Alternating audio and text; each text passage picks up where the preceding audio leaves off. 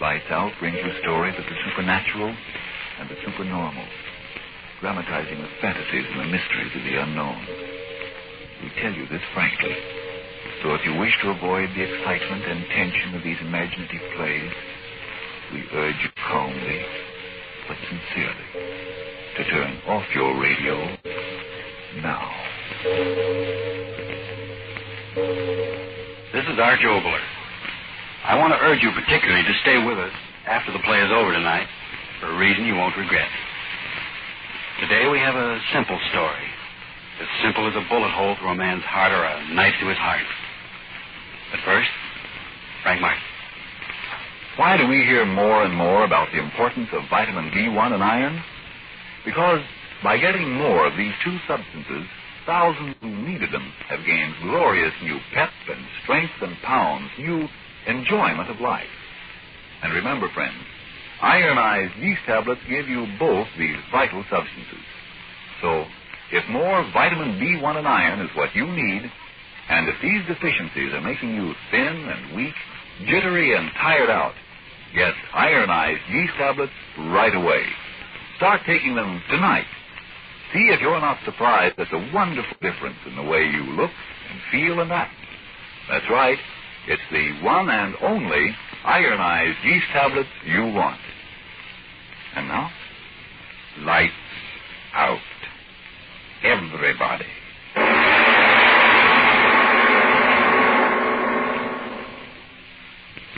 You know, Al, I kind of wish I had a book. Huh? What do you say? I said I wish I had a book. Yeah? Well, I tell you I do. What do you want with a book? What do you think? To throw it at your fat head. Don't get so funny. Sitting here in this lousy shack hour after hour, waiting. I tell you, it's enough to drive a man crazy. What's the matter, Professor? You begin to remember those three guys you'll knock off in prison? Shut up, shut your face, shut up. A guy like you got too much reading in your head and not enough money inside where it counts. You never get no place in the racket. I'll get as far as you will, you cold-blooded. Shut your mouth. What you need is a ball. You bet your life. Yes, sir, I tell you this. Wait. Huh? Listen. What's the matter with you?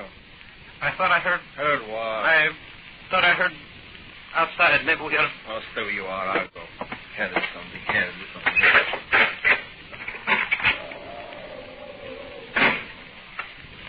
Nobody there. I thought I heard... You hear nothing, see nothing. I suppose not. You got the jitters. You're trying to give them to me, huh? I tell you, I thought I heard something. Well, stop thinking. This place is perfect hideout. Nobody know about it but you and me and Duke. Duke? When the devil's he? Don't worry, Duke will get here. But will he? What do you mean, will he? That's a lot of dough, $50,000. Oh, you think maybe Duke pull a double cross, huh? I'm not saying he will. I'm just saying that 50,000 is a lot of money. Listen, 10 years in Alcatraz. I was in the same cell block as Duke.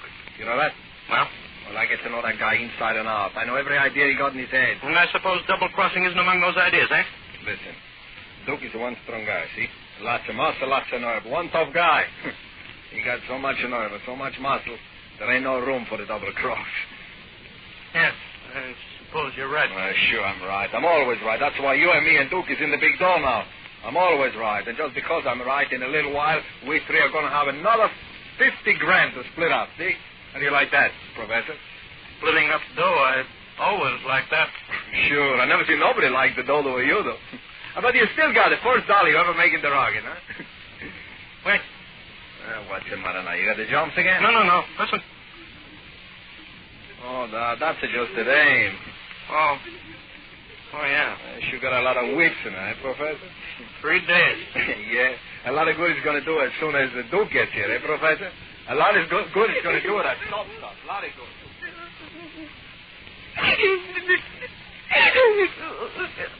I gotta stop crying. I gotta. My eyes, day after day. How many days has it been? So dark in here. If I could only have a little light, just a little. I gotta stop crying. I gotta think. What's the use of thinking? They'll kill me. They'll kill me. I know they will if they'd only listen to me. I don't want to die. I don't want to die. Crying. That dame's making me sick. Why don't you stop? Been going on like that for days. Don't worry, Professor. She stops crying pretty soon. You bet your life. You wait till Duke gets here with a 50 grand. Yeah? And maybe he won't. Oh, what do you mean he won't? The boss said he pays 50 grand for knocking off this double-crossing dame. And 50 grand is what we're going to get. 50 grand? Yeah, and a cheap at the price. Say, if that dame blew off her mouth like she says she's going to do, the boss is going up to Alcatraz for 20 years. 50 grand for saving 20 years out of a guy's life. Plenty cheap, I bet you lie. But that dame, she's got a lot of friends. What difference that make to us? Nobody ever tied us up with the others we knock off for boss before, did they? No. You leave it to the dude. He's one smart guy. When he finds the shack over the river, he find a gold mine. You knock him on the head, you drop him in the river, under the ground they go. They never come up again. Bet you lie. Yes, that's true. They never do come up, do they? No, not in 1,000 years. The river on this ground, she runs deep and fast. Nobody we ever throw in ever come up again. Nobody.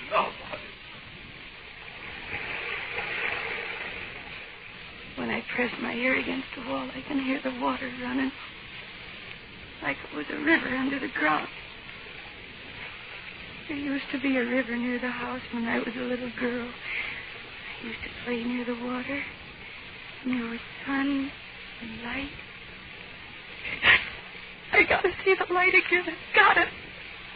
How long have I been here? I never see anybody. I never hear them. Just the water running far below.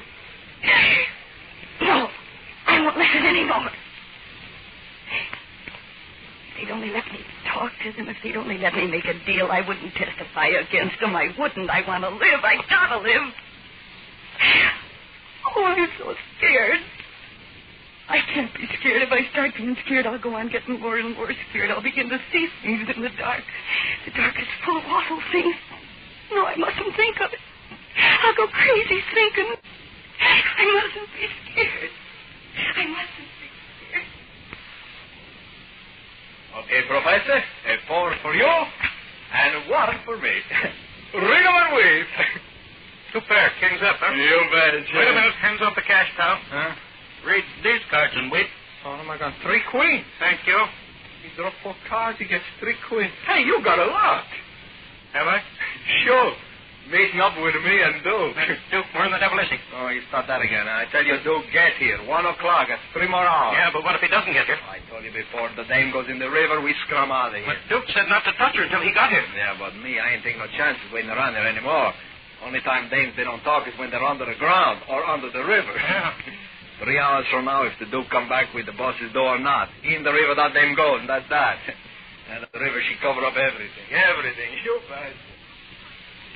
Thought I was smart. Smart getting into the racket. Easy money. Yeah. Smart. But now they're going to kill me. Oh, my head, it hurts so. I must be going crazy. No, I mustn't think like that. So quiet in here. If I could only hear someone saying something, saying anything, I wouldn't feel as if I was going crazy. I wouldn't think that all the world is dead and I'm alone. I hear something? No, it can't be. I hear voices. People, they've come to help me. Listen, everybody. Listen, here I am. Here I am in here. Listen to me. Help me. Help!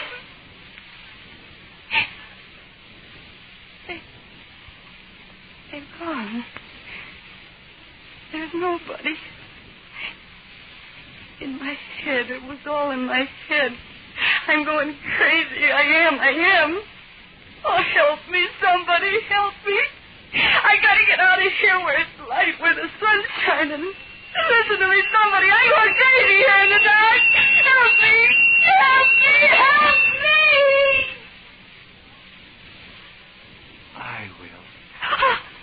I will. Voice. I hear it again in my head. I will help thee, my lady. No. There's nobody here. I tell thee I will help, my lady. There's nobody here. I know there isn't. No door open, no light. I come to thee from darkness. There's nobody here. I know. No, the place is so small. You're not here. Here. Here. No. There's no one. No one. I tell thee I will help thee. But I hear that voice so clear. Look before thee, my lady. The fear should not be thine. I can't quite make out who are you? My name, perhaps thou hast heard the name before, is Philippe de Martival. Philippe de... Oh! Her senses have left her. Better so. There's bloody work to do.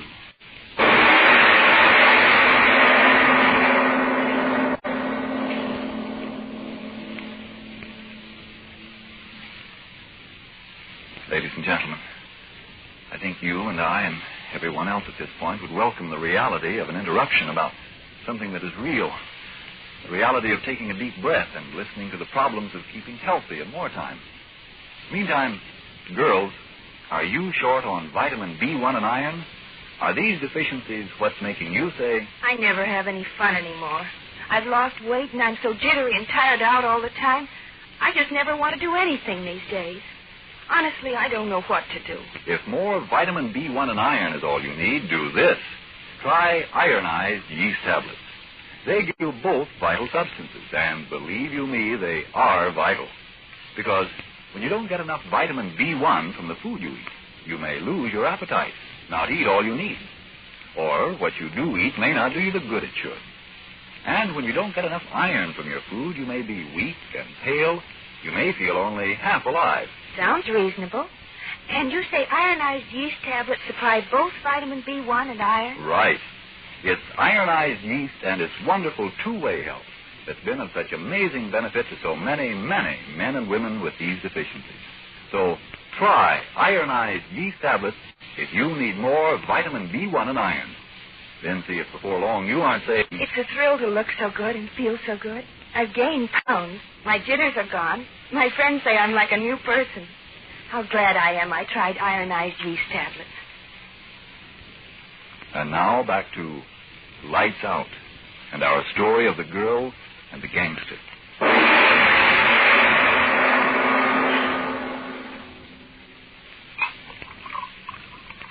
What's the matter, Professor? You think you're going to find nerve in the bottle? And drink what I please. Okay. He said he'd be here by 1 o'clock. He were. It's half an hour to 1 now. So there's still a half hour. Something went wrong. I mean, it's something wrong in your head. Duke will be here. I bet you 10 grand on that. But 1 o'clock? It's 30 minutes from now, so shut up your face and quit squawking. You're making me sick. Al, wait. Where are you going? Out to the road. Too much yelling here. Al, wait. Don't go. You greasy rat, you're running out on me. I haven't got nerve, huh? Got nerve for anything as long as there's money in it. Said I could never make money, huh? I'll show him $500,000. Like $500,000 by the time I quit this lousy racket. $500,000, I'll be able to buy anything from... Blasted clock. What time? 1:45. 15 more minutes. He's got to get here. He's got to. If he doesn't, Al will want me to help him kill her. What's the matter with me? Duke will get here. He always gets here, sure. He'll do the job. Duke likes killing. Cold. The door must be... No, the door's closed. Al must have come in. Al, is that you? De Martival. Huh? Huh? De Martival. Who said that? I see no one. I am here. You. Go where? The coldness at thy side. Oh, that bottle. I've had too much. That's too much. Weak. Aye, worm-like thing. Voice, I do hear it. Blasted bottle. What voice is in my head, will you? Not mine, not mine, not mine. Pray to thy God. Huh? I did hear, I heard. Pray to thy God. There is someone here. I can't see you, but you are here, aren't you? I came back in her agony. I hear you, and yet you aren't here. Oh, what's wrong with me? Things are what they are. There's no one who can talk without being. Use your eyes to see. Huh? Oh. Yes. Yes, I see you. You've been hiding my eyes there. Yes, I see you. Tell me, what do you want? Who are you? How did you get in here? Out of the darkness. Through her agony. Darkness? Agony? What are you talking about? Oh, my eyes. I can hardly see you. Blurred. I'm weary of you. Weary of me? What's that? Something in your hand? Yes. Yes, I see it. It's getting clearer and clearer. Oh. What can that be? A bow. A bow? What do you guys do with it? I fit the No, don't drop that. Stop pointing that thing at me. The arrow, it might... Oh! Done. The worm no longer squirms.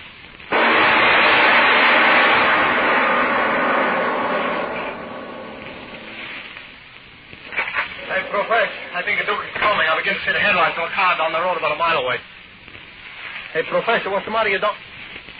Well, he ain't here, eh, Professor? In the other room, I bet, hiding under the bed, eh? Well, I think I go in and... And nothing. What's the deal? What? Wind. The door, she's shut. What's the matter with me? I don't get a jump. I'm afraid of nothing.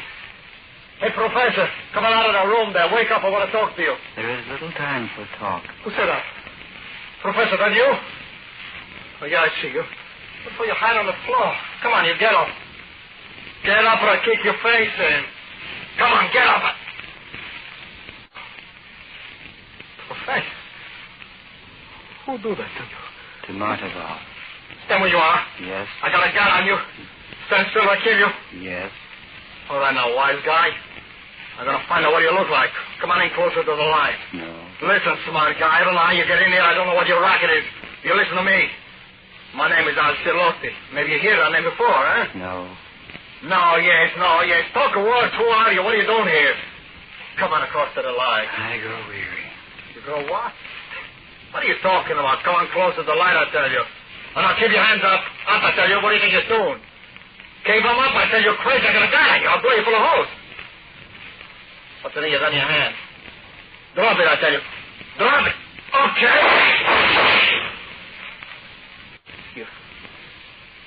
You're still standing there. Meet thy God. Meet my... What's the matter with you? What do you set up for? Who are you? I get it. You got a bulletproof vest on, huh? Okay, wise guy, you ain't got no vest on your head. I'm gonna blow... No, wait. What you do? Wait a minute. Put down that...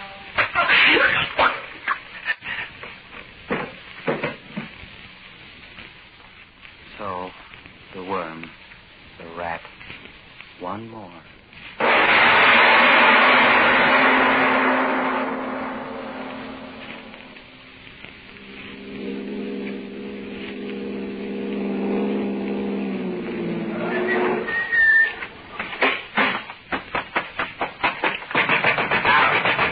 Open up in there. Duke, open up. It's about time you guys woke up. Well, what's the matter with you guys? Why don't you put on some light? Put on some light? Yeah, that's what I said, lights. Now, where are you? Me, I'm here. What's the matter with you guys? Saving dough and kerosene or something? Come on, light the lamps. We can see. Oh, yeah? Since one of you guys owls. Now, quit the gagging and put on some lights. We gotta work fast. It is time. Oh, yeah, that's what you think. We gotta knock off the dame and get out of here quick. There's time. What are you guys doing? Putting on a brother act? I say we gotta get out of here quick. And I mean quick. Well, maybe you guys want to fry on the chair, but I don't. There is a Stop time. saying that. What's the matter with you guys? There is time. Oh, I get it. You've been pouring the stuff down here, the both of you. Why, you're so stiff you don't know whether you're coming or going. Coming or going? You lousy rats. I ought to blow the both of you apart. Me, I'm doing all the work. And what are you guys doing? Filling your insides full of cheap liquor like a couple of bindle snips. Get out your rod and let's get this over with. Get this over with. Yeah, over with the dame. We gotta get rid of her quick. Rid of her quick. Stop jabbering every word I say back at me. You hopheads. The boss gave me the dough, $50,000. And we gotta get that dame into the river and quick. Dame? Yeah, dame. That squealing, double-crossing dame. Well, maybe you guys don't remember why we came out here. Maybe you think you came out here for a gin party, huh? Now, come on. Get out your gat and let's get going and get rid of that twist. No. What do you mean, no? Hey, wait a minute. You guys can't be that drunk. You're up to something. All right. Let's have it. Well, let's have it. What are you up to? What are you trying to pull? Come on, let's have a light in here. I can see what you mugs are looking like. Well, are you deep? Light a candle. Light? Okay, I'll light one myself. But I'm warning you, mugs, don't start nothing. My rod works in the dark just as well as yours. Where's that candle? Well, answer me. Where's the candle? Okay. Just wait till I get a light. I'll make you guys talk. Yeah. Here it is. It's a match. Yeah. Now I'm going to see what's eating you guys. Okay, now, Al, I want you... Al, we're up. Oh, there you are. What are you doing standing there against the wall? Yeah, you, Professor. What's the matter with you guys? Why don't you say something? Well, quit staring at me without saying nothing. Okay, I'll come over there, and I'll show you. Al. Professor. Your throats. Who did it to you, Al? Who did it? What? The Martival. Who said that? Answer me, who said that? I see you standing there. I see you did this to Al and the Professor. You did it. Why? Why did you do it? No, stand where you are. I got a gat on you. Now talk fast or I'll blow you apart. Come on, tell me why you did it. I came through her agony out of the darkness. What? What'd you say? When you die, I return. I die? You expect to knock me off too, huh? Stay where you are. That'll stop you. You're going to kill me too, huh? Well, why don't you do it now? You're still standing there. I shot you. You're dead. Like they're dead. But they talked to me when I came in before. And they must have been dead then. How could they have... No, stay back, I tell you. You're dead. And they're dead. And dead don't talk. Don't move. What are you pointing at me? What are you going to do with that thing? Don't point it at me. I ain't done nothing.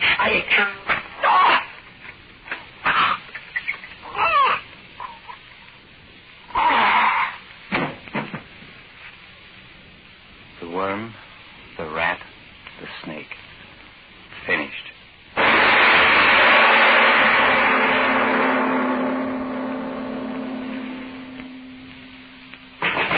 Open up in there. Come on, Duke. Al, whoever else is in there. You haven't got a chance. Come on, I'll be coming in now. All right, boys, come on. Careful, boys. There they are. Put them up, you. Put them up. Chief, what is it? What? Look at them. Ooh. Dead. All three of them. And each with an arrow through his throat.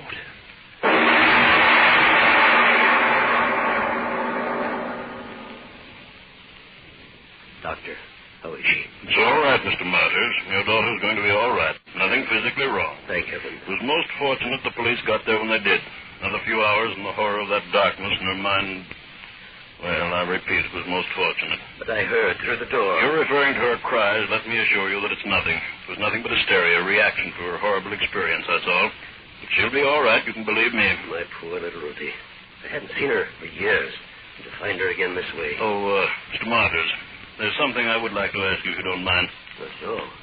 What is it, Doctor? In her hysteria, your daughter kept repeating a name. I've been wondering whether you can think of any reason for her saying it. Name? Name? What name? She kept saying it over and over again. I'm not quite sure, but I think it was... Yes, it was Philippe de Martival. Philippe de Martival? Yes.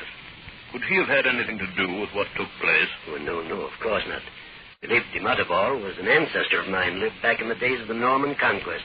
over 850 years ago. Oh, no. He had nothing to do with all this.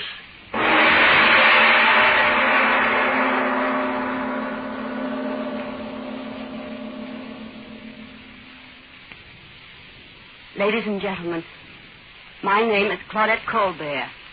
If some of you are surprised at this sudden interruption of mine, please bear in mind that your neighbor's life or the life of that boy down the street has been far more drastically interrupted by this war.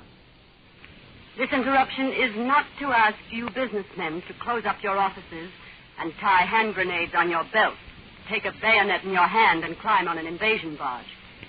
This interruption is not to ask you housewives to close up your homes or you mothers to send your children away to a safe place in the country while you and I shoulder a gun and go to join our husbands on some bloody battlefield of this world war. No. Others are doing the fighting and the dying for us. All you are being asked to do for a period of 3 weeks is to divert every cent which you don't absolutely need for food, shelter, and other necessities of life into the purchase of extra war bonds. Your government needs $13 billion at once. Each bond that you will buy during these 3 weeks will be not only an investment, but an insurance policy that our fathers and brothers and sons in the service will have every bullet and bomb and ship and tank and plane they will need in the coming invasion to win the fight for the sort of world you want to live in. Thank you, Claudette Colbert. Now, Mr. Obler, getting back to tonight's play, wouldn't it be nice if our ancestors could avenge us? I haven't met any ancient ghosts ready to do battle for me. On the contrary, Frank, your ancestors battled for you every waking moment. I mean that literally. The freedoms you and all the rest of us enjoy right now, they came about not because we fought for them, but because somewhere in the past, some of our ancestors in this human family had the courage to fight for a better future. If we have to fight anew for that now, well, it doesn't take away the glory of the past battle. And since some of us still have some measure of freedom now, in spirit at least, those ancestors are fighting with us and for us. And next week? Well, a man is on trial for his life accused of murder. As he waits for the jury to come in, he tries to reason out the events which led him into the predicament. The play propounds the interesting question as to whether the evil, such as Hitlerian, that is loose in the world today is a living thing. In other words, whether there is such a thing as evil which makes men evil, or whether evil comes from within men. But that's next week. Yes, tune in next Tuesday again for Arch Obler's Kill. And if you need more vitamin B1 and iron, be sure to try ironized yeast, the one and only ironized yeast, with the big letters IY on the package and on each tablet. Lights out, everybody.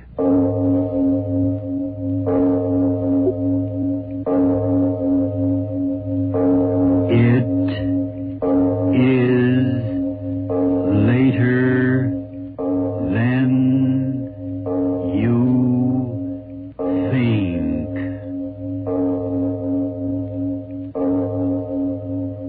This is Arch Obler bringing you another in our series of stories of the unusual.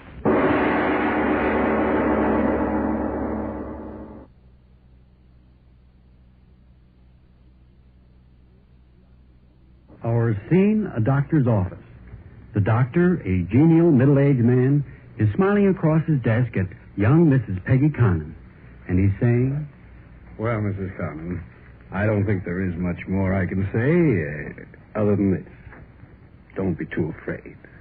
This sort of thing has been going on since the beginning of time. Millions of women. So don't be frightened. Go home. Tell your husband. Be happy."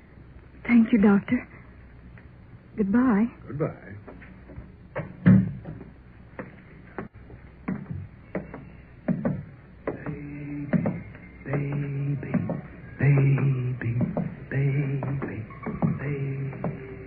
Get the cab, miss? No, thank you. I'll walk. Okay, miss.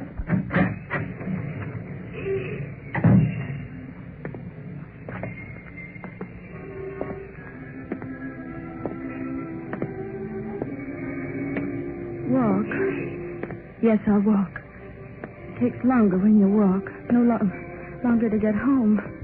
Baby, baby.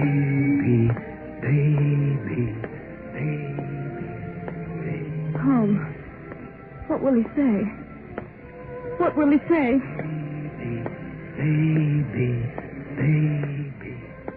What will Bill say? What? Oh, it's out of the question, Peg. Out of the question on the money I make. Now, look, this isn't confetti. It's bills for groceries, bills for laundry, bills for gas. I tell you, Peg, it's out of the question. Out of the question, out of the question. He'll say out of the question. Baby. What will he say? Oh, Bill, what will you say? Hey, watch the light, lady. Oh. Yeah. Watch where you're going, little lady. Them lights are for you as well as for the car. What will Bill say? What? What did you say? Say, you don't feel well or something. Your face, I mean. Oh, I'm all right, officer. Sure you don't want a cab? No, I'm walking home. Okay. But watch the traffic at the crossings.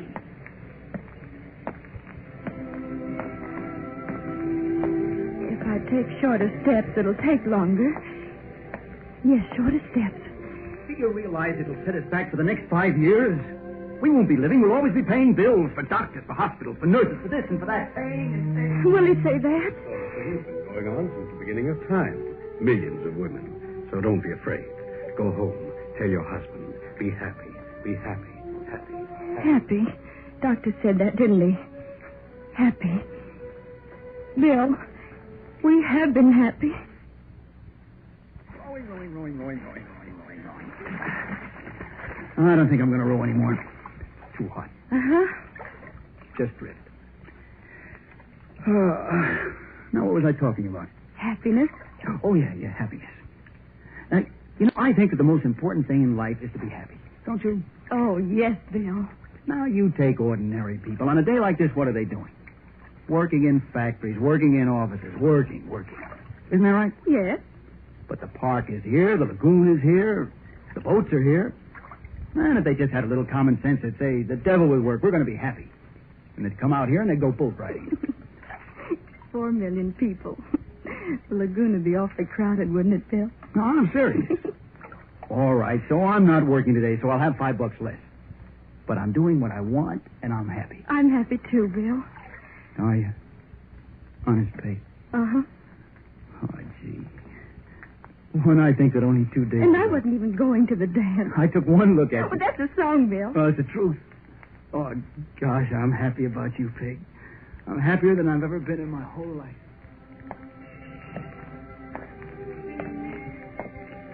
Happy. We have been happy.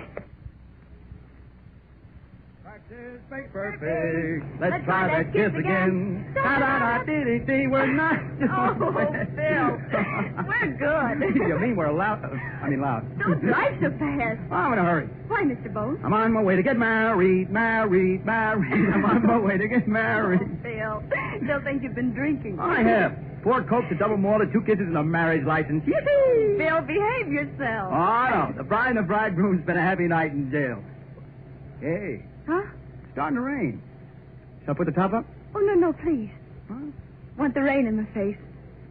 Oh, it's wonderful, Bill. The wind and the rain. I feel as if I were flying. Oh, this is Angel. You know, all my life I thought that if I ran away to get married, I'd be so frightened. But I'm not afraid the least little bit. I love you, Bill. And everything's wonderful, and I'm so happy. So happy. We've been so happy. Should I, Peg? Should I? Well, I don't know, Bill. Well, speak up, Mrs. Connor, or forever have to hold your peace. It's been 30 cents already. Oh, I was only warming up.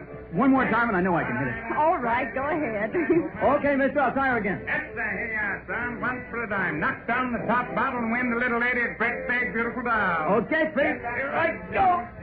Oh, you hit it, Bill. You hit it. I told you I would. Okay, mister, pay off. What'll it be, little lady? A Kewpie or a Popeye? Popeye. Here you are. Thank you. You can do the same, ladies and gentlemen, with a great big, beautiful doll. Bill, isn't it cute? Yeah. Hey, let's sit down over here. All right. Oh. Darling, you're wonderful. Wonderful. And hungry. Oh, Bill, after 4 hot dogs, 3 sodas, and all those peanuts, you ought to be sick. I am, but I'm hungry. Bill. Bottomless Bill from the Ozarks, that's me. Bill, you're so crazy, and I love you so much. You talk like that, and I'll kiss you right in the middle of the midway. Double dare you. Hey, maybe there's a law against kissing your own bride. Maybe there's a law against being so happy. You got the prettiest little funny face. You know, I used to think that when I got married, I'd be going to the French Riviera, Honolulu, and, well, you know, places like that, and here I am, Luna Park. Oh, Peg. No, darling, you don't understand. I like it. I'm happy about it. Why, I'll bet there are thousands of women who've been to all those famous places who'd give every minute of it to be in my place with someone she loves and who loves her. Women are really awfully simple people, darling. They want love. And I've you, and I'm happy. Terribly happy. Go home. Tell your husband, be happy, be happy, be happy. I could be happy. Mother. Peggy Conant. Mother. Mother. My mother. Mother. You mark my words, he'll never make a good living for you, never. No drive, no ambition, a worthless young man. Never make a good living for you, Peggy. You'll never have anything. You mark my words. Just mark my words. For the last time, listen to me, daughter. Now, if you marry that boy, you'll cry a great deal more, believe me. Oh, stop crying, Peggy, and listen to me. Someday you'll be a mother, and you'll understand that I'm telling you these things for your own sake. When you have children of your own, you'll understand. Understand what, Mother? Understand what? Should I understand now? If you were alive, could you make me understand now? Well, Bill's all right. He's all right, I tell you. It's just that he used to laugh. Laughed all the time. But how can he laugh now? Rent, gas, dentist, light, coffee. Rent, gas, dentist, light, coffee. That's what I don't understand, Mother. Doesn't the world want people like Bill who can laugh? Must everyone be wonderful at making money? Isn't there a place for people like Bill who don't want a great deal? Can't things be so that they can make the little they need without growing so old and tired they forget what it is to laugh? And be happy at just being alive. Fine mess. We're in a fine mess. Where will we get the money? Where will we get the money, Peggy? Where will we get the No. money? Gotta stop thinking things like that. Got to. Think about him. Shine, lady. Shine, mister. Shine. What will he be?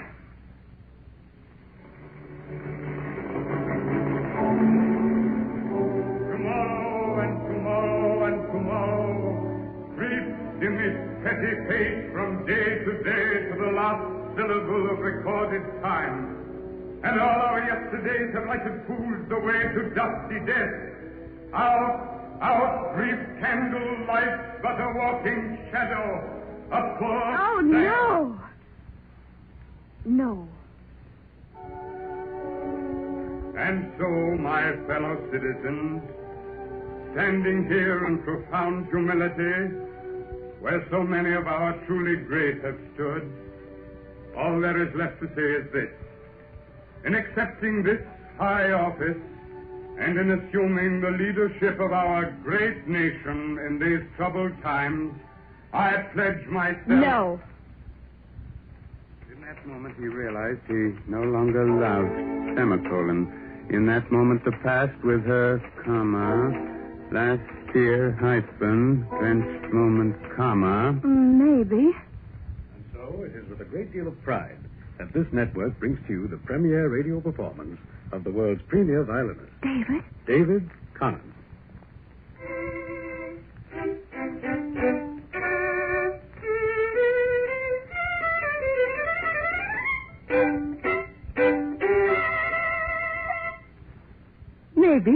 Maybe. And my diagnosis of the patient only confirms my profound belief that such diseases can be cured. Maybe.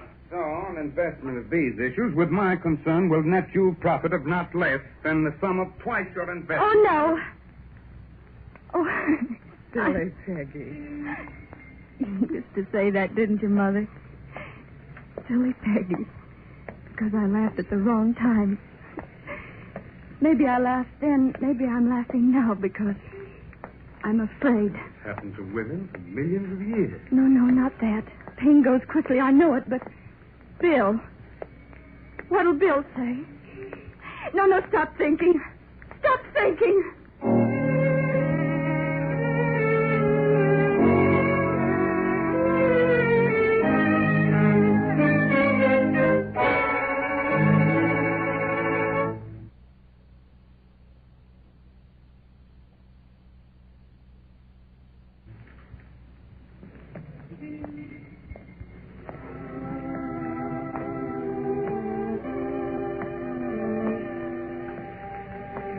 Walk slowly. Very slowly. What was I thinking? Oh, yes, my boy. I'll be so much wiser by the time he grows up. Give him advice. Yes, Mother. Of course, Mother. Yes, I'm listening. You're wonderful, Mother. Oh, you're right, Mother. Just as you say, Mother. No, not like that. You're wrong, Mother. I will not, Mother. I won't do it, Mother. No, Mother. No, not that way. Why, Mother? Explain, Mother. Tell me if you know, Mother. Why is it like that, Mother? Yes. Look like. What will he look like? Lovely child. May I hold him? Looks like you. His father's hair. Beautiful child. Beautiful child. Beautiful child. Yes, why not? Why not? David Carnan. Beautiful child. Hey, Bob, read all about it. War crisis, war in Europe. Read all about it. War. Baby. Bill, what if he says it? Read the newspapers, I tell you. Read the newspapers. There's your answer. Raise them up so they can blow them up. The answer's in your newspapers, I tell you, Peg. Raise them up to blow them up. What can I answer him? I'm not good at answers. If Bill says that, what'll I say? So I said to him, I said, Joe, I will not go for a ride. And he said, why not? And I said, why should I? And he said, well, if you don't, when will you? So I give him a smile, you know. And he said, you look here, Helen, now if you speak out. Girl. Maybe it'll be a girl. Yes, why not? Girl. Mother. A lovely girl. Mother, you think my dress hangs right? Isn't it too long? Or is it too short? Don't you think I would have it made a little frill here? No wars. Killing, dying, just... Mother, do you think I ought to go out with him after what he said to me? Mother, I don't think that's a good school. Really, I don't. Cannon fodder, bomb fodder. You Raise them strong and blow them up. What's the good of it, Peg? What's the good of it? No, can't be like that. Not with a girl. Ruth. No. Anna. No. Nina. No. Elizabeth. No. Carol. Yes. Carol Connon. Carol Connon, the season's Carol prettiest debutante. Connon, brilliant Carol young- Connon, beautiful young. Carol Connon is nationally known. What could she be? Mother, do you know all about babies? You know. After all, look at me. Well, I was wondering about Junior. He won't eat his cereal. He won't touch his bottle. I don't know what to do. I simply don't know what to do. Maybe. Carol Connon, opera, tonight, curtain, 8:30. Yes.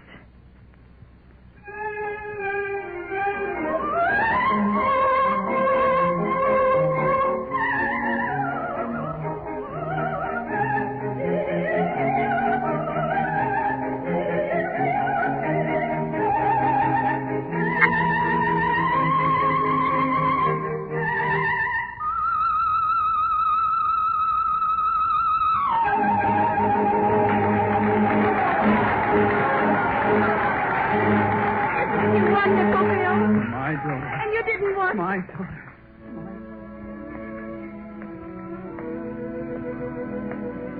Oh, you'd be so proud of her, Bill. You would. Almost there. Walk slower. Oh, Bill, don't get angry when I tell you. God, don't let us be angry. I couldn't stand it if he yelled at me. I couldn't. I'm afraid. Bill, if you knew I was afraid, you'd help me, wouldn't you? Afraid of you. That's not right, is it? Walk slower. Walk slower.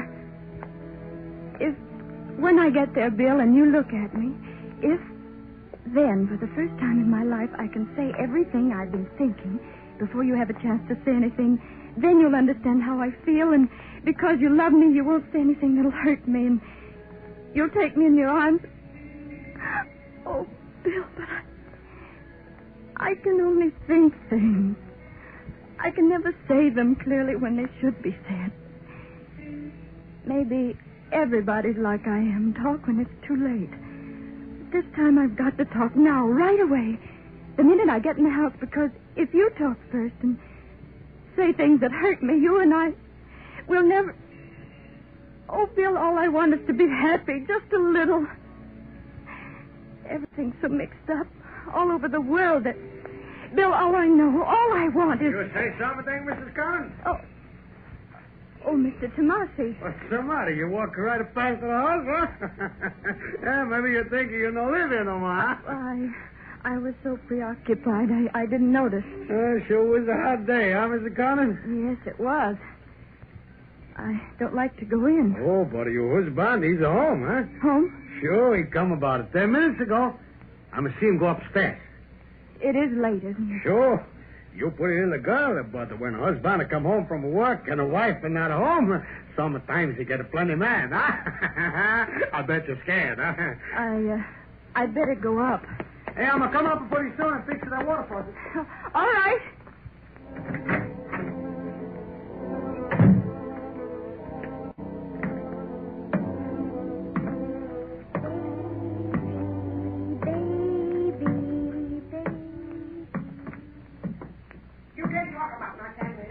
Yeah, who's going to stop? You think I'm afraid of you? Go on and hit me. Hit me. Will you shut up? I'll talk all I want to talk. Oh, yeah? What else have I got to do in this stuff but talk? I'm sick of this dumb theory. I'm sick of it. I'm sick of it.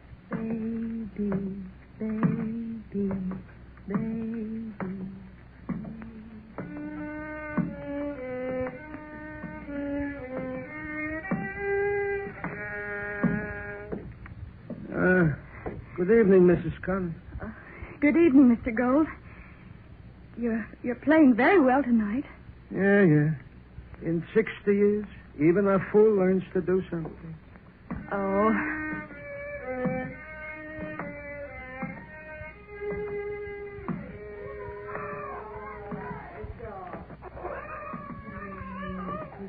Try to go to sleep. Just a little bit.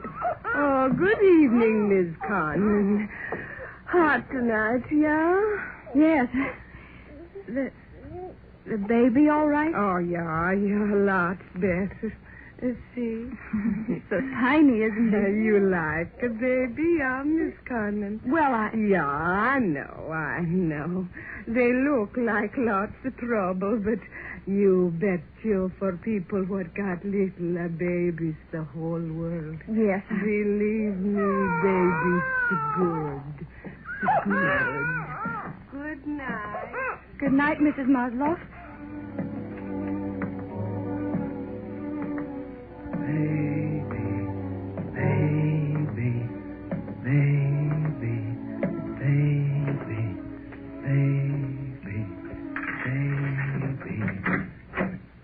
Peggy, is that... Peg. Bill. Gosh, Peg, where you been? I've been worried stiff. Was it just walking? I got home. There was nobody here. I was ready to do a calling all cars, so help me. What, are you going to stand here by the door all night? What's the matter, Peg? Oh, honest, I don't care if there isn't any dinner. Yeah, I'm so full of love for you tonight, one potato in me, and I'd pop like a kid's balloon. Bill, I want to No, tell you... wait, I'm going to tell you. Me? Yeah, come on over by the window. Phew, it's hot. That's better. Nice breeze to keep you cool while I burn you up with the news right off the press. News? Bill, Flash. Ambition comes to Billy Conant.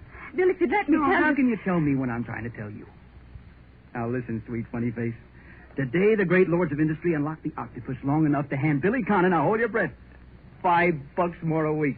Bill, I've got... Yeah, so help me, $5. Oh, is that terrific, Peg? We move right into the upper brackets. Got everything we want. Bill, please listen to me. I've yeah, got to... sure. As soon as I finish my say. Now, I got to say it, Peg, because I've been kind of getting up steam to say it all the way home from the office.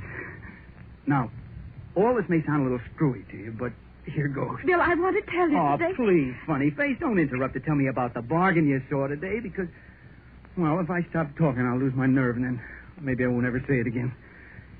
Peg, this $5 a week. Now, that's over $250 a year. And I began thinking right away how we could spend it. Ben. Yeah, you know me. So I got thinking about maybe we get another car. But the old jalape's pretty good yet, and then I thought maybe we could take a cottage someplace. But then I don't get a vacation until next year. So, then I got thinking... Why, heck, what's the matter with me? Why should I be afraid to talk to you? There's no reason to be afraid. Is there, Bill? Of course not. See, what I'm trying to say is that... Well, look at the newspaper headline. The war, yes, I the thought world about... going to smash, maybe. So I got thinking the heck with it. There isn't time enough to go anywhere or plan anything, and who wants money anyway? So, how can we spend it to make both of us really happy? You know, to make our lives... if one of us should die before the other, make our lives mean something. Mean something. Oh, Peg, I got to say it faster. I won't be able to say it at all. Peg, let's spend the money for a kid. Oh, Peg, what do you look at me like that for? Oh, I know we never talked about it, but... Well, I was kind of scared of the idea, and I didn't know if you'd want one. Well, Peg, for Pete's sake, say something. Looking at me. Well, what did you want to tell me before? Say that at least. Oh, Bill. Bill.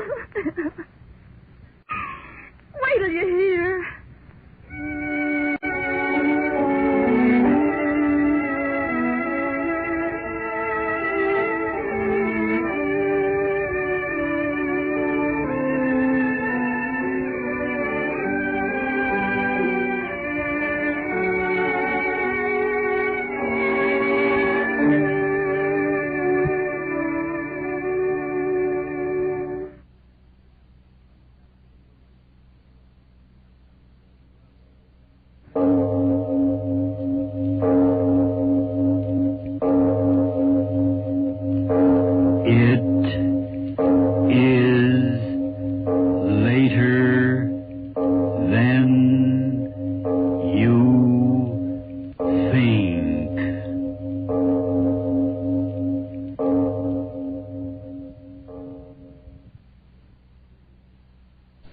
For the devil and Mr. O.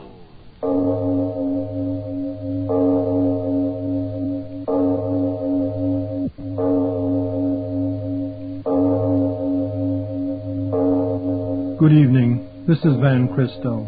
Welcome to the Van Christo Radio Theater. Tonight we present another of the radio plays of Arch Oboler, the famed writer and producer of Lights Out.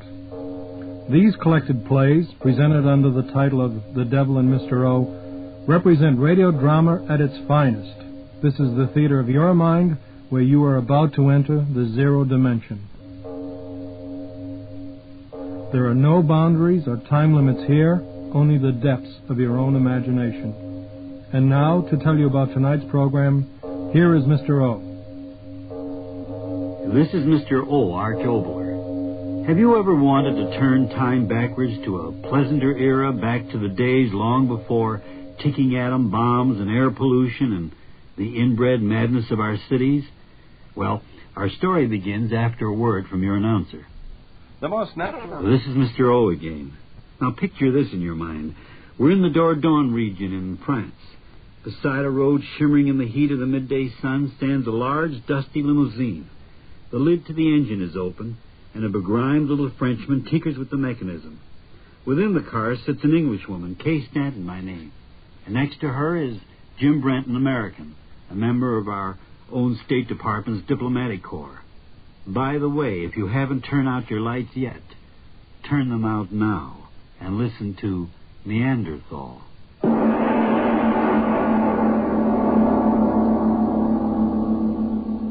Aren't I what, ma chère? Aren't you clever with engines? Oh, I think I will rest a moment and talk with you. Oh, the sun. It is doing its best to fry the little brains I have left. Poor dear. Come on, get in. Jeffrey was worried about your ability to fix the engine. Ah, most comfortable. You should try working with your hands, my dear Jeffrey. It gives one a most exquisite appreciation of the comforts of upholstered seats. Sorry I'm such a dud at machinery. Now, Jeffrey, don't be so stuffy. Claude's much too primeval in his ways to be subtle. He thought you ought to help fix the engine. He'd be shouting the fact at the top of his voice. Not at the top, my dear, but perhaps in a middle register. Oui, Kay, as usual, you are right. I lack all knowledge of the diplomatic arts. If I do not like what a man is doing, I'm forced to say so abruptly and completely. What an advantage you men of the diplomatic service have over we other poor mortals, my dear Jeffrey. Sorry, but I'm much too warm at the moment to think you're very funny. Oh, you too. The minute you get together, the great battle of words begins. Aggressiveness versus diplomacy. The financier versus the diplomat. As the Americans say, bury the hatchet, my friend. I'm afraid Monsieur Wallace will never appreciate my virtues. He likes men who sit around green tables and talk. I, on the other hand, do not like sitting. I do. The diplomatic way of getting things done is the only civilized way. And again, monsieur, I must beg to disagree. There comes a time when if a thing is to be done, one must do it. And diplomacy, how do you say it, be hanged. The philosophy of ruthlessness. Caveman philosophy. What do we know of cavemen? I know that a ruthless aggressiveness may reap temporary rewards, but those rewards that have come in a far greater and more permanent form have resulted from the use of a civilized code. A friendly exchange. Calm consideration of facts. The ethical way of life. The ethical way of life. I tell you... All right, gentlemen. There's just about enough of that for one day. So sorry. 1,000 pardons, my dear Kay. Are you certain it will run, Runner? In my simplicity, I know but one way to find out, and that is to try and start it. Voila. Clever Claude, isn't he, Jeffrey? Let's hope it continues to run. Oh, charming thought. Let's be on our way, Claude, before we fall apart. Bob.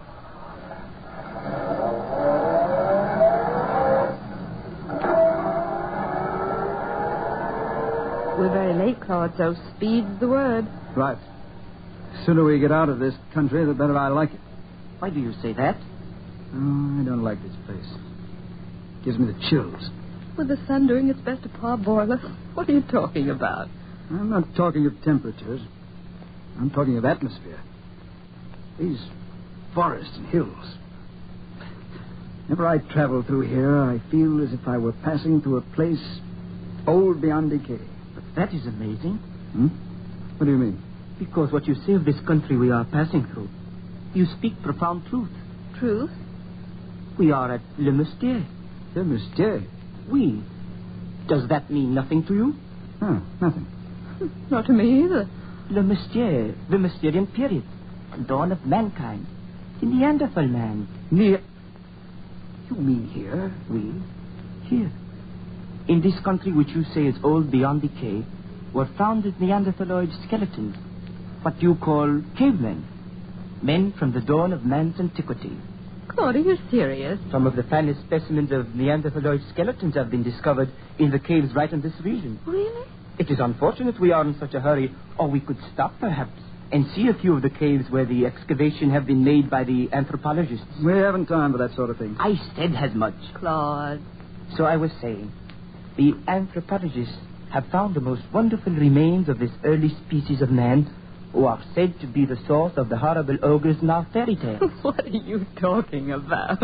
Silly nonsense. Yes, Claude. How could anyone possibly know after 50,000 years what this Neanderthal caveman looked like? But that is simple. From the peculiarities of the skeletons that have been found, it is simple to reconstruct the physical appearance of the race. Really? I remember hearing the hands and feet were very large. The thigh bones curved so that the men walked like apes. Bah.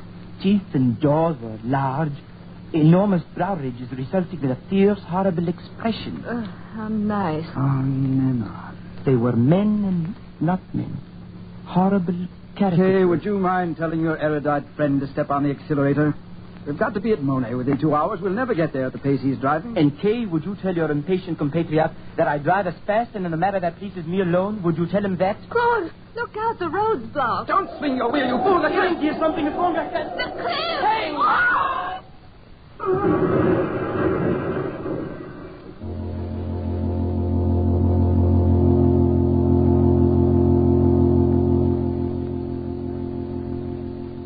Jeffrey, please open your eyes. Jeffrey, please open your eyes. I'm so frightened. I don't know what. Kay. Oh, thank God you're all right. You're all right? Oh, yes, I'm all right, but Claude, I don't know where he is. The cliff. We went over. We were thrown clear, I guess. The car's over there. I see it all broken up. But Claude, I can't see him. Here, help me up. Oh, what is it, Jeffrey? Oh, my arm. Broken, I guess. Oh, Jeffrey. Oh, I'll be all right. I'm lucky to be alive. I don't understand going over that horrible cliff. And Claude. Back here. In the brush. Well, come ahead. Well, what's the matter? Are you hurt? My knee. Kay, are you all right? Oh, yes, Claire. All right. Stay where you are. We'll come to you. We'll come to you. Don't move. Oh. Sorry, Claude.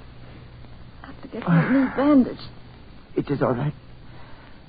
A little pain is better than oblivion. Sorry, I can't be of any help, old man.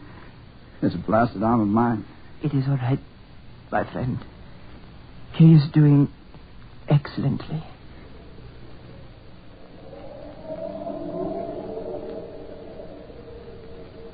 How cold it is. That wind. Freezing. But how could that be? In the middle of July. Claude. Jeffrey. What is this? The car goes over a cliff. We don't die. A warm, sunny day, and now suddenly it's like winter. What is this? Tell me, what is this? Steady. There must be some logical explanation. I know this country, like you say, like the back of my hand. There is never such cold wind here in July. I tell you... Oh, Claude, you shouldn't try to get help. I'm all right. Oh, we've got to get help somehow. No. All I want now is a cigarette. No, I haven't any. Oh, there's some in the side pocket of the car. I'll get some. No, Jeffrey, I'll get some. But you can't go through the bushes with that arm of yours. I'm all right. I'll be right back. Kay, wait. No, I'll be back in a minute.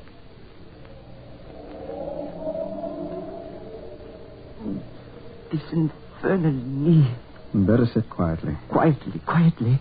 It is not in my nature to be quiet. A stick. Get me a stick. I'm not going to lie here the rest of my life. Get me a stick for a crutch and Wait a minute. But I tell you... Wait, I tell you. There's someone coming. Kay? No, the other direction. But I do not see. There, over there to the right. There, don't you see? The bushes are being pushed back. Yes, I see. Some peasant will give us assistance. Now everything will be all right. Of course. Oh, there we are. He's in the clearing. Now he... Oh.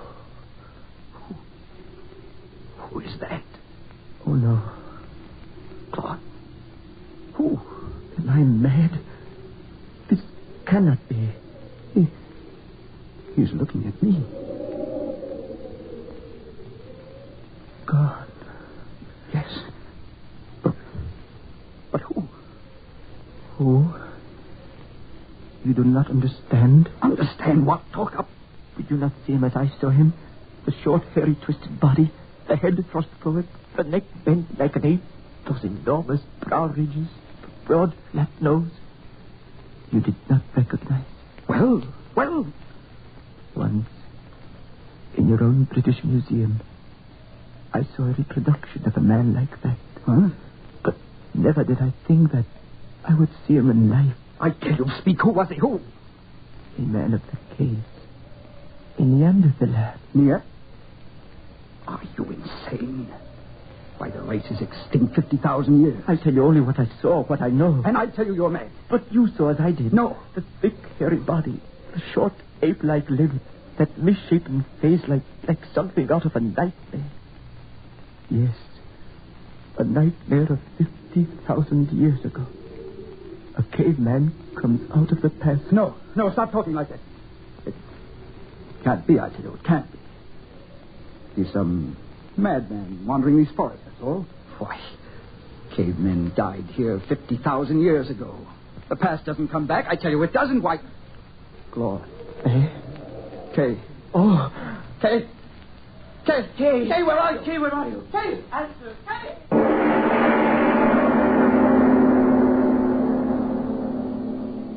And now a word from your announcer before we return to the excitement of Neanderthal. Today, you'll be glad you did. This is Mr. O once more. Let's go back to our story of Neanderthal. An auto wreck somewhere in France, and out of the past has come a man of the caves, a creature supposedly extinct for 50,000 years. The Frenchman Claude believes that this has happened, but the American Jim Brent does not. Now the two men are searching for the third member of their party, the Englishwoman who has suddenly disappeared. We give you again Neanderthal.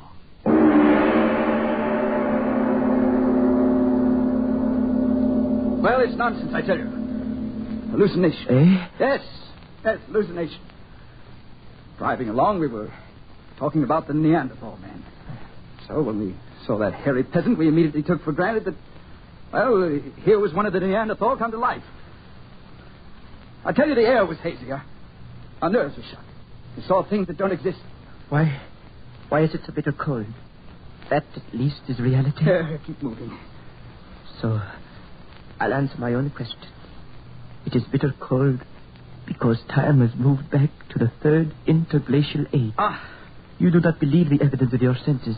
Yet perhaps you will believe that is a campfire up ahead. It is a fire. Here, quickly, Renee. Oh, quickly. Can't you hobble faster? Kay, we'll get who's ever there to help us find Kay. Come, hurry, Renee, hurry. It's the one we saw, all right. Keep your voice down. He will hear us. What manner of man is he? Time and time again I have told you. But he and all like him have been dead 50,000 years. You said that yourself. Dead don't come back to life. We have come into his life, not he into ours. Kay, keep your voice down. Oh, but Kay, she is not there. You can see for yourself. Well, then she's lost. She's wandering around. Keep your voice down. I warn you. Lunatic, savage, whatever he is, perhaps he's seen Kay. Get down, you fool. No, I'm going to talk to him. Stay down. Hey, you up there. Look, we want to talk to you. You fool. What have you done? See, he's coming this way. I'll settle this. Oh, you. While we were unseen, we had a chance to plan, to do. But now. Don't talk like that. I was in West Africa for 2 years. I know how to deal with savages. Look at him. You think there is even a savage? No. He stopped. Afraid of us. He's the ugliest beggar I've ever seen. Friends, old man. See? Friends. Look, money. I bring you money. And pretty things. Mon Dieu, what a fool. Birds of money for him. Jeffrey, look out. Let me go, you... Jeffrey. Friends, I tell you... Jeffrey, I can't help you.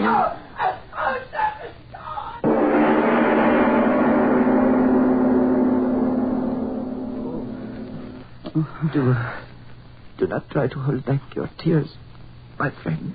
That devil. I never realized before what pain the human mind could endure. But why did he do this to me? Why?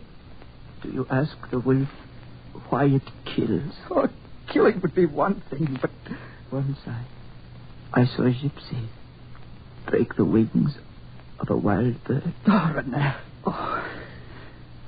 I never thought that the time would come in my life when I couldn't reason something out. But this is beyond reason. Thrown into a cave like a side of beef to wait. To wait for what?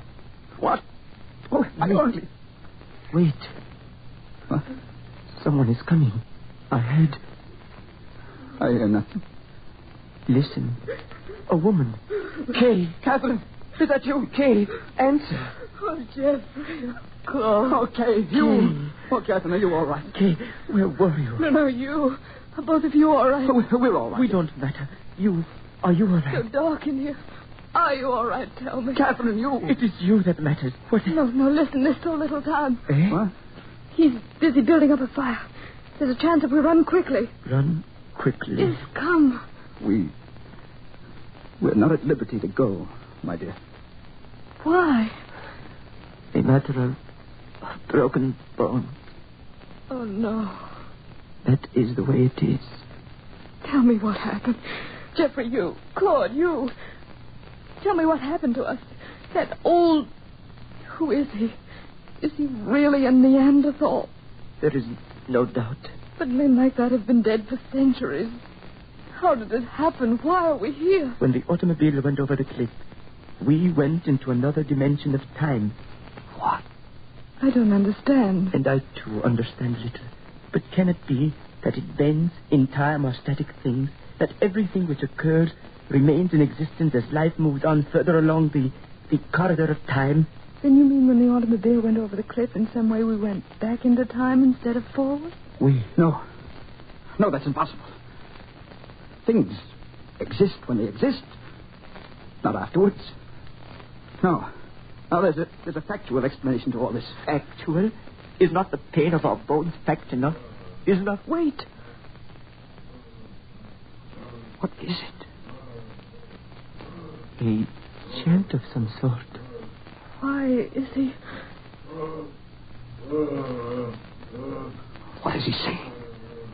What? The beginning of worship. The chant to the rising sun. What is happening to us? Only a few hours ago. So happy, the three of us. On our way to a party. Parties. Another age. We've got to do something. Strange. What? Only a few hours ago, I was the doer. And you, Jeffrey, the calm, poised diplomat of the green table. Stop talking nonsense. Listen. He's coming in here. For us? We've got to do something. Do you hear me? Do something. I won't die. I can't die. Do you hear me? Do something. I won't die like this. I can't. Jeffrey.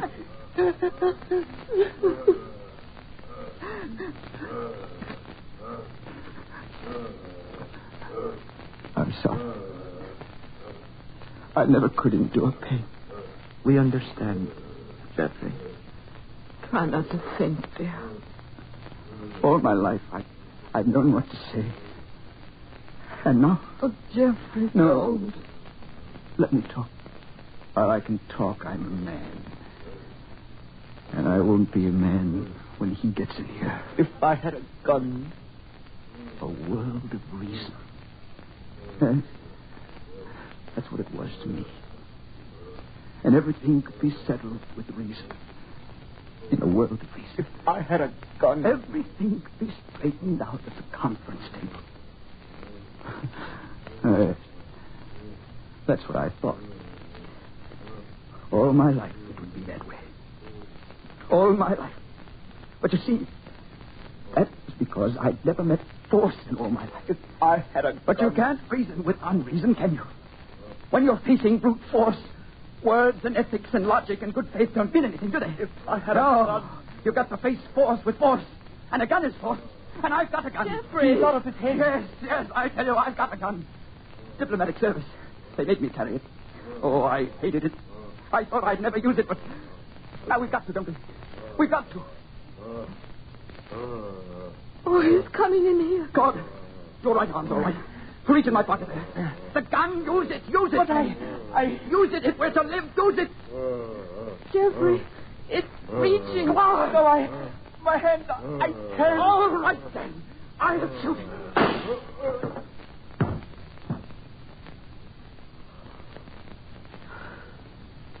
So, it's morning. We Now, we go on living. Something may happen to return us to where we belong. I don't think so. Nor I.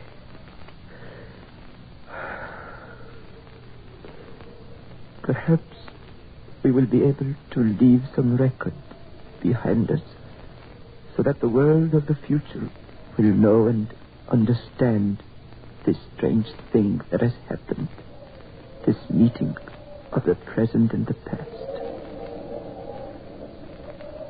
Jeffrey, don't just stare. It's over. Talk to us. I was thinking. I just killed a man. Yet, it's 50,000 years before I was born.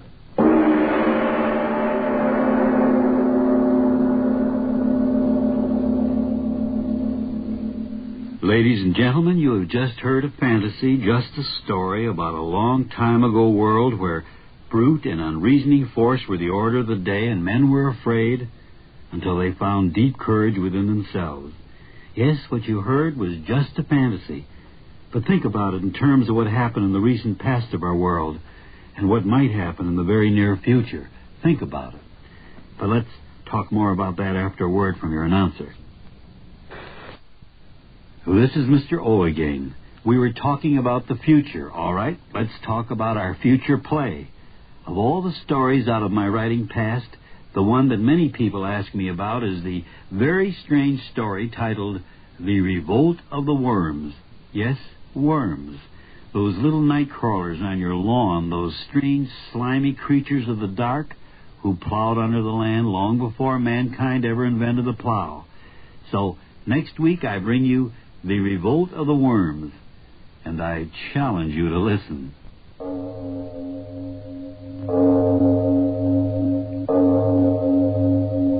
It is later than you think. That's our story for tonight.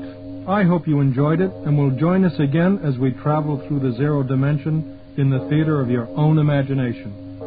So until we meet again next week, when I bring you another story in the night, this is Van Christo reminding you that the extent of your own imagination is unlimited. One purpose of these programs is to help you exercise those imaginative powers. I hope we've succeeded.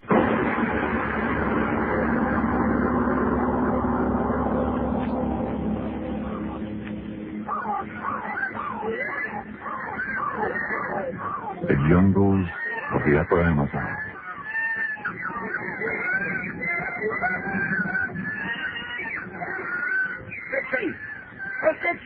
You don't have to shout. I hear you. Hey, Dixie, look. Hey, look at this. Look at this one. Look at it, I tell you. Another butterfly. Yeah, look at these wings. Look at them. Bet if it had wings big as an airplane to take us out of this hellhole. I bet I'll get 10 francs for this one. If we get out of the jungle alive. Oh, I'll get out. Aye. You mean we? You wouldn't leave me here? Don't worry, Dixie. You get in this with me and you'll get out of it with me. Sit down. Until the ants begin to eat you. Oh, cut it out, will you? Can't you do anything but sing the blues? I suppose I should be happy. Should sing a song because the sun is burning me up, because the insects bite me. Because I'm here in this devil's hole, half the world away from my home. Cut it out. I like it any better than you do. It's our only chance, see? That's when these bugs, our only chance to get it down and get out of here. But the sun... You think the sun's any colder working in the mines? You think the sun's any colder sitting out there on the beach tearing it out of there every time you see a boat heading back? Tell you, Dixie, the jungle's the only chance we have to get out of here, and by the devil, I'm taking it. Yeah, you're right. I know it's as you say. Our only chance. Sure it is. Now snap out of it. Another couple of days like this one, we'll have caught enough of these bugs to head back to the coast. But when we get through? Listen, Dixie, when I say I'm getting out of here, I'm getting out. But the natives say it. Cut it out, I tell you. Nothing's going to stop me. But if we do get out, how do we know that Mr. Renack will buy the butterflies? Listen, he said he would, didn't he? Oh, what a man says. Yeah? Why shouldn't he buy them? Gives us a franc apiece and then sells them all over the world for 20 of them. But who would waste money on such things? Don't you know nothing? Schools, museums. They pay plenty of dough for these jungle butterflies. But why should anybody... Oh, forget it, I tell you. Is the air hot enough without you shooting your mouth up all over the time? Lie still, I tell you, forget it.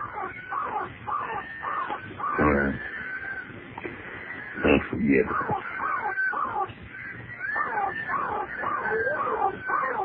Joe, I seen you laugh to yourself. Why do you laugh? I was just thinking. What? I think what you said before about a butterfly with wings like an aeroplane. Yeah? Funny, ain't it? Two big guys like you and me. Guys that shot the woods from arson and murder. Both of us depended on what? To get us out of the jungle and back to where we came from. Handful of blue and red and purple butterflies. Yeah, that's the way it is. Funny, ain't it? Anybody told me a couple of years ago I'd be chasing bugs that I swat them. The bugs are all the chance I got. That's right. You know, it's a funny thing. When I was a kid, I used to chase butterflies, too. Dinky little white ones all around the empty lot and back of it. What's the matter with you, Dixie? What are you staring at? Here. You didn't see it? See what? What is there to see but a... Face? No. Then what? Then what? From behind that tree. He looked out at me. He? What are you talking about? Who looked out at you? A spider. And I think it was as large as a dog.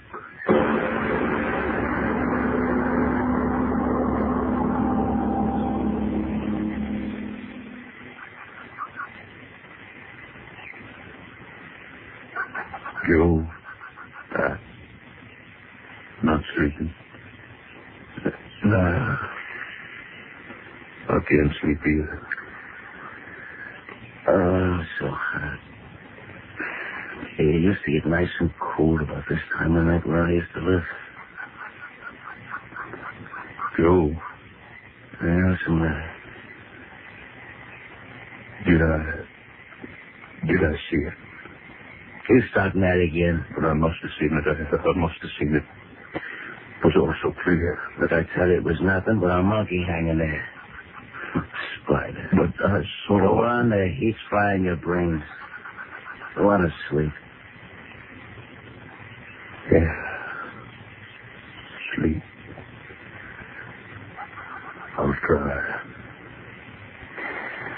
Okay.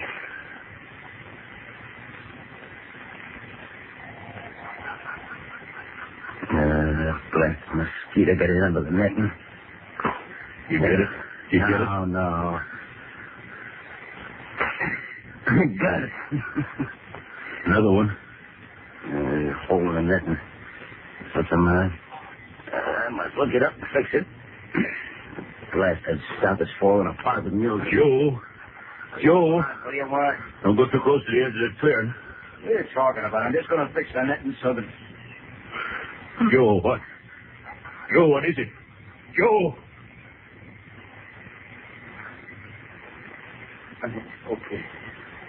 Yeah, but you screamed. Yeah. Well? Myself, too. Sitting at the edge of the clearing in the moonlight.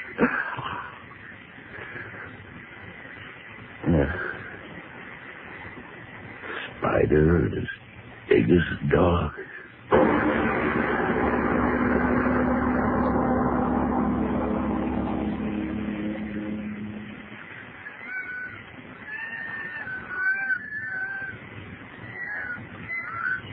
Tighter. Pull the line tighter. Yeah, I does it. Okay, come on out of the tree now. All right. Now watch yourself. Don't shake that tree too much. That trapdoor's set on a hair trigger. Yeah. Now it's done. Yeah. That cage ain't strong enough to hold it. You'd have let it out for me. But what if it doesn't come here again? Here by the tree the last 2 nights, wasn't it? Yeah, but So it'll do it again. And this time it's going to stay by the tree. But what if the trap fails? Don't start that again. Tell you one jerk in the spine from where we're sitting, the whole cage will fall right on him. Then, my friend, our troubles are all over. I tell you, Joe, I'm afraid. Afraid of what? Getting out of here and getting someplace where we can live like men? You afraid of making money? Money? Listen, for a spider that big, I could get enough cash to float home with silk shirts on our back. Think of it. A spider that big? We'll clean up with it. No, Joe, no. I say let's get away from here. Oh, scared you, Dixie, huh? Well, it don't me. I tell you, this blasted jungle has spit out a gold mine for us. But the trap. Are you sure that you're... Sure, I'm sure. We'll catch them. And it won't be butterflies paying our ship there home, Dixie. It'll be the biggest spider in the world. That's all right, huh, Dixie? But are you sure of the trap, Joe?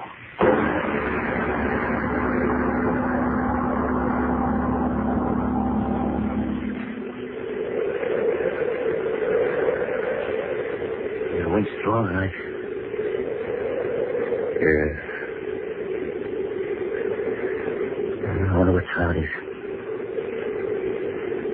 Stars are gone. Getting on morning. Yeah. It was always early here before. The trap frightened them away. What do spiders know about traps? You said yourself they're clever. Don't be a fool. You said yourself... Just talking, that's all. There's a fear in me. Cold and sharp as if... Wait. Huh? The edge of the clearing. It's coming. Stay quiet. Joe, let him go. Quiet, watch it. Don't pull a trap. Quiet. It's looking at us. With the step on it. Be right under it. There. I got it. Oh, look at it, Dixie. It's right. And it's mine. The biggest spider in creation. I'll get all the money I need. Well, Dixie, what's the matter with you? Come on, why don't you say something? Crack. And it doesn't move. Just looks at us.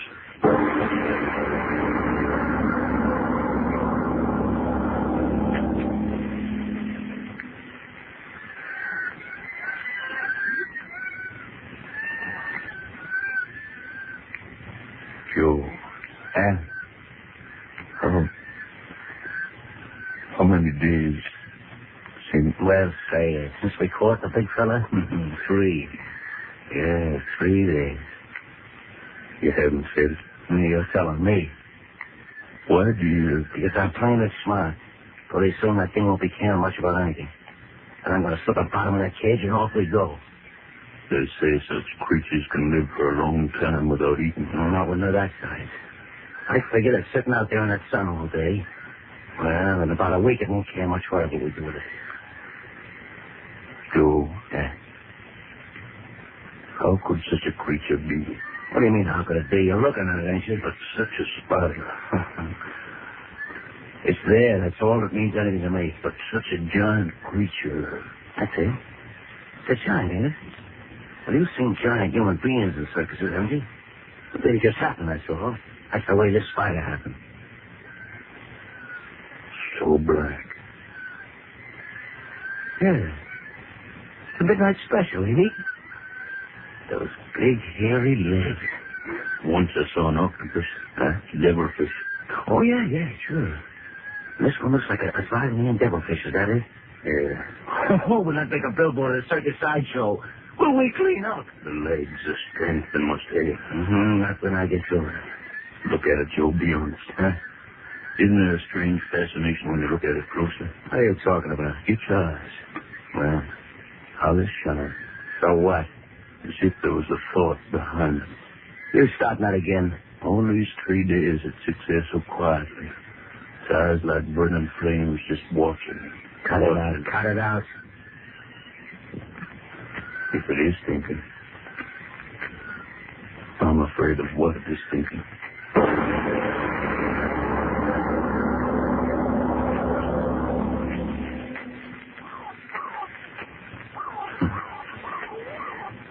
Howdy in the spider. Yeah, plenty of. Hey, Dixie couldn't take it anymore. He's off looking for a cool spot. But me, I didn't want to leave you alone, Spider. I didn't want to leave my meal ticket. You're going to be a big-time attraction on the boardwalk in some big-time circus, Spider. Yeah. Yeah, you're a screwy-looking thing, Spider. They won't believe it when they see it. The fella's going to cost them plenty before they do see it.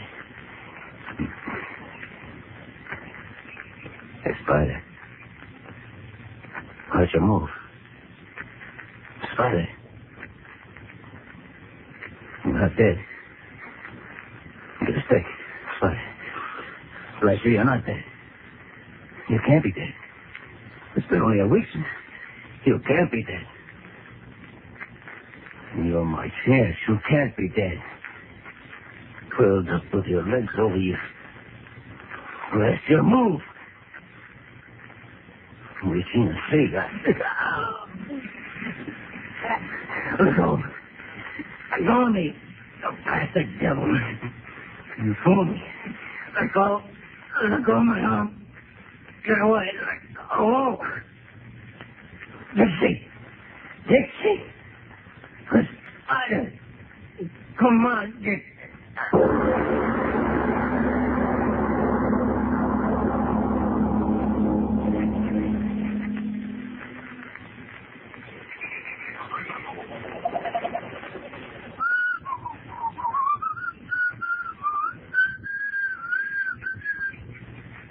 Joe.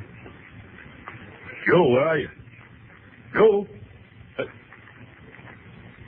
Oh, the sound suddenly so quiet. Joe. Where's the man who said he'd be here? He said,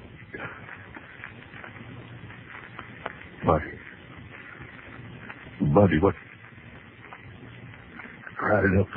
What? Joe. Joe, come quickly. I found a body. Joe, come quickly. Must see who? Huh? Joe. Joe, it's you. Joe, how did this what? The spider. But how?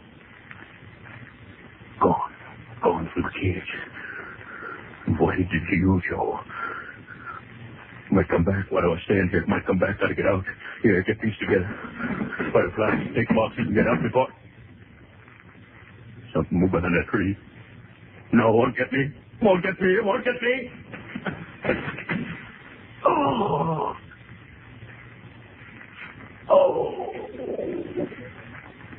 My foot twisted. Must have broken my...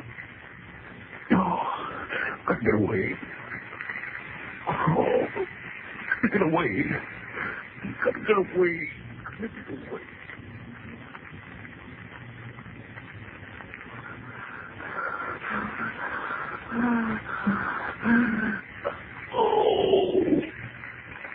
My leg. Crawling. Father crawled. All day. So dark. Never get me now, that devil thing. I did get away. Crawled miles. I did get away.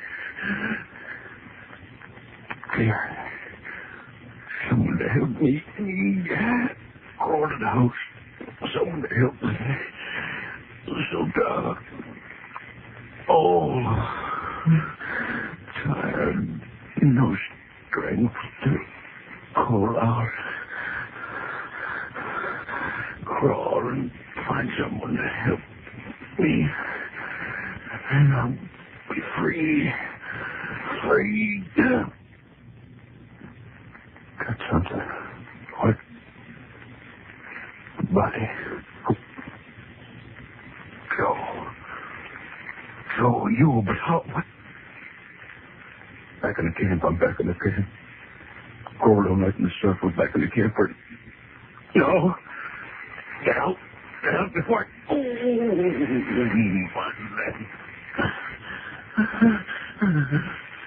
No. Can't crawl anymore.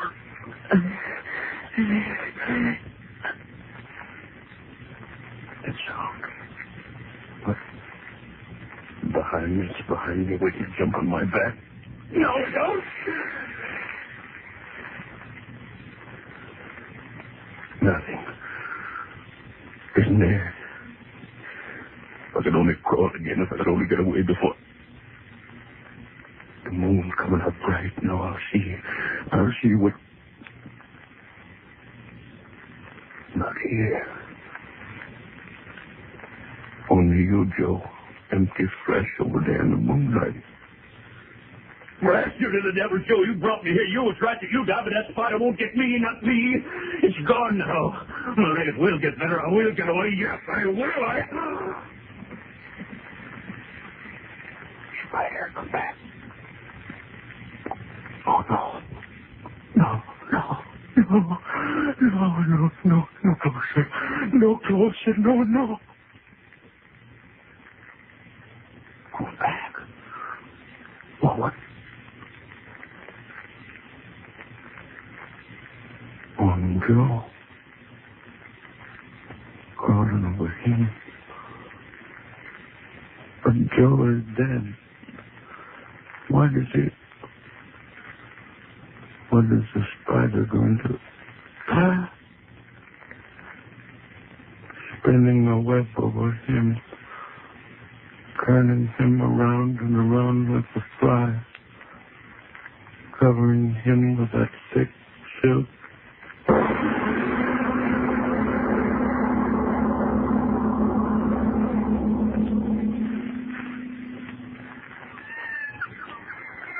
Spinning a web of silk over his Joe. See? Son. Morning, it is morning. I'm alive. Come. Get a high. Who? So heavy a walk it can't be that devil spider. Must be one of the savages there. Help me. See who? Joe. It is Joe alive. Joe, I'm here. Joe, I'm here. Wait for me. Joe, why do you stand there? I must have had a dream. All that happened. Yes, a dream. Last night. Oh, it's a funny night, I can tell you. Joe, why do you just stand there? Why do you just look at me? Your eyes, the sun shines on them, they hurt me. Don't look at me like that, Joe. Your eyes so dark, so big. I said, closer, my friend, come closer. I have such a happy thing to tell you, closer. I hear you. I like what your eyes are singing to me, Joe. Yes, I come closer. You keep telling me that happy thing.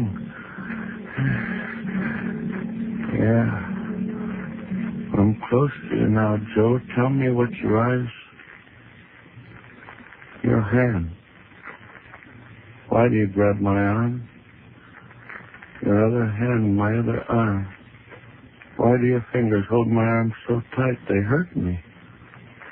Another arm on my shoulder. Joe, another arm holding my neck.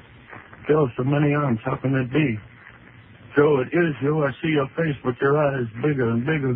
Sun so strong in my head, burning my head inside. Is that why I see such crazy things, Joe? Joe, why don't you say something? Your eyes bigger and bigger, burning into my head. Now your face is changing. Joe, it is you. Then why doesn't your face... Joe, that sound, your face, your arms... Spider...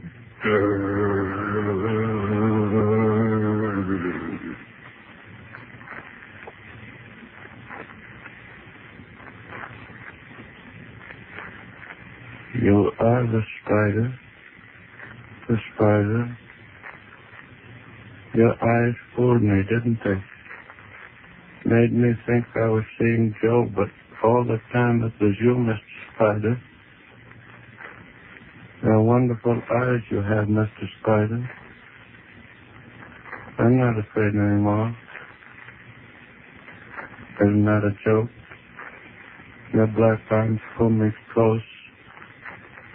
I see the poison dripping from your fangs, but I'm not afraid. It's very funny. When the worst thing really happens, you're not afraid. I'm not afraid. Your fangs. Closer. Closer. I'm not afraid. Right deep. Right deep.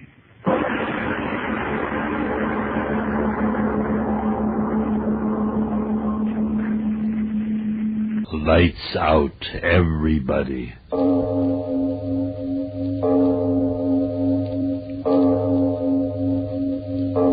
It is later than you think.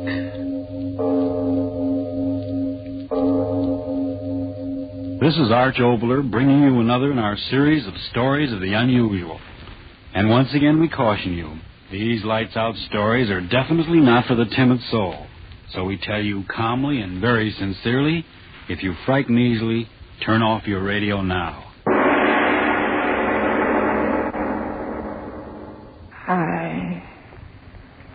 I know. It's dying I am, Father Donahue. And old as I am, I'm not ready to die until... come closer, Father, and hear my miserable confession. You know me as a good woman of the village. Yet I've heard what you say. There's no finer old woman in all the islands than the widow Danelle. But that's not so, Father Donahue.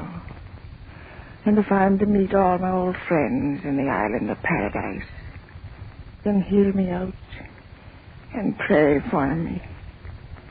You know my sons, Thomas and Paddy, born on the same cold winter's night they were. And the firstborn, Thomas, was as good as an angel in paradise. But the second, the one I named Paddy, was evil from the moment he took his first breath of God's good air. It was Thomas that carried the load of the family on his back, fishing from early to late. But Paddy, that rake, drinking and brawling and running from work as if the devil himself was pulling him away. I prayed to the good God every night that some goodness come into the man's heart. But with every year he grew worse, stealing what his crooked tongue couldn't talk away from honest men. But his brother Thomas, he repaid me for all the trouble. A good boy. And when it came to me with the word that he was to marry Eileen, the heart in me sang, for the good God always meant for the two of them to be together. How I remember the day of the wedding. The sun shining, and the sky and the sea smooth as a baby's cheek. I was so happy, little knowing of the horror of what was to come. It was a happy morning. So happy. Listen to the mother. Did you ever hear a happier sound in all creation? Why shouldn't they be happy, Thomas? It's not every day that such a blessed marriage comes in the island. The prettiest girl in all the Blaskets waiting to be your bride as soon as the sun starts setting. My bride. Mother, that's a grand word. I'm happy for you, my son. I wonder where Paddy can be. Paddy? Yes, he isn't around. Do you know where he is? That rake. It'll be a better wedding without him. Oh, now, Mother, don't say things like that. After all, he's your son and my brother. I've got a sorrow in my heart as he's drinking and brawling. Paddy, you did come. Speak of it, and why shouldn't I be here? There's an honest stranger that are welcome at your wedding. Oh, no, Paddy, that's not the way to talk. There's food and drink and... No, wait a minute. I've got more important things to do than to be filling my belly. Listen to me, Brother Thomas. Is your head that full of weddings that it can't see the chance of making us all richer than a Yankee? What do you mean? Yes, speak up, Paddy. What devilment are you up to now? Devilment nothing. It's honest money I'm talking about. And may the next pipes and tobacco be at me on wake if I'm not telling you the truth. I'm listening, Paddy. Let's hear what you have to say.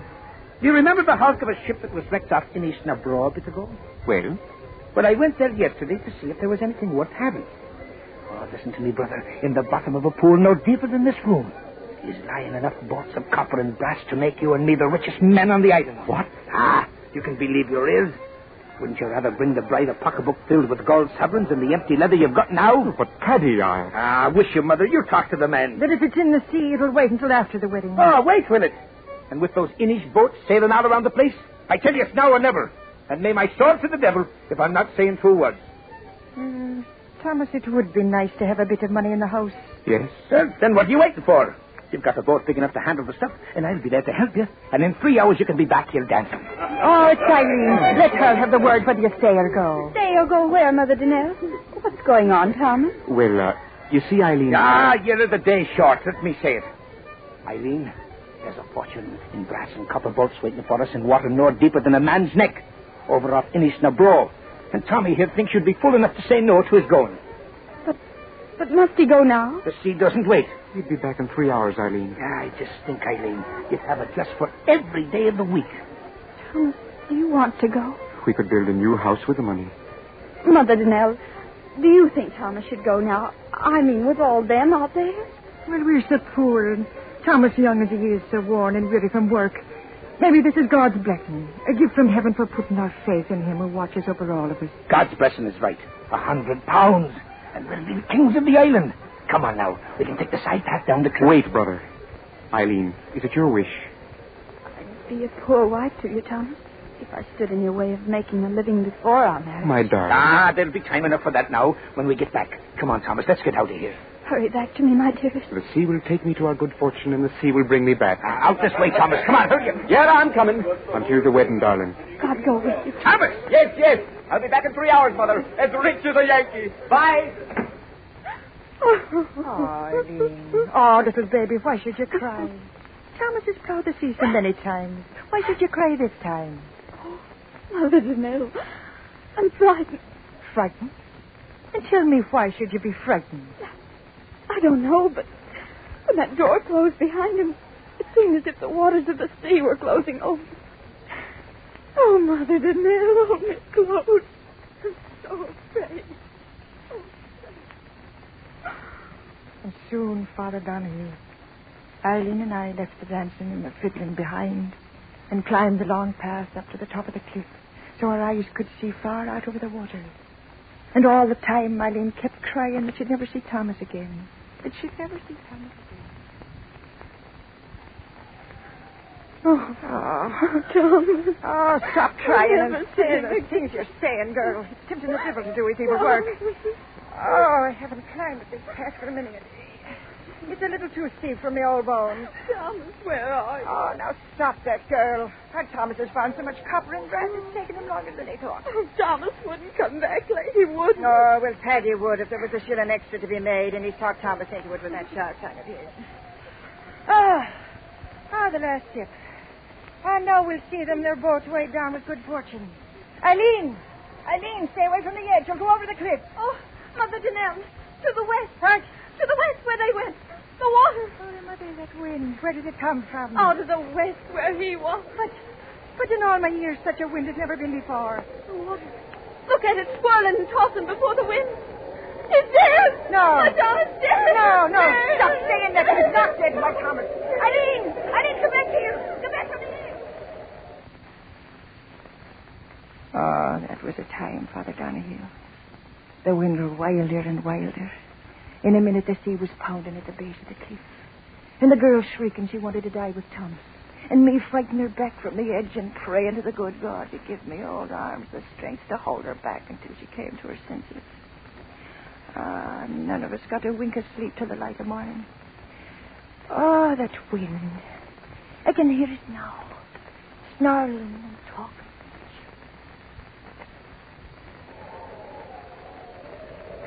Widow Danelle! What? A boat. Your son to the west. Why, my son? Aye, come on. Dead? No, the boat's coming and there's living hands on the oars. Come on. Oh, to the Scotterman, he's a thank you for the mercy. Mother Danelle, I heard someone say. Oh.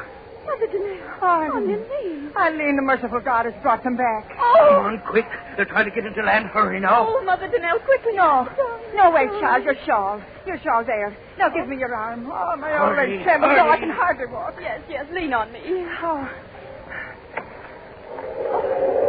Hurry. Mother. Yes, I'm moving fast as I can. It's hard. It's hard against this wind. Wind. Let him live. You bless it for the life of one. And I bless it for the life of two.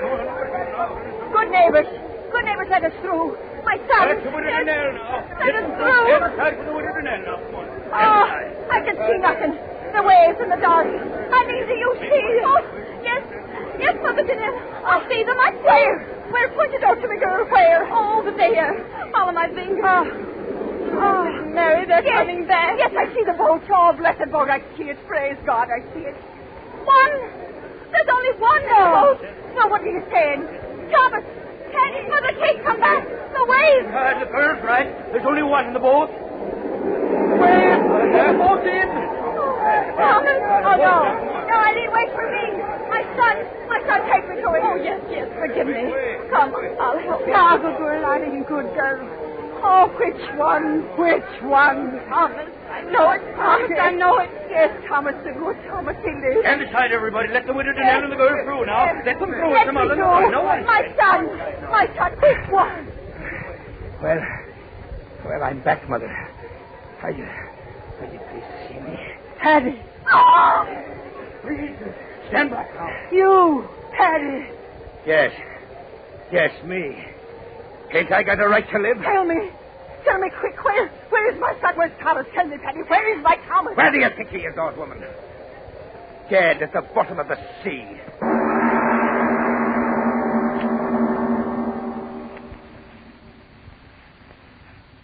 Aye, Father Donahue. That was what he told me. My good Thomas was dead at the bottom of the sea. Dead. The good Thomas dead, and Paddy the evil one alive. Oh, it wasn't right, Father. And in the days and nights that followed, I cried to God, why did you do it? Why? Why did the sea take my dear Thomas from the boat and leave Paddy? Was there no reward on earth for goodness and sweetness of soul? And in the seventh night of my sorrow, there came an answer. I was lying on my bed. Outside, the sea was singing and whispering. My window was open, and I could hear the sea talking as I lay there crying. Crying from a long time. I did.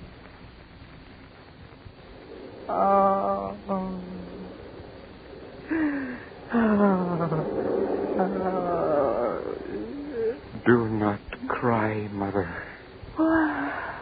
Mother. I heard a voice. You heard me, Mother. Thomas's voice. Oh, no. No, it's some wildness in my weary head. Mother, I am so weary.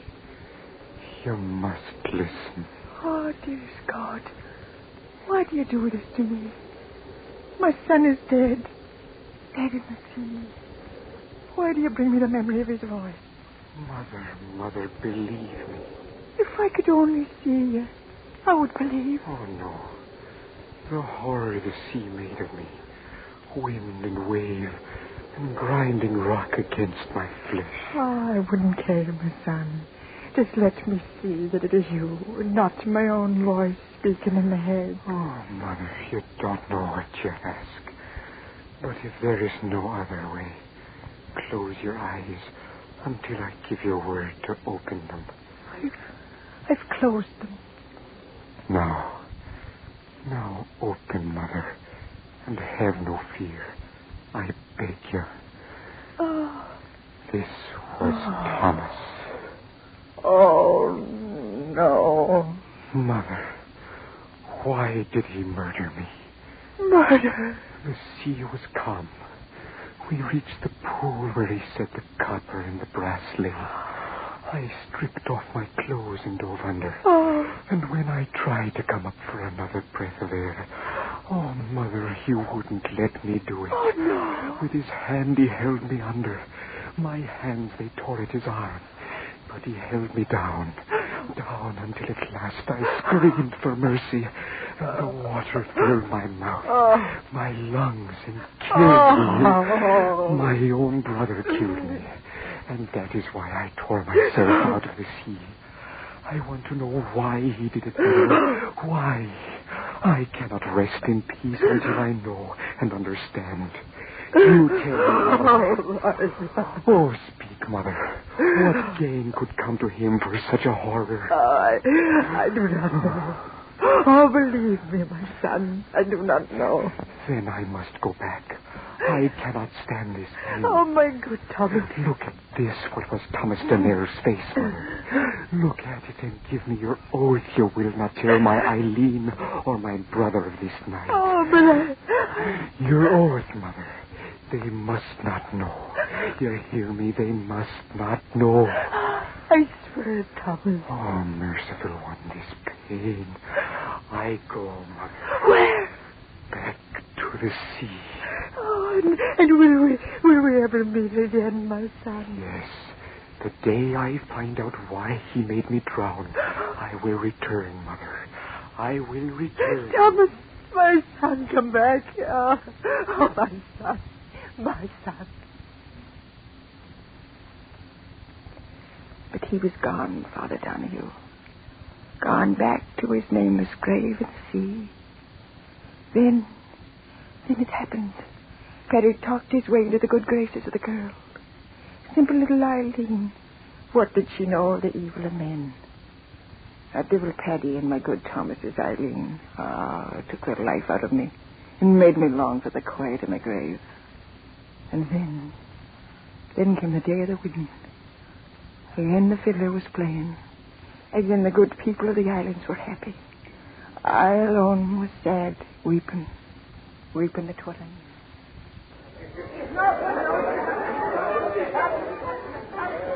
Oh, Mother Danelle, why do you sit here apart from all the rest and weep? I'm not weeping, girl.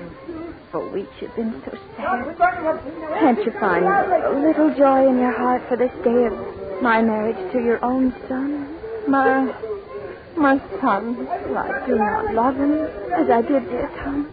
May he rest in peace. But Thomas himself told Paddy that if he died, he wished that Paddy'd care for me. And Mother Danelle, what is it? Your face so strange. Now he knows. I just remembered. Now he knows. Who knows? What are you saying? There you are, my little bride-to-be. Why waste your wedding day with this old woman? Mother of mine though she be, her face is sour enough to curdle milk. Come on away now. No, wait, Paddy. Mother Danelle, you must tell me. What is it that makes you stare at Paddy with such an awful look? That's the look she's always had. Look how the sun glints on the sea. It's a day for a king. And I'm a king marrying the girl I've always wanted. Come, kiss me, Eileen. Kiss me so that all shall see me kissing the prettiest bride in all Ireland. No, please. Kiss me. Let the sky and the sea... Mother Danelle. What did you make that sound for, old woman? What's going on around here? No, Who takes it? Now then, speak up, Mother. Why did you shriek like that? The sea. What of the sea? What are you pointing your bony finger at out there? What are you... Look! At the water's edge! Say, what is... Something's coming out of the sea. Look. Yes, something's coming out of the sea. That's right. I see it now. It's a seal, that's what it is, a seal. Where's the cliff? I'm looking. It's not a seal! Huh? It's a man! Look, man. Bones. Just bones. Let's get out of here. Eileen, do not look. Do not look. Oh, Blessed Mary, she's fainted. She will not see. What is it? I can't move. I cannot move. No, you cannot move, my brother. You cannot move. That voice. Bone and little flesh, and yet you know the voice. Thomas, your brother Thomas, come back again. No. Because now he knows. No. Now he knows. No. Knows what? Why you murdered me. Your flesh and blood. I heard it from your own lips. You wanted my Eileen always. That's why you did it. Your clever tongue can no longer save you, brother of mine. I have come a painful way to get you. No, you won't get me, dead thing. No, I'll get away. I'll run. And so he ran, Father Donahue. He turned and ran up the path that led to the top of the cliff. And behind him, slowly sobbing with the pain that tore at his dead bones, climbed my dead Thomas after him. And after Thomas, dragging my old bones, I went. Oh, for they were my sons, and I had to see that right was done. Up until at last Paddy stood on the very edge, the sea 500 feet below, shrieking and yelling and wailing. He stood there shrieking at that horrible thing that once was his brother. No, thing, stay back! You bones of Bill, stay back! I come for you, my brother. No! I come for you. No! He fell. Mother, see, he didn't get me. Those rotten bones gave way beneath him. He didn't get me, Mother. Mother, what are you going to do? Mother!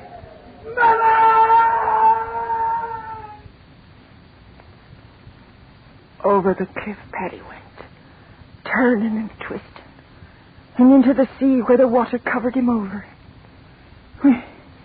When the others of the village came up there at last, I told them that the old bones of Thomas had done it, had clutched Paddy close to and thrust him over. Oh, Father Donahue, listen. It was I that gave that final push that sent the evil son of mine to his death. Thomas tried and failed before he had his last measure of revenge. So I did it, Father. I gave Paddy the new life, and I gave him death. Oh. Is there any forgiveness in heaven for what I did?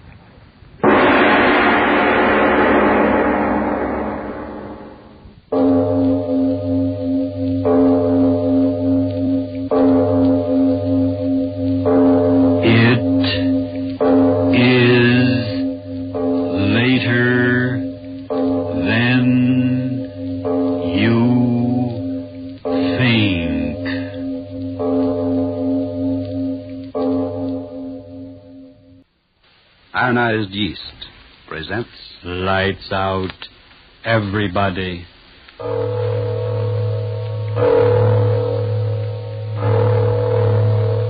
It is later than you think.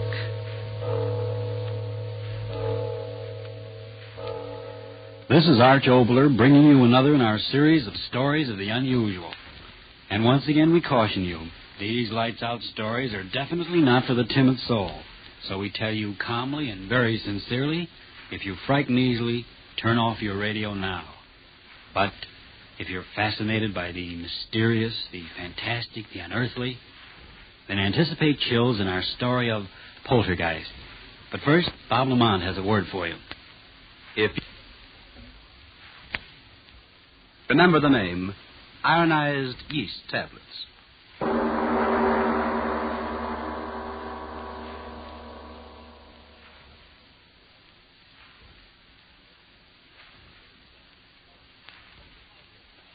Jingle bells, jingle bells, jingle all the way. Oh, what fun it is to ride in a one-horse open sleigh. Hey, that was swell. Now let's go to town. St. Louis woman with her diamond ring, kicking that man around. No, stop that, Kay. What's the matter? Am I scaring the horse? Oh, it seems like a sacrilege singing a song like that out here. This beautiful, clean snow and blue sky. Well, what's wrong with a hot song to keep us warm? If you think the St. Louis blues is going to dirty up the snow, you ought to hear Frankie and Johnny the way I sing it. Oh, stop it, Kay. You're not funny at all. Why can't you enjoy the fresh air without that cabaret sort of thing? Oh, just an old-fashioned gallery, Florence. How about you, Edna? Don't you like my songs either? You haven't said anything for the last 5 minutes. Well, I haven't been listening to you, to tell the truth. I love to watch the snow sort of flow along under the sleigh. When you say that, gal, smile. Gosh, did you ever see more snow in your life? The man at the hotel said it had been snowing on and off up here for 2 weeks. I think coming out here to the country's the best thing we three have done since we started rooming together. Hiking in the snow's terribly healthy. Yeah, that's what I'm afraid of. The healthier I get, the worse I feel. Crazy idiot. She does say the funniest things, doesn't she? I always say that Kay ought to... Whoa! Hallelujah, we're here. Is this as far as we go, driver? That's right, miss. Can't go no further down this road account of the drift. Oh, my goodness. The drifts are too deep for a horse. How can we walk through them? I second the motion. Well, you young ladies don't have to worry none so long as you keep going down the valley over there. Snow ain't piled up that way all the way to Ma Jenkins. Oh, well, that's marvelous. Come on, girls. Let's get started. So long. Take care of yourselves, girls. Come on, Edna. Goodbye, Mr. Carroll. Listen to the snow talking at us. It's very dry snow. Our feet rub particles of it together, and the friction makes a sound. It's kind of scary, isn't it? Why? Oh, I don't know. It's just as if the snow was sort of trying to talk to us. I mean, as if it was angry at our trespassing. Hey, don't tell me we're trespassing. I don't want any country squire taking any pot shots at my constitutional amendment with rock salt. No, thank you. Oh, don't talk nonsense, Kay. We're not trespassing. Why, this path through the valley here over to Mrs. Jenkins' house is the favorite hike of everyone who comes up this way during the winter. What's Mrs. Jenkins got anyway that makes people walk their feet off? Wait till you taste her cooking. Eat. Oh, boy, let's go. It's awfully quiet out here, isn't it? Oh, that's the glory of it. I've had the roar of the subway in my ears so long. Okay, don't walk so fast. Come on, look what I found. Oh, come on, Edna. Oh, please. Let me take your arm. I'm getting out of breath. Well, take it easy. There's no hurry. Well, what is it, Kay? Look, through the circle of trees here. Look what I discovered. Well, isn't that interesting? It's a sort of a natural amphitheater. Sure. Say, who was this guy, Daniel Boone? What's an amphitheater? Well, that means an oval surfing place with rising tiers of seats. It's, like that place we went to for the horse show. Oh. Back in the times of the Greeks, they had outdoor theaters. Listen to the professor. And they made use of places just like this, where the ground sloped up and made a sort of a natural arena or stage below. Theater. That's an idea. Sit down, gals, and I'll give you a special performance of the Kay Follies. It's awful snowy here, isn't it? I'll trample it down with my spring dance. Welcome, sweet spring. She's really graceful, isn't she? I'll bet if she went on the stage... Kay! Kay! Kay, did you hurt yourself? Oh, did I land on my dignity? Here, give me a hand. Here, I'll help you. There you are. Oh, did I take a flop? Did you hurt yourself badly? Oh, Liv, what in the world did I trip over? Oh, no wonder. Look at that rock under the snow. No wonder I did a nosedive. Oh, my goodness. There are rocks like that all over. A person could break their neck if they... Girls. What's the matter? What is it? Kay, the rock you tripped over. It's not a rock. What are you talking about? Of course it's a rock. Well, yes, but it's something more than that. It's a tombstone. Oh, tombstone? Oh, no, it can't be. Look for yourself. It says, "Here lies buried the remains of one who, restless in life..." Stop. Don't read anymore. Stop. And all these other stones laying flat on the ground. They're tombstones, too? Yes. Whew, what a place to pick to dance. What's the matter, Edna? What did you scream for? Kay, you danced on the grave. What? You danced on the grave. I saw you do it. You danced on the grave.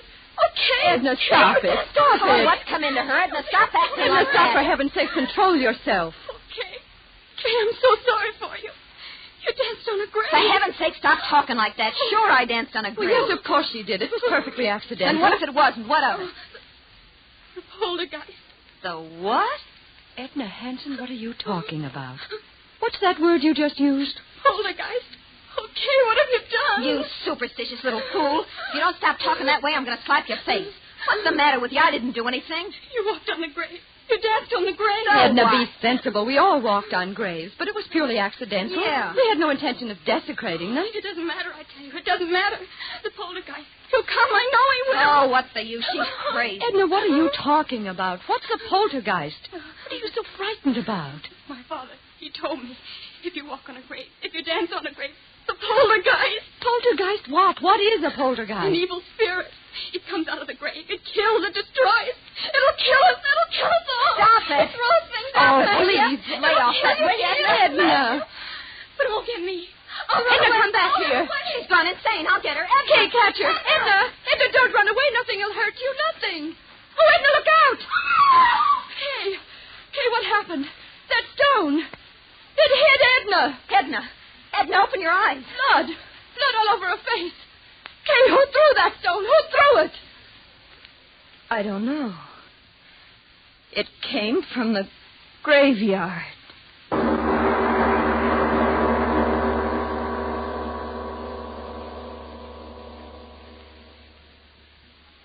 Ladies and gentlemen, a deep breath.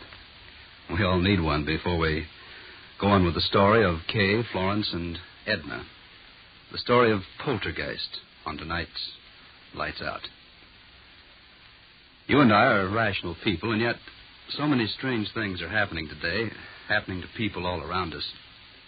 How about you? Are you worried about what's going on to your physical condition? And now, to return to Lights Out. 3 girls had started on a happy holiday. Now one of them has been gravely injured.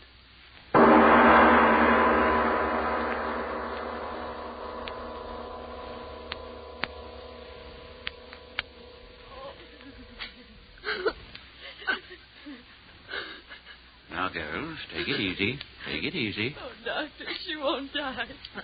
Tell me she won't die. No, of course not. And you're sure that her skull isn't fractured? Oh, absolutely not. Maybe a little concussion, that's all. Well, it's almost 5. Our train. Can we get someone to help us carry her down to the station so we can get her on board? Bored? I'm telling you, that little friend of yours shouldn't be moved out of bed for a week. If you do, well, it might be just too bad. Oh, Flo, what'll we do? You go home, Kay. I'll stay with her. Oh, no, you won't. I'm not leaving you here alone in this godforsaken place. If you stay, I stay too. Kay, please be sensible. Why should we all lose our jobs when you If can... you'll excuse me, you ladies, I've got to be on my way. Oh, yes, of course, Doctor. Is there anything more you can do for Edna, Doctor? Any medicine or something? Nope, I've done all I can do. She's sleeping comfortable now. Miss, Yes, Doctor. the constable's sick, too, you know, and he's sort of depending on me to keep things straight. Now, just how did you say that little friend of yours got hurt? Well, it was just the way we explained, Doctor. That rock came flying and... Yes, I know, but who threw the rock? We don't know. What? That's true, Doctor. We don't know. But somebody threw it. You can't change facts. Somebody threw the rock that cracked her head. For heaven's sakes, old man, you don't think we did it? No, miss, I Don't get didn't. excited. Doctor, you've got to believe us. It happened just the way we said. All at once, that rock came flying through the air from the direction of the graveyard. It struck Edna, and we just didn't see who threw it. All right, if that's your story. Well, you better stay in your rooms here. I mean, you better not be leaving until the constable's on his feet and has a chance to talk with you. I'll be back in a few hours and see how the girl is. He doesn't believe us. What difference does it make? We know what we saw. But what did we see? She was running. She fell. Kay, Well? let's not fool ourselves. There was no one there to throw that rock. There must have been. But there wasn't. Stop saying that. Aren't you brave enough to face facts? There wasn't any place for anyone to hide. I saw that stone. It seemed to come down out of the air. So slowly. Florence, if you don't stop talking like You that... remember what Edna said? It throws things. Stop looking at me like that. You're giving me the jitters. She said the poltergeist throws things. Spirit of evil. Florence, Rob, have you gone crazy, too? Why should we laugh at things like that? What right have we got to laugh? How do we know there aren't powers we can't see or understand? Powers of evil that revenge an insult just like an evil man. Kay, how do we know? What are you talking like that for? What are you trying to scare me for? You're supposed to be the most intelligent one of us all. You with your college degrees. Sure, I danced on the grave. But the dead are dead, and they can't revenge a thing. I'm not afraid. I'm not afraid of anything. I tell you, what? It's Edna. Come on. Edna, we're coming to you. Don't be afraid. We're coming. Open the door, Florence. It's not locked. Duck, it won't Here, do. let me. Edna, what is it? What? Oh! Edna, what? On your head. Oh. Oh. Oh.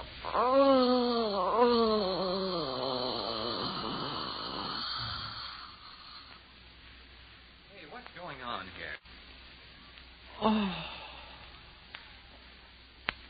The girl on the bed.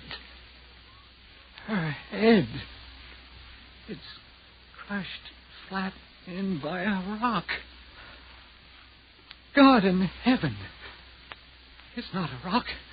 It's a tombstone.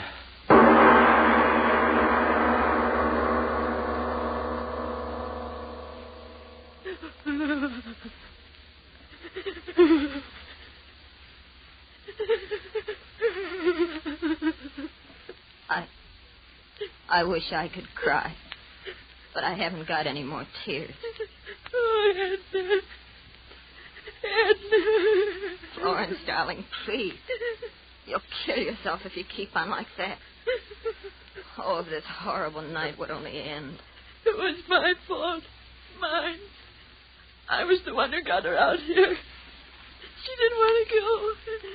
She hates the country. But I made her come. I made her. No, you're not the one to blame. I am. I danced on the grave. But she was so good. So sweet. Oh, why does it have to be Edna? Why? You're right. It wasn't right for it to be her, was it? Oh, no. I did it, not her. I did it. I danced on the grave. I danced on the grave.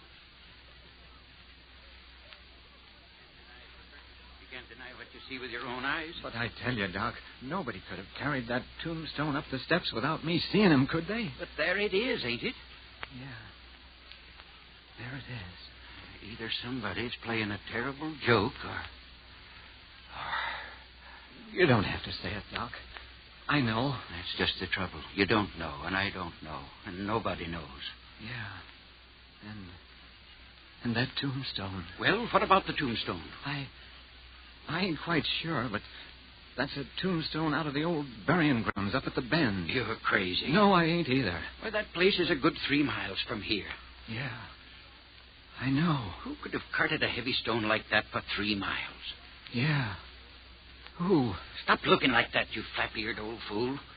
Human hands carried that stone in here and killed that girl? Sure.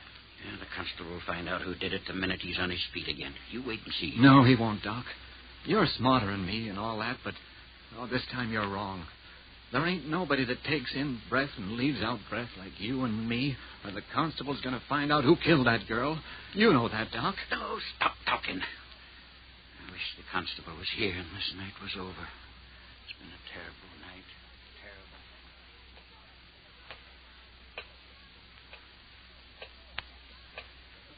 Terrible clock. Ticking. Yeah, I know. I've been sitting here listening to it.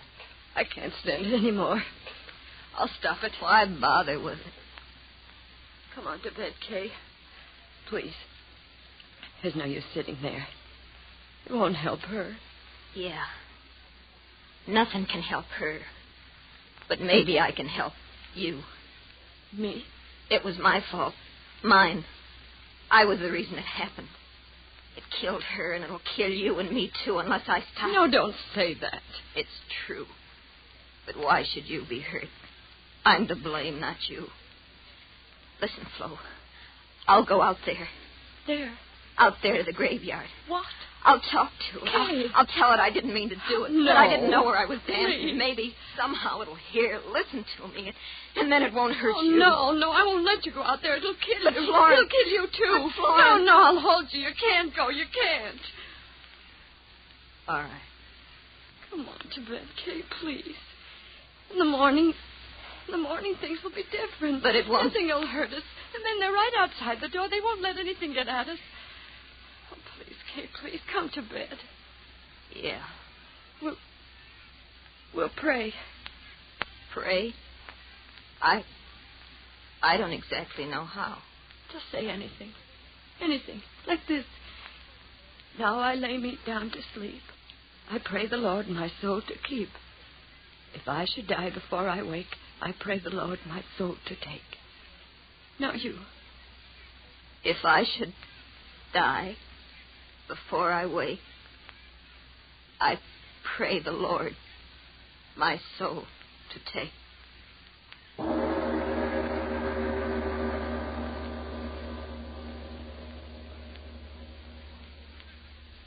Kay? Kay, are you asleep? I can't sleep anymore. Kay, tomorrow, when it gets light and everything, do you think people will believe us? Do you think so, Kay?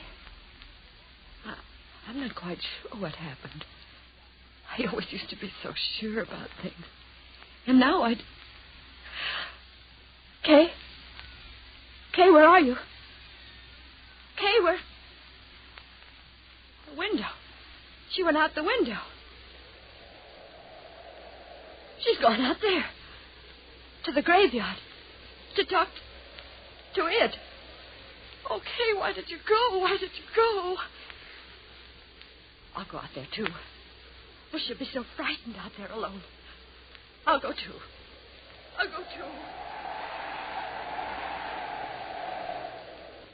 Oh, so cold. My hands. Snow so sharp. Cutting my legs. Oh, why did you go out there, Kay? Why did you? I've got to find you. The wind. Oh, why doesn't the wind stop? Blow, blow, thou winter wind. Thou art not so unkind. I've got to find you, kid. I've got to find you. It's snowing. I love snow. And I didn't like snow. Where are you, Kay? Where are you? I've lost my way. I've lost the road. Where are you, Kay? Kay, where are... Oh, Kay. I heard you, Kay. I heard you. I'm coming to you, Kay. We'll talk to it. We'll talk to it together. We'll tell it we didn't mean any harm, won't we, Kay? Won't we? Poor Edna. We can't help her, Kay. We can't help Edna. But I'm coming to help you, Kay. I'm coming. I'm coming. Yes, I hear you. I hear you. I'm coming, darling. I'm coming to help. I'm coming to help you. I'm coming. I'm coming. I hear you.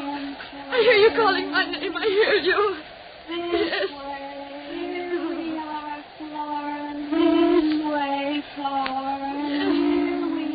Yes, I hear you. I hear you.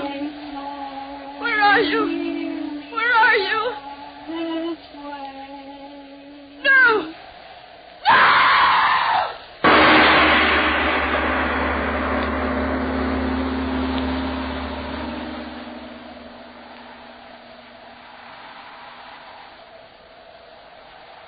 This way, Hooper. They must have come this way.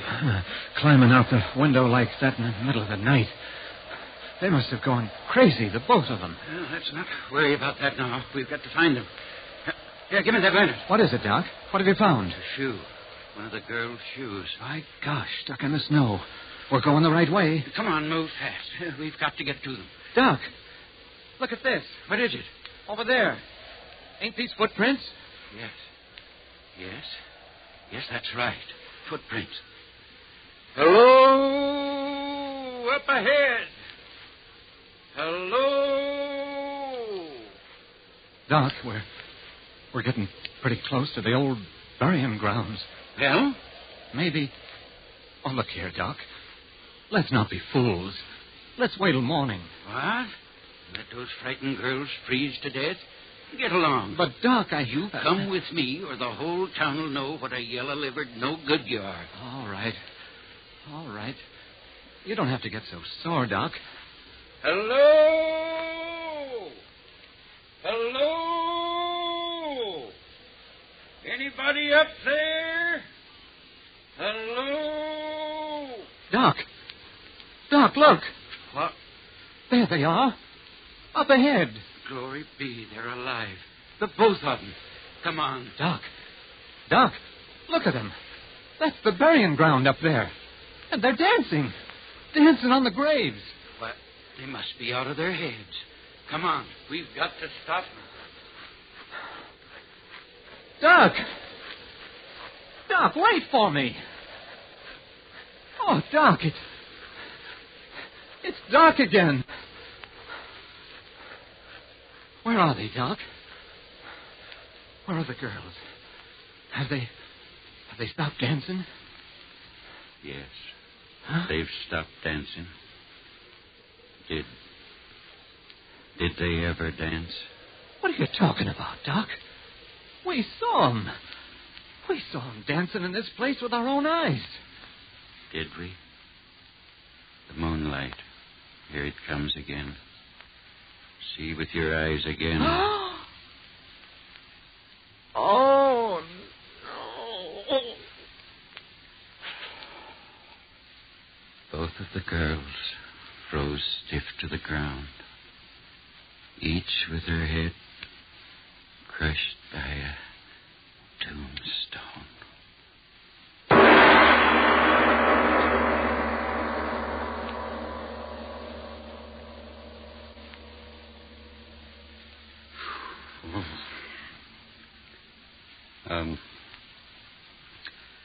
Mr. Obler, would you mind telling us, whether there actually are such things as poltergeists? All I can tell you is this. There are authenticated records in existence that, in the city of London on the 27th day of April, 1872, from 4 in the afternoon on a Thursday until 11:30 at night, a certain room in a certain house was deluged by stones thrown from no apparent source. The London police surrounded the house, but they found no trace of whoever or whatever was throwing those stones with a murderous violence. I see. So much for poltergeist. But what about next week? That's something I'll tell you about in a moment. Good. Meantime, friends, here...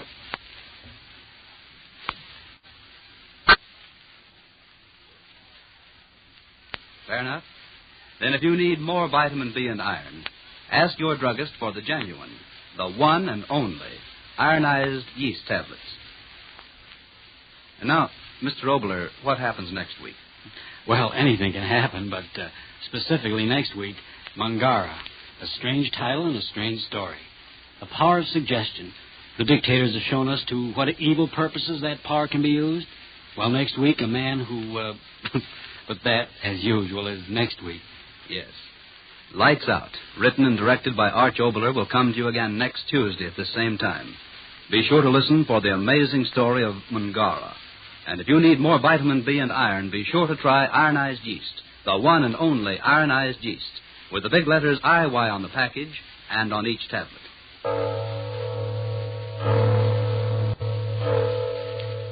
It is later than you think.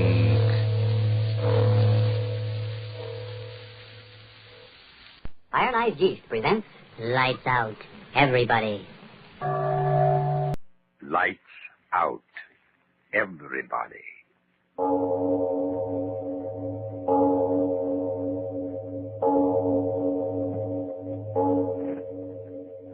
It is later than you think. Lights Out brings you stories of the supernatural and the supernormal, dramatizing the fantasies and the mysteries of the unknown. We tell you this frankly, so if you wish to avoid the excitement and tension of these imaginative plays, we urge you calmly, but sincerely, to turn off your radio now. This is Arch Obler. Tonight we tell you a story about two gentlemen of the German army, the Nazi army. The scene is a bombing plane flying over England.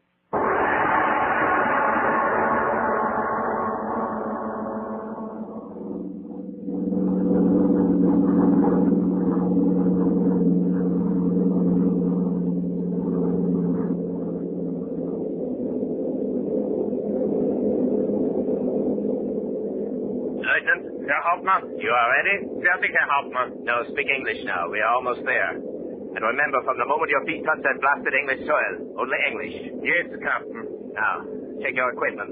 Parachute, rucksack, gun. All in order, sir. We should be there in a few moments.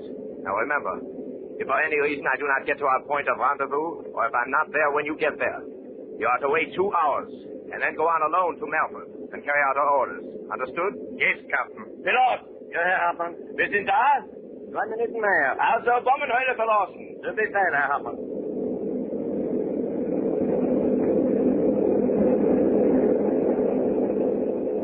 Go. Bomb hatch is open. It's time to go. Oh, one thing more, Lieutenant. Yes, Captain? I was ordered to tell you this just before we jump.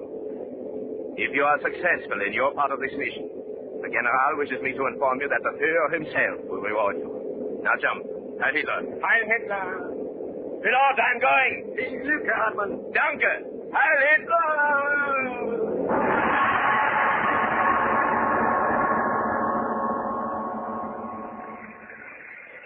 Something mehr kalt ist. Oh, Captain. Are you all right, sir? Not Captain, you fool. The name is Edward. Yours is Thomas. Understood? Yes, Edward. Oh, you are hurt. My foot twisted when I landed. Oh, perhaps you'd better... Are you going to tell me what to do? Oh, no, sir. Give me your arm. Yes, sir. Yes, Edward. 1/2 kilometer down the road is the house. In the morning, Berghoff will meet us there. But your foot... My foot will be all right.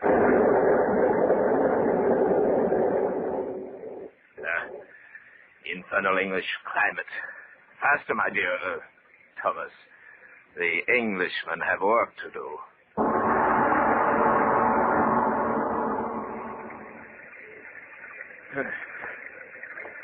You see, my dear Thomas?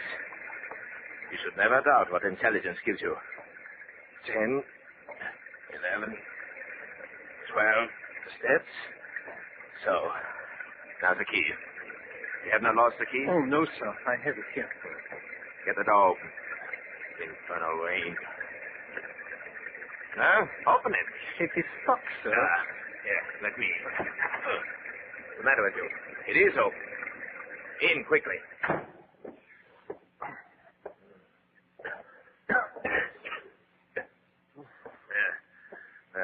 Now we can turn on our lights.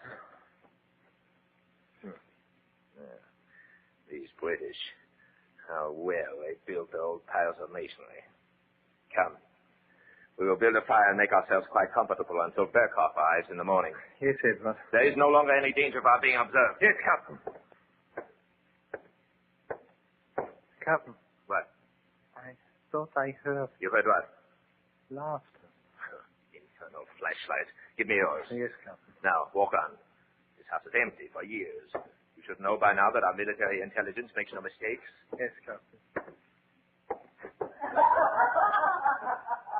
Captain. I heard. Door to the right. Remember your orders, Thomas. Yes, Edward.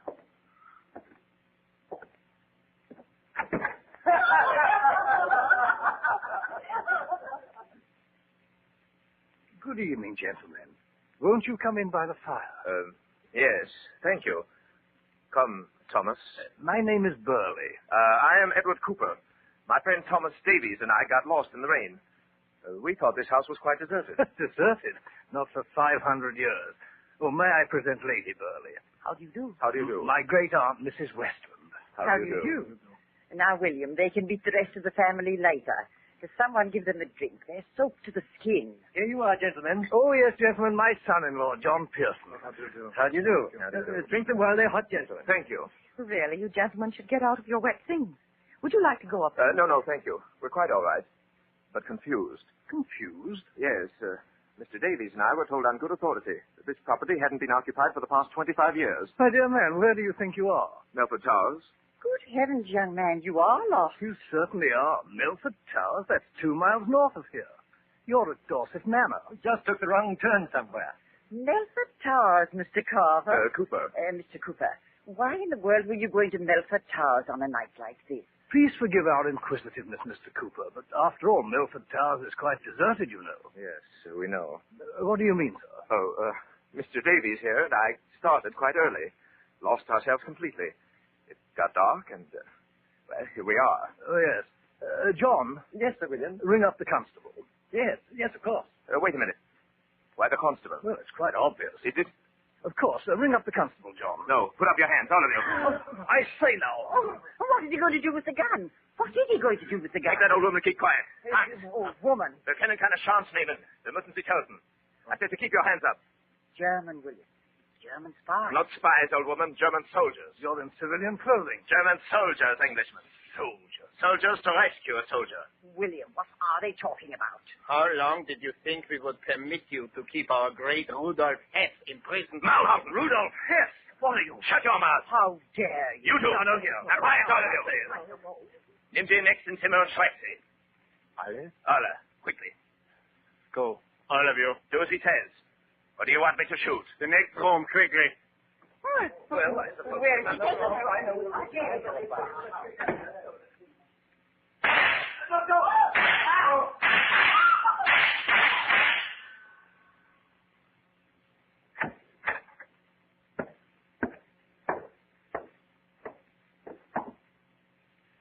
Well, Lieutenant? We are all dead here, Captain.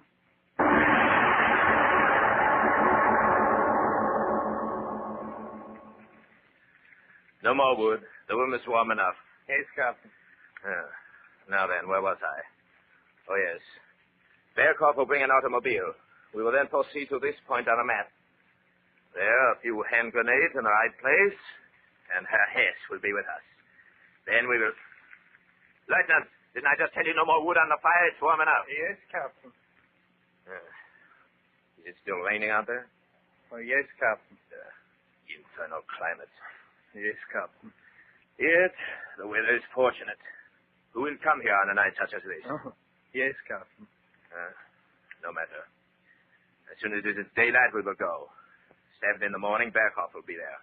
We'll meet him. Yes, Captain. Yes, Captain. Yes, Captain. Does none of this mean anything to you? No, never mind. You're a good soldier. You believe, you obey. Always, Herr Captain. I, too. So we will win, always. Yes, Captain. It will be most satisfactory, Lieutenant, to tell about this little adventure when we get home.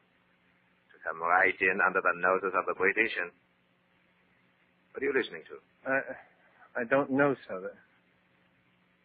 There's nothing. Lieber God, man, why do you stand there with your head twisted like an old woman waiting for... I heard... Be still. In the next room. Who? We will find out. And you told me there was no one left. There was no one. Come.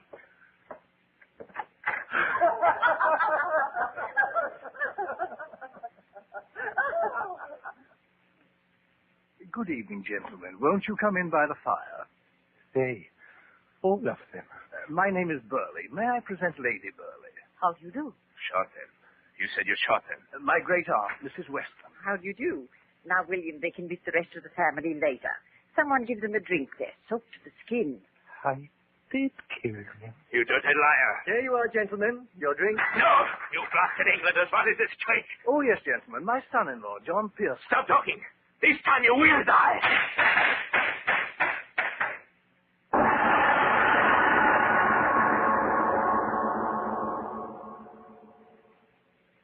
Captain. What? Could you tell me the time, please? 12 minutes after 3. Why? How soon will we go? In the morning. You want to get lost again in that infernal woods? No, Captain. What is the matter with you? Nothing, sir. No, I understand. Your dereliction of duty. You think I will report? No. Help me carry out our orders tomorrow, and the fact that you did not shoot those Englanders as I ordered will never reach the ears of Berlin. Anyway, they are dead now. You know that. I know that. It is ended. Okay.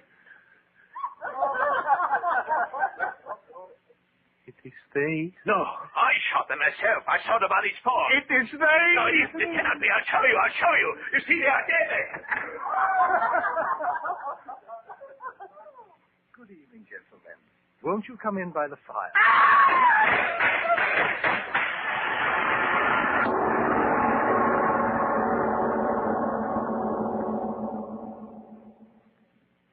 Lieutenant. Hans. Lieutenant, I'm talking to you. For hours you sit. Blast you, say something. I order you to say something. I have nothing to say, sir. Well, you can speak. You infernal fool, you. Why are you so afraid? You have your gun, your hand grenade, a knife. Why be afraid? Stop turning your head that way. Listen to me. There's nothing to listen to out there. There's nothing out there. Nothing, nothing. If they... They will do nothing. They are dead. Do you want to go into that room and see that they are dead? They are dead. No.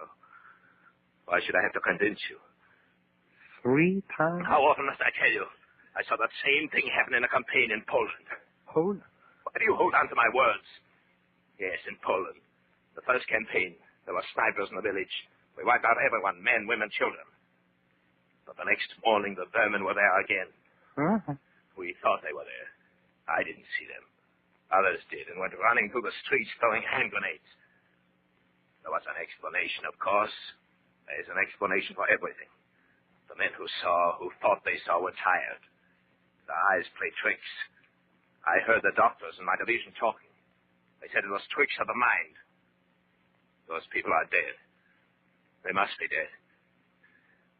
You too are afraid. Blasted insubordinate idiot. How dare you? I'm not afraid. I'm afraid of nothing. If they would only come. I believe in the Führer and his destiny. I can never be afraid. If they laugh again. Stop talking. I order it. They will not. My infernal leg. Swollen. Lieutenant, listen. To what? Not to anything. To me. Oh. Go in the next room. Look. Look. You question an order? You said they were dead this time. Why look at... I order you to go. Do not just sit there. Tell me what you're thinking. Tell me. I'm thinking that maybe this is what I've always been afraid of. In Czechoslovakia, in Holland, in Belgium, in France. This is what I always was afraid of. Of what? That someday I would wait for them. Them? I commanded a firing squad in Slovakia. We shot women. What's that got to do with this? In Belgium, too.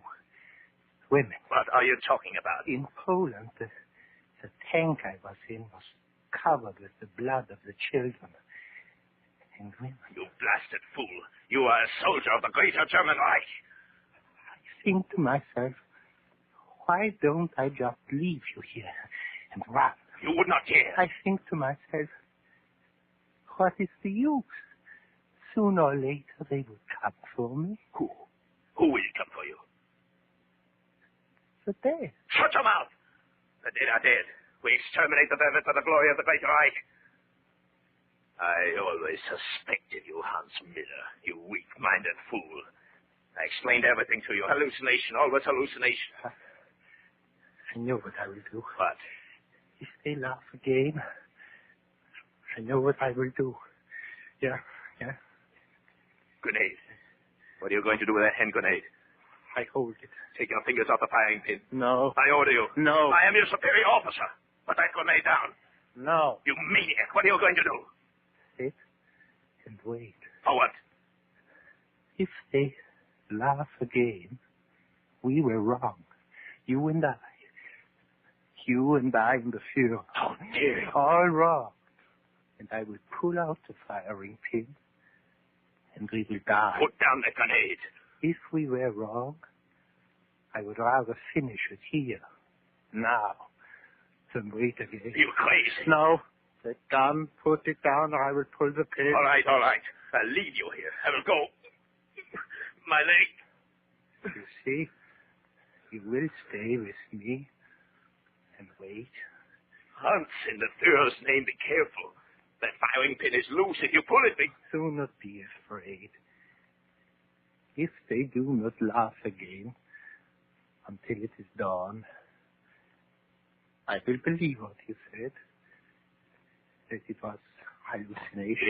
Yes, it was a hallucination. If they do not laugh again and it is they again, I will believe. If they do not laugh again.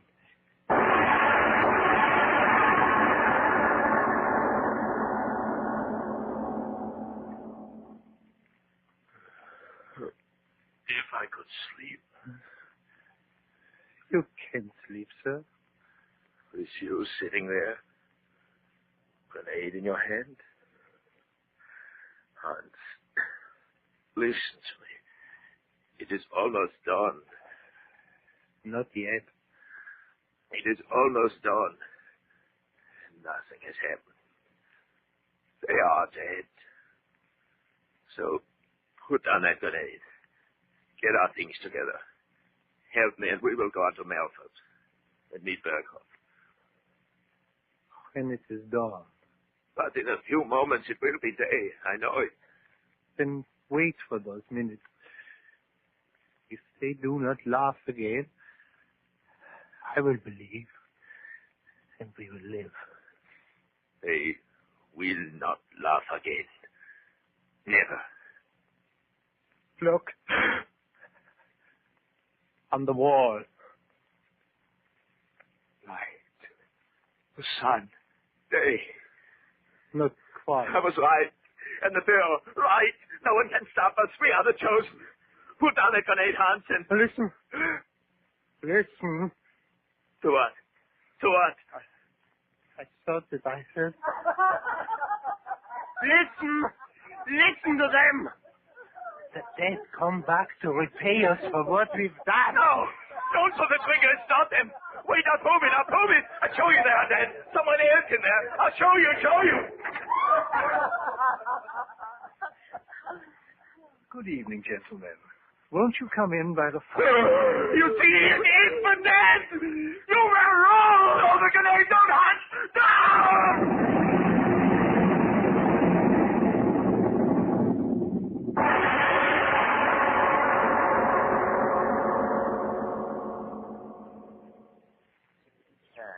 Good morning, Rika. Oh, good morning, Harold.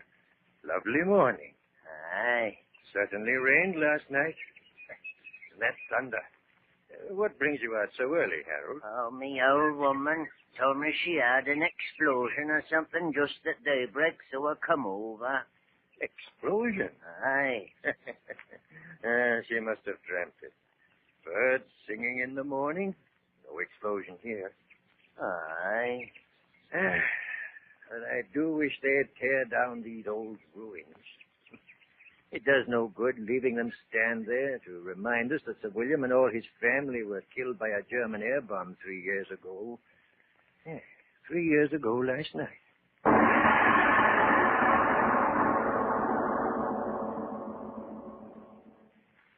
And now, what about miracles, Mr. Obler? Well, let's consider a few. We, all of us, are living hourly in a series of miracles.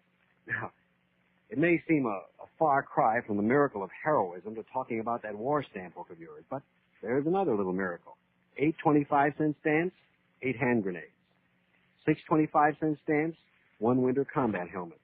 30 10-cent stamps, a pair of jungle fighting boots. An anti-tank mine for 15 50-cent stamps. A commando trench knife for 40 10-cent stamps. Every empty space you fill in with your stamp album adds to the rain of steel going into the camps of the enemy. Every time you fill your album and turn it in for a bomb, well, you turn it into a bomb. You turn the rain of steel into a hurricane.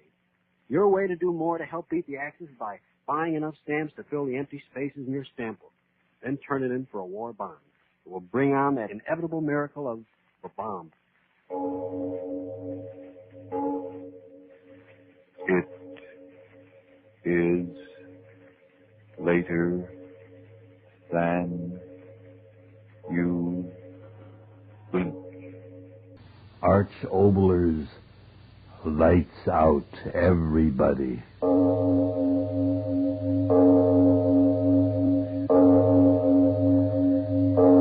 It is later than you think.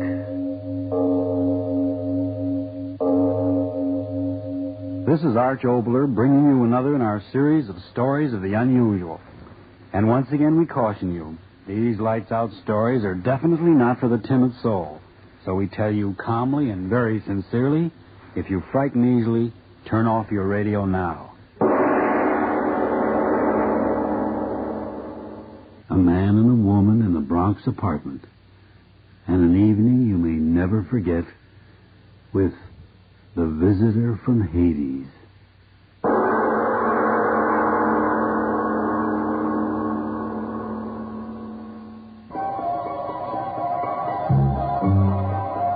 So, all right, shut the window. A little quiet we'll have. Want me to suffocate? Suffocate. 42 years now I've lived in the Bronx. Do I look like I suffocate? Oh, come on, Dora. Be nice. We'll have quiet and we'll talk. All right. Yeah, better. So come, sit down, Dora. Come on, sit and we'll talk. I don't know if I want to talk about it anymore. Now, don't talk like something without a head. Why shouldn't you talk? A good reason. I'm sick of it. So, if you're sick inside, God forbid you see a doctor. If you're sick in the head, you talk to me. Who's better you should talk to than your own mother, even if only by marriage? It makes me sick. News you're telling me makes you sick? Listen, darling. For 30 years, Sam's papa made me so sick even to look at him. I used to close my eyes like you close from a piece of dirt flies in your eyes. He's good looking enough. Washington. And not even Washington, but the president. Washington he has to run away to. A traveler in the family. Not with me, he won't. Not with himself either.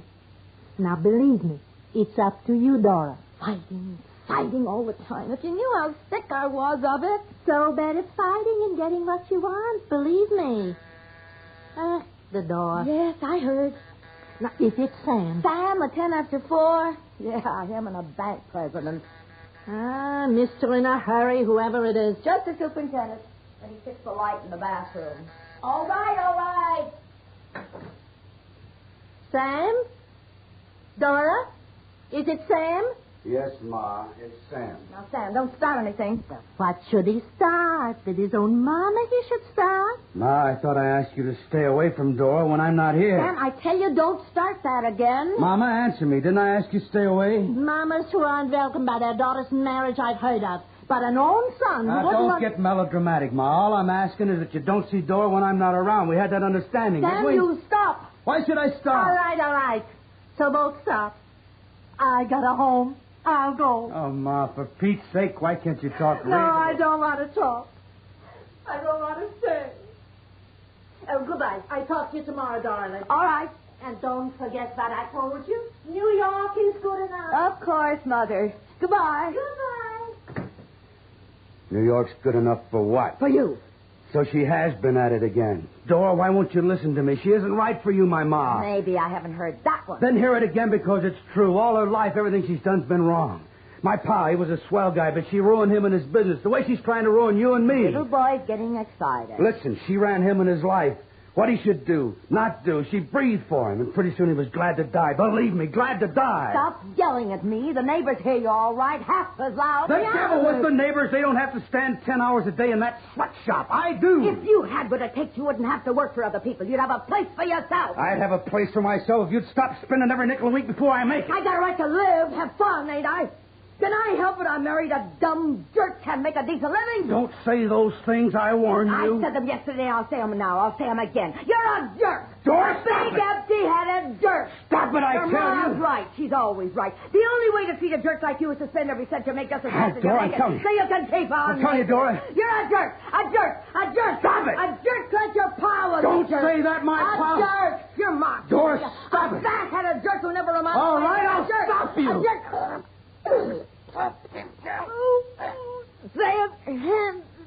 Sam, oh.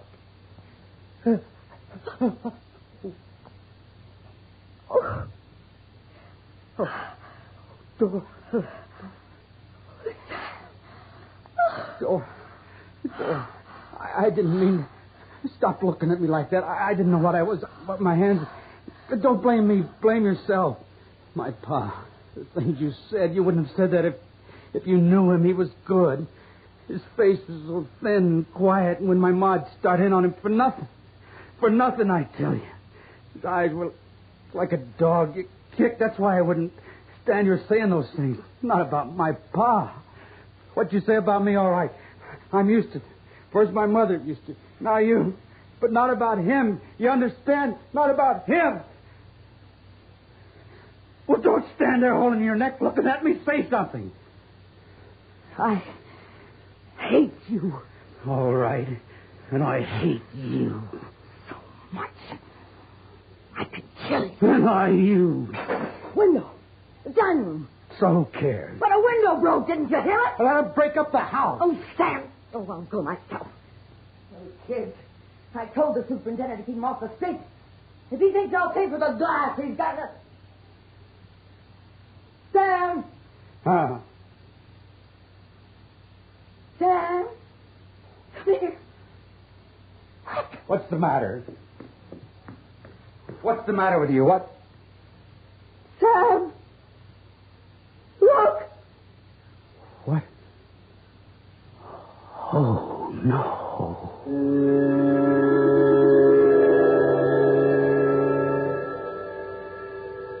Sam. What? Sam. What do you... Sam. Stop saying my name like that. Over and over for the last 5 minutes. Why do you do that? Oh. What? I don't know. I don't. Make it go away. Make it go away, Sam.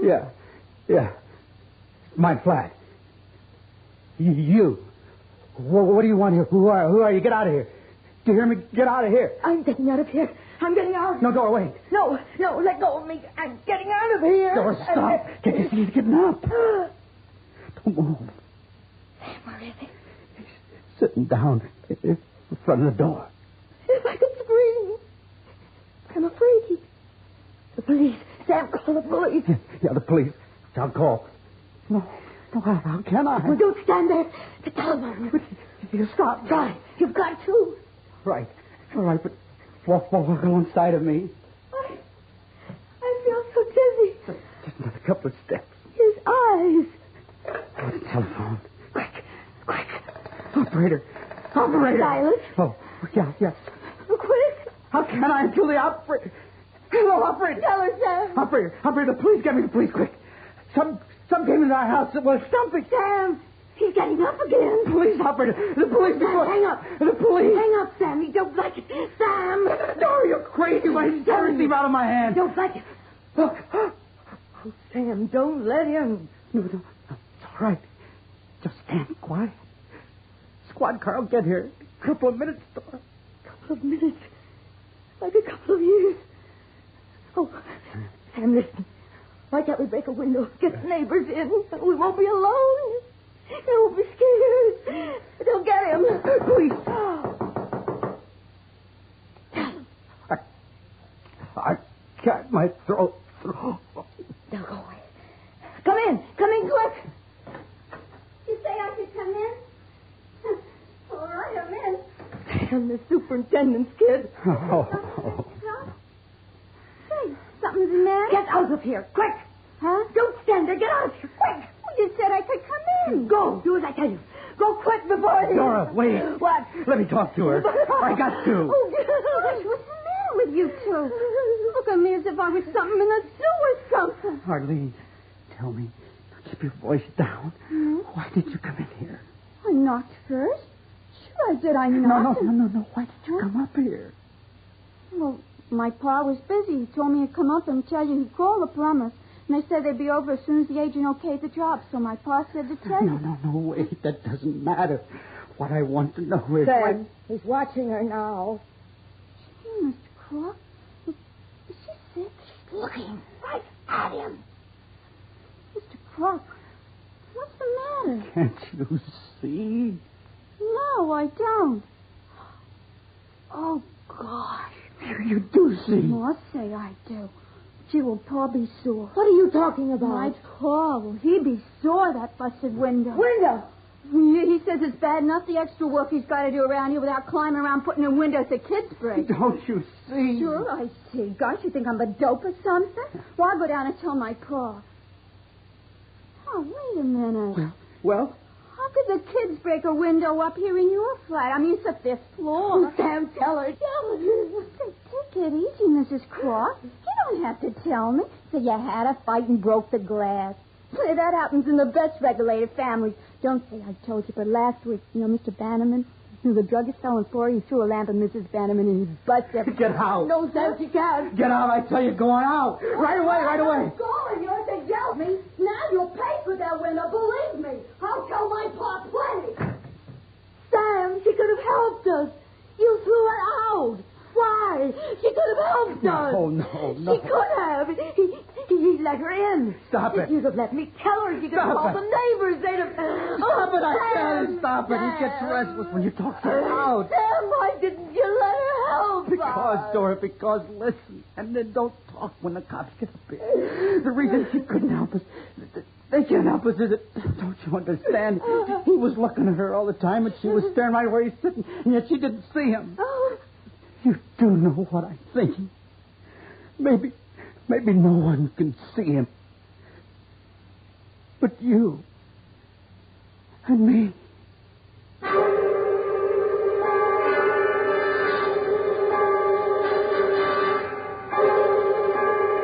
Now, just a minute, Mr. Croc, or whatever your name is.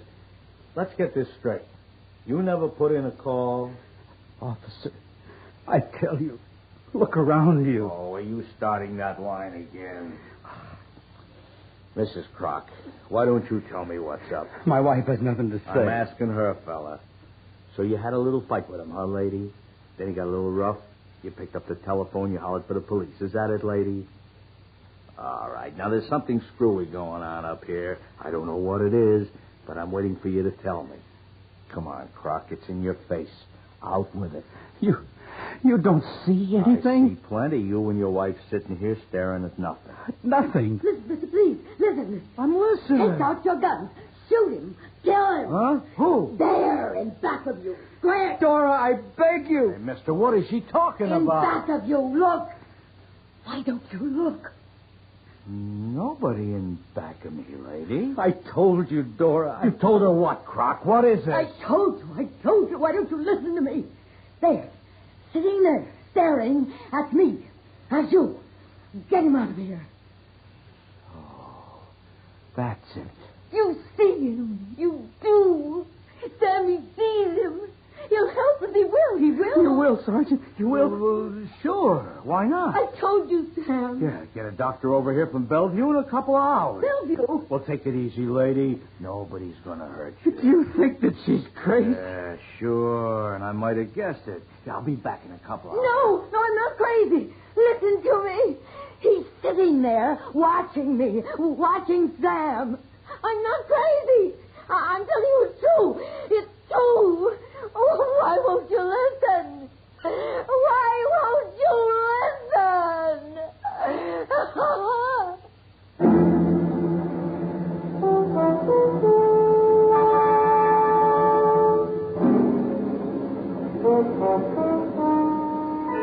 Sam. What?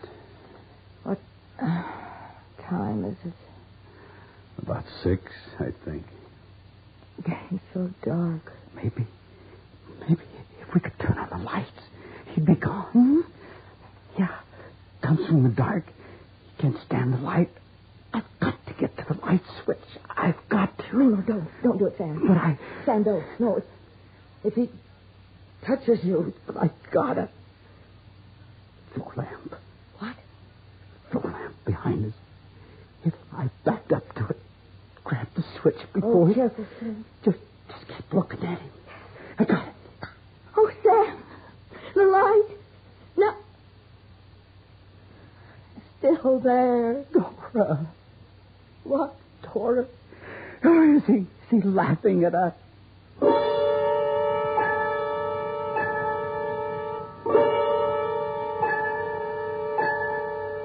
Are you asleep?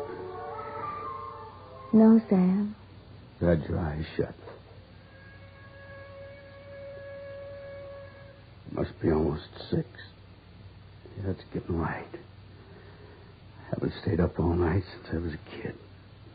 Yeah, I was 12, wanted to see what dawn was like, so I stayed up. Sam. Huh? Sam. I figured something out. Figured? For hours I've been thinking.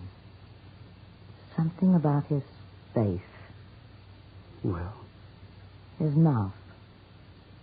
It's just like yours. Oh, don't. No, I'm all right, Sam, I told you. I've just been watching and thinking.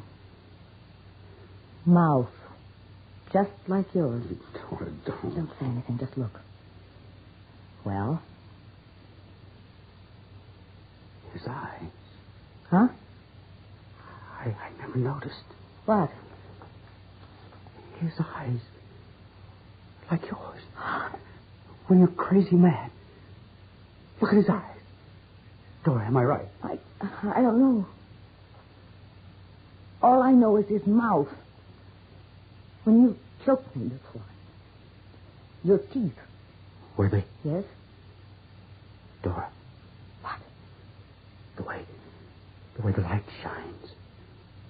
The left side of his face. Huh? You. What? You, when you scream at me. Your skin tight, like a skull. Dora, that side looks like you. Sam. I swear. No, Sam. Like you. What? What are you? The other side of his face. All night I've been trying to figure. Sam, it is like you. Part you. Part me. Yes. No, it can't be. It isn't sane. It's crazy. It can't be. How can a thing...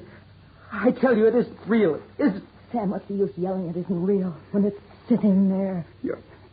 You're not afraid at all? No. I don't think I am. Why?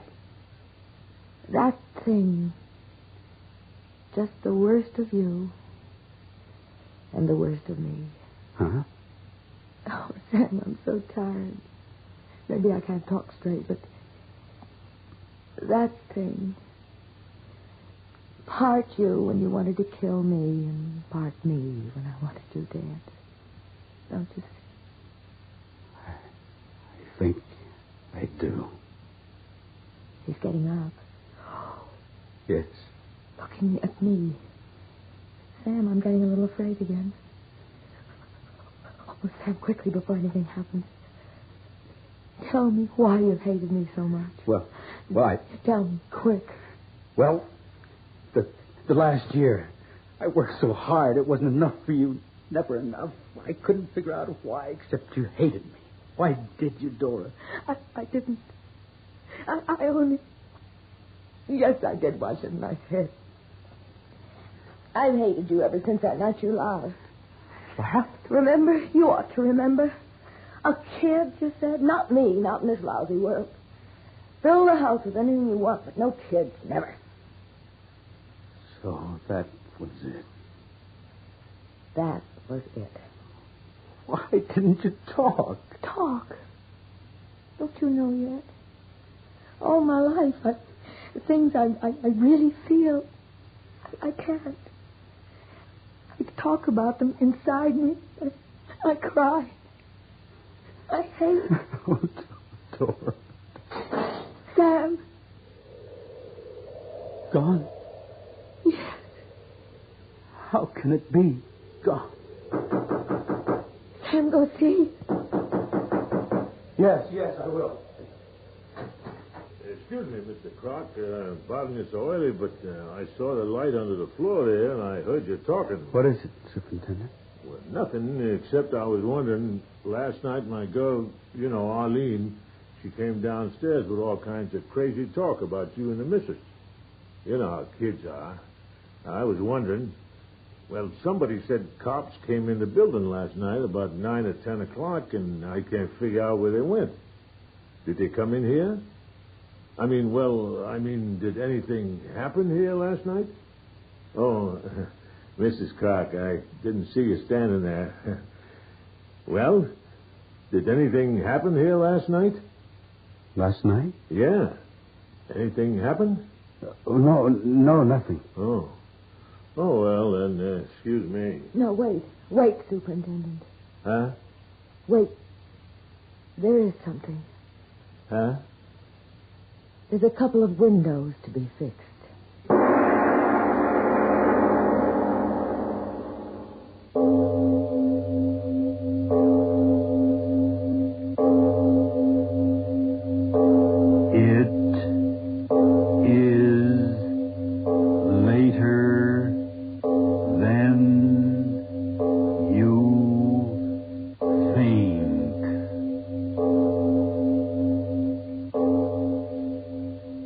Ironized Yeast presents Lights Out, Everybody.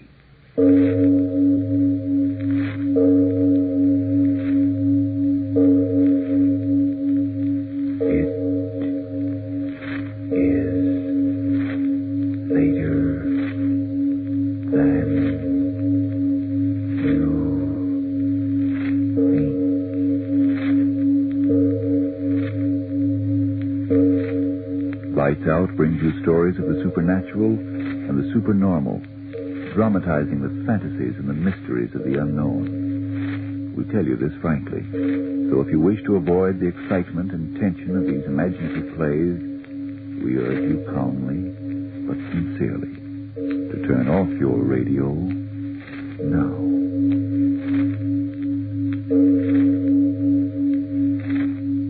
This is Arch Obler.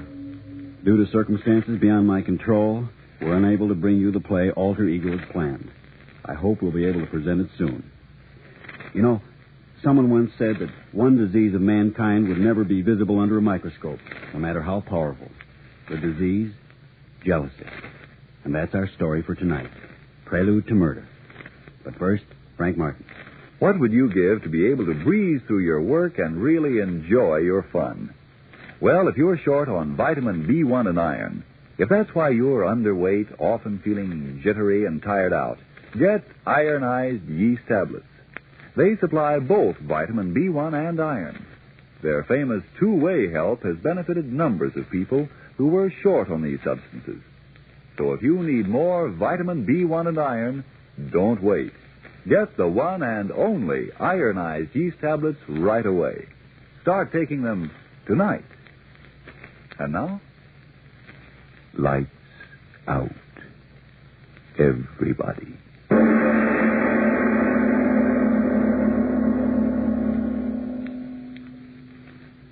It is said that for every word a man speaks, he speaks another word within his mind that only he himself can hear.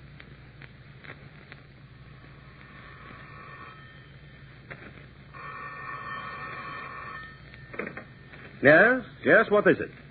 Oh, it is you. What do you want? No, I have not changed my mind. I said I am not interested. I tell you, I do not care if they offer me $1 million. My orchestra will not play for those stupid pigs. Goodbye. Fools. Money. They think that is all. My Catherine. I wonder if she... Andrews, come here. I beg your pardon, sir? Come here. Well, I didn't hear you, sir. You called? Certainly I called. My wife, has she returned yet? Sweet Catherine. No, sir. I'm sorry, sir. Madam has not yet returned. Where can she be? The streets, wet, slippery. Didn't she say when she would be back? Well, speak up. No, sir. She apparently didn't expect you home so early. If I might say so, sir, I heard her mention something about meeting Mr. Smith at the art gallery. Smith, who's he? Smith? What Smith do you mean, Andrews? That young man, sir. That young artist. Young artist. I am old. Oh. That will be all. Very good, sir. Young artist. Catherine is young. Alex, dear, are you home? She's here in a moment. Catherine, I'm here in the library. Oh, Alex, I'm so sorry I was late, but I had no idea you were coming home early. No idea I was coming home early. I hope I haven't kept you waiting long, dearest. No, I have just returned. You had a good time? Oh, yes, but I'm tired. This chair feels good. Her arms outstretched. A young girl. Too young. And can I use some dinner? Oh, dinner can wait. You were alone all day? No. My poor feet. That idiot David. David. She calls him David. Who is David, Catherine? What did you say, dear? David. Who is David? Oh, Well, that's Smith, you know, the young artist we met at the Johnsons a few weeks ago. Young. Oh, you have made friends with him? Yes, he was here for tea last week, didn't I tell you? Oh, perhaps you did. I don't remember now. He's such a silly young man. Her face, how it is glowing. Her eyes. Alex, why are you staring at me like that? Oh, I'm sorry. I was thinking of tomorrow's concert. Come, dear. Sit by me. Yes, tomorrow's concert. Oh, Alex, you're all tied up in emotional knots. But you are, dear. What you need is a vacation. Away from box office and orchestra and public. Perhaps even away from me. From you? No. You mean you want to be away from me? Well, of course I don't. I want to be with you, to take care of you and watch over you. Her hand on my face. Daughter's hand, not the wife's. Poor, tired Alex. I beg your pardon. Oh, yes, Andrews, what is it? Something for you, madam. For me? The young man left it for Mr. Smith. Smith, what does he want? What does he... Don't stand there, you fool. Give it here. Yes, sir. Well, it's my powder compact. How in the world did I ever forget that? She was at his rooms and she left it there. No, it can't be. I must not think. Is Mr. Smith waiting, Andrews? Oh, no, madam. He simply left it with his compliments. His compliments. All right, Andrews, go. Can you imagine that, dear, leaving my compact? I gave it to him to hold for me, and then I forgot about it completely. Why is she explaining? Why is she... Oh, yes, certainly. Those things happen. I really had a good time. It was such fun. Fun. They're young, together. Well, I'm pleased to hear it, my dear. He's a very clever boy, Alex. He tells me he intends to make me like modern art, even if he has to take me to every art gallery in creation. They're going out together again. No. Oh, Catherine, my dear, what you said before, I am very tired. I know it. 3 seasons without a bit of rest. And now all that trouble with your concertmaster. I was thinking perhaps you are right. A little vacation in the South. Oh, Alex, a vacation? I dreamed of that for a long time. Her face glowing. Vacation. I can make it glow, too. We'll be far away from Smith.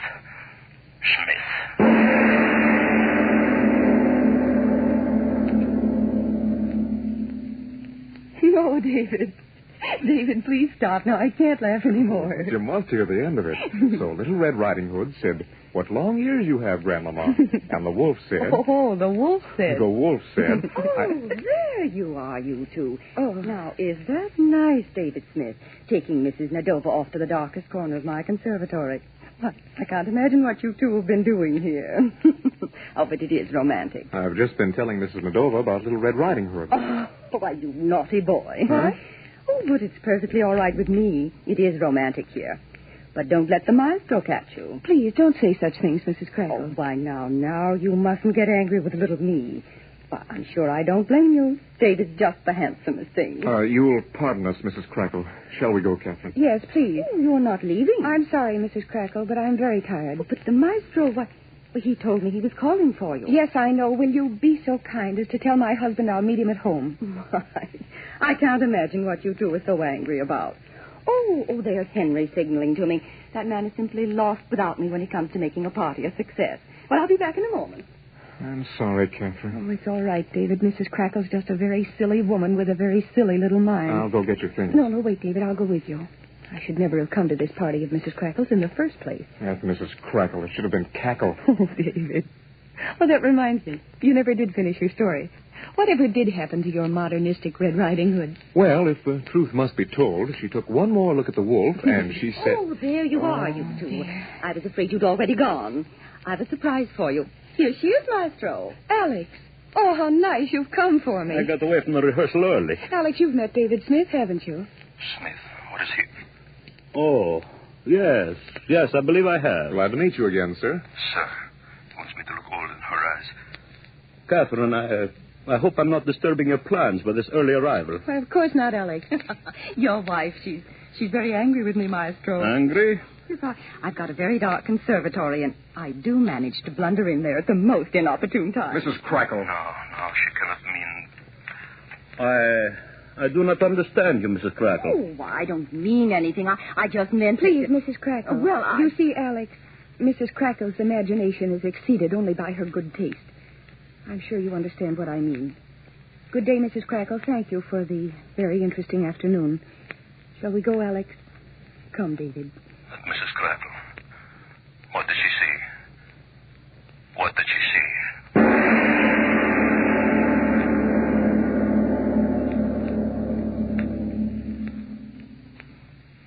That will be all, Marie. Good night. Oh. Alex? Alex, are you asleep yet? You called me, Catherine? Yes, I was wondering whether you were in bed yet. No, I am not very sleepy tonight. Oh, don't stand there in the doorway, dear. Come on in. You know, I haven't seen much of you in these last few days. Catherine, so lovely, so young. No, it cannot be. Come, Alex. Thank you, my dear. Now, you sit yourself right down here and tell me all that's happened today. Did you hear from Brudnoff? Are you going to do his concerto next week? Alex, you look so distinguished in that dressing gown. You really ought to wear it when you conduct a concert. Wouldn't that be a great sensation for the papers? The great Nadova conducts symphony in dressing gown with purple dragons on the back. Why is she babbling so? What is she hiding? Oh, you look very happy tonight, Catherine. What did you do this morning? Oh, the usual things. Shopping. And then, as you know, I went to that silly Mrs. Crackle's for cocktails this afternoon. Silly Mrs. Crackle. She's trying to discredit. Why do you call Mrs. Crackle silly? You never have before. I never had occasion to. But she really has more money and less brains than anyone we know. I've always enjoyed her silly prattle until today, but somehow I wasn't quite in the mood for her this afternoon. Mrs. Crackle said, I have a very dark conservatory. I do manage to blunder in there at the wrong times. Well, Alex, have you nothing to say? Speaking of Mrs. Crackle, I always thought you liked the woman. Oh, I do like her, but after the foolish thing she said... Thing? Yes, David Smith and I were telling funny stories to each other in the conservatory. And the woman came along and she... Oh, well, it isn't important. It is important. Alex, you're hurting me. Catherine. Oh, Catherine, if I should ever lose you...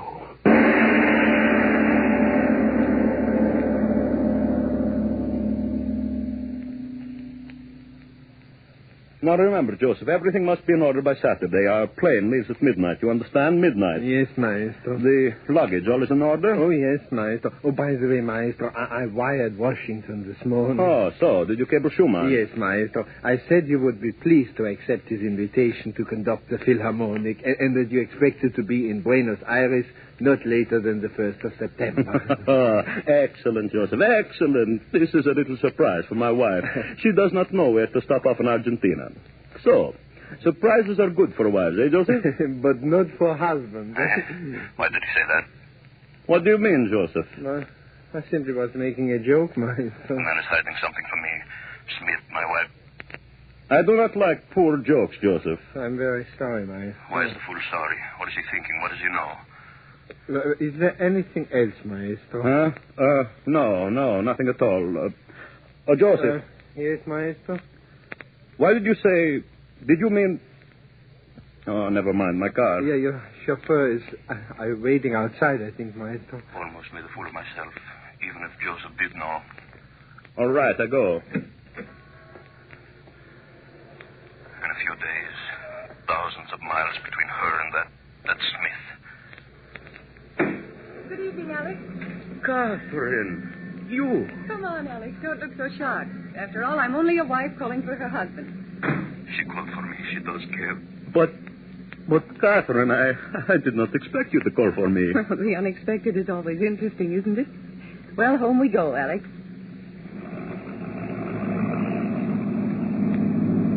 My suspicions.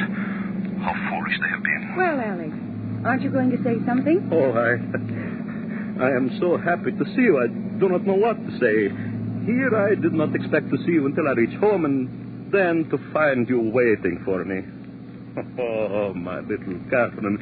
Next week it will be like a second honeymoon. The two of us on the plane, the quiet days. Alex, that's why I wanted to see you. Have you the tickets yet? No, there was some little trouble about the reservations. Joseph will have them Saturday. Why do you ask? Alex, do you mind very much if we don't go for another month? Not go.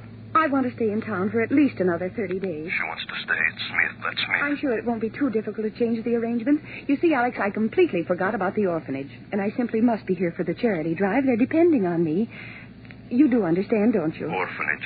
Smith. Alex, didn't you hear me? Oh, yes, of course. I understand. We will make other arrangements. Oh, you are good to me. Good to you. I'm a good fool. Why don't you say something, Alex? Are you very disappointed? No, it is not important. We will go later.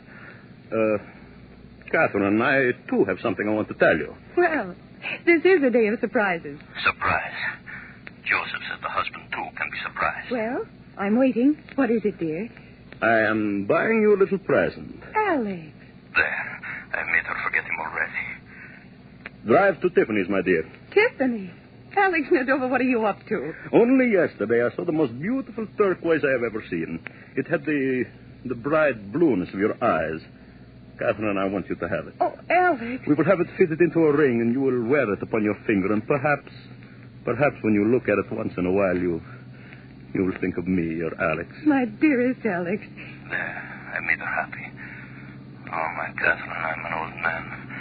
There will never be another like you, and I must not lose you to anyone. No, I must not lose you.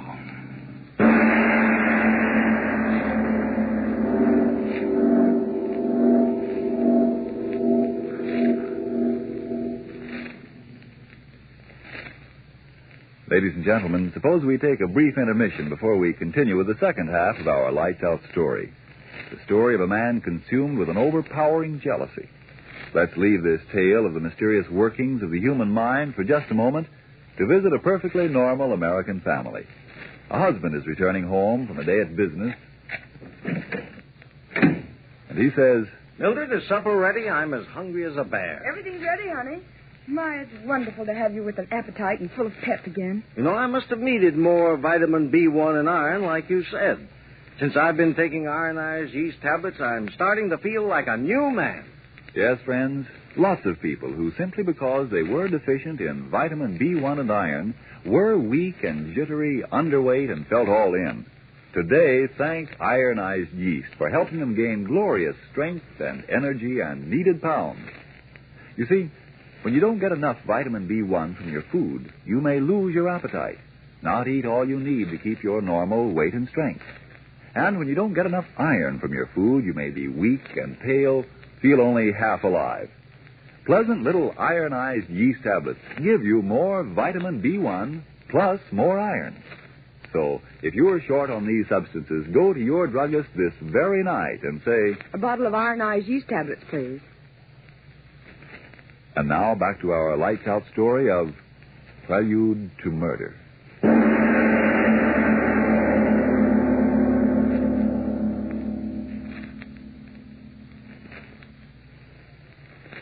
I tell you, I cannot stand him any longer.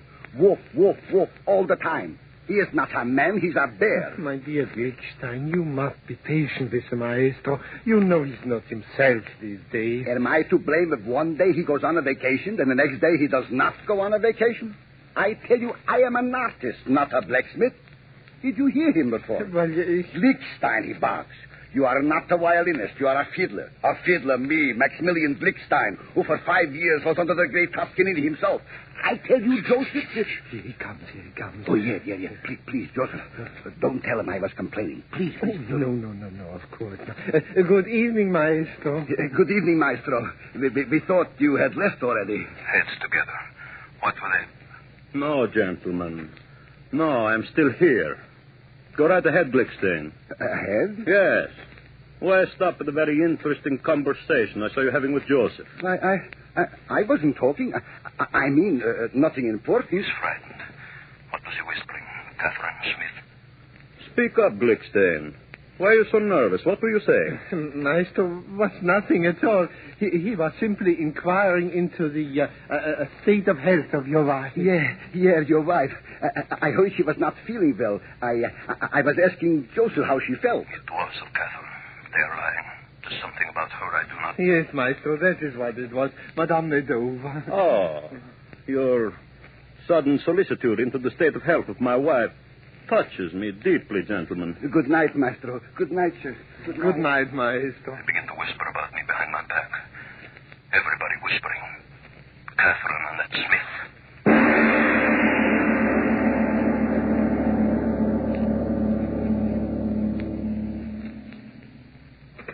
Operator, why do you not give me my number? I do not care if you are ringing it. Someone must be... Oh, hello. Hello, Ambrose? Why in the name of the devil don't you answer the telephone? I have been ringing for an hour. Let me talk to my wife. She what? Well, where did she go? You must know. Now tell me, where did she go? Well, what do I pay you for? Where did she go? Good evening, sir. Mrs. Nadova, she's in? Oh, yes, sir, in the library, sir. Your head, sir?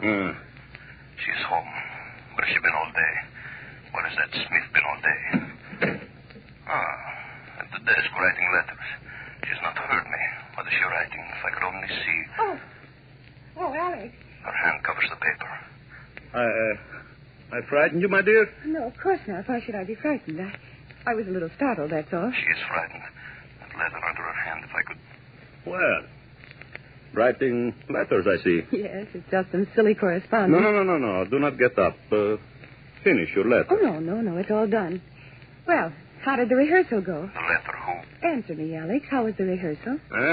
Rehearsal? Oh, as usual. Your letter. I will send Andrews out to mail it. Oh, no, Alex. It isn't that important. Well, I'll go out and tell Cook to have dinner early today. I've got a little surprise for you. Something you like. Good. The letter. She took it with her. Maybe on the desk. Maybe she left. No, there is nothing. The blotter. There's something on it. A word. I will hold it to the mirror. The word, it is David. David Smith. The letter is to Smith. Smith.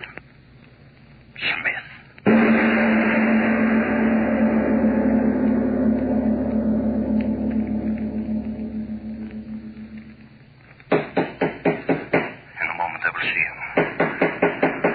I will plead with him. He is young. He can have so many others. Yes? Why, Mr. Nadova. Young. I am sorry to disturb you. Disturb me? Not at all. This is a pleasant surprise. Won't you come in, sir? Let me have your hat and coat. Keep your hands off me. No. I'm only going to stay a few moments. Oh, just as you say, sir. Won't you step into my studio? You'll have to pardon the looks of the place, but you can't expect much better from a man who lives alone. Alone? My wife? Oh, there we are. You know, sir, this is the first time I've ever been alone with you. Of course, I see Mrs. Nadova. You see my wife quite often, I understand. Yes. I don't know why she wastes her time with me, but I guess I amuse her. He laughs at me. How about a drink? I must be sure. The desk there, letters. I said, how about a drink, sir? Yes, that would be fine. Great. Have a chair. I'll be back in a moment. The desk. One letter, and I would know. What is this? A ring. The turquoise ring I gave her. She gave it to him. Oh, God, I've lost her. No, I cannot lose her. Patience, sir. I'll be right out. I must go. Get a revolver. Then I must kill.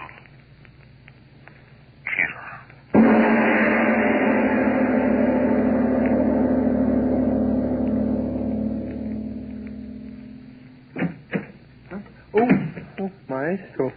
What are you doing back here at this hour? Joseph, you have a revolver?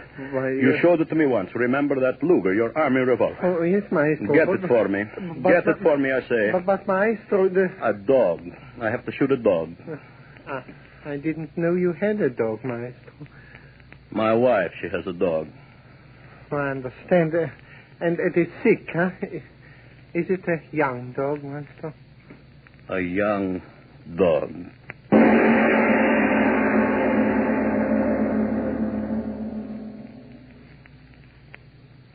Why, Mr. Nadova, where did you go? I came back with the drinks and... Mr. Nadova, is something wrong? A revolver in my pocket. I said, is there something wrong, Mr. Nadova? What can be wrong? Oh, I'm glad to hear that, sir. Well, when I came out there before and found you gone, I couldn't imagine what had happened. I never saw a better disappearing act in my life. Soon he will stop laughing. Do you mind telling me what happened? I was called away. Well, you're not going to disappear again without a drink, are you, sir? This time I'm not leaving so quickly. We will finish our business. Business? That word sounds foreboding. Why do I stand here talking to him, the gun in my pocket? I'll take your coat if you don't mind. This time I'll hide it so you won't get away so easily. He is young. Many women would love him. You should have left her to me. What'll it be, sir? A bullet between your eyes. Did you say something? I didn't quite hear you. Drink with him? Why not? It will be his last. Whiskey and soda. Oh, fine. Yeah, here you are, sir. It's not very good whiskey, but it's all I can afford right now. Next time you call on me, I expect to do better. The ring in the drawer. You expect to do better. Aren't you going to drink it, sir? Drink? Yes. Yes, I shall drink. To death. And I'll drink with you a toast to your beautiful wife. Your glass. I'll kill him now. Mr. Medova, what's wrong? Your face is... Open the door. Let her in. Her? You fool, don't stand there. Let her in. Well, sure. Well, David, how long do I have to stand here ringing your doorbell? Catherine, I have a little surprise for you. Alex, well, what in the world are you doing here? Her lover.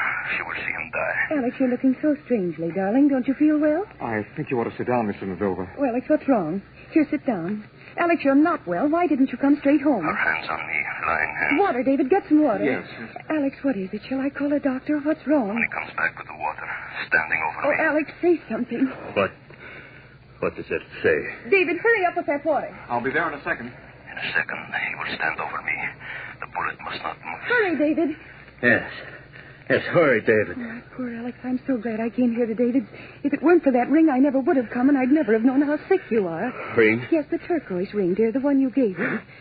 Tell me. Well, the stone loosened in the setting, so I asked David to take it down and get it fixed. And then I stopped to get it. Oh, David, bring that water. She didn't give him the ring. I was wrong. I was... Here, Mr. Medova, drink this. Careful, David, you're spilling the water on I'm him. sorry. Wrong. Wrong. Wrong? What's wrong, Alex? What are you saying? You do love me, Catherine. You really love me. Oh, Alex, if anything should happen to you, Well, David Smith, don't stand there like a fool. Go get a doctor. She calls him a fool. She loves me. Oh, Alex, you're trembling. You are ill. Oh, my darling, if I hadn't come here this afternoon, you all alone with that bungling David, it's awful to think of what might have been. Alex. The river. What? What might have been.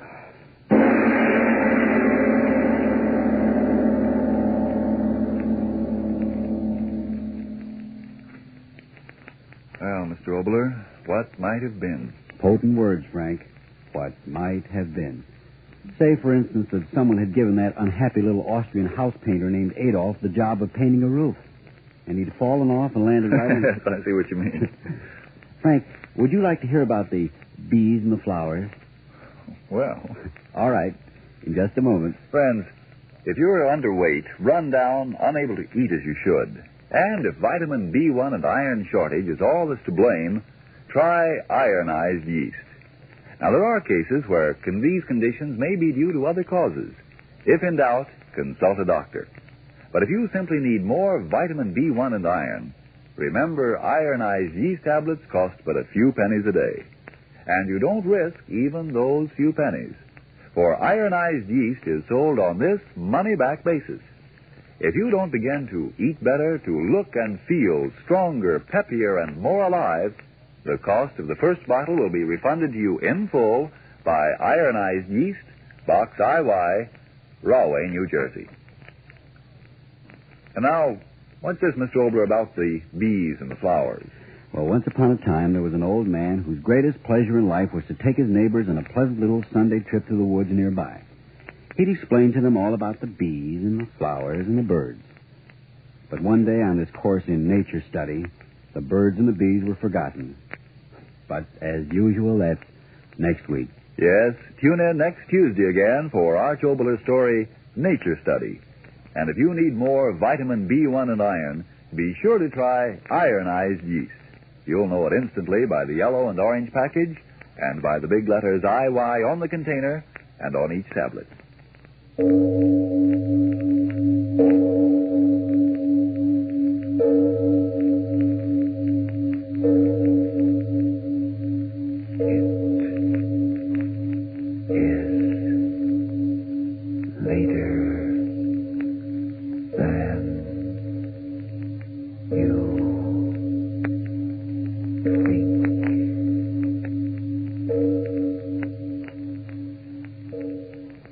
It's only the beginning of the white shoe season, but it's never too soon to start caring for your white shoes to keep them in good wearing condition.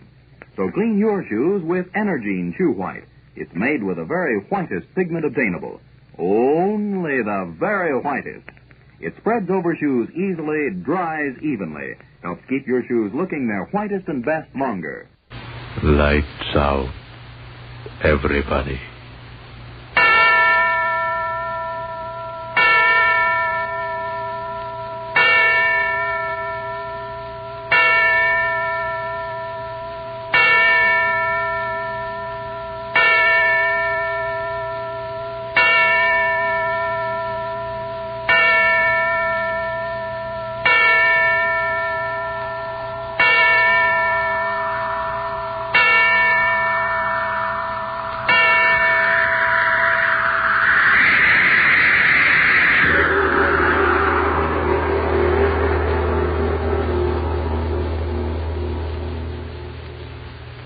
This is a tale they tell of another Christmas.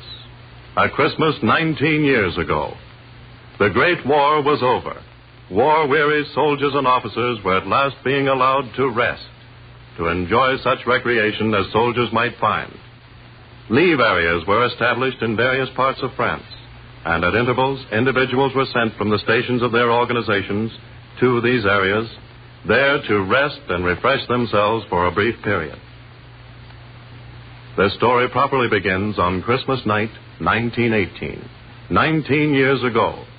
A leave train was just coming to a halt in the station at Villefranche.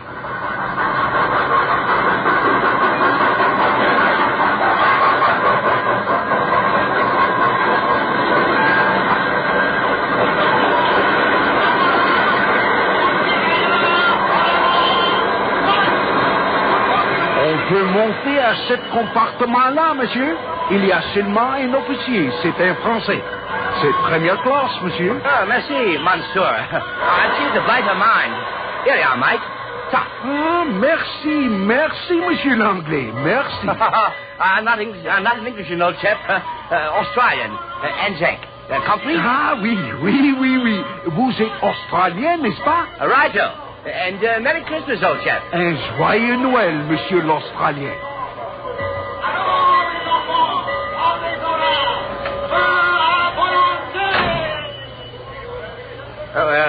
Excusez-moi, monsieur, but s'il vous plaît, I would like to venir ici.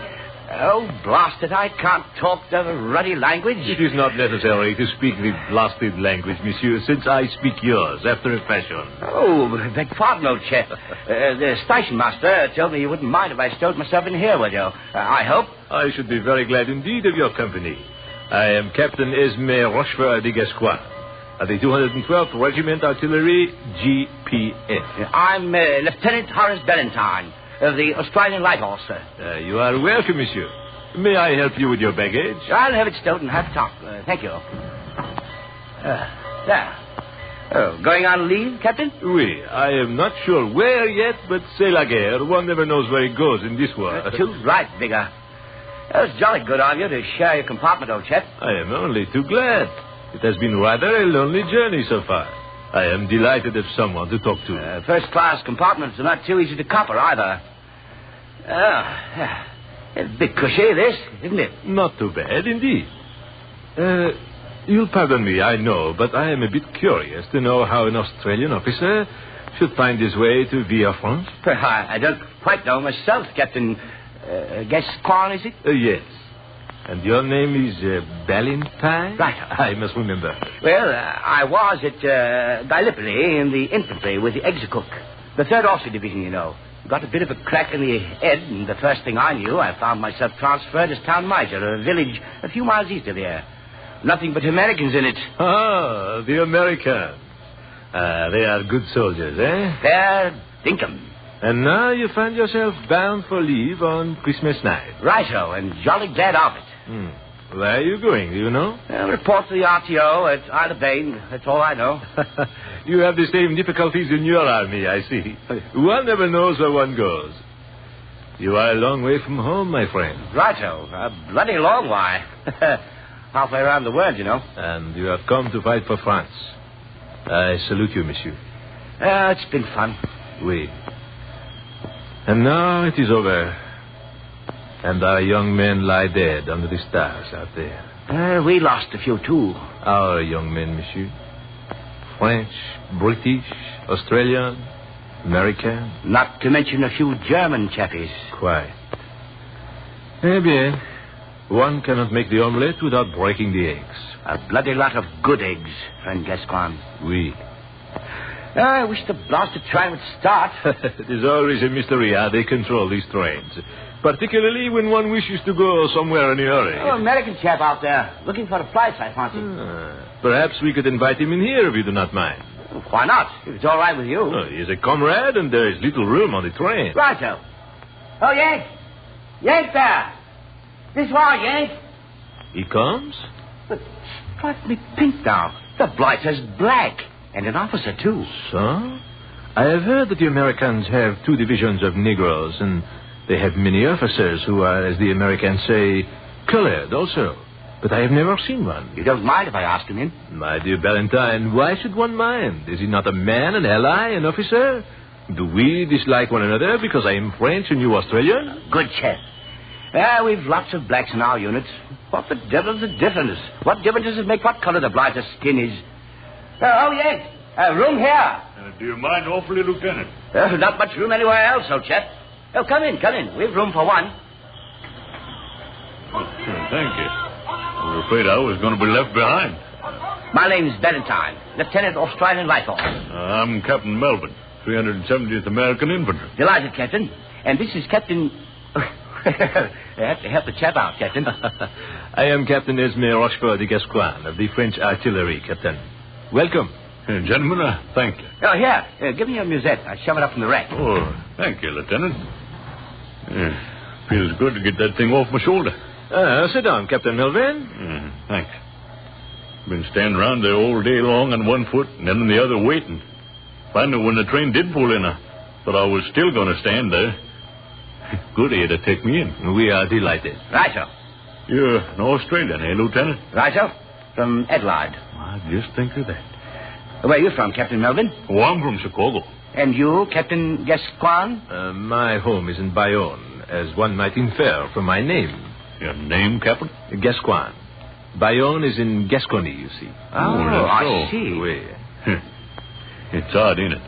Here we are, three of us in one railway coach, bound for somewhere, and we've come from all over the world to meet on Christmas night in France. We don't even know where we're going, do you? Well, I haven't the slightest idea. Libre, that's all I know. Well, may as well have a spotted Christmas cheer, eh? A bottle of rather good wine in my musette. And so have I. Not to be outdone in this matter, mes amis, I also have a bottle of Lacryme Christi. Tears of Christ. A very precious wine in these days, mes amis. I do not remember how I came by it, but suffice it to say, I have it. Attention!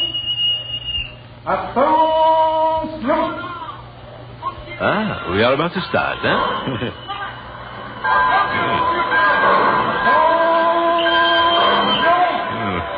We are starting.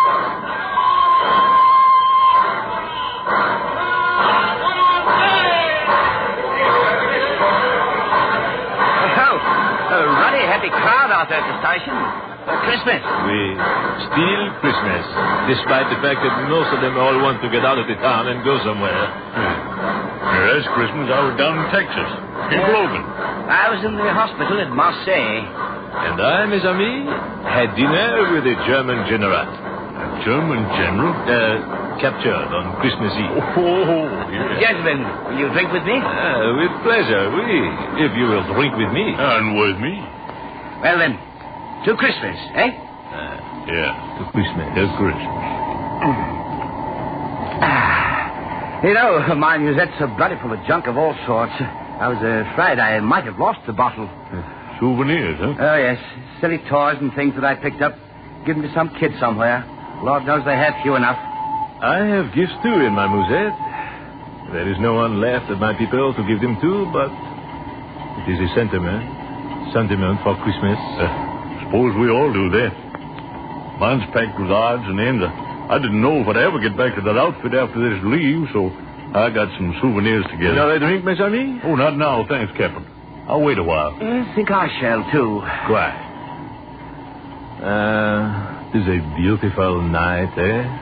Yeah, clear. You know, if the war was still on, I'd expect to hear someone shout, lights out, jellies up. Have a lot of bombs land in our laps. I hope we are done with that, monsieur. Amen. No moon, though. Yeah. But look at them stars. Oh, see that one over there. You might imagine it to be the Star of Bethlehem. Very bright, isn't it? Oui. Nearly 2,000 years ago. I wonder if that same star still shines upon the earth. If it does, we wouldn't know it. Not us. Fight wars and deny the name of the man that was born under it. Oh, religious chap? No, not at all, Lieutenant. A long way from it. I'm not a religious chap either. But used to have some jolly times as a kid at Christmas time, though. Church things and all that. candles, whatnot? One is not religious, save when one sees the star shining down on him. I wonder if that could be the star. And why not, my friend? Our earth changes, but the everlasting stars change not. Yeah. Be funny if it is, wouldn't it? Bonjour. Oui. But our journey is long, gentlemen. If you wish to sleep... You sleepy, Captain? That little drink of wine has affected me, I fear. I cannot keep my eyes open. Yeah, I'm a little tired myself. Standing around all day in that station. There was no place to sit down. I can always sleep myself. I propose, then, that we do sleep for a little while, my friends. Talking to sleep, it made me sleepy. I'm all for it. Shall I turn down the lights? If you will, monsieur. Pleasant dreams. Merry Christmas. And Merry Christmas to you both, gentlemen. And to you, Lieutenant Valentine. Captain Gascoigne. Yonder star shall watch over us. N'est-ce pas? The star that shone on Bethlehem. Good night.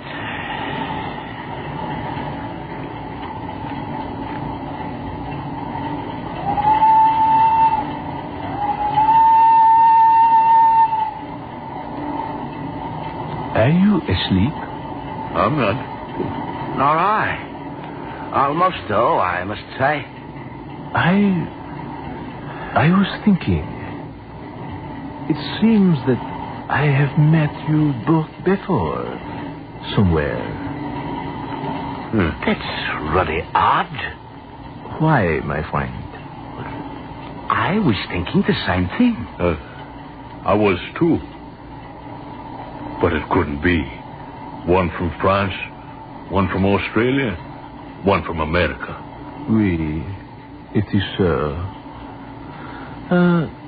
Good night, my friends. Good night. Good night.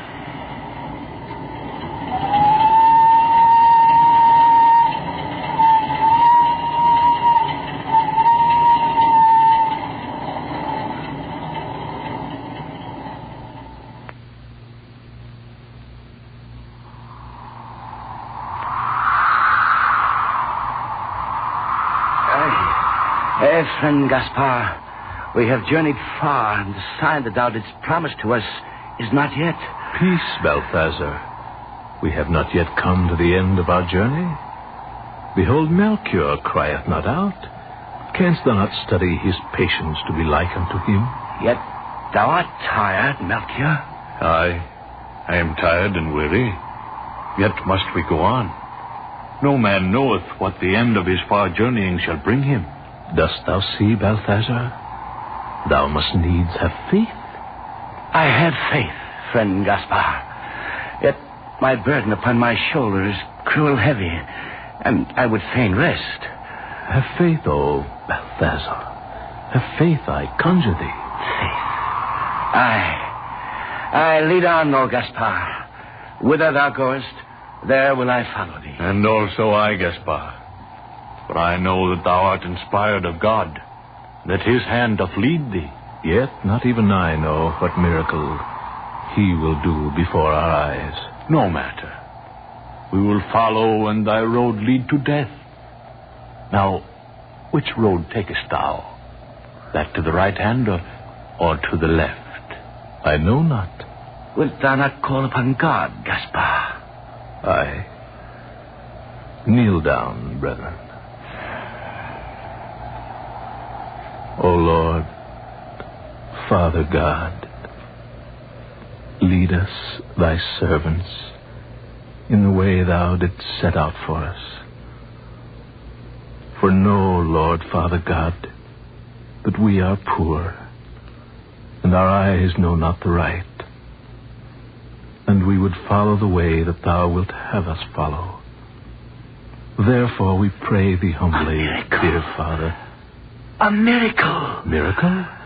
What sayest thou, Balthazar? Behold, Gaspard, a sign from the Lord, Father God. There is no sign. Behold, in the sky. A sign. A star that burneth brighter than all the stars of the heavens. O Lord God, we thank thee. The way is before us. We follow thy will. Behold, Gaspard, The star shineth upon the pathway to the left. Forward, forward, brethren, for the end of our far journeying is at hand. Certes, this is a sign from God. Behold, Gaspar, beyond the hill, the lights of a village. 'Tis so. Now we are come to our destination indeed. Haste, friends, haste. Knowest thou what town is that, O Gaspar? Nay, I know not, save that it be the end of our long journey. Oh, travelers, have ye seen the star? Who calls? Who art thou? It is a shepherd.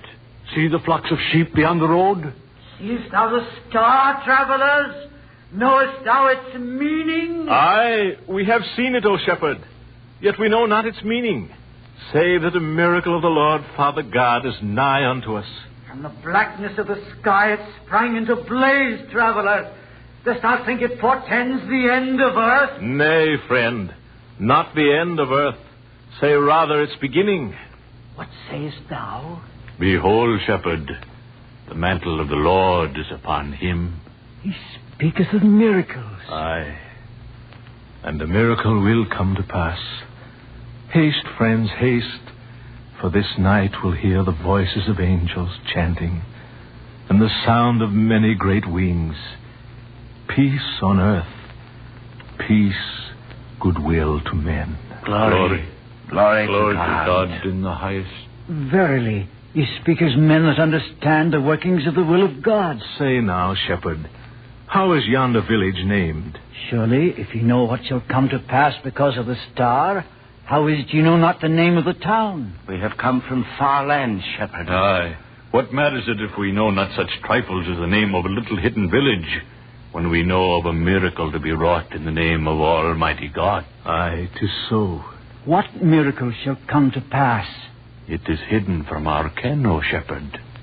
Yet it shall come to pass. Fear not. Aye.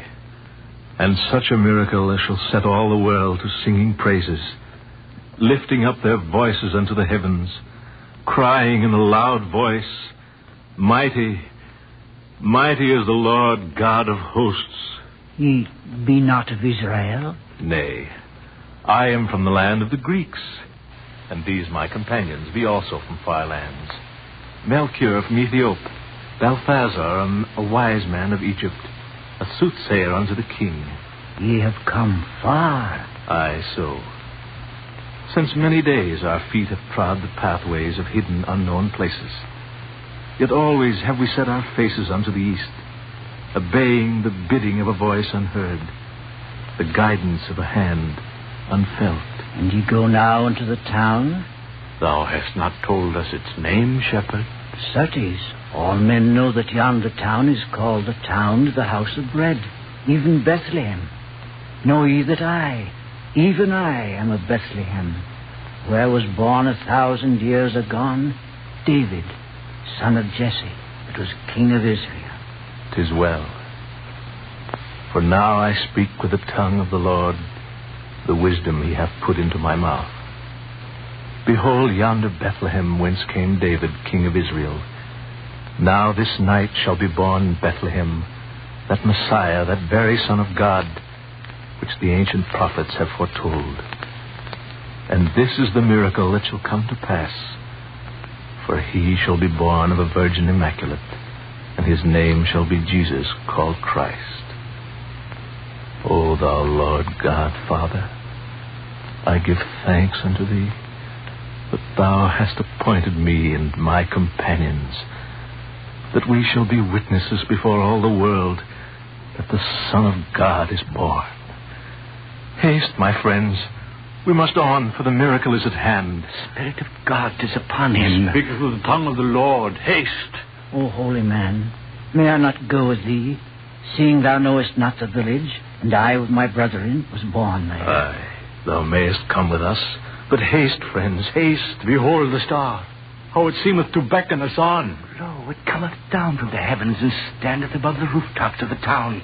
It is the doing of God. Aye, praise God. Praise God. Praise God. Sling thy burthens from thy shoulders, friends. Haste, haste.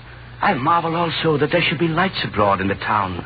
The hour is passing late, Yet there is a light in every house. Perchance the men of Bethlehem rejoice that the Messiah is born. Nay, not so. For he is hidden from men, and they of Bethlehem know him not. Then what? The feast of Hanukkah is but lately over, my masters. The feast of the lights in memory of the macabre. And many remain. Also are there others in the town who have come to deal with the men of Herod, the tetrarch of Galilee, even the tax collectors.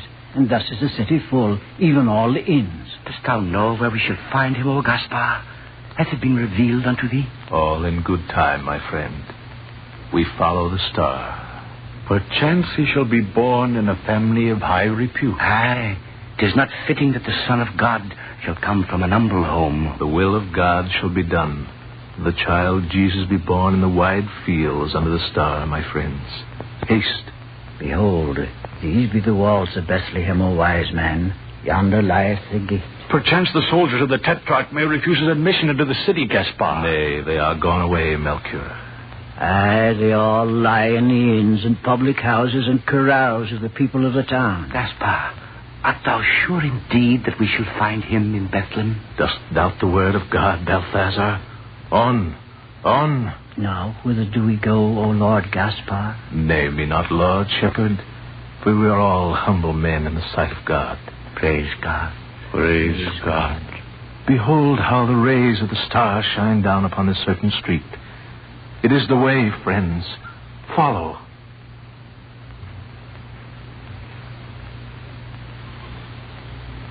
Lo, one comes, Gaspar.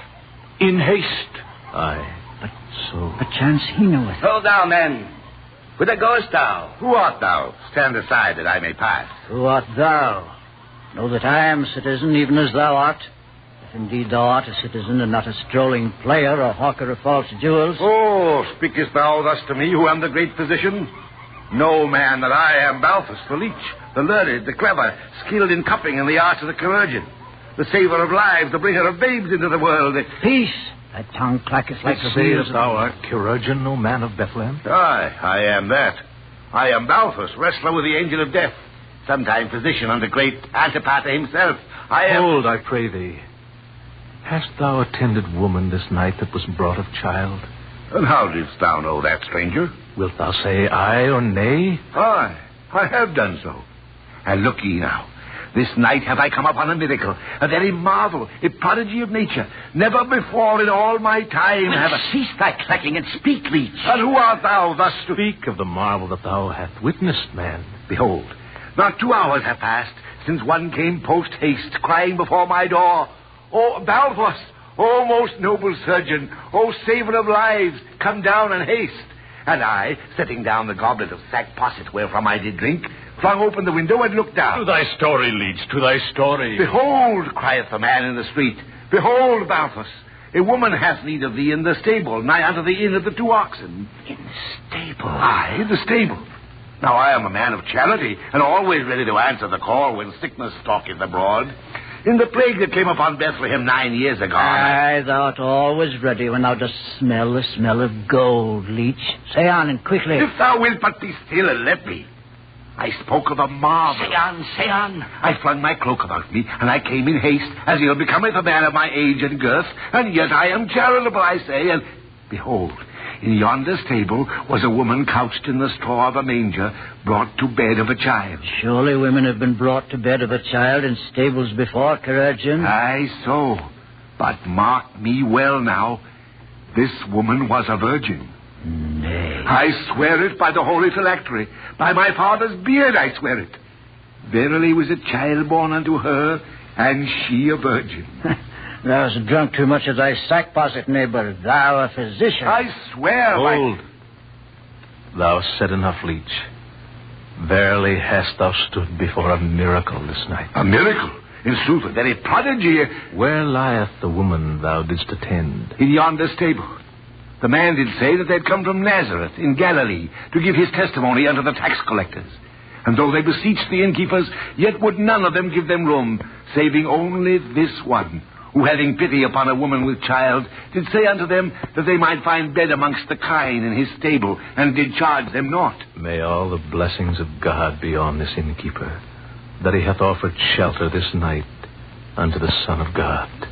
Yea, what sayest? And on thee, physician, for that thou didst lend thy hand unto her, who is the very mother of him who shall be the Savior of the world.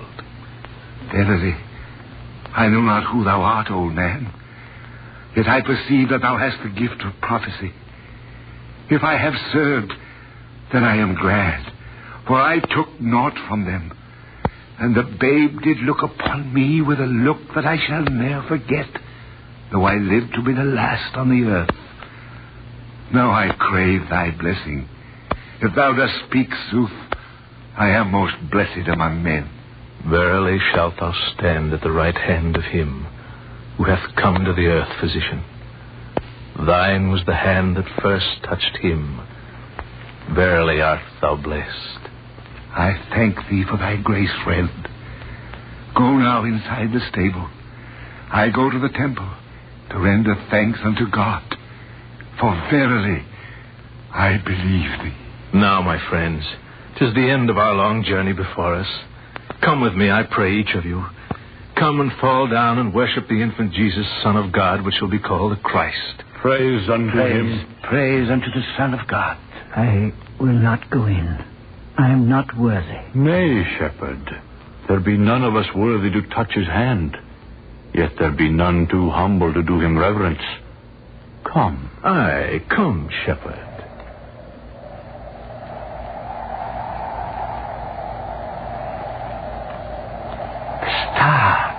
The star waneth a little. Shadows fall upon us.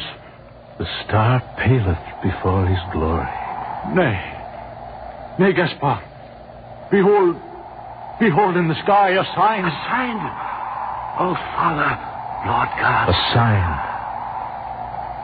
The shape of a man crucified upon a cross.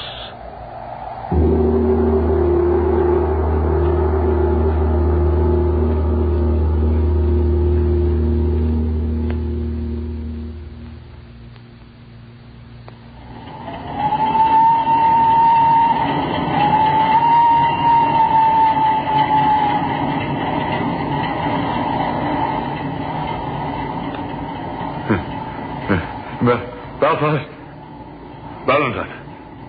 Gascoigne. Didst cry out unto... I say, what's the matter? I was dreaming, I guess. What? Where are we? It was a dream, but I saw you too.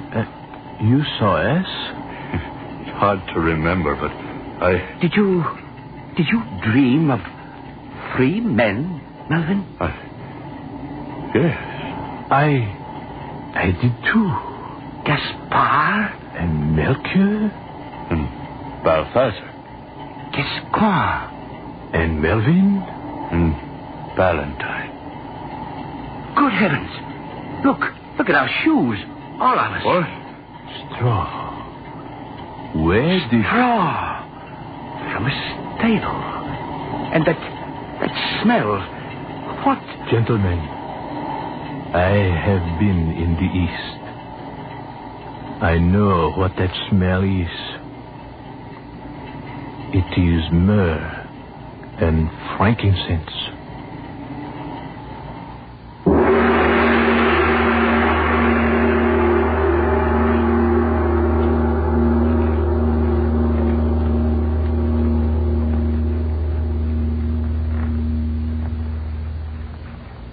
Lights Out, especially written for radio, comes to you each Wednesday at the same time from our Chicago studios.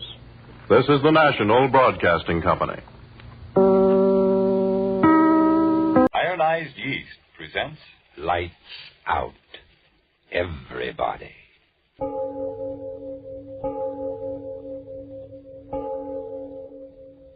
It is later than you think.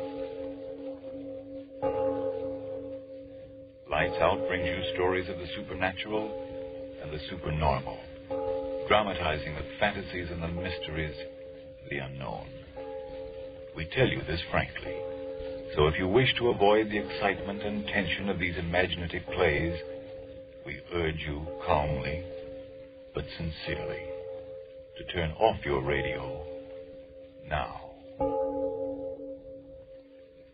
My name, Arch Obler. Tonight, another in our series of tales of the weird and the unusual. And this one is really unusual. It's about that little god of chance, the one who flips a coin and makes us rich men or beggar men. But before we start, Frank Martin has something to say to you. And I'd like to suggest, friends, that success isn't all a matter of luck or chance. No, success depends largely on you yourself. You can't hope to get ahead if you're miserably thin and tired and nervous. But you needn't necessarily go on feeling that way. If your trouble is vitamin B and iron shortage, then take ironized yeast tablets. They give you both vitamin B and iron. Thus, when you need them, help 2 ways to build you up. Help 2 ways to restore strength and pep. Men and women by the thousands who only needed more vitamin B and iron say, thanks to ironized yeast, they've gained new vigor, new weight, and strength, often in a few weeks. That's right, ironized yeast tablets. All druggists have them. And now, lights out. Everybody.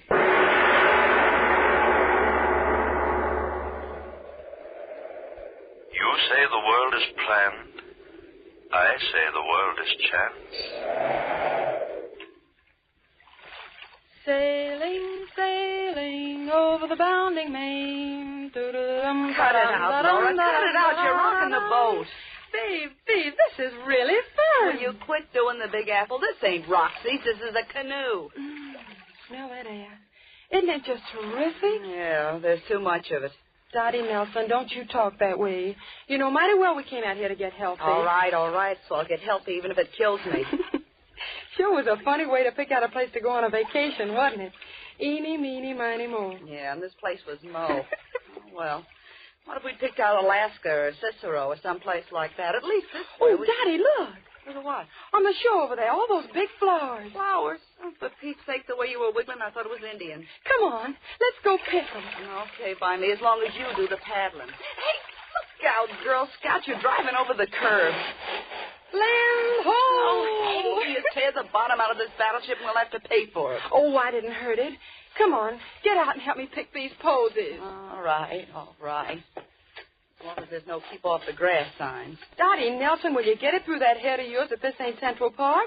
This is honest to gosh wilderness. Says you. Make mine vanilla with onions. Aren't they just the loveliest flowers you ever saw? 2 bits were right in the middle of some poison ivy. Hey, look. What? The boat, it's drifting off. Well, catch it, quick. What do you mean, catch it? I can't swim. Dot, do something. Do something. Don't just stand Don't there. you yell at me. You're the one to blame. You should have pulled the boat higher out of the water. Oh, Dot, what'll we do? They'll make us pay for it. Who cares about the boat? I'm worried about us. Us? Yes. How are we going to get back to that camp?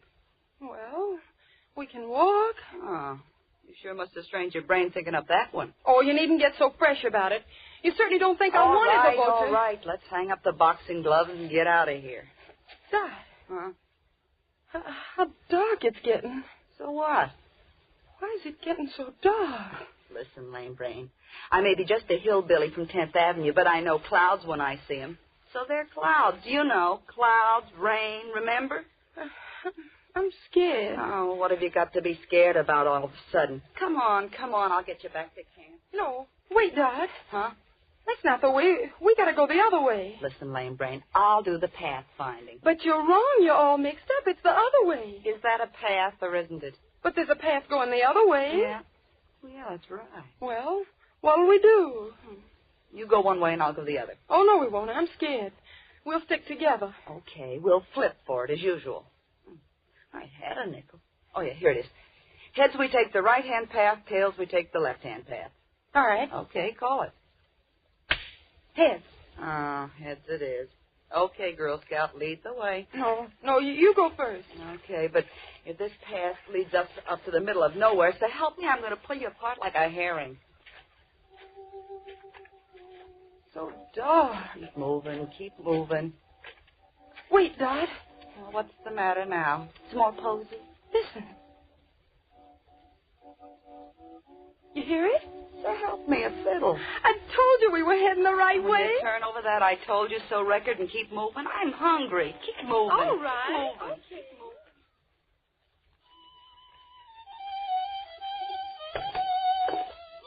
Well, this must be the front door of the joint. Why, Dot, how funny. Oh, what's funny now? That's pretty music.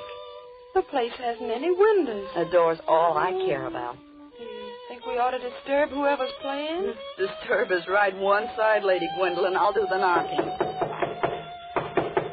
Doesn't seem to hear us. Oh, he'll hear me. There, that did it. It's awful thrilling, isn't it? Okay, you do the thrilling and you'll do the paying if they can't find that boat. Of all the donkeys. How do you do? How do you do? We're sorry to bust in like this. Well, we sort of lost our way. Our boat, and we thought maybe you could tell us. Of course. Won't you step in? I'm more than glad to see you. Well, of course we will. Come on, Dot. Okay. It's going to rain. Yeah, we found that out. We certainly were lucky to find this place. We heard you playing the violin. Now, did you really? If you'll step this way. Oh, Dot, isn't he the strangest man? Yeah. Turned his face away. He must be terribly ugly. Oh, forget it. Go on, keep moving. If you'll step in here, I have a small fire going. Kind of dark. Yeah. If you'll do me the honor of being seated. All right. Oh, boy, what a chair. Yes, it's most comfortable. Now, if I might be permitted to introduce myself. I'm John Boyd. I'm pleased to meet you, Mr. Boyd. I'm Laura, and she's Dottie. Oh, believe me, mister, it's a pleasure. To my dog's hurt. May I sit and talk with you? There's so very much to talk about. Well, we should be getting back to camp. Oh, we got plenty of time. And anyway, mister, you don't know what a lifesaver you were. Was I? Really? Anything gets Laura scared is to be in the dark. All those rain clouds. Then I must apologize for not having more light here. You see, my eyes... Oh, that's all right, Mr. Boy. I never could remember names. I guess I don't really mind it being dark in here. It's sort of like a nice tea room. Really? Don't mind her, Mr. Boyd. She was hit on the head by a bowling ball when very young. Oh, Ned, Dot. You listen to that wind. The storm will come in just a few more moments. Oh, gives me the willies.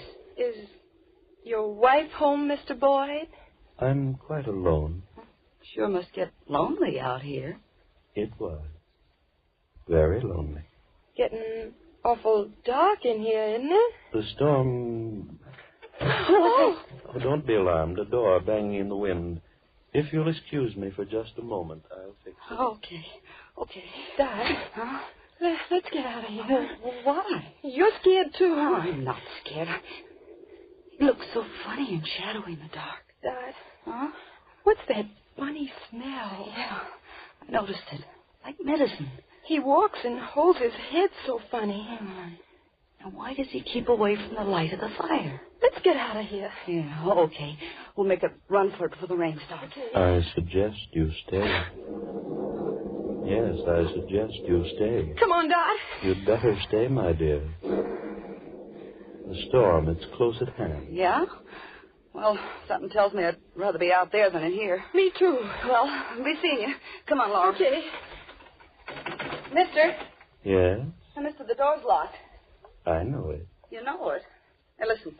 What's the big idea of locking that door on us? You let us out of here, mister. Mr. Boyd, or whatever your name is. Didn't you hear me? What's the big idea of locking the door? I have some very interesting things to talk about with both of you. We want to get out of here. Come on, unlock the door. We'll scream our heads off. There's no one around for 15 miles. Are you going to open that door? I suggest you sit down. Give us that key. Now open that door. I tell you.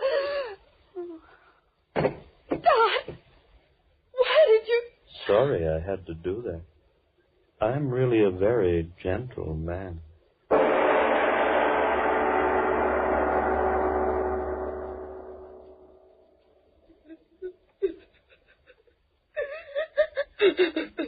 Oh, now, Dot, honey, please don't cry. I'm scared. Please stop crying. Please. I think we'll understand each other quite clearly now, won't we? Sit down. Sit down, the both of you. Sit down, I say. There. Now that we understand each other so clearly, we can talk with each other quietly now, can't we? You know I dislike loud talking intensely. You see, I'm really a very gentle man. Please, Dot, don't cry anymore. That's excellent advice, my dear Laura, excellent advice. Dottie, I suggest you stop crying. Dot, please, do as he says. I'm all right. Of course, you're quite all right. Now, where was I? Oh, yes. Let me tell you of Chance. Here I was, a quiet, contented man, sitting here all alone, and yet I was not quite content. Chance brought you here to me, and Chance found me quite discontented. As a man of thorough saneness, as a man of infinite realism, I realize that this fortuitous circumstance of our meeting, fanciful as it might have been, is a welcome opportunity for me. Opportunity? For what? To fill my loneliness permanently. To get myself a wife. Wife? Dot, he is crazy. I suggest, my dear Laura, that you substitute another word, a kindlier one than the one you're using. Yes, I said, a wife. Laura, oh, we wouldn't make good wives. Honestly, we wouldn't. We're just a couple of kids, aren't we, Dot? We may call for a heart, Glow, but... Oh, mister, have a heart, will you? Open the door and let us out of here. We'll keep our mouths shut. I swear we will. Mr. Boyd, please. Please, Mr. Boyd, will you? Haven't you quite finished? Then here's my answer. One of you becomes my bride. Oh, yes, my bride. I'm leaving this place shortly. When we reach our destination, one of you will become my wife. Oh, very legally. One of us? I marry only one. Then what about the other? To the ordinary man, that would be quite a problem now, wouldn't it? But to me, well, I told you I'm a realist, so the answer is quite simple. I marry one, and the other... The other? The other dies.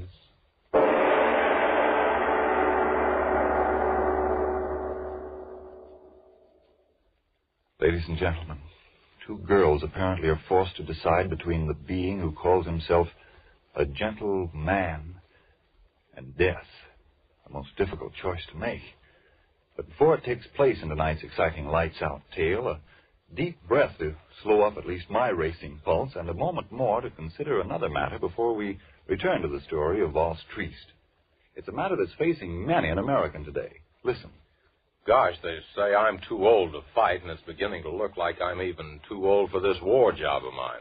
Why, I can't eat or sleep. I'm losing weight, getting more jittery and worn out every day. I sure am discouraged. Whoa there. Don't be so quick to blame your age or your job. Maybe you simply need more vitamin B and iron. You see, when you don't get enough vitamin B from your meals, you may lose your appetite, not eat enough to maintain normal weight and strength. And when you don't get enough iron from your food, you may be weak and washed out, feel only half alive. Well, if I do need more vitamin B and iron, how can I get them? The easiest way I know is take ironized yeast tablets. These pleasant little tablets are a cinch to use. They cost but a few pennies a day, and they give you both vitamin B and iron. That's why ironized yeast tablets have worked such wonders for thousands who only needed more of these substances. Quickly help them regain their old-time pep and strength, and 5, 10, even more pounds of good new flesh. So try ironized yeast tablets. If more vitamin B and iron is what you need. Then see if soon you aren't saying, "Who said I'm a has-been? Why, I've got pep to burn these days. I look like a new man with the pounds I've gained, and a promotion wouldn't surprise me one bit. Why didn't somebody tell me about ironized yeast tablets sooner?" And now back to Lights Out. The two girls have heard the choice. One is to live, and one is to die. And their hysteria has grown with the terror in them.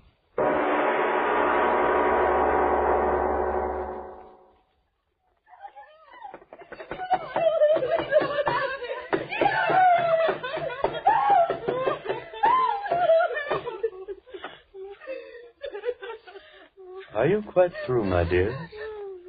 How unfortunate. And after I told you how much I disliked loud talking. Don't hurt her, please, miss. Hurt you? Oh, haven't I told you? I'm really a very gentle man. Oh, yes, much too gentle. What? What are you going to do? Now, why do you ask that? The way you look at it. I'm trying to decide which one shall live and which one shall die. You wouldn't kill us? Oh, just one, my dear, just Oh, one. you wouldn't dare. We could both stay with you. I marry one, the other die. Mr. Listen, my family, they've got money. Lots of Now, it. just a moment, my dear, just a moment. Money to me? Well... And what will I do with it? Oh, no, one of you must die, and this is quite as good a time as any other. No. You look so amusing. Backs against the wall. Skin on your faces tight with fright. So white, so fresh and young. And yet, believe me, there's nothing to be afraid of. You wouldn't kill me. I don't want to die. Oh, it isn't a matter of want, my dear. It's a matter of judicious selection, like nature itself. You see, sitting out here, I've had a chance to watch nature and understand her. She's very gentle, just like I am. And yet she's quite a realist. 2 rabbits run before the fox, one to the right, one to the left. The fox follows one and kills. But which one? It's all a matter of chance. With gentle nature herself the chooser. And I shall choose between you two. Oh, I tell you, not me. Don't look at me. It's chance, my dears. Yes, all is chance. Your being there and my being here. All things in heaven and on earth. Chance. Chance. All is chance. And so you'll die by chance. I won't die. I won't die. Mister, please. Please. Let me out of here. But, my dears, why be afraid? The one that lives, my bride, a calm and peaceful, happy existence. For as you know, I'm really a very gentle man. You devil, you. I'll go to my homeland, and there I'll sit and play my violin. Oh, so sweetly and so gently. I want to live. I've got to live. And the one that dies, quick, sudden, complete oblivion. So why be afraid? Mr. Boyd, listen, I'll marry you. Sure, I don't want to die. You hear me, Mr. Boyd? I'll marry you. Oh, no. Then you'll kill me. Please, will you I'll marry you, mister. I'll marry you. I'll marry you. Stop. Marry me. Stop. Now you're making me angry. I don't like loud talking. It isn't good for me. I've been alone too long. Loud talking hurts my head. Why did you do it? Why?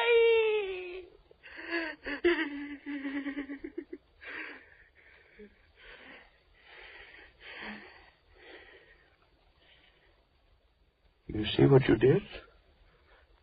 You made me raise my voice, and that isn't good for me. Oh, no, it isn't. Now, where was I? Oh, yes. Flattered as I am by your eagerness to marry me, most regretfully I must refuse. Chance must pick my bride and the bride of death. Here, see, a coin.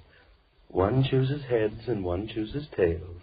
We'll let chance be the chooser. No. Quickly, choose. Please don't make me angry. Choose. You, little one, first.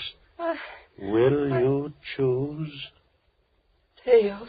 And that leaves heads for you, eh, Dot, my little friend? Heads. Chance, all is chance. Shall one of you flip up a coin? No, I think I will myself. High in the air. There. That does it. Land flat in the palm of my hand. Heads or tails? My bride or the bride of death? Oh, Laura. No, don't touch her. Let her lie there. Poor little child. Couldn't stand the strain of waiting, now could she? How unfortunate. Is it heads? Oh, we must have patience. I'll hold the coin here, flat inside my hand, until your friend recovers. If she lost, it wouldn't be fair to kill her while she's unconscious now, would it? Is it heads?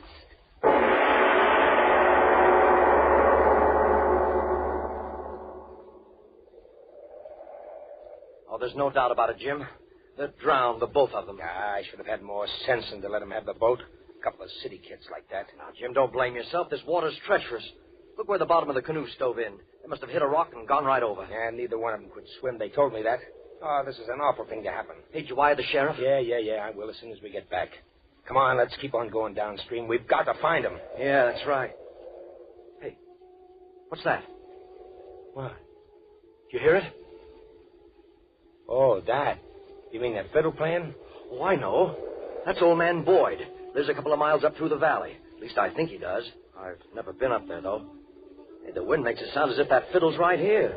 Yeah. Well, how about going up and talking to him? Maybe he saw him. No. He's way off in the woods. He wouldn't see him. Well, anyway, let's talk to him. I tell you, it's no use, Fred. They're drowned, and that's the end of it. Downstream, that's where we'll find their bodies. At least let's go talk to him. Why waste the time? Well, they might have wandered off. Oh, don't be a fool. Look at the canoe. Well, at least let's go talk to the guy. It's a couple of miles over there. I'll tell you what, we'll flip for it. Huh? Heads, we'll go up there. Tails, we'll go downstream. Okay. You got a coin? Yeah, here, you flip. Okay. There. What is it? Ha! Tails. Well, we save a 2-mile walk.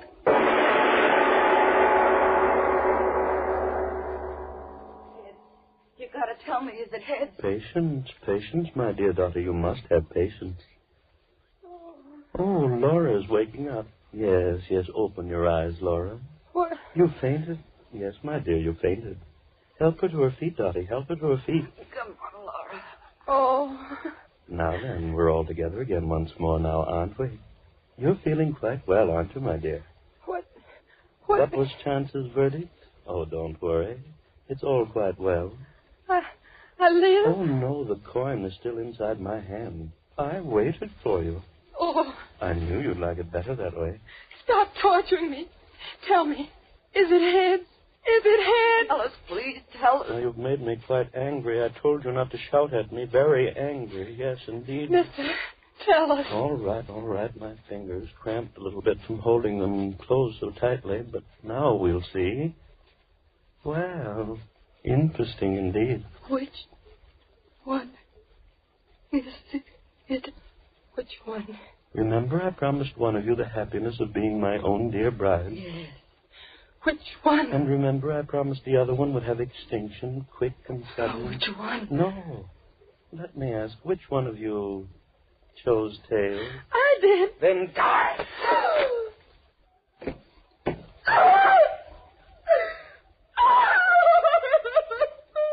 Oh, no need for tears for her, my dear. She died quite gently.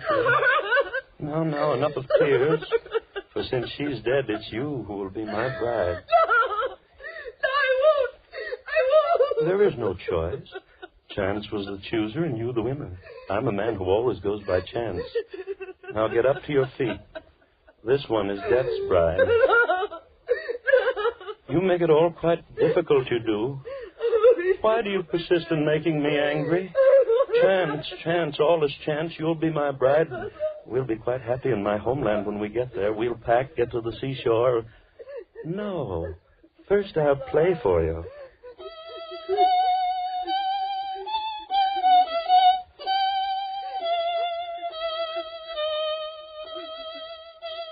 I play so well now, don't I? Softly. Doesn't the music creep inside of you like long, thin snakes? Oh, what a lonely man I was. Strange thoughts twisting in my head and no one to tell them to. But now I have someone. My thoughts, your thoughts. Yes, your thoughts, and I'll watch the snakes twist in your brain.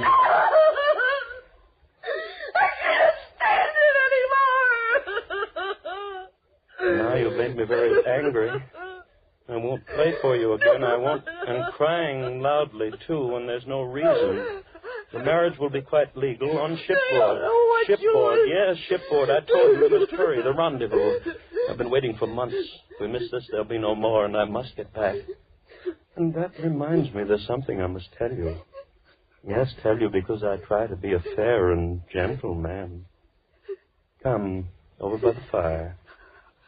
Come, I say. There. Just light enough. Now come into my arms. No. Into my arms, I tell you. There. Close to me. My little bride-to-be. Yes, I shall tell you everything. I suppose you wonder why a man of all my talents and education hides away in this forsaken place for all these months. Well, you shall know the reason. Look at me. Look. Closely. You see, my dear, I had a little accident. I haven't got a face.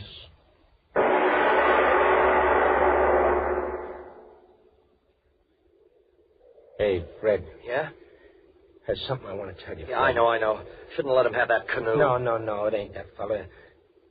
It's the coin we flipped a little while ago. Well? I gypped you, Fred. How? Well, it wasn't tails, it was heads.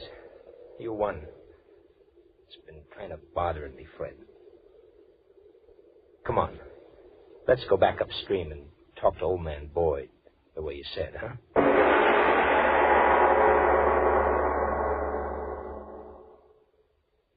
Oh, Mr. Obler. All right. I want to say something very quickly to the radio audience. Ladies and gentlemen, believe me, the story you just heard was just a story intended purely for amazement and amusement. The young ladies were purely fictional characters, and the villain existed only for the brief space of the 29 minutes during which you listened to the play. So stop breathing hard, permit your blood pressure to follow its normal, healthy rate, and as soon as Frank Martin tells you about a certain matter, I'll be back to tell you about the fast one. Friends, don't forget now, if more vitamin B and iron is all you need to help build yourself up, then try ironized yeast tablets. Remember, if they don't quickly help you to eat better, feel more like your old-time peppy, happy self. Yes, and if you're not convinced that ironized yeast tablets can help you gain the pounds you need to look better and feel better, the cost of the first package will be refunded to you in full by the Ironized Yeast Company, Box IY, Rahway, New Jersey. Ask for ironized yeast tablets by their full name, and make sure you get what you ask for. Ironized yeast. Now, what about next week, Mr. Obler? Well, it's a mystery story. An amazing series of crimes and hit-and-run accidents which take place in different parts of a certain city, miles apart at the same moment. No one sees the autos strike the victims. No one sees the criminals. There are no clues. And yet the dead litter the streets. But that story is next week. Lights Out will come to you again next Tuesday at this same time. Be sure to listen to Arch Obler's weird story of The Fast One. And if you need more vitamin B and iron, be sure to try ironized yeast. The one and only ironized yeast. With the big letters IY on the package and on each tablet.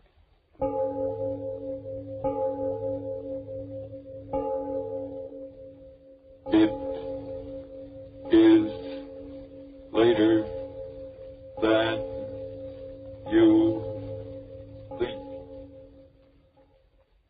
Did you get new clothes for Christmas? Well, there's a shortage of many clothing materials today, so take good care of those new clothes and call on Energine cleaning fluid to help you do it.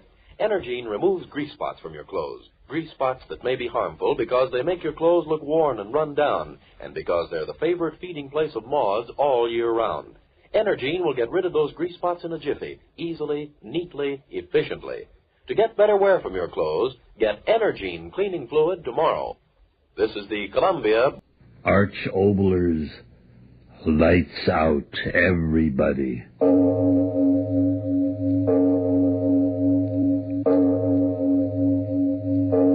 It is later than you think.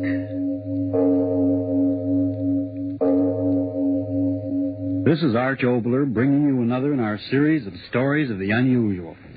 And once again we caution you, these Lights Out stories are definitely not for the timid soul. So we tell you calmly and very sincerely, if you frighten easily, turn off your radio now.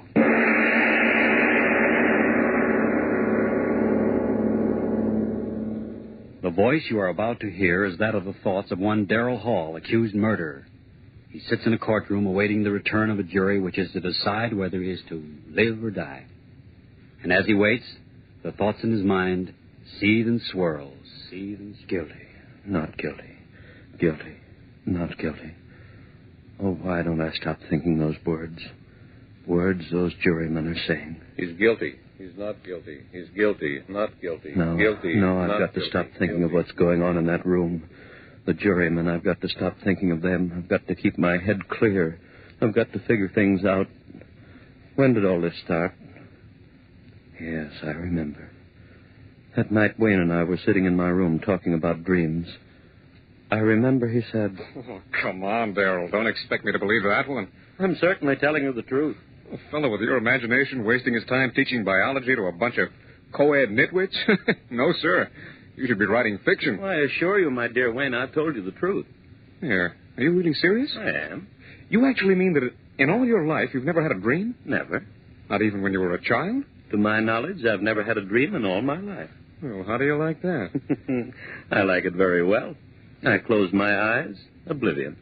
And then I wake up. No nightmare hangovers, thank you. Now, wait a minute, Darrell. Let me get this straight.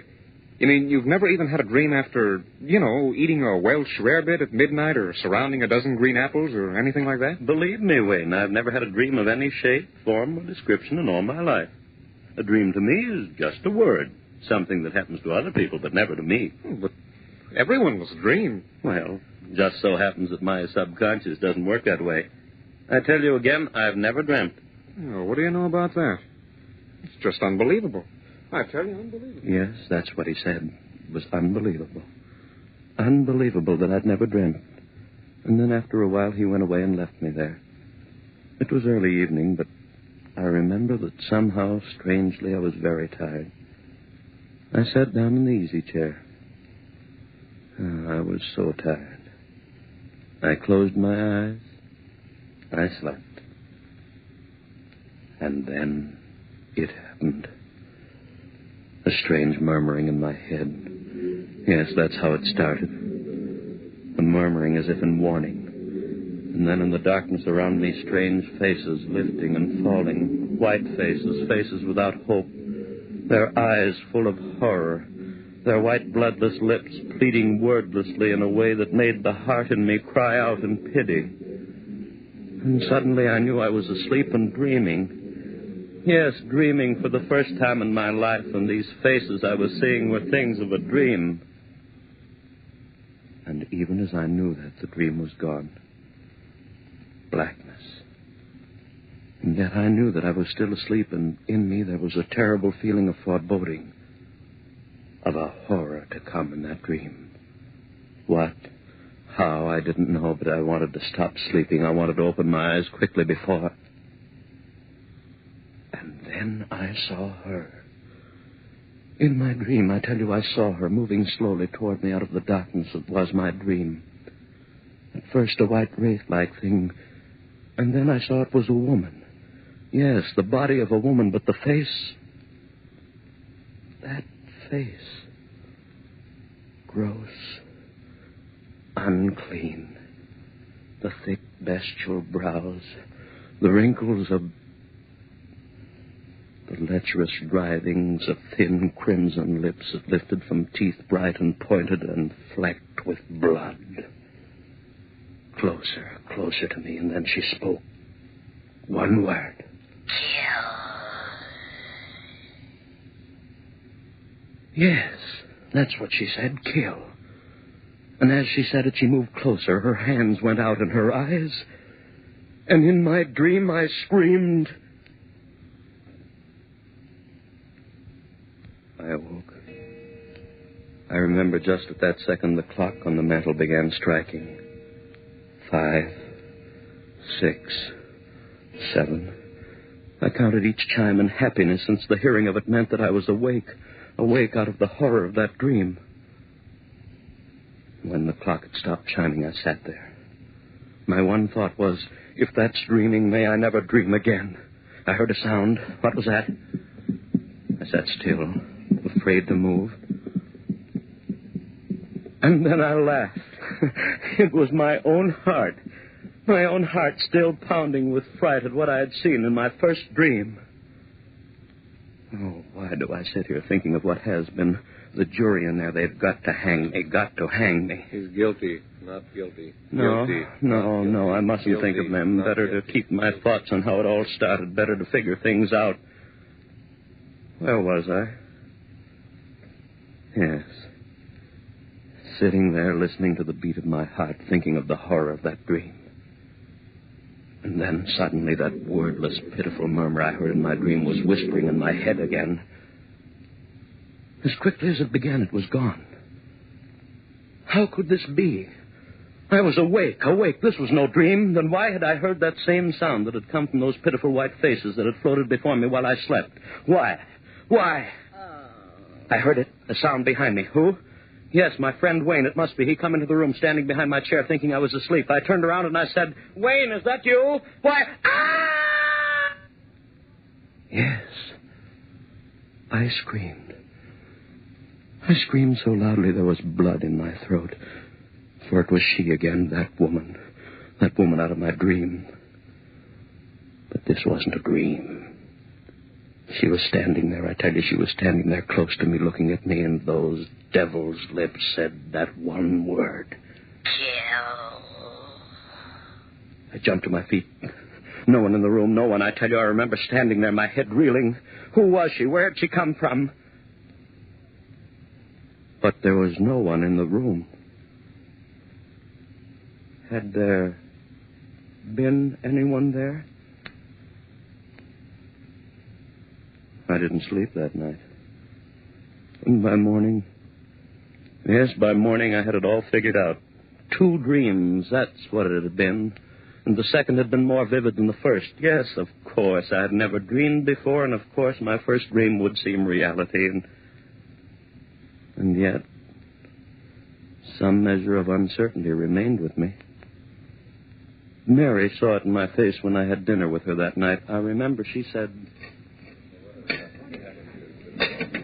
Darrell, do you mind if I ask you something? What a question. Of course not. Is there something wrong? You mean with the dinner? Why, you know this is my favorite restaurant. With you, dear. Has something gone wrong at the university? Why do you ask that? The worry in your eyes. Oh? What is it, dear? Oh, nothing important. Changed your mind about loving me? Mary. Oh, then tell me what it is, please. All right. It's really nothing to concern yourself over, just a dream. Dream? Darrell, you dreamt? Yes, last night. Oh, how marvelous. Now you're normal even when you sleep. That's right, isn't it? I'm back to normalcy, am I not? Oh, and here I thought from the expression on your face that was something really important. Oh, yeah, it's funny, isn't it? And I suppose in your first dream you dreamt of the glorious, seductive woman? Well, didn't you? No, Mary.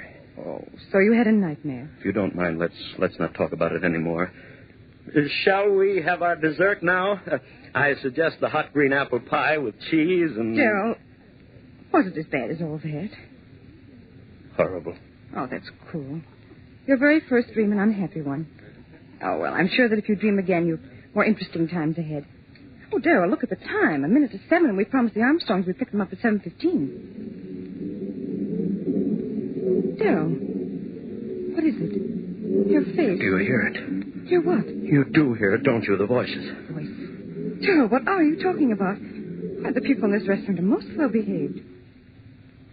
Gone. Just the way it was before. Oh, Darrell, please. If it's a joke, please tell it to me. Darrell, what is it? What are you staring at? What's behind my chair? What's there? Darrell, tell me what. Darrell, the table. Why did you throw over the table? Darrell, what is it? What is it? Why did you scream? Why?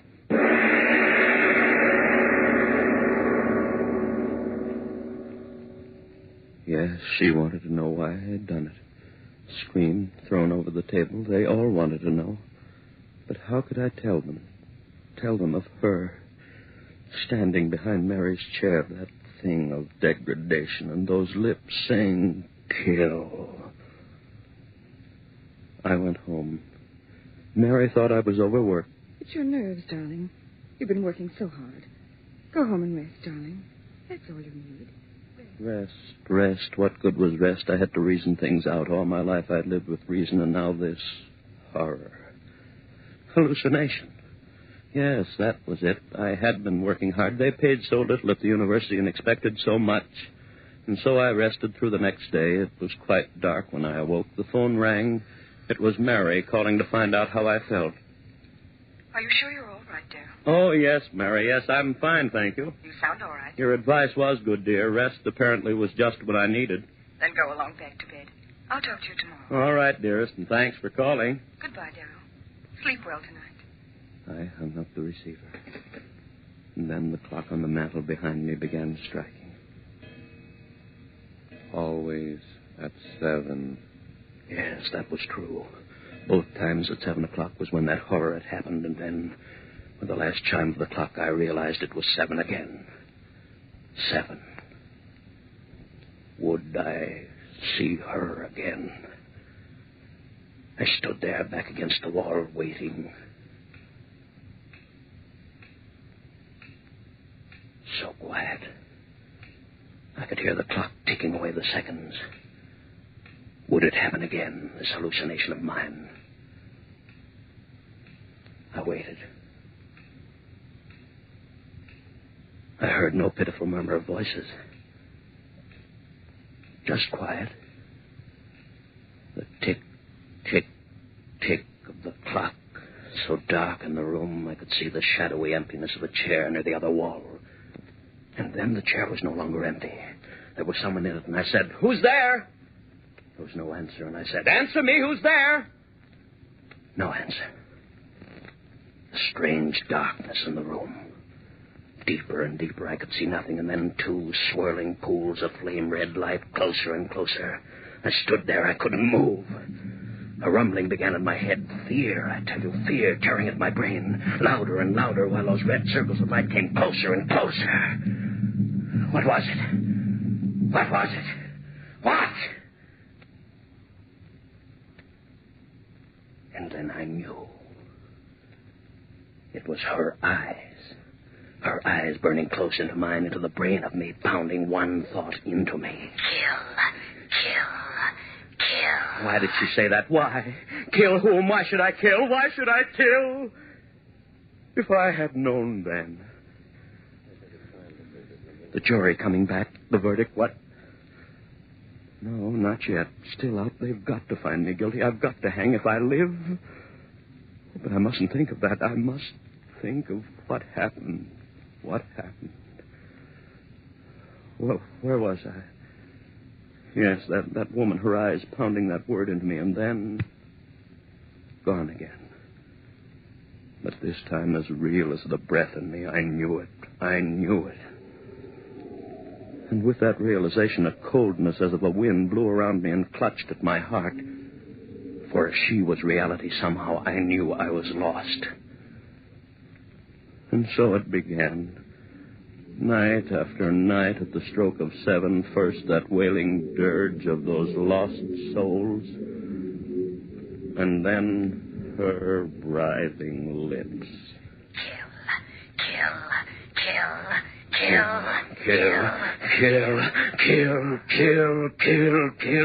Those words began pounding in my head so that even when she wasn't there, I heard them. I hid in my rooms. I didn't go out. People would see this madness that had come over me. I went nowhere. And soon I knew they were talking of me, my friends. I tell you, I don't know what's come over Darrell. Hides in his rooms, won't even talk to me. Something is wrong. And Mary. Please, Darrell, you've got to let me see you. Just talking over the phone. Oh, Darrell, what's wrong? What's wrong? And night after night, the horror of... And the greater horror of... Kill. Mary pleaded with me. Darrell, if you love me, please let me see you, talk to you. Come over to my house tonight, please, Darrell. Perhaps I can help you. Please, darling, please. I didn't want to go, but I went. That night, perhaps she could help. Yes, help me understand the madness of those wailing voices and drifting white faces. Understand the horror of that woman and that maddening word. Mary, so understanding, so gentle, she could help me. Clear my head of the madness. Oh, Darrell, you're here at last. Mary, help me. You will help me. Oh, Darrell, you're fit. Mary, I... Don't talk yet. Sit here. I'm sane, Mary. Believe me, I'm sane. Of course, dearest. Of course you are. It's that madness outside of me, those white, drifting faces moaning Rest, at me, darling. and that woman out of hell. Mm-hmm. Her eyes and her lips telling me to... The time? What time is it? Why, 7. Darrell, what is it? I didn't know. I lost track. I've got to get out of here. Darrell, wait. Don't go. Don't. Too late. Darrell, what is it? You hear them, don't you, Mary? I'll call a doctor. Listen to them. Their voices are so loud tonight. Listen, Mary, listen, listen. Don't. You hear them. There's You no one must here. hear them. What are they saying? Louder and louder, trying to tell me something. What are you saying out there? What are you telling me? Daryl, stop. They're gone. Face's voice is gone. Now she'll be here. Daryl, please. You're frightening me. You hear her, Mary? You hear her? No. No. Louder Daryl, and louder. please. I can't see her, but I hear her. Where is she? Thing out of hell. Go back, I tell you, back. Louder and louder. Make her stop, Mary. Make her stop pounding in my head. Stop it. She never you. What do you want of me? Stop it. Stop it. I can't stand anymore. Yes, go away and I'll kill. No. I never... Don't kill me. Daryl. No. Kill.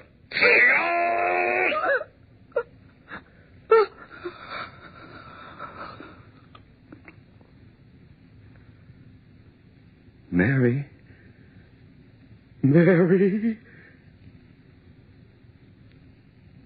Yes, I had killed her. My sweet, gentle little Mary killed her with my own hands. I opened my hands. She fell to the floor. I went out into the street. People all around me, hurrying. I was in no hurry. What that woman had wanted, I had done. I had killed. I walked all night, it didn't matter where, and in the morning I found myself on the campus of the school before the very building in which a class was waiting for my lecture. I went in. I walked up on the platform and looked down into their faces, and I said to them, "Ladies and gentlemen, my lecture for today will be on the subject of the indeterminate factor in the evolutionary..." I stopped, a murmur in the air, those voices again. But it was broad daylight. I had never heard those voices in daylight before. What did they want? What were they saying? There was a strangeness in their pitiful voices, yes, like a dirge. A dirge of tears and sorrow for someone, for me. Yes, for me. And then her voice. Laughing, triumphant. And then I understood. For the first time I understood everything. She had triumphed over me. That was why those lost souls were wailing a dirge over me. I was hers. Hers forever. I turned and ran out of there like a madman. Ran, and as I ran, those voices of the damned were talking to me.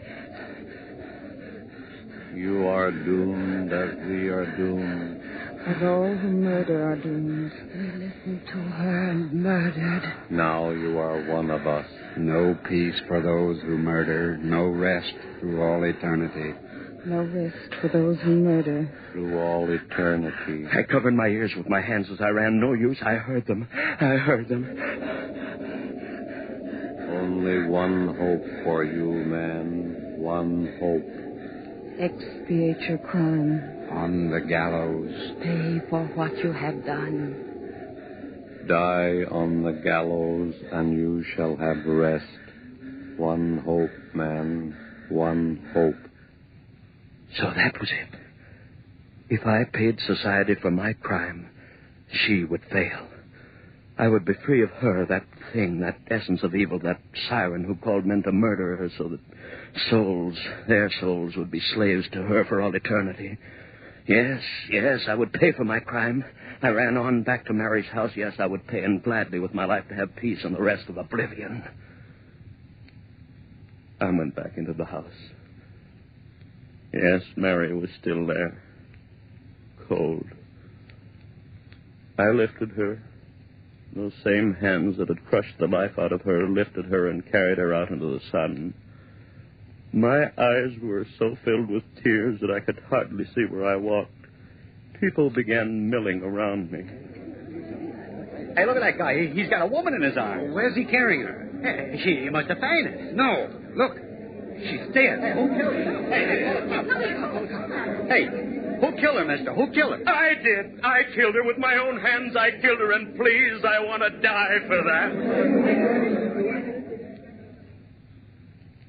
And then the trial. My friends, they wanted to save me. Clever attorneys, insanity commissions, and twists of the laws. But I wanted to die. I tell you, I had to die. If they set me free, if I lived and died as most men die, whose death they call a natural one, then she would have me. No, I want to hang by the neck until dead. I want that noose around my neck, the trap beneath my feet. The jailer pulls the switch. My feet dancing in air, the noose murdering me the way my hands committed murder. Oblivion. And I'd be free of that horror with the writhing lips and the blood-stained teeth. The jury, they're coming in guilty. They've got to find me guilty. Guilty, find me guilty. We, the jury, find the defendant guilty of murder in the first degree. Guilty! You hear that? You sing the devil guilty! And they'll hang me by the neck until dead, and I'll be free of you. I'll have my peace.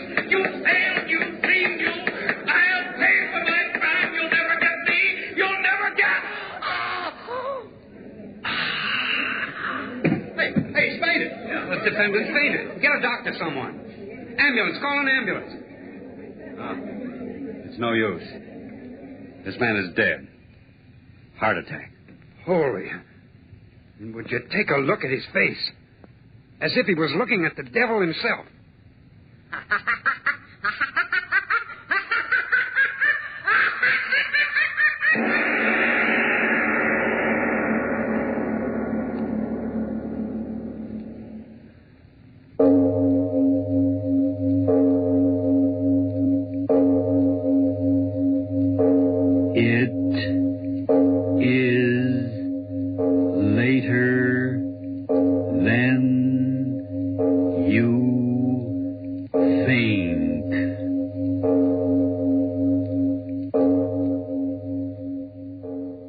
Ironized Yeast presents Lights Out.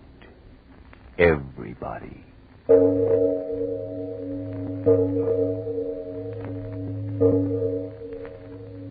It is later than you think.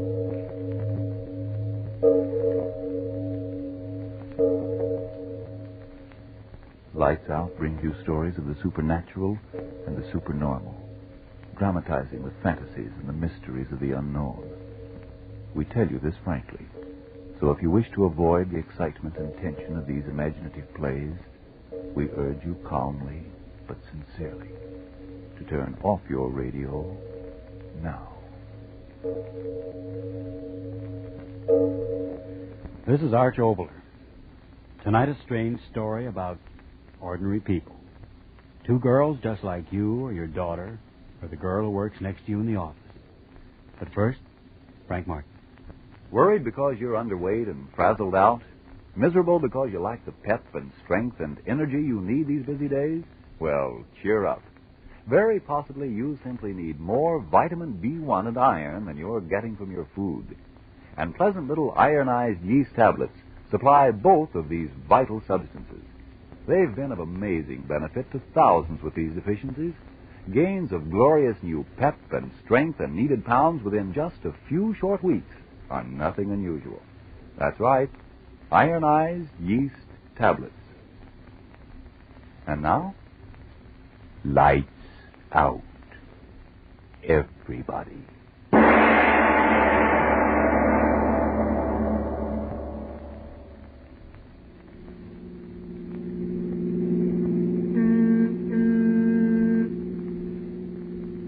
Alice, do you think we're still in the United States? I'm beginning to doubt it. Are you sure you got the right address? Of course. Well, don't be so dogmatic. You have made mistakes. Sounds as if you're starting to get annoyed. Well, I am. We've been driving so long, my back feels as if somebody were doing a big apple on it. Oh, we'll be there soon enough. You know, Alice, sometimes that calm nature of yours makes me good and tired.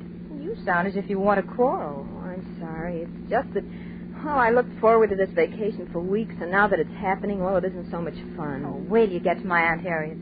You can curl up in the alfalfa and sleep for days. Sleep. Oh, that's a lovely word. Just imagine, sleeping as long as you want without having to worry about making an 8 o'clock class. Perfect. But are you sure you know where your Aunt Harriet lives? I've run out of synonyms for her. Of course I do. Oh, I just like to reassure myself. I certainly hope she has soft bed. Oh, and that reminds me, you did send her that letter that we're coming. No. Say that again? No, I didn't send the letter. You mean to say that she doesn't even know that we're coming to stay with her? Well, I decided it'd be more fun if we sort of surprised her. Well, of all the brainstorms, walking in on somebody you haven't seen for 10 years and expecting her to welcome you. She's my only aunt, isn't she?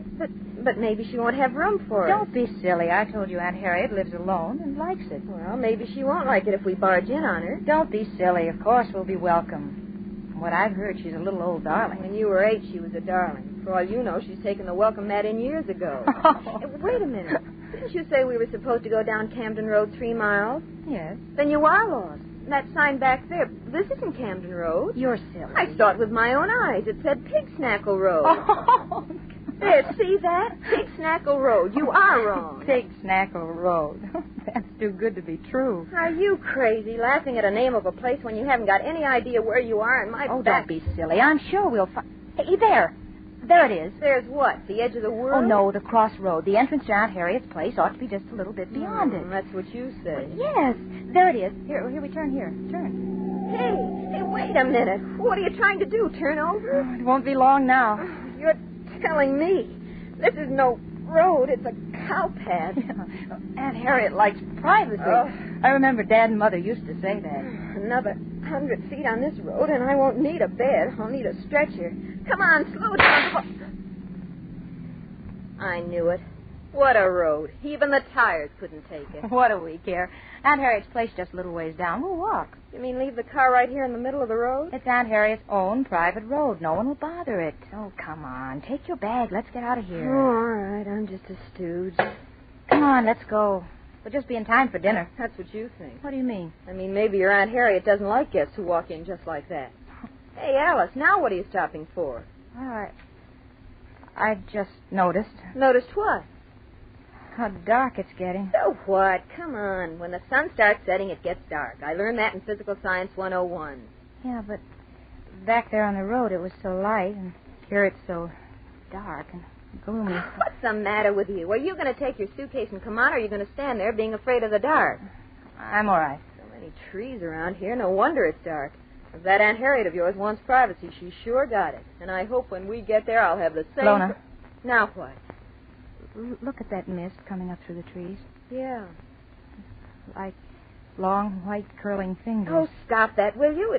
It's just that it's getting late. Colder. Moisture's condensing. Oh, will we ever get there? Riding and walking. Have you actually got an Aunt Harriet? Come on, let's go back. Wait, Lona, there it is. Huh? Hallelujah, it is a house. Well, it's about time. It's about time.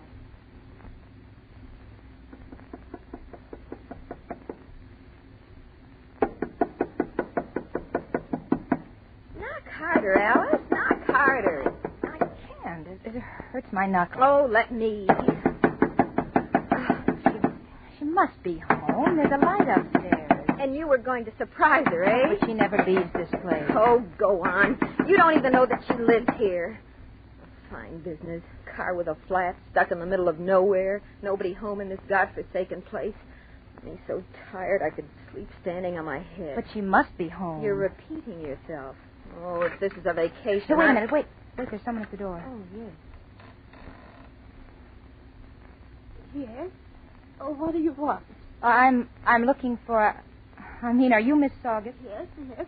Oh, what do you want? Well, then you are Aunt Harriet. Hallelujah again. Who's calling me Aunt Harriet? Oh, I say, who are you? Well, I'm Alice. Alice Preston. Alice? Oh, yes, bless my soul. I know you. Come in. Hallelujah, we're here. Come in. Close the door. Oh, Aunt Harriet, you don't know how glad I am to see you. Did we have a time getting here? Yes. Come right in here. There, Lona. I told you we'd be welcome. She didn't even ask who I was. Now, put your things down here and sit down and make yourself comfortable. Thanks. Aunt Harriet, this is my girlfriend, Lona Stevens. We roomed together at the university, and I asked her to come along with me. It's all right, my child. It's all right. Anyone's welcome. Anyone at all. Oh, that's very kind of you, Aunt Harriet. I hope you won't mind my calling you that, but Alice always... There, my child. It's all right. A name's a name. Now, sit here and be comfortable. I'll get some tea. Oh, no, really, Aunt Harriet. Wow. Apparently your Aunt Harriet does what she wants to do. Doesn't she? Oh, well, as long as we're here. Like something out of a museum, isn't it? What? The house, the furnishings. Look at the chairs and that sofa. Are they prehistoric or are they prehistoric? Yeah, I didn't think she was so old. Oh, you mean your aunt? Yes. Oh, well, after all, in 10 years, living alone out in this godforsaken place, I sort of think she's nice. Do you? Taking us right in and not asking us all sorts of silly questions. That's the kind of relative to have. You know, if I were to go barging in on any of mine, first they'd give me a 3rd degree on how come I was away from school, and then they'd give me another 3rd degree on how long I was going to stay. Lona. What's the matter? Back there in the shadows. What is I don't... It's something moving. Why, it's a dog. Oh? Why, no, it's a cat. Cat?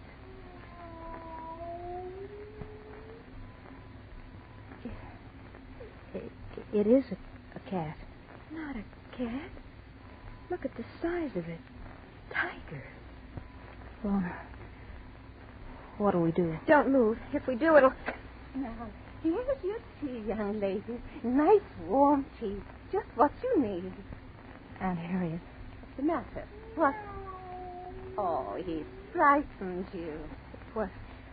What is it? You got eyes, haven't you? Well, yes, It's so I dark in that corner we can't hardly tell. It's not a tiger, is it? Don't talk nonsense. Oh, what is it? He shouldn't be here at all. It's much too early for him. Aunt Harriet, didn't you hear me? I asked you what it is. Oh, what do you think he is? Well, It can't be a cat. why, he's as big as a police All right. Come upstairs. I'll show you to your room. Now, this way. I'll show you to Aunt your Harriet, room. I don't... Come along. I say, now, come along up these stairs. Come on, Alice. Why don't Come you? on, we better do as she says. All right.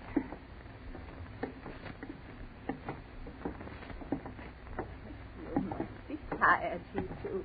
Sleep. But, Aunt Harriet, how could it be a We'll cat talk when we... no more about it. Talk no more about it now. No. We'll talk about that tomorrow morning. In here, my dears. In here. Come on, Alan. But why doesn't she answer me? There, you see. A very comfortable room for both of you to rest in. Nice white bed. Everything clean. But, You'll Aunt get a Harriet, nice wait rest, just a dear, minute. yes? I want to find out something about that. that. Forget it, Alice. Whatever it is, you can find out in the morning. But that Oh, cat. cat. Can't you say anything but cat? It was so huge. Nothing.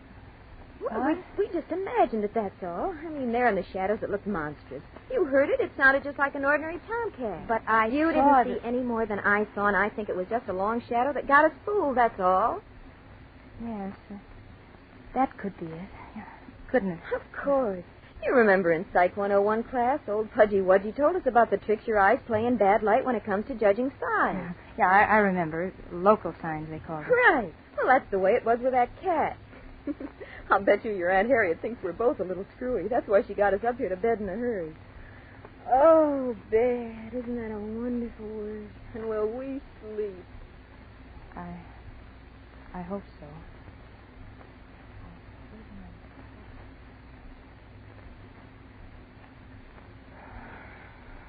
Alice. What? You're not sleeping either, are you? No. I wanted to talk to you for hours, but I wasn't sure. I thought you were asleep. Somehow I can't. Me neither. I can't understand why. I'm the one who was crying how tired I was. The bed's so comfortable. The house is quiet enough. The house. Huh? Maybe that's why we can't sleep. What do you mean?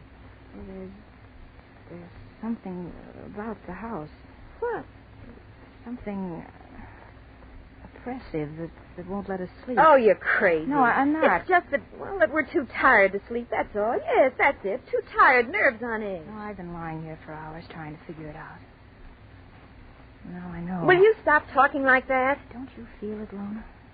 Don't you? Well, I... Tell the truth, you do feel it. It's something heavy in the air, pressing down on us. I'm awfully frightened, Lona. Awfully. Well, you're not going to frighten me. Why, this is your own Aunt Harriet's house. She's down there sleeping, and she...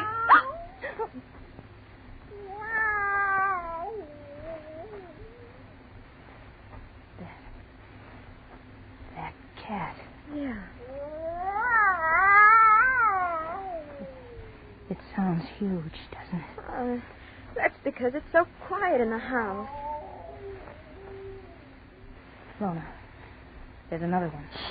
I tell you, there's two of them. Lona, listen to them. They're not ordinary cats. Listen to them.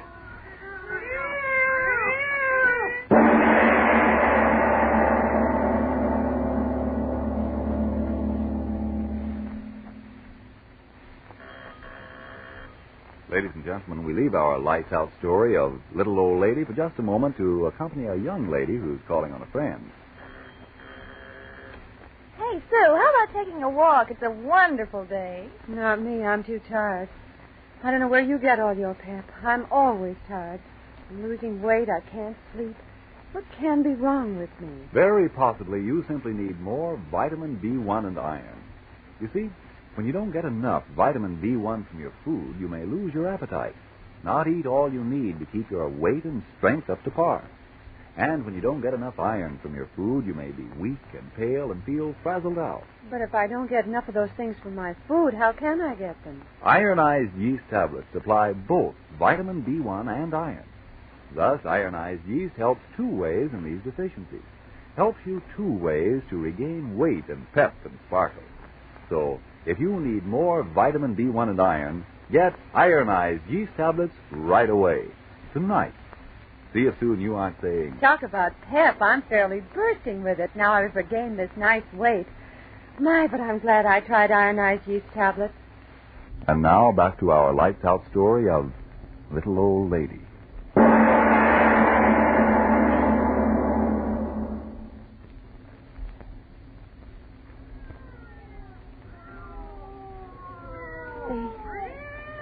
They can't be cats.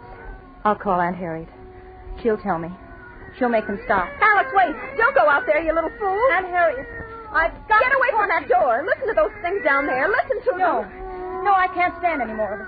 Aunt Harriet, make them stop. Aunt Harriet!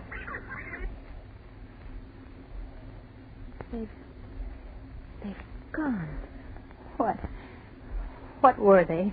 Could two cats make all that noise? Aunt Harriet, why don't you come in here? No, Alice, don't open that door. But Aunt Harriet, why doesn't she answer me? She must know what it's all about. Why doesn't she? Wait. What? Listen. Someone's coming up the stairs. Yes. My Aunt Harriet? It's not quite like footsteps. The cat. Maybe. The door. Cats can't open doors.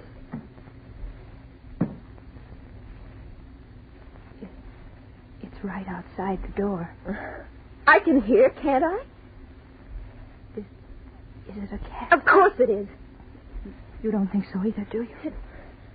It's just sitting there. Yes. Let it sit there. I'm so afraid. When morning comes, we'll get out of here. Aunt Harriet, why don't you answer me? Oh, stop that. There's something outside of our door, Aunt Harriet. We don't know what it is. What's the use of calling her? She won't answer you. Why do you say that? Because she hasn't answered us and she won't. But she's in the house. She must know. Wait. Trying to get in. As long as the door's shut. We're safe enough. Aunt Harriet! Oh, please wake up, Aunt Harriet. No! What? Look. Doorknob. It's turning. Oh. Alice. Cats can't open doors.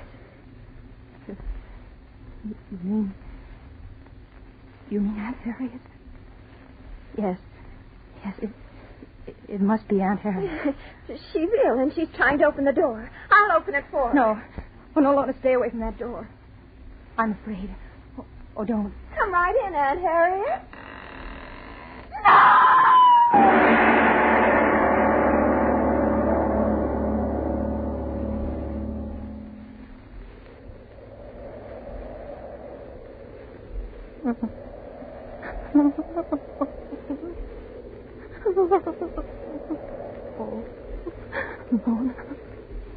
Lona, I've got to get out. I've got to. Oh, my arm. I can't stand pain. I've got to. Oh, it's so thick. I'm lost. And I've got to get help. Someone's got to help me.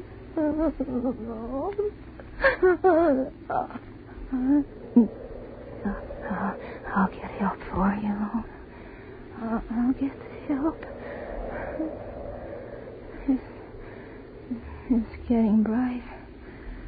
It's dawn.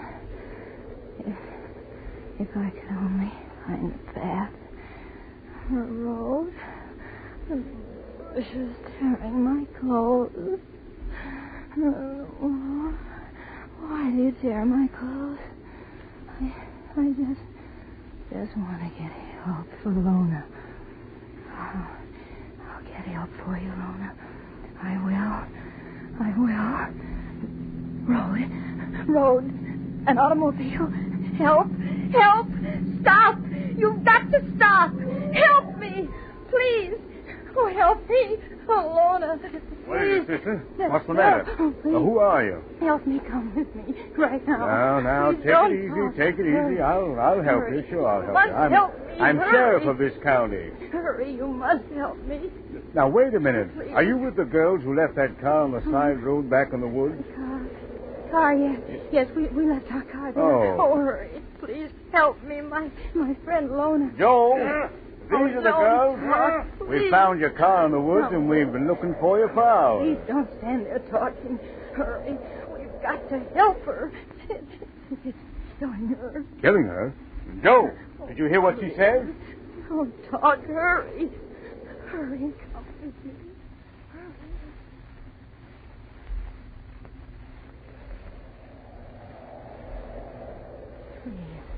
Please hurry. I beg of you. All right. Now take it easy, sister. This is the house, ain't it? Yes. Oh, yes, this is the place. The old soldier's house. Yeah. Try the door, Joe. Hurry. It's open, Sheriff. Push it. Let's go. She's upstairs. She's upstairs. Nobody down here, Sheriff. All right, let's Don't get up get down there. here. I don't know what this is all about, but I'm soon going to find out. Lona, we're coming for you. Lona, we're coming. Right. Hey, what room is it, Sheriff? Right here, that room. That room right there. Hurry. It's killing her. Get your gun out, Joe. Please. Door's partly open. Well, just Okay, go kick in, it open. please. Watch yourself. Careful, Joe. Sheriff! Sister, you stay here. Lona. Sheriff, there's nobody in this room. Lona. Huh? Look for yourself. Please. Well, now, what Lona. Lona, where are you? Now, wait a minute, sister. Are you sure that... Yes. Yes, she was here. Right here. And it came in the door and jumped at her. I turned. I ran. I jumped out of the window. Hey, this window ain't broke. But I tell you, I went through it. See, my arm. Yeah. But there's no one in here. Oh, The bed, why, it ain't even messed up. Did you say you two were sleeping, sister? We were. Oh, no. Where are you? What has it done with you? Aunt Harriet. Huh?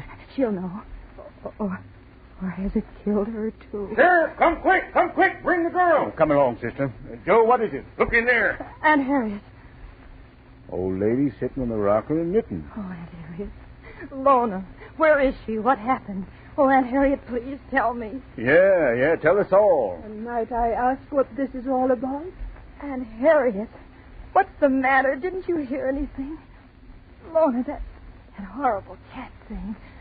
What did it do to her? Answer me, what did it do? Would you gentlemen tell me who is this hysterical young girl?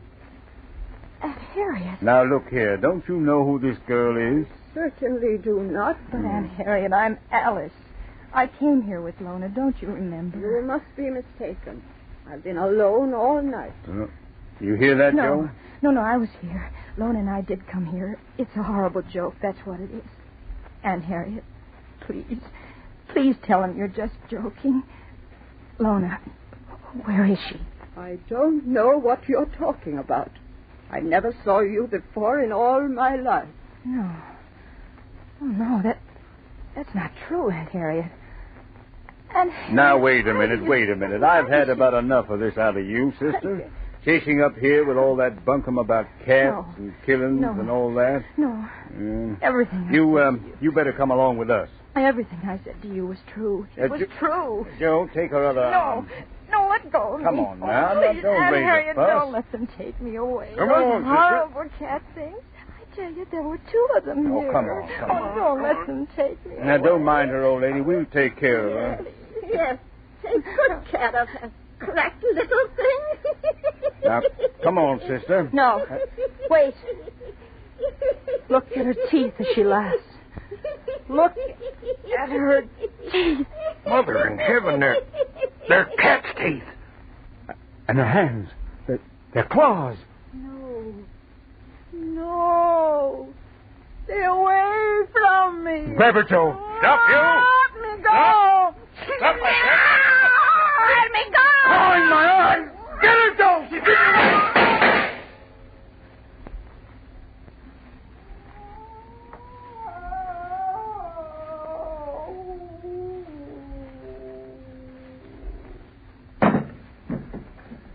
Joe. Dead. Oh, Aunt Harriet. Oh, she's no aunt of anything human. I can tell you that. Look at her. But my Aunt Harriet.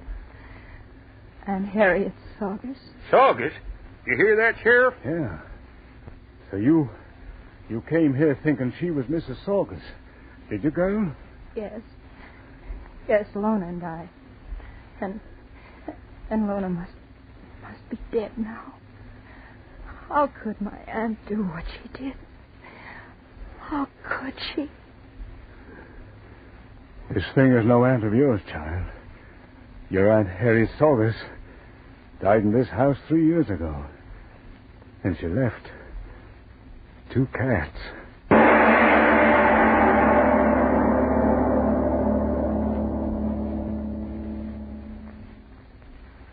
My dear Mr. Obler. Oh, come, Frank. Don't tell me you don't believe tonight's story. Should I? Frank, did you ever hear of lycanthropy? The who? Lycanthropy. I was looking it up just then. That's why I didn't answer you. It's a form of illusion in which the person imagines he's a wolf. Oh, yeah. Main Street's full of them. Now, seriously. Only a handful of years ago, it was the firm belief of many people that certain human beings could turn into animals. But more of that in just a moment. Friends, if more vitamin B1 and iron is all you need to help build yourself up, get ironized yeast tablets. Of course, there are cases where a rundown condition may be due to other causes. If in doubt, see your doctor. But if vitamin B1 and iron shortage is your trouble, remember, ironized yeast has been so successful in such cases that it's sold on this no-risk, money-back basis. If you don't begin to eat better, to look and feel stronger, peppier, and more alive, the cost of the first bottle will be refunded to you in full by Ironized Yeast, Box IY, Rahway, New Jersey. Now, Mr. Obler, what about those wolves? Do you think that people can turn into wolves And poor fish? No. But under certain provocations, the human mind can certainly transform itself into many peculiar forms. Even we who are normal, haven't we met women who are catty, men who are brave as lions, and others who made you wonder whether they were men or mice? But even if you've had some doubt about people turning into animals, there's no doubt about what waste kitchen fats turn into. Oh, what a transition. But seriously, what every American wants is the news that Berlin has fallen, that the stars and stripes are flying over Tokyo. And ladies, you, Mrs. Johnson, wrote me last week, and you, Mrs. Stauffer, and all the rest of you. There is a vital part which only you can play in that final victory. Only you can furnish the kitchen fats which are needed so desperately to make explosives. Now, with the loss of most of our sources of supply in the Pacific, Uncle Sam must look to you for the fats our plants must have. You and only you can supply them. Now, you say you can't save enough to count now that meat and fats are rationed? Then listen to this. As little as 1 tablespoon of fat a day amounts to a pound in a month. That pound of waste fat will send to Hitler and Hirohito with your compliments a half-pound of dynamite, 10 rounds from an airplane cannon, 4 anti-aircraft shells. And mind you, the government doesn't want them until they're too dark or too strong for your further use. Then and only then, pour them into a smooth-edged can, sell them to your butcher, and within 3 weeks' time, they'll be in a munitions plant on their way to the fighting fronts to do their vital share for victory. Make your waste kitchen fats to your butcher the first thing tomorrow morning, so our boys can give your answer to the Japs and Nazis at the earliest possible moment. Now, Frank, let's talk about next week's story. Next week, just an experiment, an entirely different type of lights-out story. An entirely different approach. There's love and a boy and a girl in it. Now, it's a story I did a very long time ago to a rather limited audience. And I know that you, 13 millions who listen to Lights Out, will enjoy The Ugliest Man in the World next week. Yes, tune in next Tuesday again for Arch Obler's eerie story, The Ugliest Man in the World. And if you need more vitamin B1 and iron, be sure to try ironized yeast. But remember, there's only one ironized yeast. You'll know it instantly by the yellow and orange package and by the big letters IY on the container and on each tablet. It's only the beginning of the white shoe season, but it's never too soon to start caring for your white shoes to keep them in good wearing condition. So clean your shoes with Energine Shoe White. It's made with the very whitest pigment obtainable, only the very whitest. It spreads over shoes evenly, dries easily, helps keep your shoes looking their whitest and best longer. So buy Energine Shoe White. This is the Columbia Broadcasting System.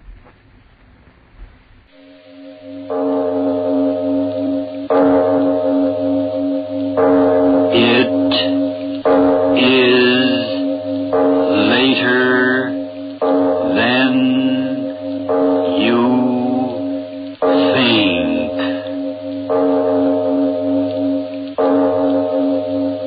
This is Arch Obler bringing you another in our series of stories of the unusual. And once again we caution you, these Lights Out stories are definitely not for the timid soul. So we tell you calmly and very sincerely, if you frighten easily, turn off your radio now. And now, come to the bank. Please, would you come to the bank with me? Please. I've asked so many people, but they won't listen to me. Will you come to the bank with me? No, don't turn your head. Please don't go away.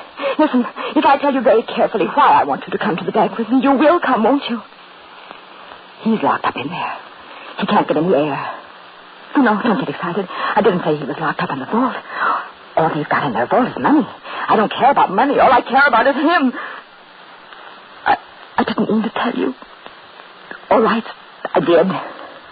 You've got to come to the bank with me and help me. It's Fred Roth. He's in the bank and he can't get out. What are you laughing about? That's not so funny. I tell you, he's in the bank and he can't get out. He's been in there for, I think it's 3 weeks. Blast you, stop laughing. Please listen to me. I'll tell you all about it from the start. I'm a school teacher. At the Maxon High School, I teach physics. It's a rational science, cause and effect, cause and effect. Mr. Ross teaches in the same school, psychology, the way of the human mind. But that's not an exact science, is it? The human mind is not exact at all. And that started it. That's what started it. Mr. Ross said to me. Well, speaking quite frankly and candidly, Miss Moss, I don't think very much of your exact sciences. 2 and 2 always add up to 4, Mr. Ross. Not where the human mind is concerned. I don't understand. Well, it is my profound conviction that the potentialities of the human mind and body have never been realized by any human creature. But there have been great men. Plato, Lincoln, so many scientists. Yes, but only fractional greatness, using perhaps 1/10 of the power latent within themselves. It's all a matter of concentration. Thomas Edison used perhaps 1 iota more concentration than the average man and became one of the great inventors of all times. I tell you, Miss Moss, if men would concentrate their minds to the limit, the universe would be theirs. That's a very innocent start, isn't it? Just a teacher talking about the human mind. I thought nothing of it. Mr. Roth was such an intense young man. I liked his intensity. Just think what could happen if a man could bring his mind to the proper point of concentration. He could move objects with his mind. Yes, why not? Think that a table should move, and it would move. Mr. Roth. No. Think that he wanted to be a certain place, and he would be there. Men conceived this civilization just by a thought, and here it is. All is power of thought over matter. A man thinks a book before the book exists. He thinks a house, and only then the house can be. All is power of mind over matter. I liked to watch his eyes while he talked. They were so bright and burning. And his mouth, as he talked, the way it twisted.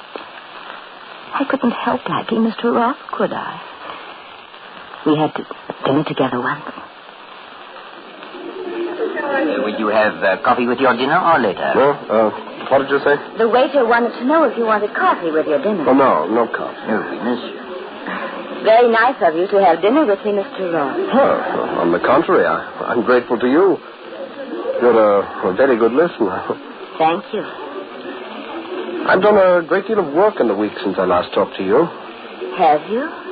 Please tell me. Well, it isn't exactly work. It's more of a decision. Yes? Yes, I've come to the decision to stop theorizing. Yes, I've decided to put what I believe into practice. I don't know what you mean. No, it's quite simple. The powers of concentration. I've decided to put into practice... The fruit juice is for the lady? Well, yes, for the lady. Concentration, Miss Morse.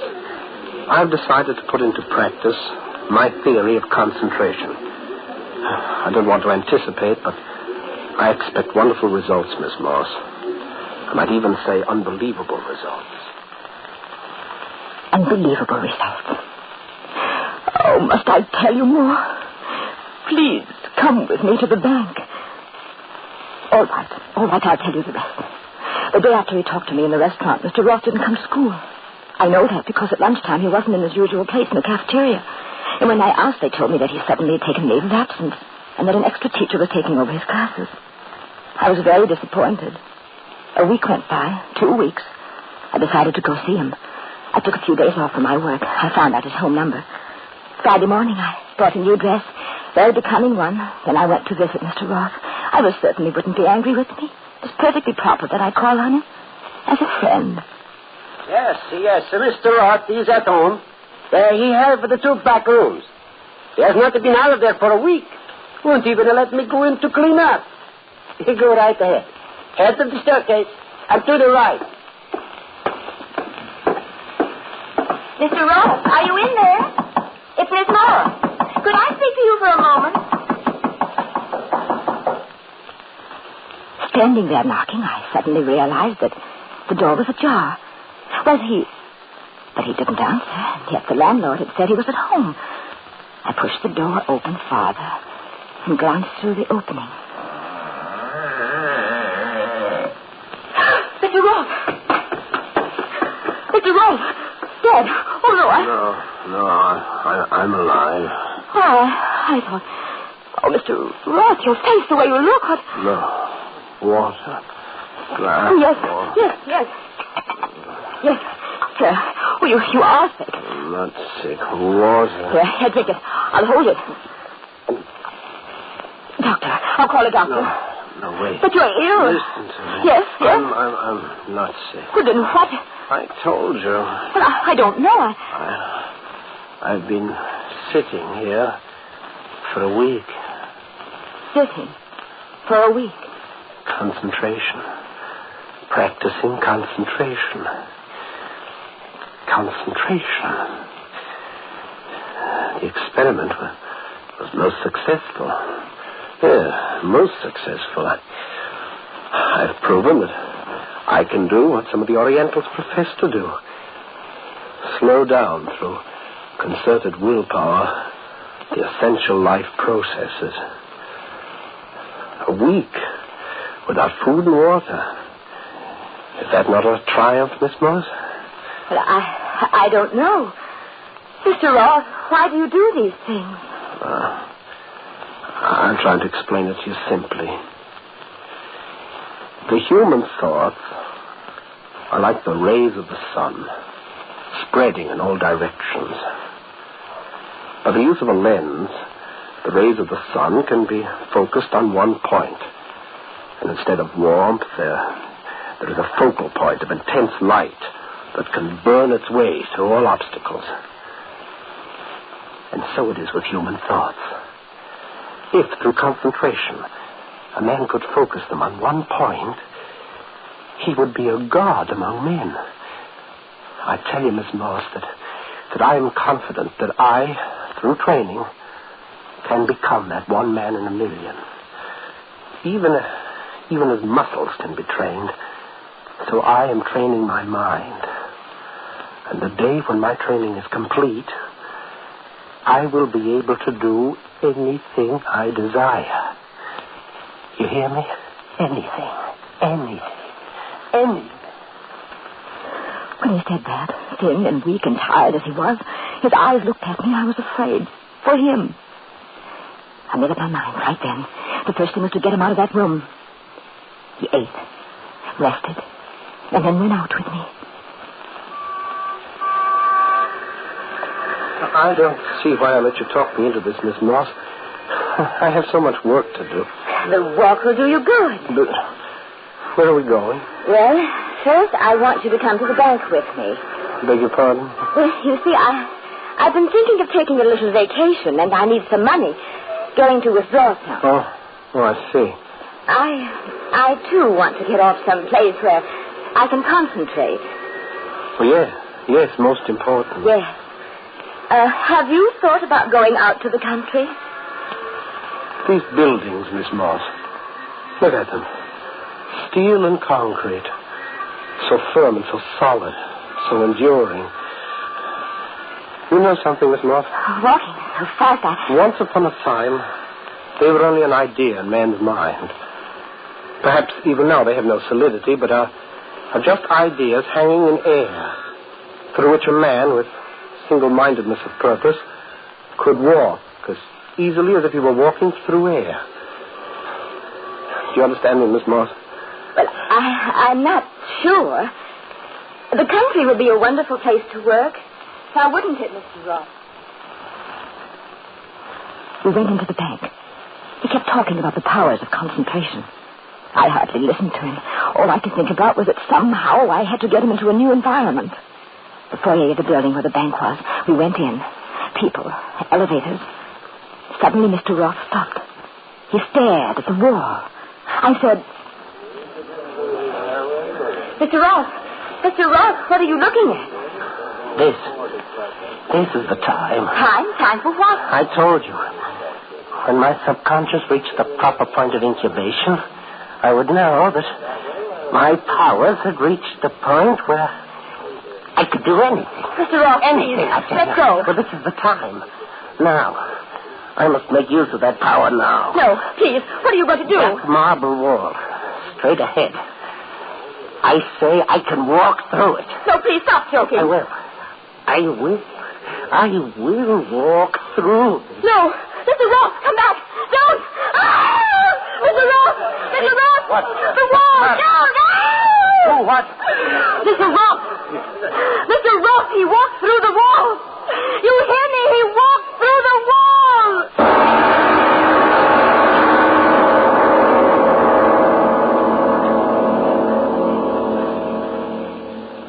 You're smug and self-certain, don't you? It couldn't have happened. But listen, you pinhead mind, I tell you it did. I saw it with my own eyes. Mr. Roth walked right toward that marble wall, and he went into it, and then he was gone. You hear me? Gone. But I mustn't call you names and make you angry, must I? Because you must come to the bank with me. Yes, I'll tell you more of just what happened on that day. I never heard of such a... Now, look, lady, take it easy. Get out of my way. The wall. He walked through that wall. I tell you, he walked through that wall. For Pete's sake, please. He said he did it. He did do it. He walked through that wall. I said he walked through that wall. Disturbance. Let go of me. Don't hold me. Don't. I gotta get to him. Mr. Ross. I gotta get to Mr. Ross. Well, this lady, all at once she screamed, and now she... Time to let go of me. Mr. Ross, he concentrated his mind. He said he'd walk through that wall, and he did. What? Yes, he did. Mrs. Searle. Time to let go of me. That wall. Mr. Ross went through that wall. I've got to go. You out of your mind. I've got to get to him. Mr. Ross, I've got to get to him. Stop making that noise. Stop it. That wall is solid. Solid concrete faced with marble. You'd better go home and stop disturbing the peace. Show her to the door, Megan. So they put me out. I stood in the street. I didn't know what to do. And then I knew. I would wait there until Mr. Ross came back. And he would come back. He'd gone through the wall, and he must have come out on the other side. And now he would walk around the building and come back and meet me there. So I waited. Good night, George. See you in the morning. I waited a long time. Are you waiting for something, lady? The bank's closed, you know. I've seen you standing here ever since I got on my feet, so I thought I'd talk to you. A long time. It began to rain. I stood there in the rain. Mr. Ross. And then a terrible thought. What if he... I went to the door of the bank building. It was locked. Let me in. Please, let me in. Listen to me. You can't let me in, Mr. Ross. I've got to get to Mr. Ross. Hey, lady, what? Don't you know the bank's been closed for hours? I've got to get in. I've got to get in. Take it easy, you. Hey, aren't you the one that's been standing out here? Let go of me. Mr. Ross is in there. Now, lady. I will get in. Hey, the door. Let go of me. Mr. Ross, I've got to get in. What's the idea of acting like I will get in. I'll get this door. I will get in. Kicking the door in. Now, you come along with me. Let go of me. Did we get in to see Mr. Ross that night? No. Order in the court. Order in the court. Prisoner will be held for further examination. Next case. I tried to tell them, Mr. Ross, but no one would listen to me. All night. And the next terrible day, no one would listen. Now tell me, do you have dreams, Miss Moss? Asking me questions over and over. Do you think that people dislike you? Over and over. Have you often seen Mr. Ross or other people disappear? Over and over. When did you first begin to have these hallucinations? But when I tried to tell them about Mr. Ross, they started to say terrible things to me. The fact of the matter is, Mr. Ross has disappeared. It is the opinion of the police that he decamped for this woman's money. Yes, took her money and ran off. Yes, took her money and ran off. I didn't care what they said. I had to get to the bank. You know why? Mr. Ross had started for the wall, and I had seen him go through it, and he hadn't come around to meet me. So there was only one answer. He was still in the wall. And while Mr. Ross was in the wall, they were keeping me in this hospital. I had to get out. How are you resting now, Miss Moss? Miss Moss, where? Window. Nurse, the woman in this room. She's gone. Out the window. Nurse, Miss Moss is gone. Got away. In the street. Still raining. I ran along the dark streets until I was at the bank. Closed. There was a dark doorway, another building. I hid in the dark and waited all through the night until morning, until they opened the doors of the bank.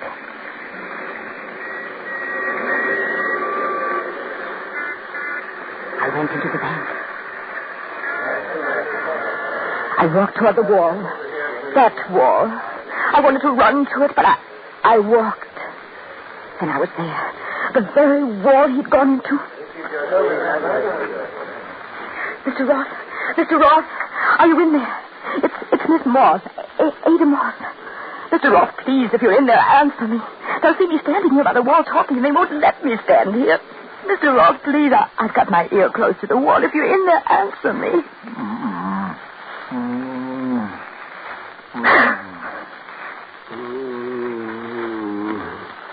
I can hear you. You are on the wall. I was right. You did walk into the wall and stay there. Yes, but what are you saying? I can't understand you. Please, Mr. Ross, speak so I can understand you.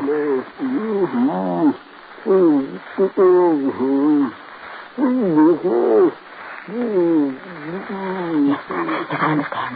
I will get you out of there. Help! Help! There's a man in the wall. Help me get him out. Mr. Ross, you here? I'll get you help. Hurry, people! Bring axes and picks. There's a man in the wall. Mr. Ross is in the wall. They put me back in the hospital. They didn't believe me. They didn't help Mr. Ross. I was very sick. I don't know how many days I was in the hospital. Then I was all right. They let me out. And this is your last warning, Miss Moss. You are to stay away from the bank. You are to behave yourself as a good, intelligent citizen you normally are. Your last warning, Miss Moss. And all the time, Mr. Ross was in that wall, waiting for me to help him. And there was so little time left.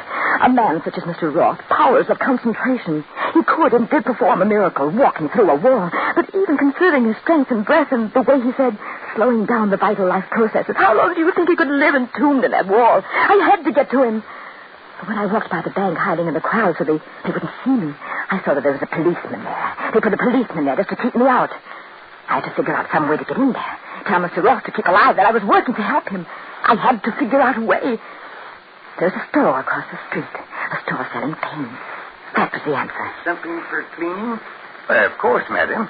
How much do you think you'll need? Oh, I suggest a pint. We have it here in bulk. Open it? Sure. See, it's standard cleaning fluid. Lady, no, that match. Look out, don't, it's inflammable. Don't. Help, fire, Grab that woman. She said far to the store. Far. In a few moments, everyone was so busy that I was quite free to go into the bank. In a few seconds, my ear was against the wall. Mr. Ross, I'm back. They tried to keep me away from you, but I'm back. Mr. Ross, can you hear me? Alive. Yes, still alive. Oh, Mr. Ross, what should I do? What? Yes, I will. They won't stop me this time. Get something and turn on the wall. Fire axe, off the wall. Mr. Ross, look. If you could see, I got a fire axe. Could they help you? Will you get out? We'll get you out. Yes, I will get you out. The mob is crossing, Mr. Ross. I will get to you. Yes, to you. No one will stop me now. I don't want to help you, but I'm helping you. Give me that axe. Oh, no, you won't stop me. I'll get to help Mr. Ross. Give me that axe. I'll give it to you. Lady, I told you not to stop me. I told you not to stop me. Kill the policeman. No, I'll kill you. I'll kill you. I'll kill you. Lady, give me that. Mr. Ross. I'll kill him. Stand back. Don't stop me. I'm going to kill Mr. Ross. Stand back.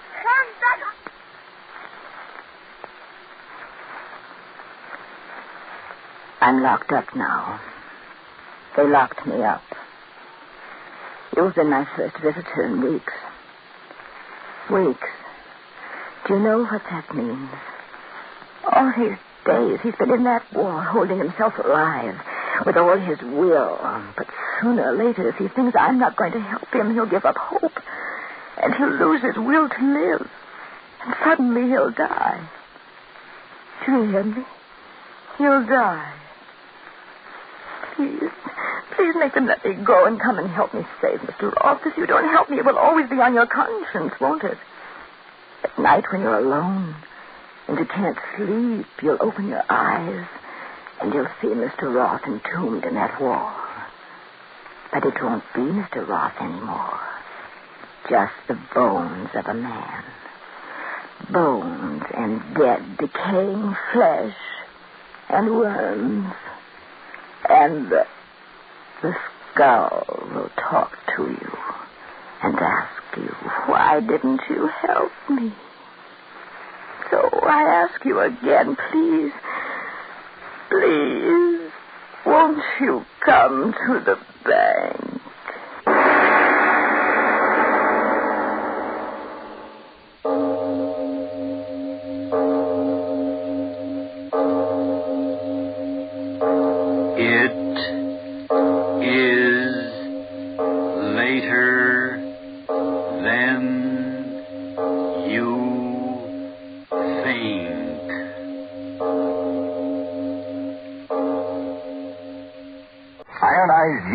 Presents Lights Out.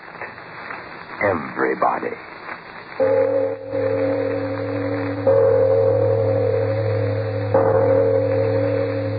It is later than you think.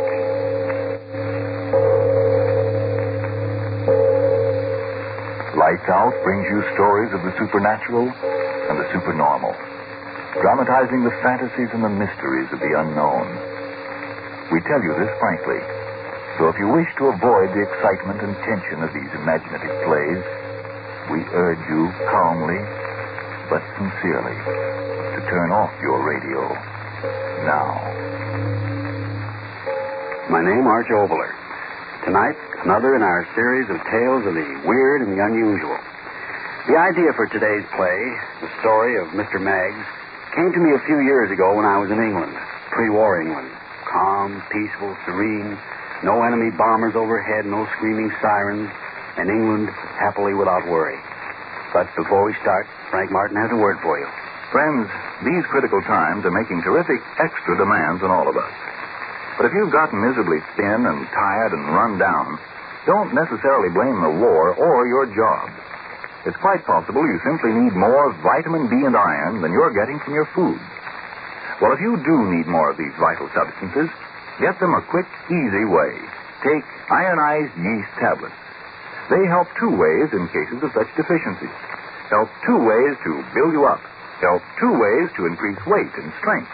Help two ways to step up pep and energy. Remember that name, Ionized Yeast Tablets.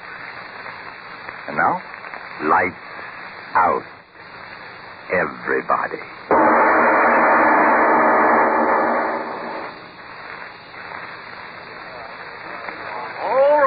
All right, gentlemen. Now, here's an opportunity you can't afford to miss. As the Americans say, an opportunity of a lifetime.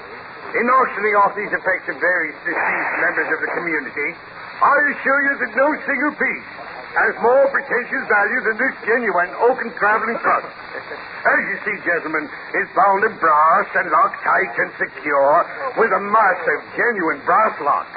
What's in it, nobody knows. But the law says that being unclaimed, strange merchandise, whoever buys it gets it all, as you might say, with all that's in it. Be it gold or silver plate or the jewels of India. Now, what am I offered for this guest? Make your bids and make them good, gentlemen.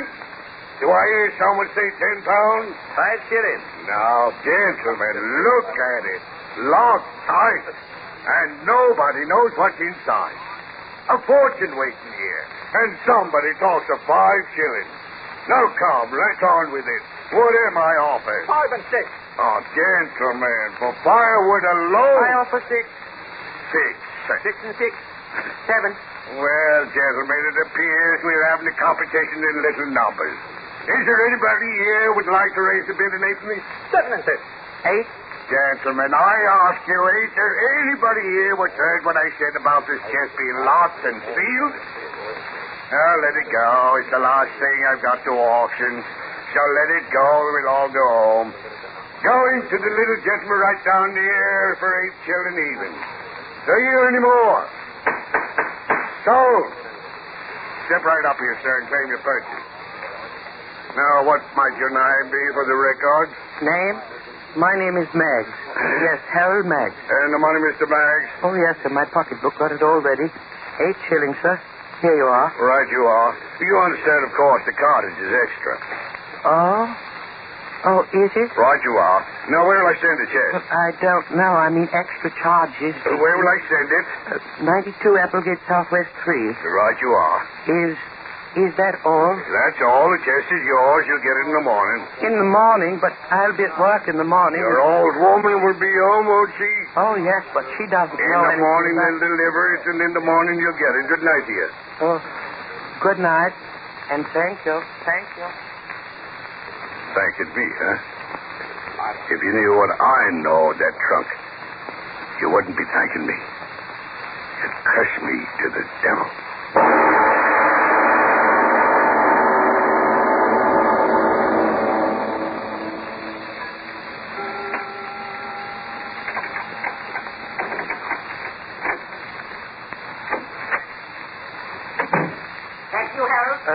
Yes, Agatha? Well, I must say it's a fine time for a man to be getting home. Mr. Bainbridge asked me to stay and check the inventory. Never mind what Mr. Bainbridge said. Did you get anything extra for doing what Mr. Bainbridge said? Well, I... Never mind what he said. I tell you what you get from me. A cold supper, that's what. Oh, it's all right. Oh, is it? Now, just a minute, Mr. Harold Maggs. There's something else I want to talk to you about. Yes, Agatha? How much money have you been making on the races? Races? Me? You. Oh, no, you know I never play the horses. And how much money did that rich uncle of yours in Australia leave you? Australia? Me? Why, Agatha, what are you talking about? I haven't got any uncles in Australia. Oh, then maybe it's a gold mine you discovered. Or maybe a well that gives 100 gallons of petrol a minute. Agatha, are you all right? The chest.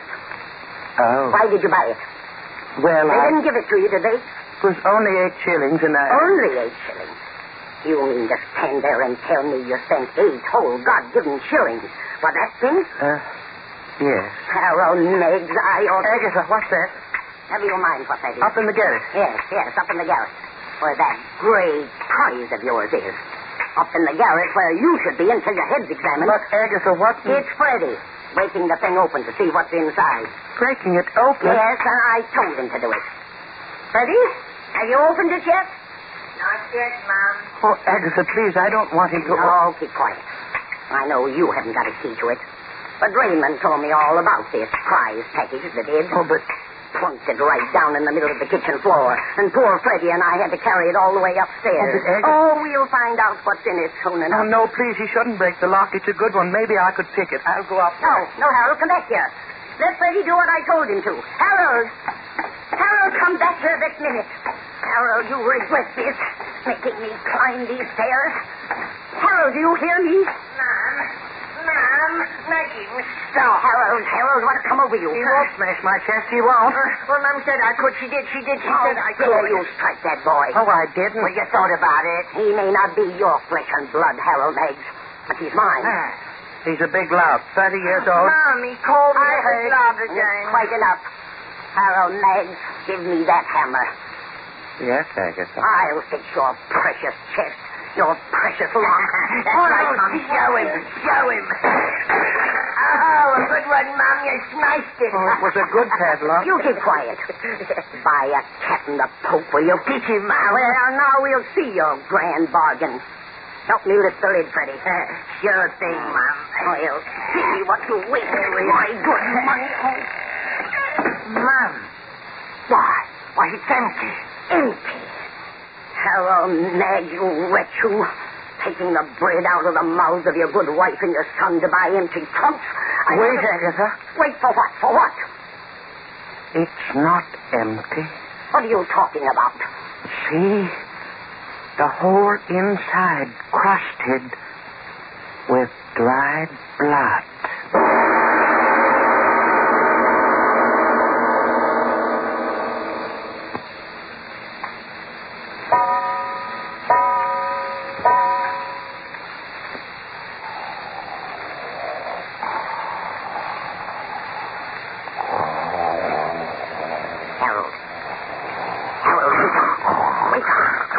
Open your eyes, you fool. What? It's not morning. No, of course not. Open your eyes. I heard something. Well, what did you hear? Can't you hear anymore? I said there's someone in the house. What do you mean? Listen. I don't hear anything. Don't talk. Listen. You heard? Yes. Up in the garage. Get up and do something. Well, what could I Well, you're not going to let them steal the house away from us. There. Again. But why in the garage? Are you going to lie there talking while they... But we've nothing there for anyone to take. It's Freddie. Freddie? What? Come on. No, not up there. Well, I'm going. Harold, come back and don't leave me alone to be murdered. Harold, don't go up there.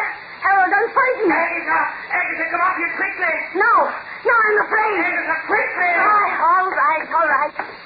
I'm more afraid down here than I'll be up there. Can't be much to be afraid of. If you're not afraid, Harold. So dark up here. Well, Harold, what is it? Agatha, come here. Help me. Well, what is it? What's the matter with you? What? It's your Freddie. Freddie? Oh! The lid of the chest seems to be closed on his head, and I can't seem to open it.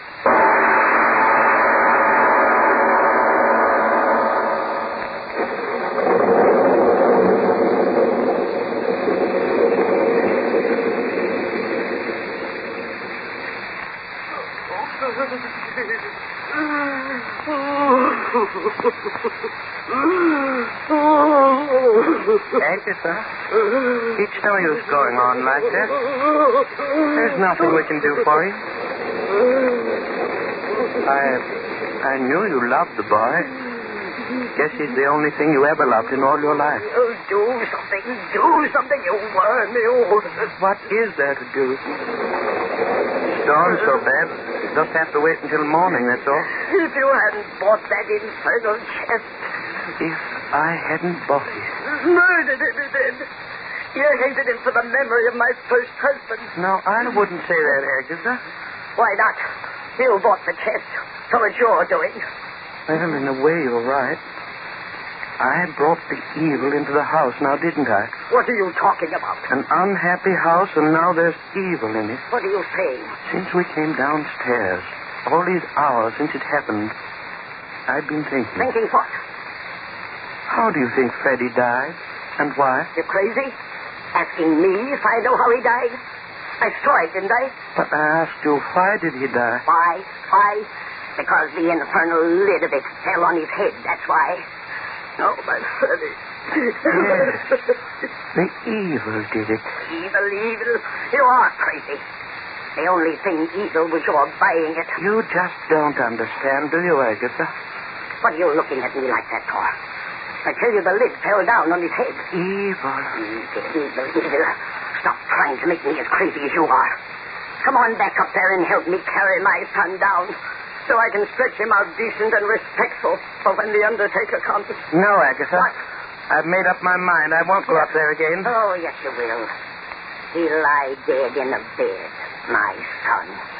Not up there. No, Agatha, I've made up my mind. I figured out that up in the garret, the evil has taken... Evil is elastic. My son. You'll help me carry him down. Don't stand there. Storm's over. Help me carry down his body so I can lay it out. No, Agatha. No, hear me out. It's evil. I'll have you locked away, I tell you. Evil, and I knew somehow that it was there. That's why I dragged you downstairs again so quickly. You never thought much of me, Aggie, but this time, believe me, if I go up there with you, it means my life. I've listened to enough. Bullet-headed little worm, that's what you are. There's nothing up there but that blasted chest you bought and Freddie's body. And if you won't help me bring him down, then, Creswell, I'll bring him down myself. No, Agatha, come back. Aggie, come back. Agatha, I beg you. Aggie! Aggie, you shouldn't have. This once in all these years, you should have listened to me. If you'd have listened this time, I would have meant something more than... Agatha? Agatha, what's doing up there? Are you all right? Agatha, do you hear me? You all right? What in the... Agatha, what? Agatha, what? What happened? What's the matter? Oh, Agatha, heaven help me. I can't come up to you. I'm afraid.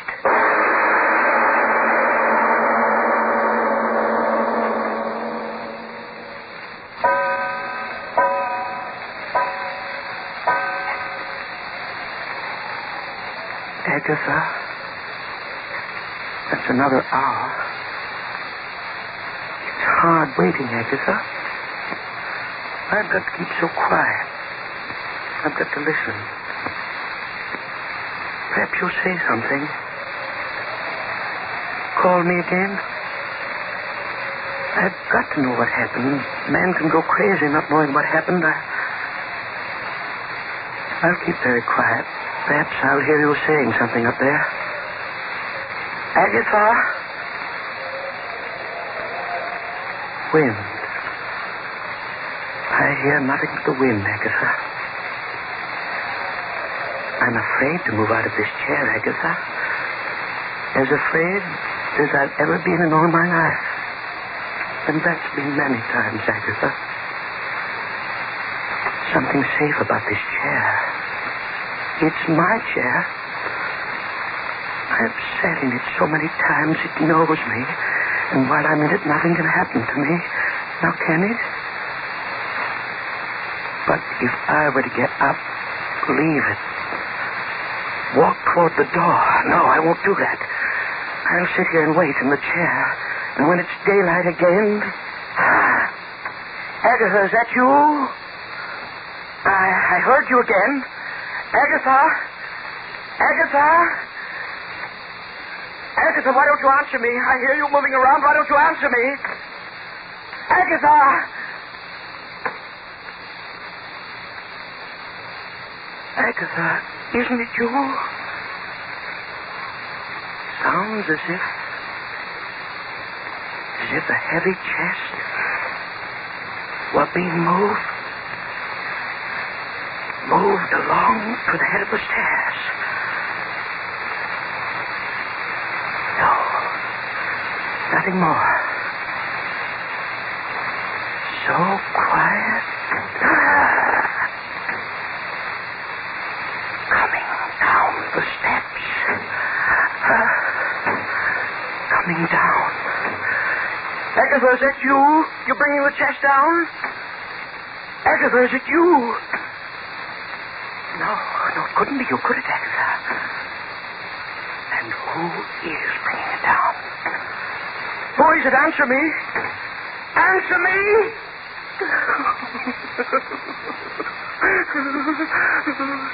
Gotta get out of here. Run. But I can't. Too afraid. Who is it? Agatha, it is you, isn't it? It must be you. It must be. Not many more steps, then I'll see. No, I won't look. I won't. Stop, you, whoever you are. Don't bring that chest down here. Stop. Stop!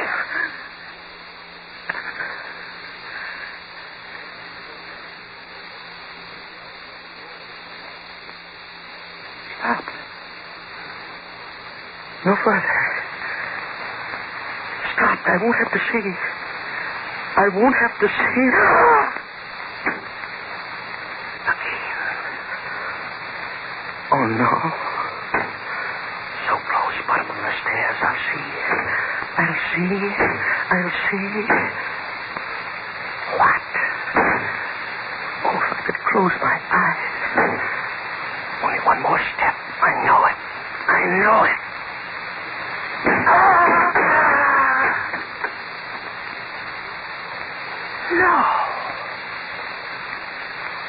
No. How could it be? No one. Just the chest. No one with it. How can that be?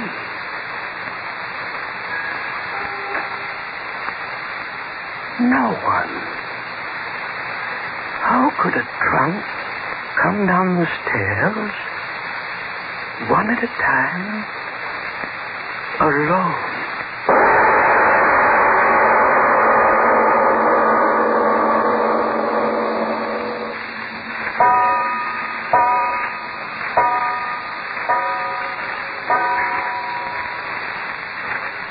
Daylight. Why doesn't daylight come? There's something buzzing in my head. Oh, my head. Why do I sit here staring at that thing of evil? I've got to know. Yes, I've got to know. Get up. Close to it. Just a chest. Why should I be afraid of it?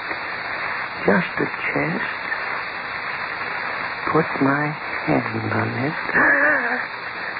Move it under my hand. Thing of evil, I'll get you. You won't get me, I'll get you. My axe. Where's my axe? Was it here? Yes. Got to find my axe. Won't get me, you blasted chest, you. Got it. You hear me, you evil? Axe in my hand, I'm coming for you. You came after me, but I'll get you.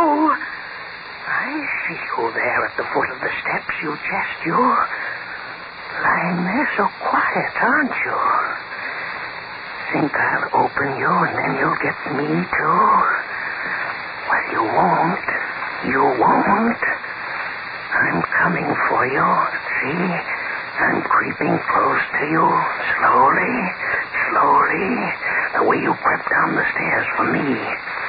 How do you like it, you evil, waiting for your doom? I'll get close to you. I'll swing my axe, and then your evil will be over, won't it? You'll be wood and twisted bands of brass, and then I won't have to be afraid anymore, now will I? No, I'm close enough. You're doomed, Jack. I'm your doom. Here! I did it, you evil chest. You cracked you wide open. I'll pull the rest of you wide apart, and then... Agatha! You were in it! My axe is in your skull!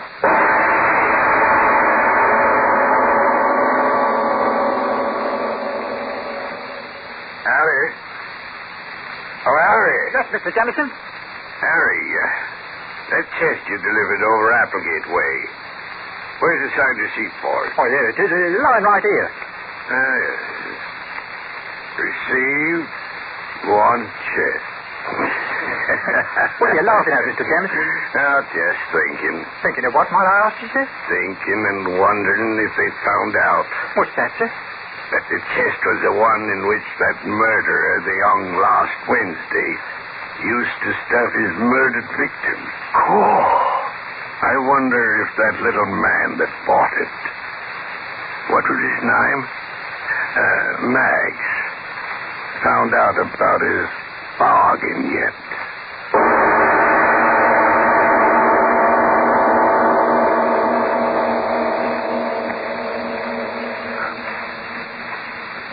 Phew. Now, just a second, Mr. Obler. You mean to say that this old chest killed those people? I didn't say. The supernatural, the supernormal, and coincidence. Who can separate the three?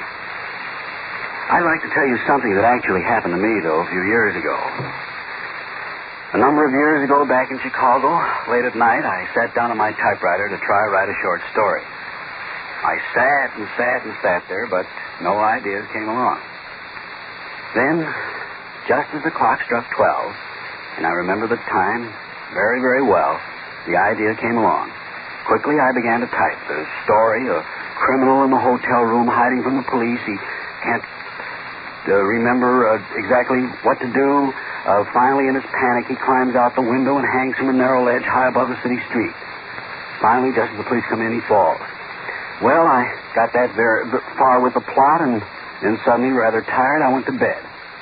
The next morning, the headline of the paper told of a criminal who had hidden in a hotel room, and then when the police broke in, the panic, and the hour was just at midnight, had tried to escape by hanging from the narrow ledge outside the room.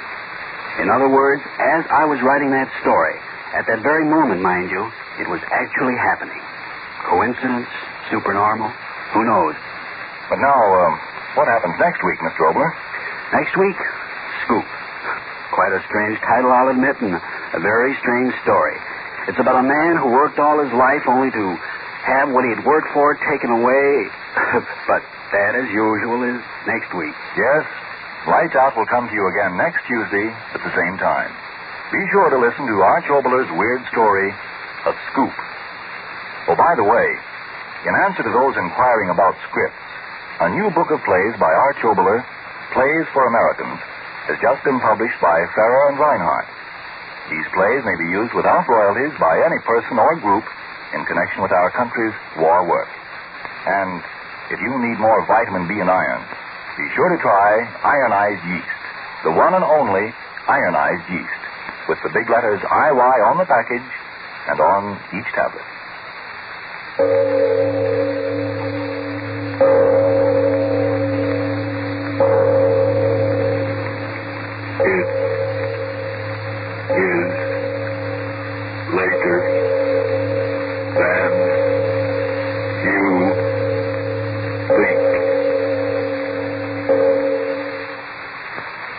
Next year, the best-dressed man in town may be the one with the oldest suit, because today it's practical, even stylish, to get extra wear from your clothes.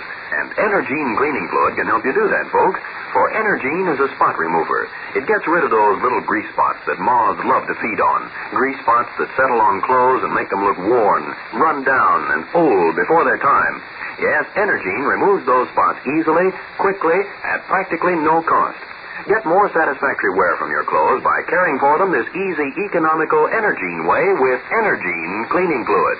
This is the Columbia Broadcasting System.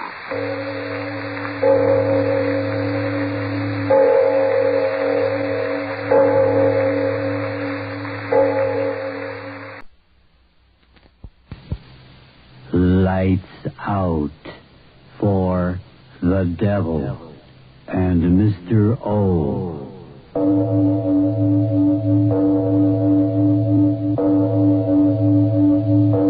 It is later than you think.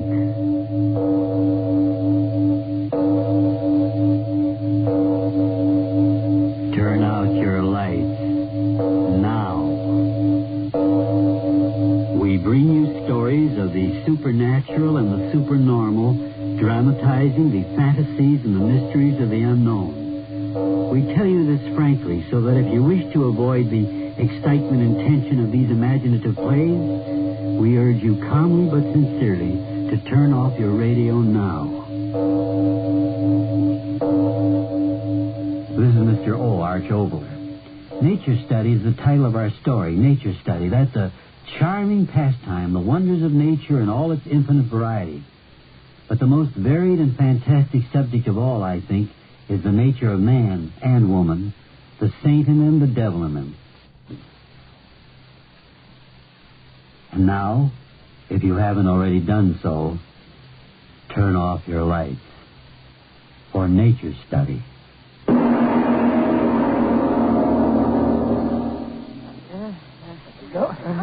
There we are. There we are where? Look about you. Oh, my goodness, it is beautiful, isn't it? I did not know this is where we were going. It's like a canyon, isn't it? It is a canyon. A cleft in the rocks few people in this part of the country know. Well, I'm sitting down to rest my poor No, Miss Guard, we must go on. Oh, no. Where are we going? Come now, come. On all our other Sunday nature study trips, I've never had such revenge. Because we've never walked so far before. That's right. Where is it you are taking us today, Mr. Anna? To Canada? My dear friends and neighbors, we're exactly 15 miles from home. You could think we're out of this world. Yes. Even in the midst of the city's turmoil, one can find nature's true isolation. Well, where do we go from here? There's a little path down through the canyon. There we will find lichens of many varieties. Oh, my goodness, what's that? My dear. I know. They are like little ferns in the rock. Excellent, Mr. Kamarin, excellent. Oh, I remember from last week. You will note these scratches on the face of the rock. Who did it? Not who. What?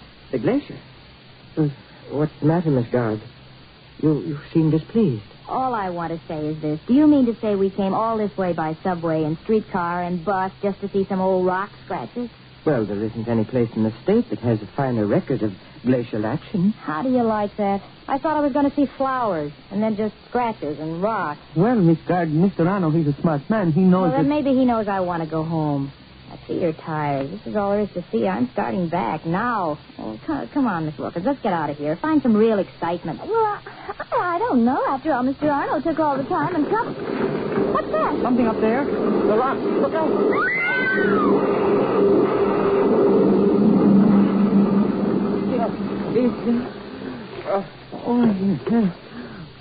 Miss Wilkins. Miss Wilkins. She passed out, I think. You all right? Yeah, fine. Oh, she's all right. Miss Wilkins, are you hurt? Are you... Oh, sure. Just fainted.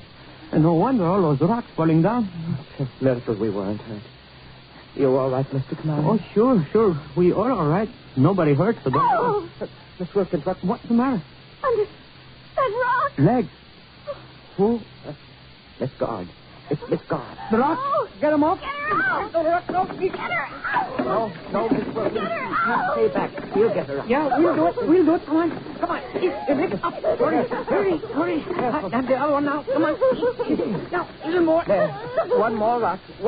You hear that, Miss Wilkins? One more rock. She's dead. I know she's dead. I can't move. Lift more, Mr. Arno. Yes.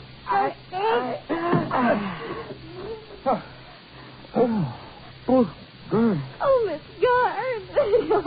No, wait. Look. Miss Wilkins, be quiet. Miss Guard, she's still alive. Alive? But how can... She's trying to talk. Yes, Miss Guard. I'm here. I'm listening.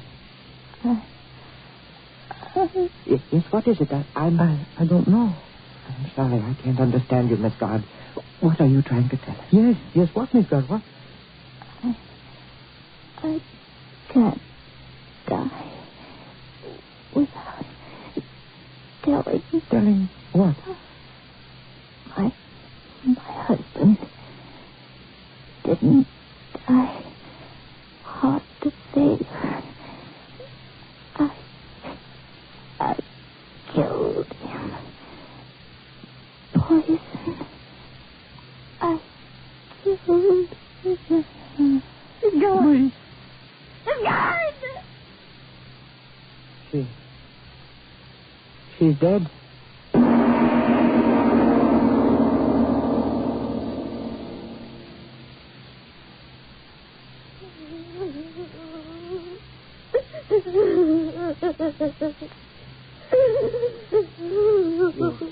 You feel better now, Miss Wilkins? Oh, all right. Oh, don't try to get up. Just rest. Rest. A few minutes more or less won't make any difference. Now, Mr. Arnold. Yes, Mr. Kamaran? I have been sitting here. I have been trying to figure it out in my head. Why is it?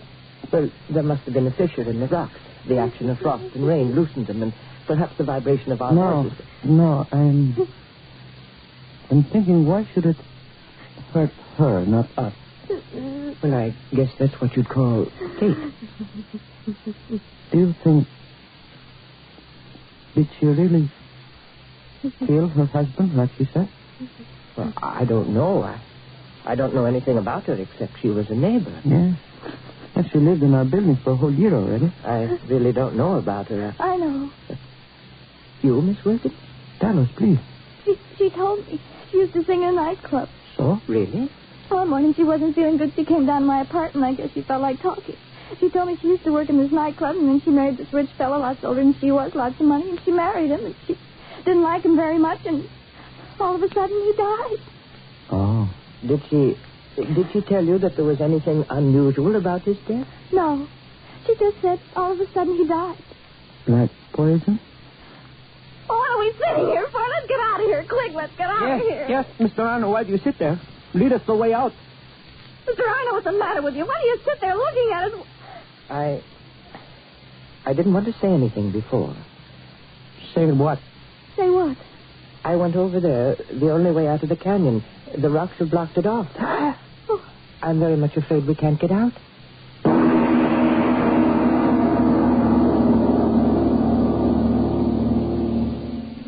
It's no use talking to me, Mr. Arnold. But it's so dangerous. Dangerous? What is dangerous? I climb up. The rocks are like stairs. I pull up over the top and I am off. Oh, but I insist it's dangerous. That tumble of rocks. Miss Wilkins, am I not right? Well, we just can't wait in here forever, and I'm sure that Mr. Kamaran knows what he's doing. That is a very smart girl. Look at that wall. It is nothing. Oh, but you don't worry, Mr. Arnold. I told you the rocks along here like steps. I climb up and I go and get help, and soon I have you out of here. All you do is to help me up that first rock. Well, all right, if you insist. Sure. Put your hands together in a grip. Like that? That is right. I put my foot in your hand and you push up and give a boost, right? Yes. All right. Hold your hands down. All right. I get my foot. Now, lift. Here we go. There. I am up. So. Well, I'm up here already. The rest of the way to climb is easy.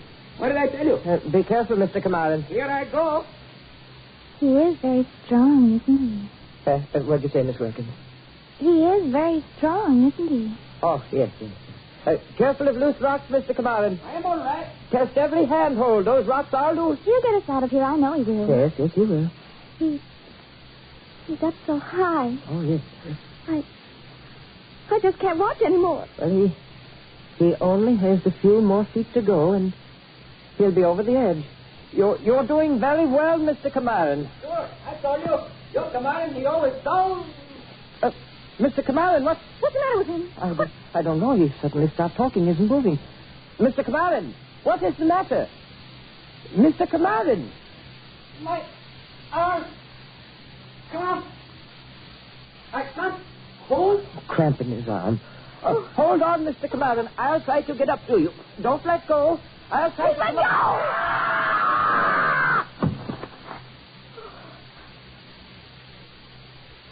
Mr. Kamaran. Mr. Kamaran. He's dead. No, I don't think so. He lifted up his head. Oh. Mr. Kamaran, what? I couldn't hold on. Don't move. No. Listen. Don't tell you. Yes, I'm listening. All broken. We'll be dead. We'll be dead. Can't die without telling. When I was boy, Celia went hunting with my brother. He never thought he'd run away. Not those. I wanted his knife. So I killed him. Buried him. I killed my brother.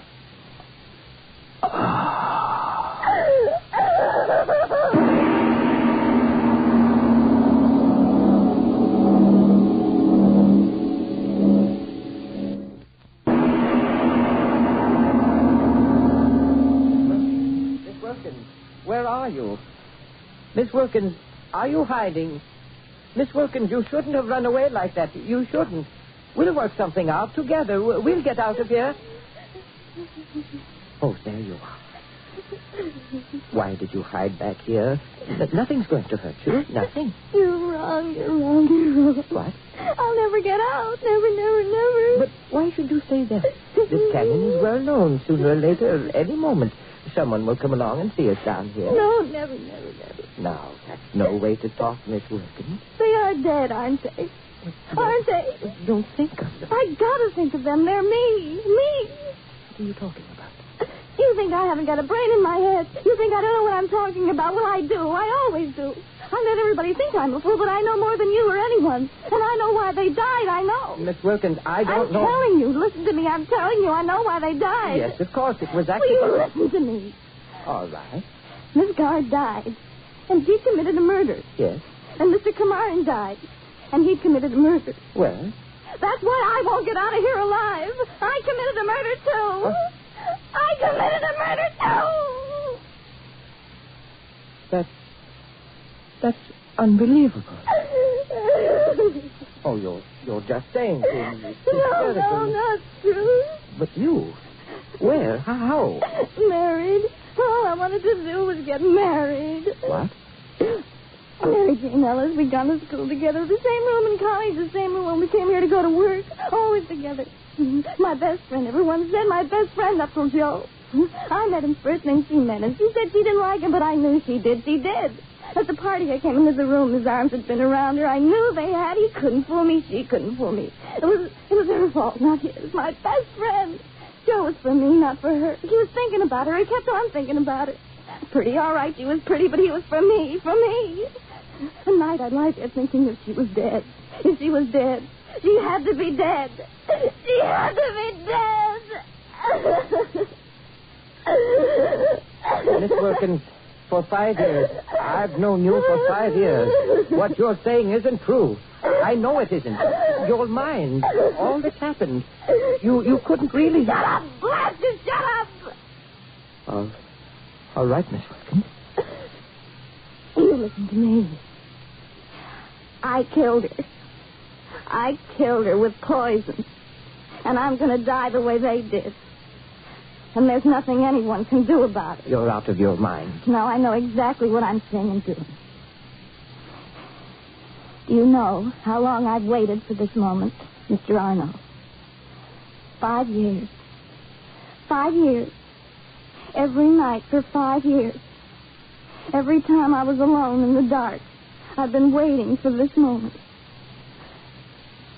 I don't have to wait anymore. Why not? Because it's here. Who? It's here in the canyon.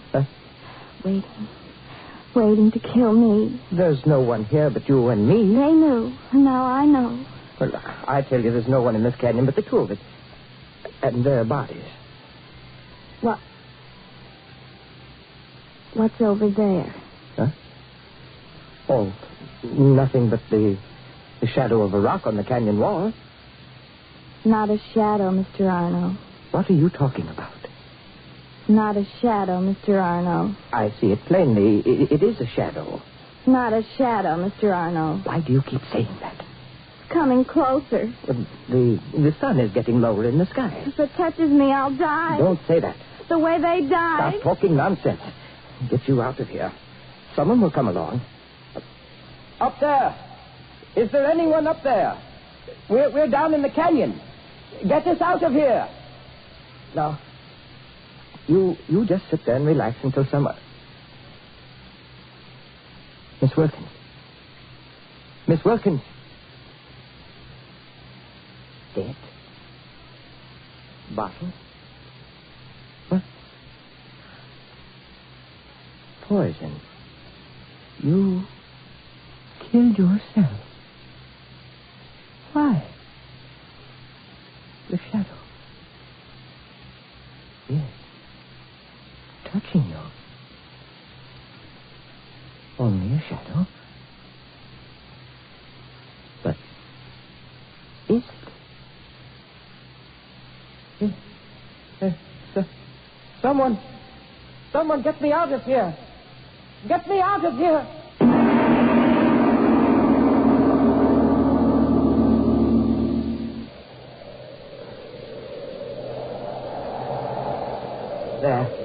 There we are. You lie there, Mr. Kamar. Miss Wilkins, Miss Guard, and now you, Mr. Kamar. Now, all of you lie there and listen to me. It's getting quite dark. And while it's still light enough so that I can see you, I want to talk to you. Dead as you are, I've got to find something out. Listen to the wind. Just come up. The wind. It moans around the rocks, but I'm not moaning. You hear that, Miss Wilkins? I'm not. I'm just talking to you reasonably. It's been so many hours, and yet you hear I'm talking reasonably. Please understand, my friend. I didn't mean for this to happen. I took you to Hidden Canyon to show you the lichens and the glacial action on the rocks. I didn't want you to die. And that's what I've got to talk to you about. Dead as you are. Why did you die? It was all quite accidental. Wasn't it, Miss Guard? Answer me, Miss Guard. The rocks that crushed you, all quite accidental. It wasn't because you had committed a murder, was it? All quite accidental. Wasn't it, Miss Guard? Wasn't it, Miss Guard? How strangely my voice echoes between the rock walls. I will talk to you, Mr. Kamar. You climbed up the rocks. A cramp in your arm. You couldn't hold on any longer. You fell. That was all accidental, wasn't it? Wasn't it?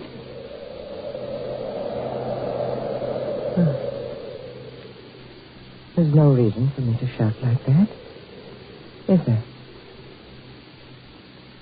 Oh, how quiet it is. And dark. For years, I've never been in the dark. At night, all the lights on in my house. I even sleep with the light on in the room. Never been in the dark for years. I'm in the dark at last. Alone. The three of you are dead. And so I'm alone. Who?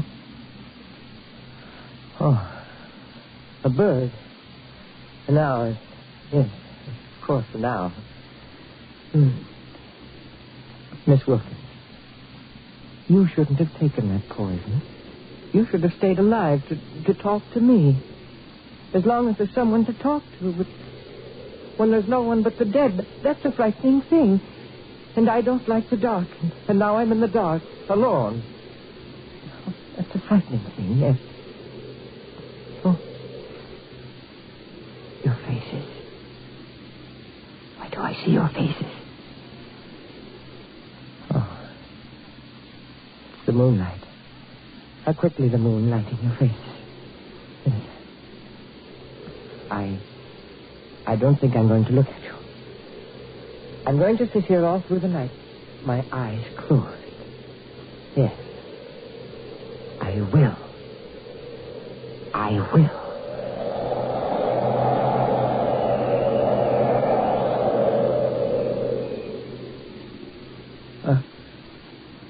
How long have I had my eyes shut? All night? Is this There's light against my eyes. I know it. All right. I will open my eyes. Moonlight. So bright. Filling the canyon. The walls. So very bright. Shadow. Shadow on the wall. What? Moving along the wall. Shadow of what? Miss Wilkins. You said a shadow, Miss Wilkins. You're smiling. Mr. Kamarin, you too. Miss Guard. All of you smiling. Is it the moonlight, or are you really smiling? Why are you smiling? Why? All right. I know. You know. All right. My eyes are open. And when the shadow touches me...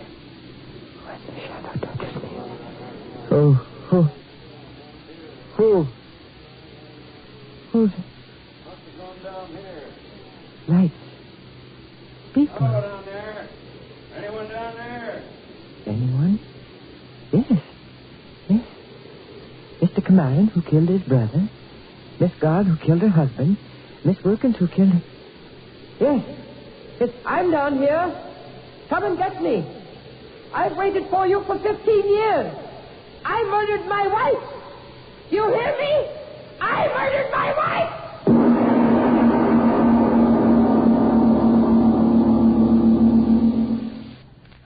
This is Mr. O once more. To those of you who have asked the title of my new book, it's called House on Fire. Next week, a play with a cast known to all you buffs of the golden days of radio. Frank Lovejoy and Paul Stewart in No Escape. A story to be listened to in the dark.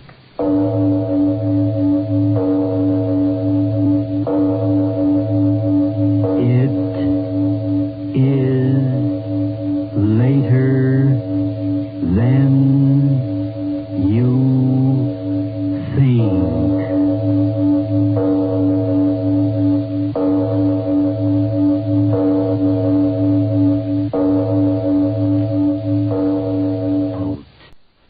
Lights out, everybody, for the devil and Mr. O.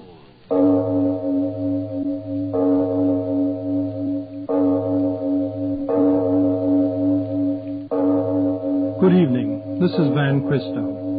Welcome to the Van Christo Radio Theater.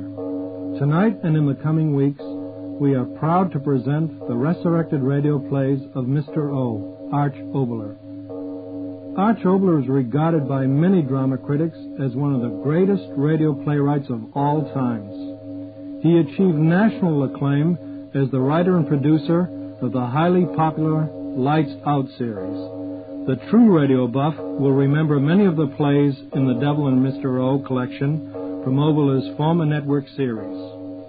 These tales of the supernatural and supernormal represent radio drama at its finest. This is the theater of your mind where you are about to enter the zero dimension. There are no boundaries or time limits here, only the depths of your own imagination. And now, to tell you about tonight's program, here is Mr. O. This is Mr. O, Arch Oboler. I bring you a play titled Alley Cat with apologies to all cats, large and small, particularly very large ones. Which brings me to a question. Mister, have you ever quarreled with your wife? Or, lady, have you ever had harsh words with your husband? Of course not. Perish the thought, I withdraw the question. But Papa and Mama, lovers, if you've ever quarreled with each other, I'll guarantee you'll never want to do it again after you listen to Alley Cat. But that happens after a word from your announcer. Are you aware? And now, if you haven't already done so, turn off your lights now and listen to Alley Cat.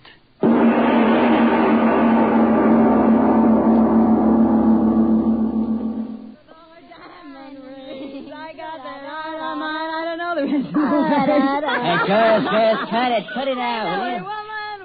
Linda, for the love of... Cut it out, will you? The old man will be paying it here in a minute. Yeah, so what? Give me my drink, Queenie. Oh, baby, do I feel swell. Hey, look what time it is. Come on, Queenie. We better blow out of here. Yeah. No, don't go. I don't want to be alone. What do you mean alone? Your husband's here, ain't he? Ah, that guy. What does he know about having fun? Work. Makes me sick where I've never been sick before. That's pretty good, huh, Kenny? Yeah. Come on, stick around. Let's have some more fun. St. Louis woman with all a diamond ring. For heaven's sake, Linda. Well, speak of the devil. Hiya, Johnny boy. Come on in. The water's fine. Only it ain't water. Linda, for heaven's sake, I'm trying to work. Go away. You're spoiling my party. Throw him out of here, Kenny. He's only my husband. Linda, take it easy. Get out of here. You, whatever your name is. Okay. And take that woman with you. Go and clear out. No, wait. Don't listen to him. It's my house. My house. What, you kick them out. Linda, my friends. I begged with you, pleaded with you to keep these people out of this house while I'm trying to get some work done. Haven't you any consideration at all? You kick them out. My friends. Yes, and I'll do it again every time I find them here. They're no good, not a one of them. You've promised me time and time again to give them up. I'll call them back. I'll call them all back.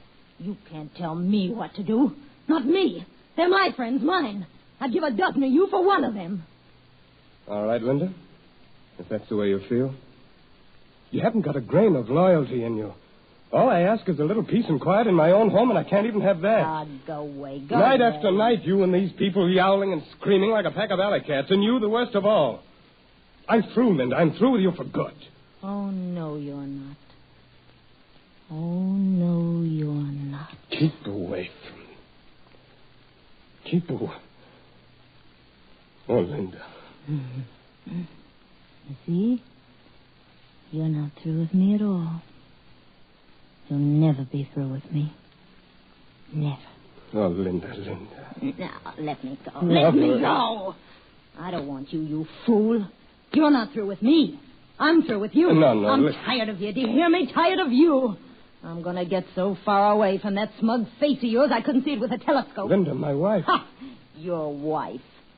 Why do you think I married you? Oh, you love me. I married you because I was sick of working in a two-bit barber shop, because I was sick of living in a hall bedroom wearing bargain sale dresses. I wanted dough, plenty of it, all I could get. And you were the best chance to get it that came my way. No, Linda, you did love me. You must have loved me. Oh, well, I loved you about as much as that canary up there loves its cage. I told myself I'd stay with you a year, divorce you, stick you for plenty of alimony, and then get out. We've been married 5 years. Yeah, 5 years. Because you fooled me. That's why. I fooled you? Yeah. You started to make a lot of money. More money than I ever thought you could make. So you're giving me the air, huh? No, Linda, I love you. I didn't mean what I said. I didn't. Well, I did. Linda, don't leave me. You're no good. I know you're no good, but heaven help me, I love you. I'll never love anybody else. Get out of my way. No, I won't let you go. You've got to stay. Get your hands You're off. no good. You cost me my self-respect, but you stay with me. You stay with me or I'll cut you off without a cent. You'll never get a dime from me, not a dime. Stop it. Stop laughing. Oh, you sap. You fat-headed sap. Stop that. Mm-hmm. So you're gonna cut me off without a cent, are you? Why, you fool. I've got everything that belongs to you now. You hear me? Everything. What are you talking about? This house. It's in my name, isn't it? The car. It's in my name, isn't it? No, you wouldn't. Oh, wouldn't I? Well, listen to this, my darling husband. I cleaned out the bank account yesterday. Oh, no. Every cent of it. I won't be in the street. Oh, no. You will. Now, this is my house. Get your things and get out of here. I'll kill you. No, I'll kill you. No, let me go. Let me go. Oh. You touch me again and I'll tear your eyes out. You cat. Get out of my way. That's what you are, a cat. A big, white, heartless cat. Get out of my way. You think like one, you screech like one, you claw like one. You even look like one. Your eyes, they're cat's eyes. That's what they are, cat's eyes. A cat, that's what you are. A white cat. I didn't marry a woman. I married a cat. Keep it up. Laugh Keep at it me. up. You're doing Go ahead, laugh at me. You're a cat, a sneaking, yowling cat. A cat. You're a cat. A cat. Cat. You're a cat. Now, that's enough of that. I don't like it. A cat. Stop saying it. A cat, you hear me? A cat. John. Stop staring at me like that. Stop staring at me. John. What's happening to me? John, my head. I can hardly see. John, help me. John. Linda. What are you staring at? What are you staring at? What are you... Linda! Linda!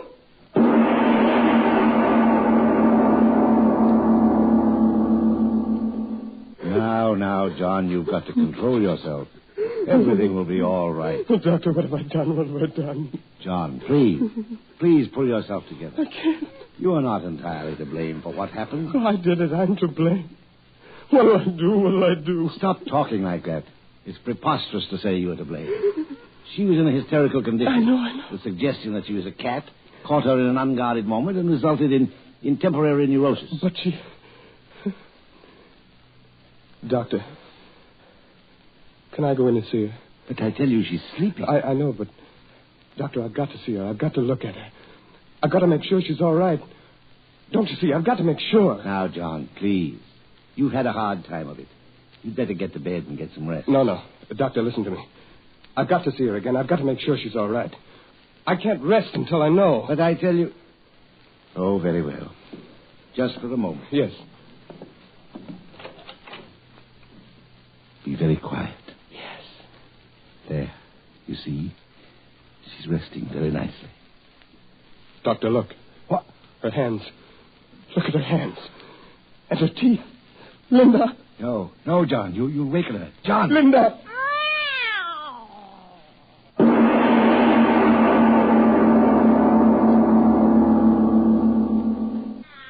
Oh, Doctor, listen to her. Steady, John. I can't stand it, I tell you. Doctor, what is it? What's happening to her? I don't know, John. I don't know. Oh, listen to her. What'll I do? Fingers into claws. Teeth into fangs. It can't be happening. Well, it is. And yet I've seen it with my own eyes. You've got to do something, Doctor. You've got to. You're my friend. You've got to help me. But what? In the name of all that's rational, what? Well, think. There must be something you can do. A drug, something. Oh, John, I don't know what to say. I can't think. I'll call in someone else. Yes, that's it. I'll inform the authorities. They'll take care of everything. No. Wait, Doctor, wait. What's the matter? What is it? You're going to inform the authorities? Yes, of course. Don't you see, my boy, it's the simplest way out of this. Way out? Of course. For you and for me. What do you mean? This horrible thing that's happened to Linda, it goes beyond just you and me. It goes beyond the normal into the supernatural. The world should know about it. No, stop. You mean you're going to let everyone know what's happened to Linda? Of course I am. But you can't do that. She's my wife. Do you hear me? My wife. No. Now don't get excited again, John. Listen sensibly. We owe it to science. Science? Who cares about science? She's Linda. She's my wife. And I cursed her to God, and I turned her into a yowling beast. It's my shame, mine. And you're not going to tell anyone else about it.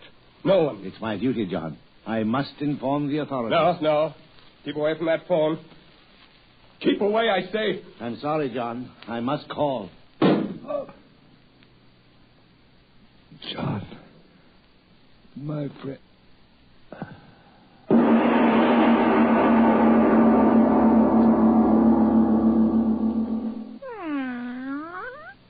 No. Try to sleep, darling. Try to sleep. Yes, I know, darling, but it's almost morning. You must rest. Sleep, Linda, sleep, my darling.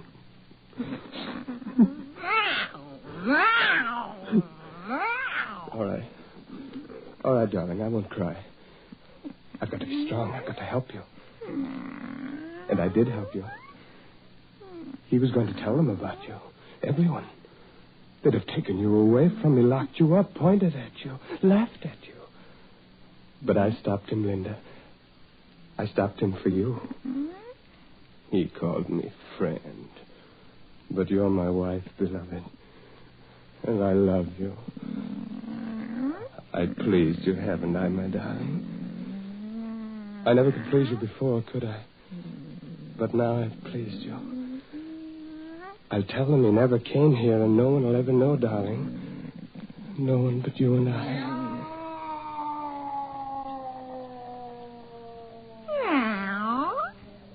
What is it, darling?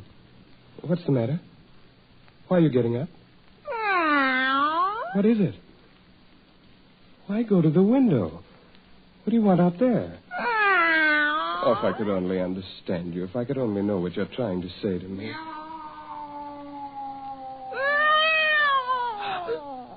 Oh, no.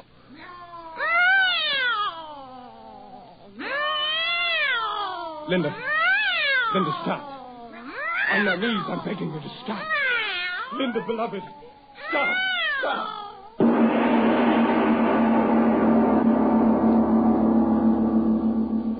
Ladies and gentlemen, we leave The Devil in Mr. O's story, Alley Cat, to take a normal breath and a word from your announcer.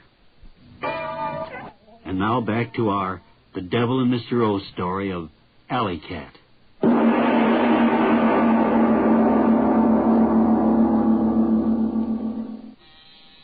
Yes, I'm coming. Good morning, Mr. Taylor. Oh, it's you. I found this note saying you wanted to talk to me. And, Jay, I hope you're not going to quit taking milk from me. No, I'm not going to stop taking milk. That's what I wanted to see you about. I want milk. More milk. Cream. Everything. Well, sure. How much do you want? 4 bottles of milk. No, 6. 6? Yes, and cream. 6 bottles of cream. Is something wrong, Mr. Taylor? Wrong? Why do you think something's wrong? Well, I only meant... You meant what? Speak up, you meant what? Well, don't get sore, Mr. Taylor. I just meant... Well, you don't look so well, and... well, you know how it is. Sometimes a fella has a couple too many and starts ordering all the milk in the world. You fool, I'm not drunk. Do you want some of that milk, or do I have to get another milkman? No, I'll get it for you. Well, hurry. 6 quarts, 6 cream. Only him and his old lady. The guy's nuts.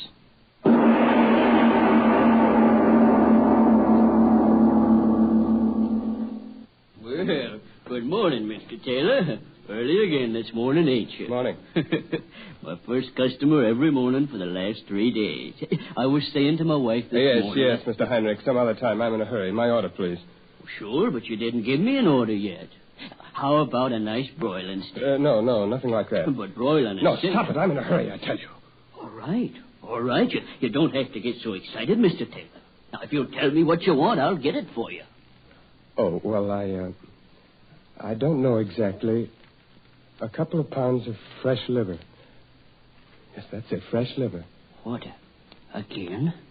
You heard me? Oh, sure, I heard you, but look here, for 3 days now, ever since your wife went away, you eat nothing but liver. Are you going to fill my order? Sure, I'll fill your order. Nice and fresh, huh? So, 2 pounds, yeah. There we are. Say, you'd think you was raising cats or something. What? Why do you say that? Well, you buy liver every day. Oh, this morning I caught a couple of mice in a trap. Maybe you'd like to take them along for the cat, too. Huh? Don't say that! Don't say that! Mr. Taylor, the liver... Forgot. Man's crazy. What did I say that was wrong? Cats like to eat mice.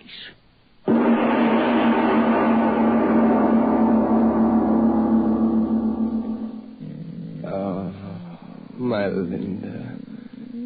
My dearest Linda. Close to me. So close to me. Oh, my darling, my darling.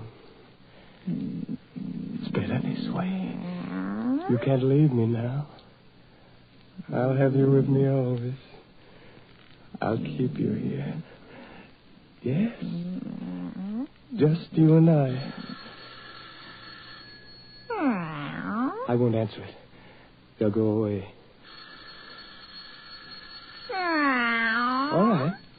All right, I'll answer it.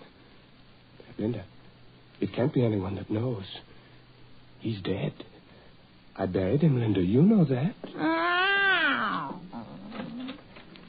No, stay here, my beloved. They mustn't see you. Be very quiet. Very quiet.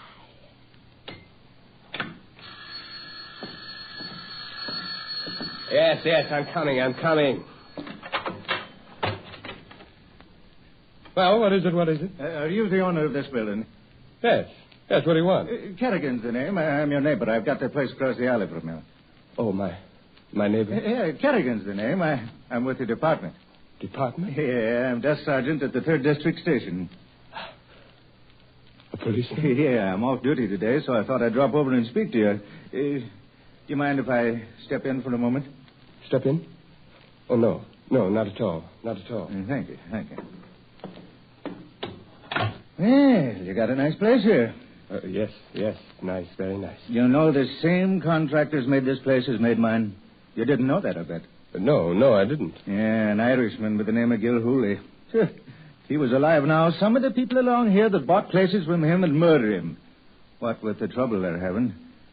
Oh, trouble? Yeah, cheap material, plastic cracking, floor sagging, stuff like that. Oh, I see what you mean. Now, you take my place. I've had to have a new roof put on and new gutters put in, and I never know what'll go wrong next. Anything wrong around here?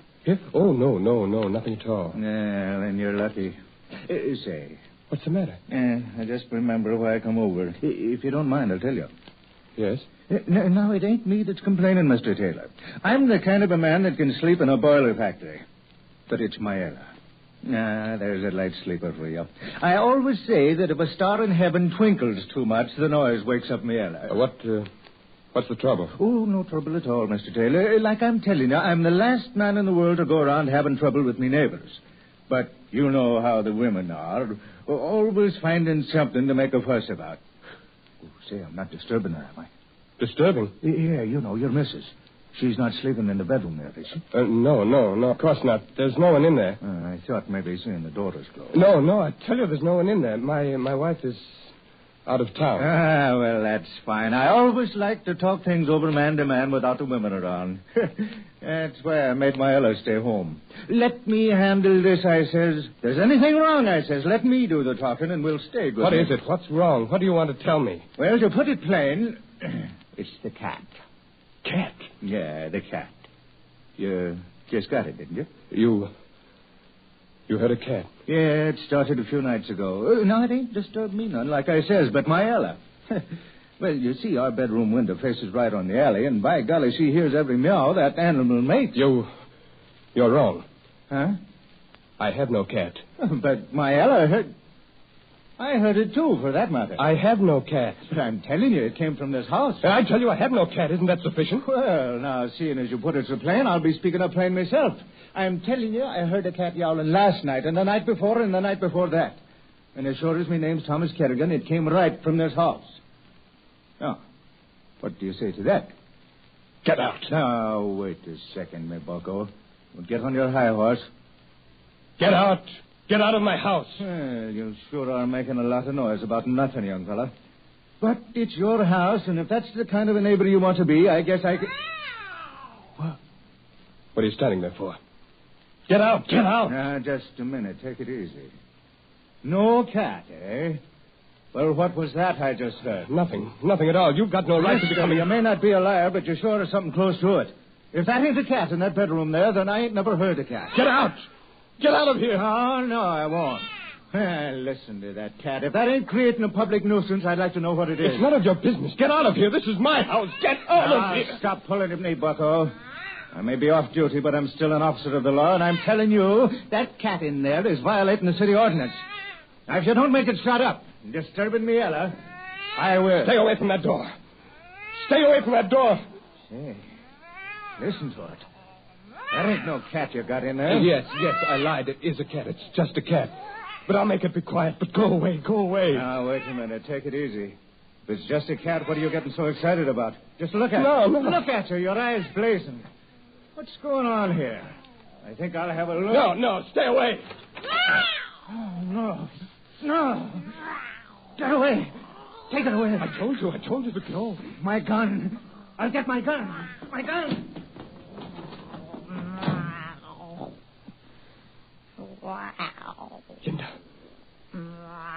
Linda, did you hear him? His gun. Yes. Close to me. Yes, darling, stay close to me. If he comes back, you'll... No, they won't hurt you. I won't let them. I did this to you, I did. I cursed you to God. No, they won't hurt you. They won't. Wait there. Wait there. I've got to find it. They won't hurt you, Linda. No, they can't. I've got it. Now they won't hurt you, Linda. I swear it. They won't ever hurt you. No, don't look at my hand. No, why shouldn't you look at it? Yes. There's a gun in my hand. But not to hurt you, darling. It's just to help you. I swear. To help you. Yes. Yes, so close to me. I must do it quickly. Quickly. No, don't try to pull away. No, Linda, stay here. I must hold you. I must. You'll be back in a moment. I mustn't miss. Linda, my darling.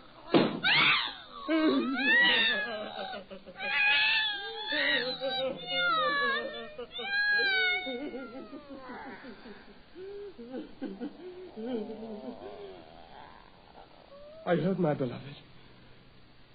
I heard you.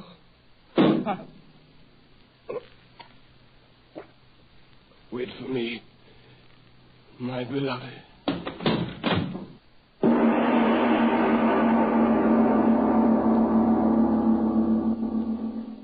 This is Mr. O. Archobler again. Let me tell you about next week's package of thrills and chills. It's a story about... but more after a word from your own announcer. This is Mr. O again. Have you ever wanted to turn time backwards? I mean really backwards. We do that next time with a play titled Neanderthal. It's a story about a past which I promise you will make you forget, at least for a while, the woes and troubles of today. But that's next time.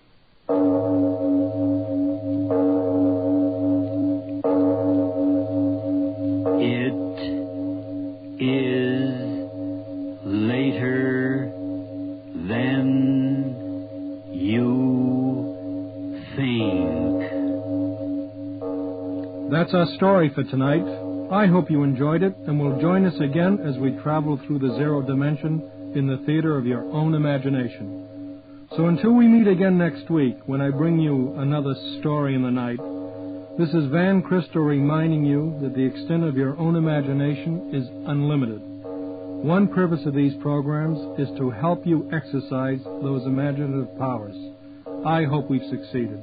Good night. Ironized Yeast presents Lights Out. Everybody.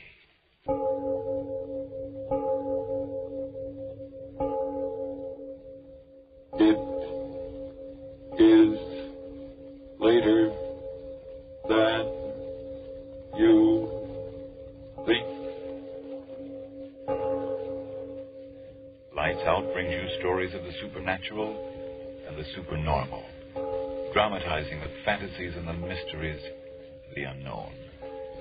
We tell you this frankly, so if you wish to avoid the excitement and tension of these imaginative plays, we urge you calmly, but sincerely, to turn off your radio now. My name, Arch Obler. Tonight, another in our series of tales of the weird and the unusual. And this one is really unusual. It's about that little god of chance, the one who flips a coin and makes us rich men or beggar men. But before we start, Frank Martin has something to say to you. And I'd like to suggest, friends, that success isn't all a matter of luck or chance. No, success depends largely on you yourself. You can't hope to get ahead if you're miserably thin and tired and nervous. But you needn't necessarily go on feeling that way. If your trouble is vitamin B and iron shortage, then take ironized yeast tablets. They give you both vitamin B and iron. Thus, when you need them, help 2 ways to build you up. Help 2 ways to restore strength and pep. Men and women by the thousands who only needed more vitamin B and iron say, thanks to ironized yeast, they've gained new vigor, new weight, and strength, often in a few weeks. That's right, ironized yeast tablets. All druggists have them. And now? Lights out. Everybody.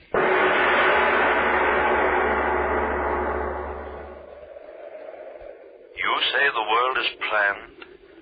I say the world is chance. Sailing, sailing over the bounding main. Cut it out, Laura. Cut it out. You're rocking the boat. Babe, this is really fun. Will you quit doing the Big Apple? This ain't Roxy's. This is a canoe. Smell that air. Isn't it just terrific? Yeah, there's too much of it. Dottie Nelson, don't you talk that way. You know mighty well we came out here to get healthy. All right. So I'll get healthy even if it kills me. Sure was a funny way to pick out a place to go on a vacation, wasn't it? Eeny, meeny, miny, mo. Yeah, and this place was Mo. Well, what if we picked out Alaska or Cicero or someplace like that? At least this way. Oh, Dottie, look. Look at what? On the shore over there, all those big flowers. Flowers? Oh, for Pete's sake, the way you were wiggling, I thought it was Indian. Come on, let's go pick them. Okay, by me, as long as you do the paddling. Hey, look out, Girl Scout. You're driving over the curve. Land ho! Oh, hey, you tear the bottom out of this battleship and we'll have to pay for it. Oh, I didn't hurt it. Come on, get out and help me pick these posies. All right. As long as there's no keep off the grass signs. Dottie Nelson, will you get it through that head of yours that this ain't Central Park? This is honest to gosh wilderness. Says you. Make mine vanilla with onions. Aren't they just the loveliest flowers you ever saw? 2 bits were right in the middle of some poison ivy. Hey, look. What? The boat, it's drifting off. Well, catch it, quick. What do you mean, catch it? I can't swim. Dot, do something. Do something. Don't just stand Don't there. you yell at me. You're the one to blame. You should have pulled the boat higher out of the water. Oh, Dot, what'll we do? They'll make us pay for it. Who cares about the boat? I'm worried about us. Us? Yes. How are we going to get back to that camp? Well, we can walk. Oh, you sure must have strained your brain thinking up that one. Oh, you needn't get so fresh about it. You certainly don't think I wanted the boat to... All right. Let's hang up the boxing gloves and get out of here. Dot. Huh? How dark it's getting. So what? Why is it getting so dark? Listen, lame brain. I may be just a hillbilly from 10th Avenue, but I know clouds when I see them. So they're clouds. You know, clouds, rain, remember? I'm scared. Oh, what have you got to be scared about all of a sudden? Come on. I'll get you back to camp. No. Wait, Dot. Huh? That's not the way. We gotta go the other way. Listen, lame brain, I'll do the path finding. But you're wrong. You're all mixed up. It's the other way. Is that a path or isn't it? But there's a path going the other way. Yeah. Well, yeah, that's right. Well, what'll we do? You go one way and I'll go the other. Oh, no, we won't. I'm scared. We'll stick together. Okay, we'll flip for it as usual. I had a nickel. Oh, yeah, here it is. Heads, we take the right-hand path. Tails, we take the left-hand path. All right. Okay, call it. Heads. Oh, heads it is. Okay, Girl Scout, lead the way. No, you go first. Okay, but if this path leads us up to the middle of nowhere, so help me, I'm going to pull you apart like a herring. So dark. Keep moving. Wait, Dot. Well, what's the matter now? Some more posy? Listen. You hear it? So help me a fiddle. I told you we were heading the right way. Will you turn over that I told you so record and keep moving? I'm hungry. Keep moving. All right. Keep moving.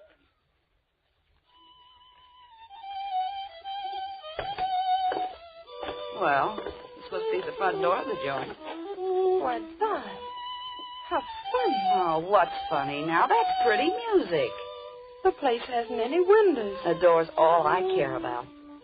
Think we ought to disturb whoever's playing? Disturb is right one side, Lady Gwendolyn. I'll do the knocking. Doesn't seem to hear us. Oh, he'll hear me. There, that did it. awful thrilling, isn't it? Okay, you do the thrill, and then you'll do the paying if they can't find that boat. Of all the donkeys. How do you do? How do you do? We're sorry to bust in like this. Well, we sort of lost our way. Our boat, and we thought maybe you could tell us. Of course. Won't you step in? I'm more than glad to see you. Well, of course we will. Come on, Dot. Okay. It's going to rain. Yeah, we found that out. We certainly were lucky to find this place. We heard you playing the violin. Now, did you really? If you'll step this way. Oh, Dot, isn't he the strangest man? Yeah. Turned his face away. He must be terribly ugly. Oh, forget it. Go on, keep moving. If you'll step in here, I have a small fire going. Kind of dark. Yeah. If you'll do me the honor of being seated. All right. Oh, boy, what a chair. Yes, it's most comfortable. Now, if I might be permitted to introduce myself. I'm John Boyd. I'm pleased to meet you, Mr. Boyd. I'm Laura, and she's Dottie. Oh, believe me, mister, it's a pleasure. To my dog's hurt. May I sit and talk with you? There's so very much to talk about. Well, we should be getting back to camp. Oh, we got plenty of time. And anyway, mister, you don't know what a lifesaver you were. Was I? Really? Anything gets Laura scared is to be in the dark. All those rain clouds. Then I must apologize for not having more light here. You see, my eyes... Oh, that's all right, Mr. Boy. I never could remember names. I guess I don't really mind it being dark in here. It's sort of like a nice tea room. Really? Don't mind her, Mr. Boyd. She was hit on the head by a bowling ball when very young. Oh, Ned, die. Will you listen to that wind? The storm will come in just a few more moments. Gives me the willies. Is your wife home, Mr. Boyd? I'm quite alone. Sure must get lonely out here. It was. Very lonely. Getting awful dark in here, isn't it? The storm... Oh, don't be alarmed. A door banging in the wind. If you'll excuse me for just a moment, I'll fix it. Okay. Dad, let's get out of here. Well, why? You're scared, too, huh? Oh, I'm not scared. It looks so funny and shadowy in the dark. Dad. Huh? What's that funny smell? Yeah, I noticed it. Like medicine. He walks and holds his head so funny. And why does he keep away from the light of the fire? Let's get out of here. Yeah, okay. We'll make a run for it before the rain starts. Okay. I suggest you stay. Yes, I suggest you stay. Come on, Dot. You'd better stay, my dear. The storm, it's close at hand. Yeah? Well, something tells me I'd rather be out there than in here. Me too. Well, I'll be seeing you. Come on, Laura. Okay. Mister. Yes? Mister, the door's locked. I know it. You know it. Hey, listen. What's the big idea of locking that door on us? You let us out of here, mister. Mr. Boyd, or whatever your name is. Didn't you hear me? What's the big idea of locking the door? I have some very interesting things to talk about with both of you. We want to get out of here. Come on. Unlock the door. We'll scream our heads off. There's no one around for 15 miles. Are you going to open that door? I suggest you sit down. Give us that key. Now open that door. I tell you. Dot, why did you... Sorry I had to do that. I'm really a very gentle man.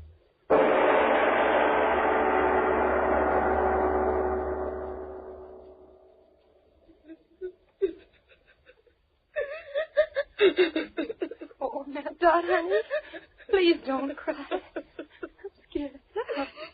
Please stop crying. Please. I think we'll understand each other quite clearly now, won't we? Sit down. Sit down, the both of you. Sit down, I say. There. Now that we understand each other so clearly, we can talk with each other quietly now, can't we? You know, I dislike loud talking intensely.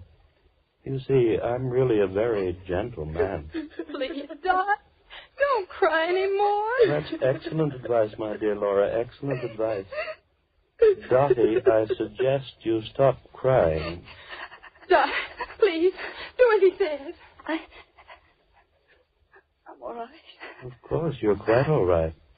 Now, where was I? Oh, yes. Let me tell you of Chance. Here I was, a quiet, contented man, sitting here all alone, and yet I was not quite content. Chance brought you here to me, and chance found me quite discontented. As a man of thorough saneness, as a man of infinite realism, I realize that this fortuitous circumstance of our meeting, fanciful as it might have been, is a welcome opportunity for me. Opportunity? For what? To fill my loneliness permanently. To get myself a wife. Wife? God. He is crazy. I suggest, my dear Laura, that you substitute another word, a kindlier one than the one you're using. Yes, I said, a wife. Laura? Oh, we wouldn't make good wives. Honestly, we wouldn't. We're just a couple of kids, aren't we, Doc? We may call for a heart, but oh, mister, have a heart, will you?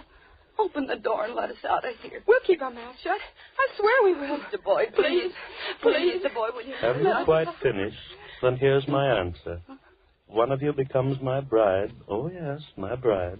I'm leaving this place shortly. When we reach our destination, one of you will become my wife. Oh, very legally. One of us? I marry only one. Then what about the other? To the ordinary man, that would be quite a problem now, wouldn't it? But to me, well, I told you I'm a realist, so the answer is quite simple. I marry one, and the other? The other? The other dies.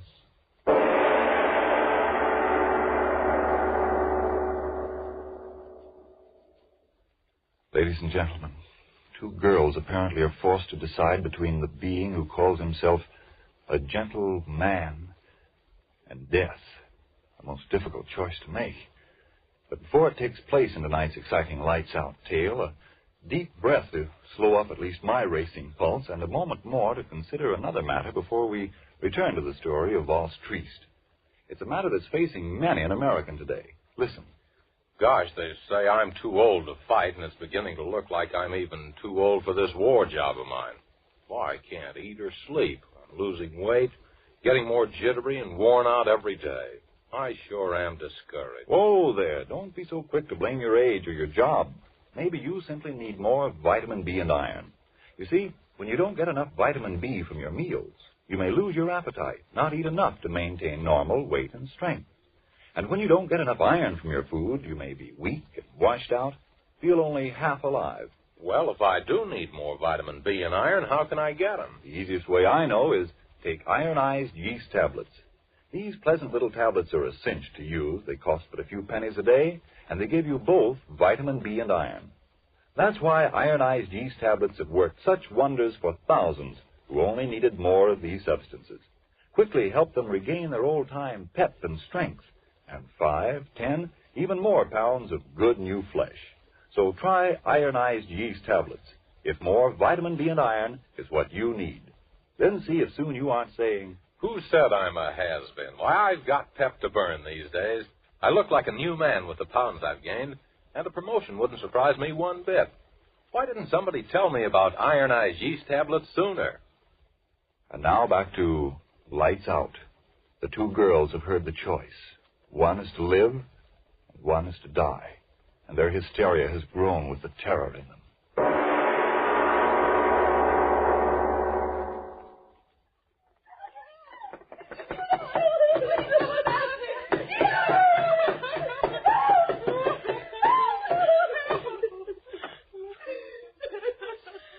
Are you quite through, my dear?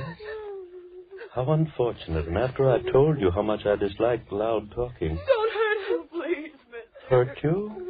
Oh, haven't I told you? I'm really a very gentle man. Oh, yes, much too gentle. What? What are you going to do? Now, why do you ask that? The way you look at it. I'm trying to decide which one shall live and which one shall die. You wouldn't kill us? Oh, just one, my dear, just one. You wouldn't dare. We could both stay with you. I marry one, the other die. Mister, listen. My family, they've got money. Lots of Now, it. just a moment, my dear, just a moment. Money to me? Well... And what will I do with it? Oh, no, one of you must die, and this is quite as good a time as any other. No. You look so amusing. Backs against the wall. Skin on your faces tight with fright. So white, so fresh and young. And yet, believe me, there's nothing to be afraid of. You wouldn't kill me. I don't want to die. Oh, it isn't a matter of want, my dear. It's a matter of judicious selection, like nature itself.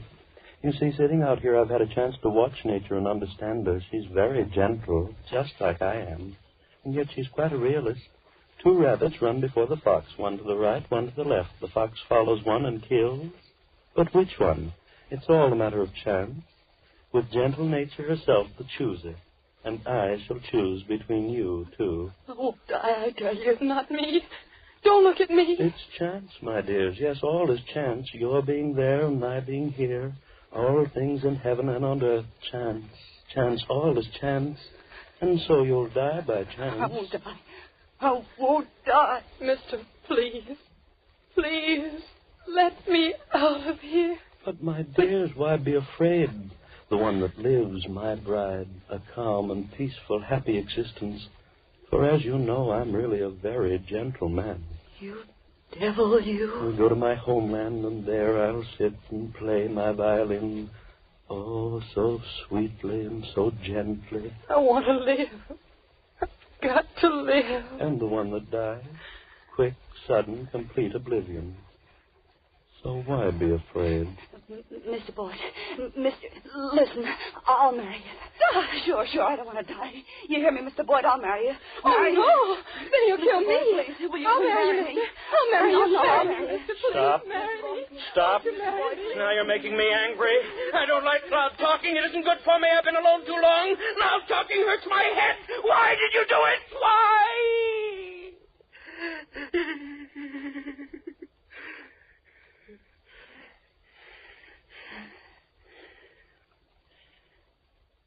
You see what you did? You make me raise my voice, and that isn't good for me. Oh, no, it isn't. Now, where was I? Oh, yes. Flattered as I am by your eagerness to marry me, most regretfully I must refuse. Chance must pick my bride and the bride of death. Here, see, a coin. One chooses heads and one chooses tails. We'll let chance be the chooser. No. Quickly, choose. Please don't make me angry. Choose. You, little one, first. Will you choose? Tails. And that leaves heads for you, eh, Dot, my little friend? Heads. Chance, all is chance. So one of you flip up a coin? No, I think I will myself.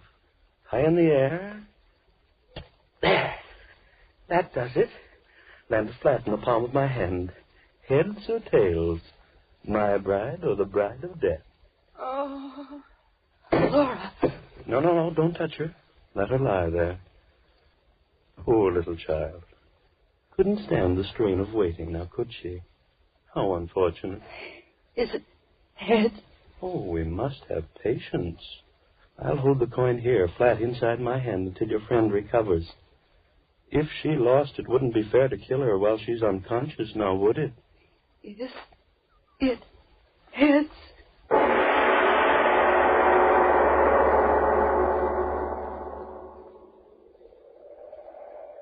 Oh, there's no doubt about it, Jim. They're drowned, the both of them. I should have had more sense than to let them have the boat. A couple of city kids like that. Now, Jim, don't blame yourself. This water's treacherous. Look where the bottom of the canoe stove in. They must have hit a rock and gone right over. Yeah, neither one of them could swim. They told me that. Oh, this is an awful thing to happen. Hey, did you wire the sheriff? Yeah, I will as soon as we get back. Come on, let's keep on going downstream. We've got to find them. Yeah, that's right. Hey, what's that? What? Did you hear it? Oh, that. You mean that fiddle playing? Oh, I know. That's old man Boyd. Lives a couple of miles up through the valley. At least I think he does. I've never been up there, though. Hey, the wind makes it sound as if that fiddle's right here. Yeah. Well, how about going up and talking to him? Maybe he saw him. No. He's way off in the woods. He wouldn't see him. Well, anyway, let's talk to him. I tell you, it's no use, Fred. They're drowned, and that's the end of it. Downstream, that's where we'll find their bodies. At least let's go talk to him. Why waste the time? Well, they might have wandered off. Oh, don't be a fool. Look at the canoe. Well, at least let's go talk to the guy. It's a couple of miles over there. I'll tell you what, we'll flip for it. Huh? Heads, we'll go up there. Tails, we'll go downstream. Okay. got a coin? Yeah. Here. You flip. Okay. There. What is it? Ha tails. Well, we save a 2-mile walk.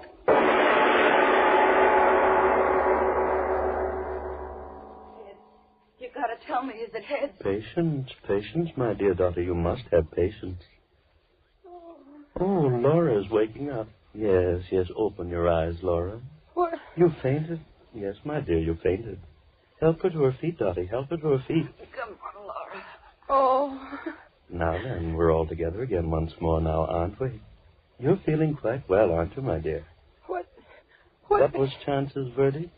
Oh, don't worry. It's all quite well. I live? Oh, no, the coin is still inside my hand. I waited for you. Oh. I knew you'd like it better that way.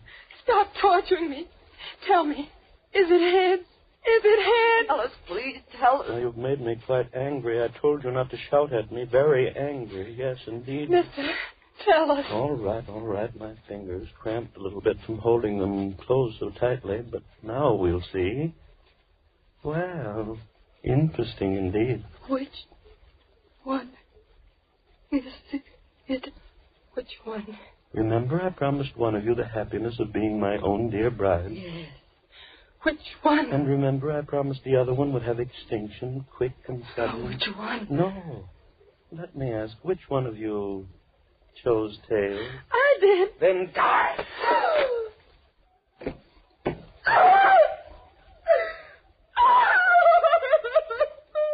Oh, no need for tears for her, my dear. She died quite gently. Now, enough of tears. For since she's dead, it's you who will be my bride. No, I won't. There is no choice. Chance was the chooser and you the winner. I'm a man who always goes by chance. Now get up to your feet. This one is Death's bride. You make it all quite difficult, you do. Why do you persist in making me angry? Chance, all is chance. You'll be my bride. We'll be quite happy in my homeland when we get there. We'll pack, get to the seashore. No. First I'll play for you.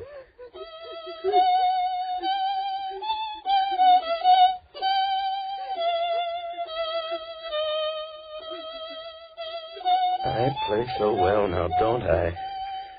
Softly.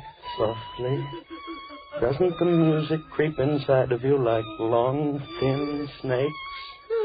Oh, what a lonely man I was. Strange thoughts twisting in my head and no one to tell them to. But now I have someone. My thoughts, your thoughts. Yes, your thoughts, and I'll watch the snakes twist in your brain.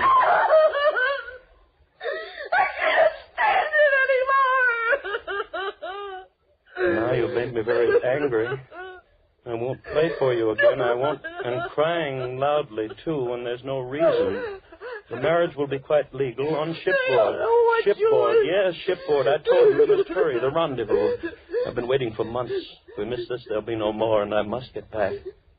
And that reminds me, there's something I must tell you. Yes, tell you because I try to be a fair and gentle man. Come, over by the fire. Come, I say. There. Just light enough. Now come into my arms. No. Into my arms, I tell you. There. Close to me. My little bride-to-be. Yes, I shall tell you everything. I suppose you wonder why a man of all my talents and education hides away in this forsaken place for all these months. Well, you shall know the reason. Look at me. Look. Closely. You see, my dear, I had a little accident. I haven't got a face.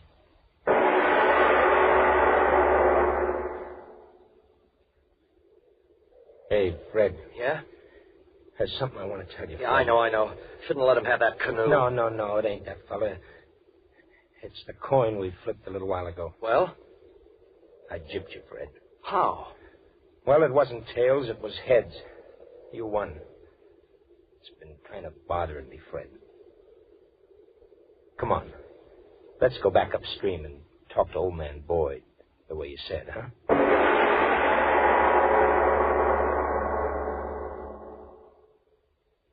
Oh, Mr. Obler. All right. I want to say something very quickly to the radio audience. Ladies and gentlemen, believe me, the story you just heard was just a story intended purely for amazement and amusement. The young ladies were purely fictional characters, and the villain existed only for the brief space of the 29 minutes during which you listened to the play. So stop breathing hard, permit your blood pressure to follow its normal, healthy rate, and as soon as Frank Martin tells you about a certain matter, I'll be back to tell you about the fast one.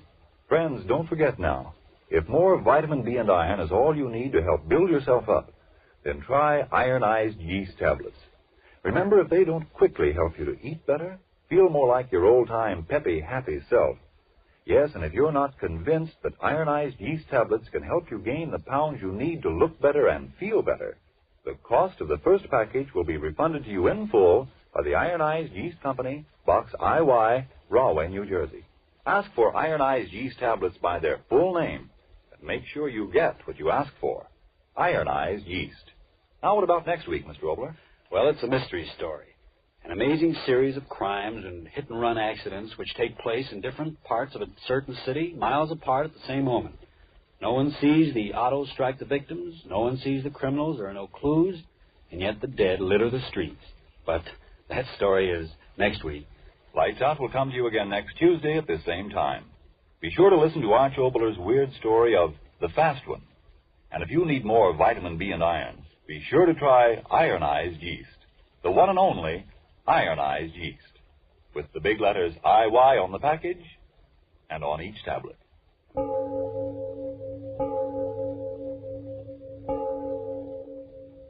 It is later than you think.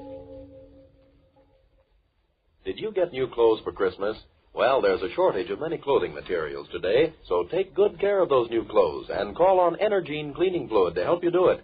Energine removes grease spots from your clothes, grease spots that may be harmful because they make your clothes look worn and run down, and because they're the favorite feeding place of moths all year round. Energine will get rid of those grease spots in a jiffy, easily, neatly, efficiently. To get better wear from your clothes, get Energine cleaning fluid tomorrow. This is the Columbia Ironized Yeast presents Lights Out. Everybody.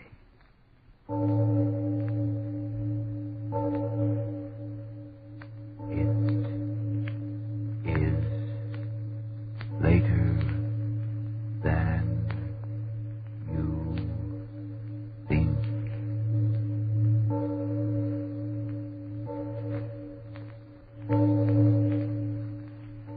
Lights Out brings you stories of the supernatural and the supernormal, dramatizing the fantasies and the mysteries of the unknown. We tell you this frankly, so if you wish to avoid the excitement and tension of these imaginative plays, we urge you calmly but sincerely to turn off your radio now.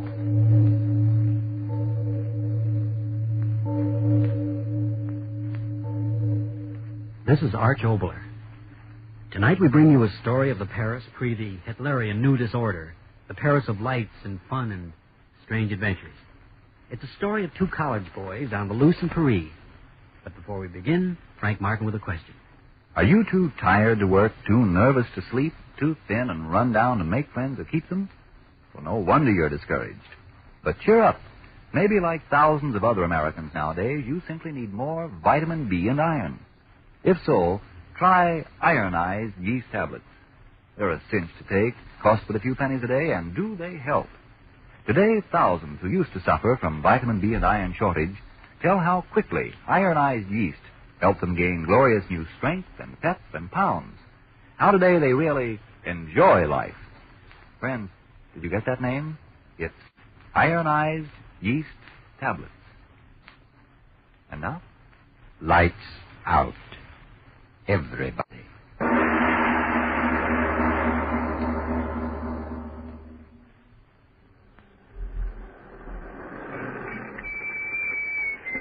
Sailor Plus, missus. What did he say, Paul? That we're here. Oh. Well, shall we get out? Yeah. Come on, shoving. We'll get there. Who's shoving? Comment how much? 10 francs. Okay. Here you are. Merci, monsieur. Merci. Well, I sure gotta hand it to you, Paul. You sling that French right around, don't you? Took 2 years of it in school. Vive la France. Yeah. Oui, oui. How you doing? Oh, boy, what a time. How you gonna keep 'em down on the farm after they've seen Paris? Oh, how you gonna keep 'em? Pipe down. It's almost midnight. Oh, anything goes in Paris. I hope. Come on, let's go in. It's the right address, isn't it? Yeah, I suppose it is. The card says 505 Rue de la Poupe or something. Okay, let's climb.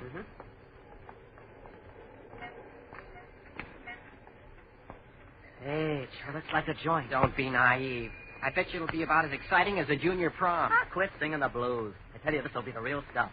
French artists and their models and things and stuff. Hey, you must have got the wrong number. Look at the place, no lights. It's pretty dark, isn't it? Listen, fella, if there's an artist shindig going on in there, then I'm a left-handed monkey. Come on, let's get back to the hotel. No, I'm going to find that artist ball if I have to tear the town apart. Where's the doorbell? Listen, I tell you, there's nothing going on in there. That's what you say. Oh, here's a knob. Now, let's see what... Hey, the knob pulls. Oh, now you did it. We got some old Napoleon this time of night, and he'll scalp you. Listen, I paid that bozo 6 bits for this ticket. I'm going to find out what's what. End up in the Bastille, that's what you'll do. Yeah, well, if they want to... Oh, it is a party. Listen to him. Oh, I'll be. Entree, monsieur. Say well, entree. Come on, Paul. Yeah. Well, Paul, no artist ball, huh? So now you're a left-handed monkey, remember? Sure had me fooled. This way, monsieur, s'il vous plaît. Right with you, lady. If monsieur would be seated. Well, can't we go right in? We've got tickets. Yes. Soon you will go in. You will wait. Boy, oh boy, oh boy. Yeah, it sounded like quite a party. And you thought it was the baloney. Our house looked it. Well, you can't tell a good banana from the skin on the grape. Not so good, pal. Well, this party's going to be. You hope. Oh, well, this be something to write home about. If we ever get in the joint. And I think I'm beginning to understand all this. Huh? It's a clip joint, that's what it is. Clip joint? Yeah, the way I suspected all along. A sucker joint for tourists. Keep that up. You're terrific. Go on, laugh, but I'm telling you that if this was a real artist ball, why, in we'd go without all this stalling. It's all a fake, and I'm getting out. Hey, Paul, wait. No, let me go. I'm getting out of here. If you have any sense, you'll get out, too. Oh, Paul. Before they slip you a Mickey Finn and clean you out. Monsieur. Huh? Oh, you may go in now, monsieur. Oh, yeah, sure. This way, monsieur. Well, Pickle Puss Paul, my friend, you got any more to say? I still think there's something screwy. Here, monsieur. Okay. Paul, are you or aren't you going to have something to tell your grandchildren when they ask you about Paris? Oh, I'll stay. Is this something? Gosh, would you look at the film? Boy, oh, boy. Everybody's in costume. Oh, what? I'm in costume, too. I got on a clean shirt. Gosh, will you get a load of the screwy masks they're wearing? Yeah, I see them. Sure wearing plenty for French models, aren't they? Yeah. Oh, well, evening's young yet. That's funny. What? They're not dancing. Oh, well, they're taking time out, I guess. Yeah, but where is it? What? The orchestra. There's no orchestra. Oh, yeah, that's right. Oh, well, maybe they're hidden behind palms or something. Anyway, what's the diff? They may be masked, but, fella, I know honeys when I see them. But this is supposed to be a dance, so why don't they dance? There you are. Boy, are you guessing wrong tonight. But where's the organ? You cut it out. Who cares where the organ is? Parents, artists, models, mammy.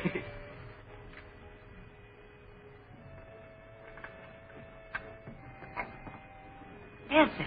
You look at them. Come on, let's cut out a couple of fillies and do a big apple. Yeah, but look at the way they're dancing. Huh? Never saw a dance like that. Yeah. Me neither. They sort of glide. Yeah. Jerry. What? It's funny. No one's talking now. Yeah. They sure take their dancing serious. And the music. Well, it sure is funny music for an artist ball. Did you say this was going to be a wild party? Well, they look like artists. Don't act like them. Oh. Sure is funny music. Let's beat it. No. I want to find out what this is all about. Men and women dancing so quiet, funny music. Let's go, Jerry. No, I want some answers first. I want to know why. Monsieur, Uh-huh. you would like to dance? No, not me. And you, monsieur, you would dance? Well, yeah, but... It would be as you wish. As you wish.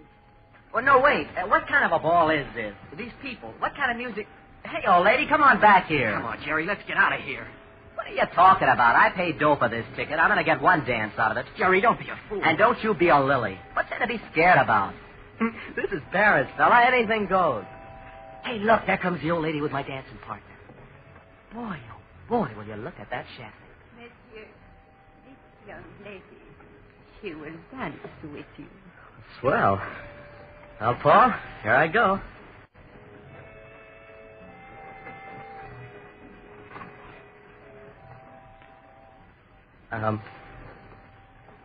You're a good dancer, aren't you? Gosh, I suppose you don't speak English, do you? I understand you, monsieur. You do? Oui. Say, that's swell. Oh, lady, I've got more things to ask you than a psych professor doing an IQ on Einstein. Oui, monsieur? Well, I mean, this goofy music. And, why doesn't anybody talk? And when are you going to take off your mask? Midnight? Midnight? That's not far off, is it? Not far off. Say, how about slipping your mask up a little and let me have a sort of a, a preview? No. Hey, I was just asking, that's all. Say, you sure couldn't big apple to this music, did you? There is still time for you to go. What? There is still time for you to go. Go? Why should I go? Gosh, I'm just starting to enjoy myself. I can give you only one warning. Warning? Warning of what? You are very young. Yeah? Well, I'm old enough to know all the answers. And if you don't think so, suppose then you and me... One warning I can give you. And it has been given. Listen, if you're trying to warn me that this is a clip joint, well, I'm not worried. All my dough's in traveler's checks anyway. So, if somebody wants to steal my pants, okay. It's a two-pants suit anyway. Hey, look! Well, can you tie that? It's my pal. He's dancing, too.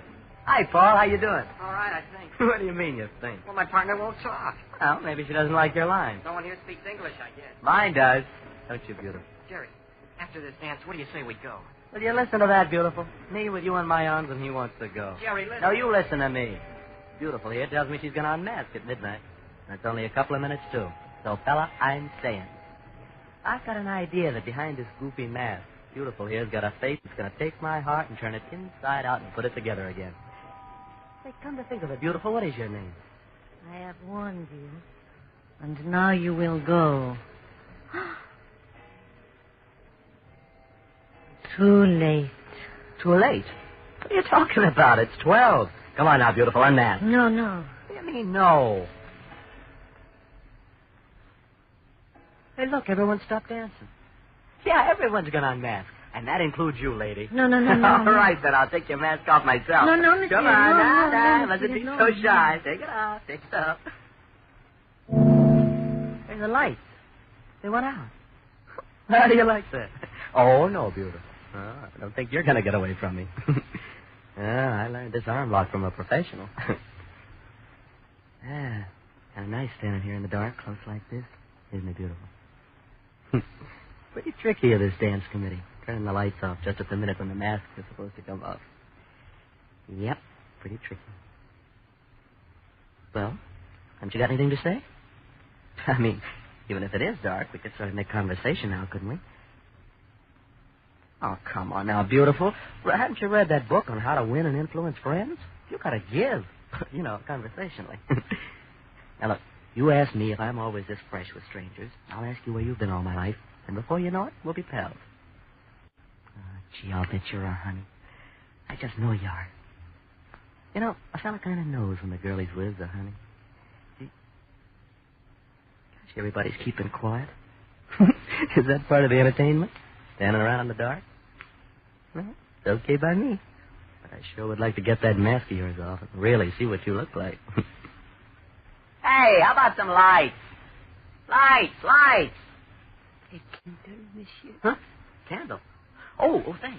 Yeah, thanks. Now, listen, Beautiful. You stand right there while I light this thing. Got a match someplace here. Yeah, here.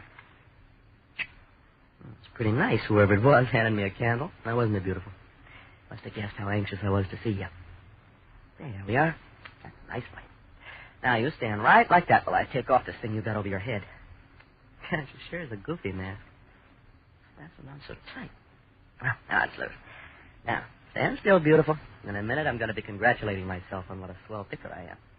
There we are. Off it comes.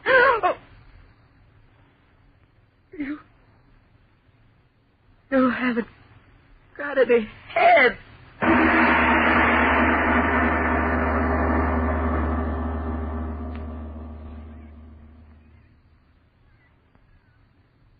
Ladies and gentlemen, you, I, all of us, I know would like to be reassured that we're here and not in Paris, so supposing we relax, take a deep breath, and consider something quite close to home. This problem of a very pretty young lady. Why does everybody keep talking about vitamin D and iron? Oh, I know I'm too thin and always tired and nervous and all in. I suppose I'm cranky, too, but what could vitamin D and iron have to do with it? Why, miss, authorities explain that when you don't get enough vitamin D from your food, you may lose your appetite, not eat all you need. Or you may not get all the good out of your food.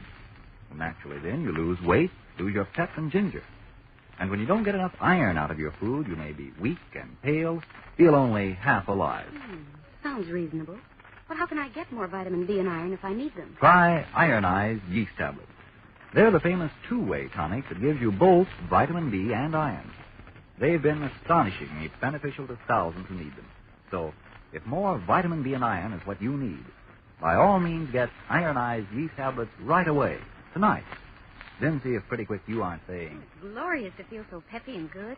Everybody says I look like 1,000,000 too since I've gained the pounds I needed.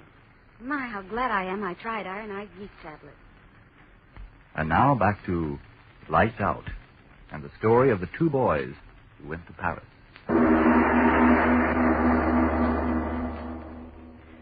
No head.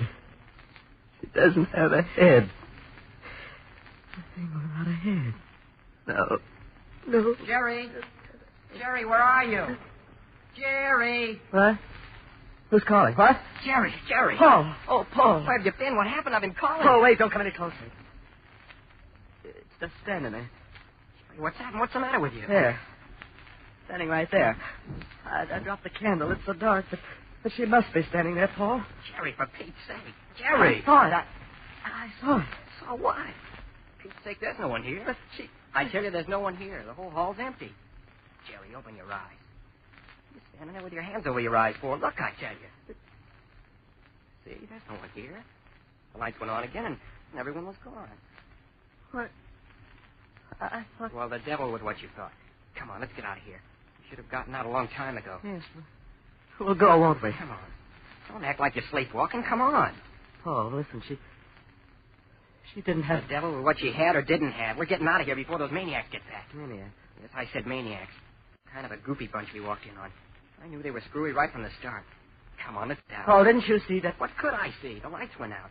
Everyone beat it. Here, I think this is the door. The door. Can't open it. We've got to get out. We've got to. We've got to get out. Now, let me at the door. Let me at. No, get away, Paul. Quit banging your fists on us. We've got to break it down. Okay. Okay. Come on. Gotta get out. Gotta get out. Hit it. Now we'll get out. Get out where, monsieur? That old woman. Oh, woman, tell us how to get out of this place. Yeah. We gotta get out. You hear me? Out. Out? Yes. There is a way out.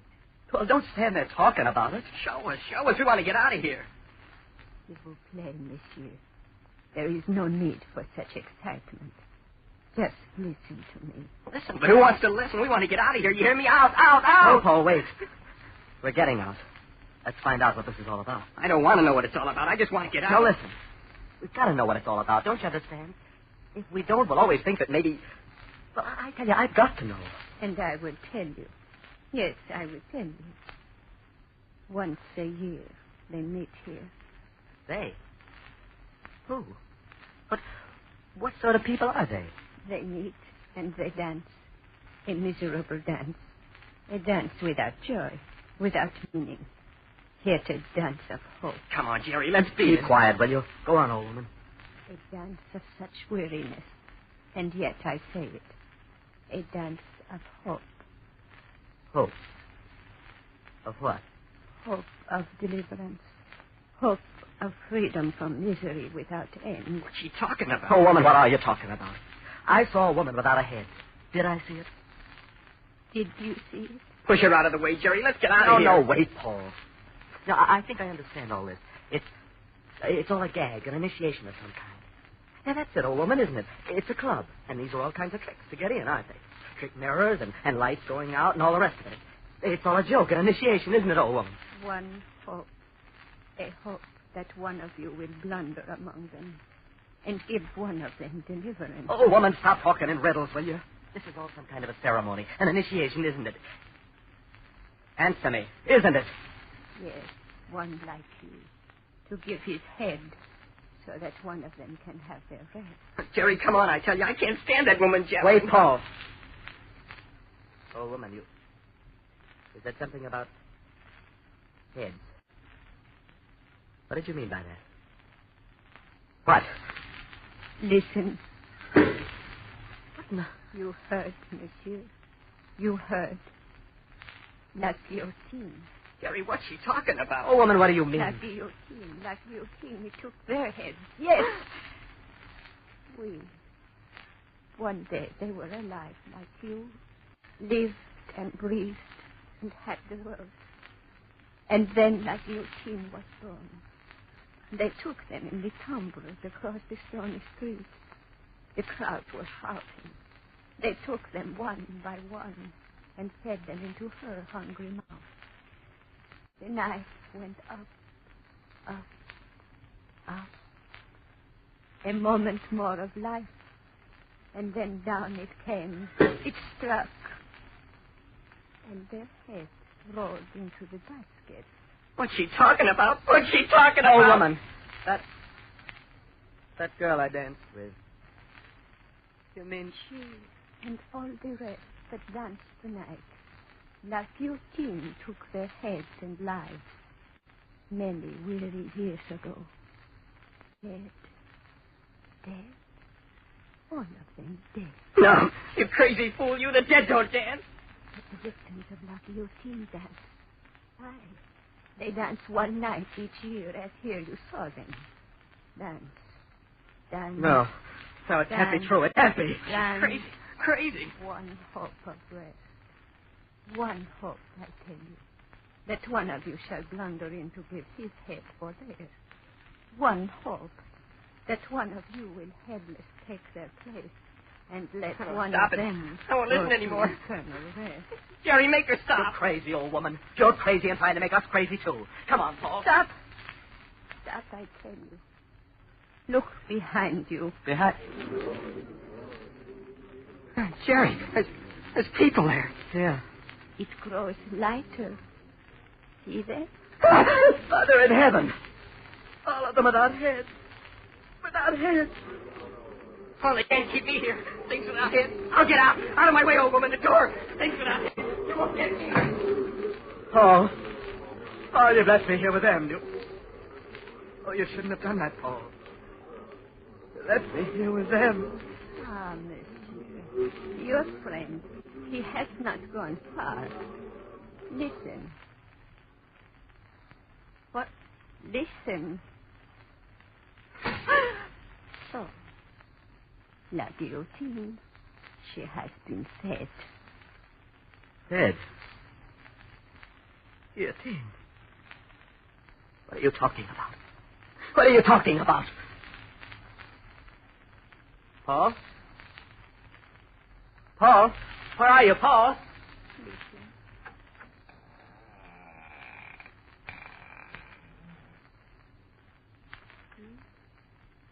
Your friend is well. Paul. Oh, Paul, you're all right. You're all right. Paul? Why do you stand there in the shadows? Paul, why do you stand there like that? Paul, come closer. Yes, he will come closer.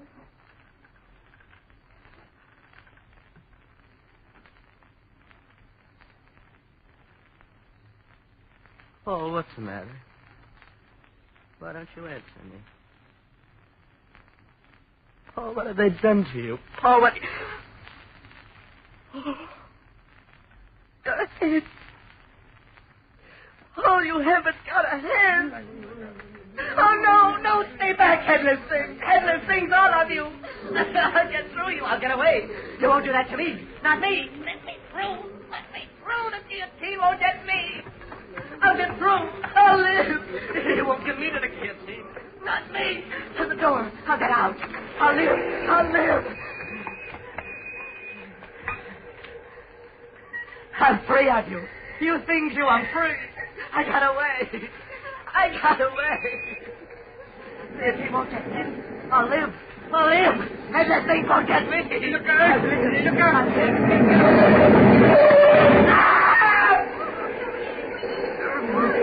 Here, run right into the car. Right into it. Right into the car. Take a left. Monsieur, you must stand back. Give him air. Stand back. Non, c'est pas la peine. Il est mort. Regardez. Oh, c'est horrible. His head cut off as clean as if it had been done by the guillotine itself.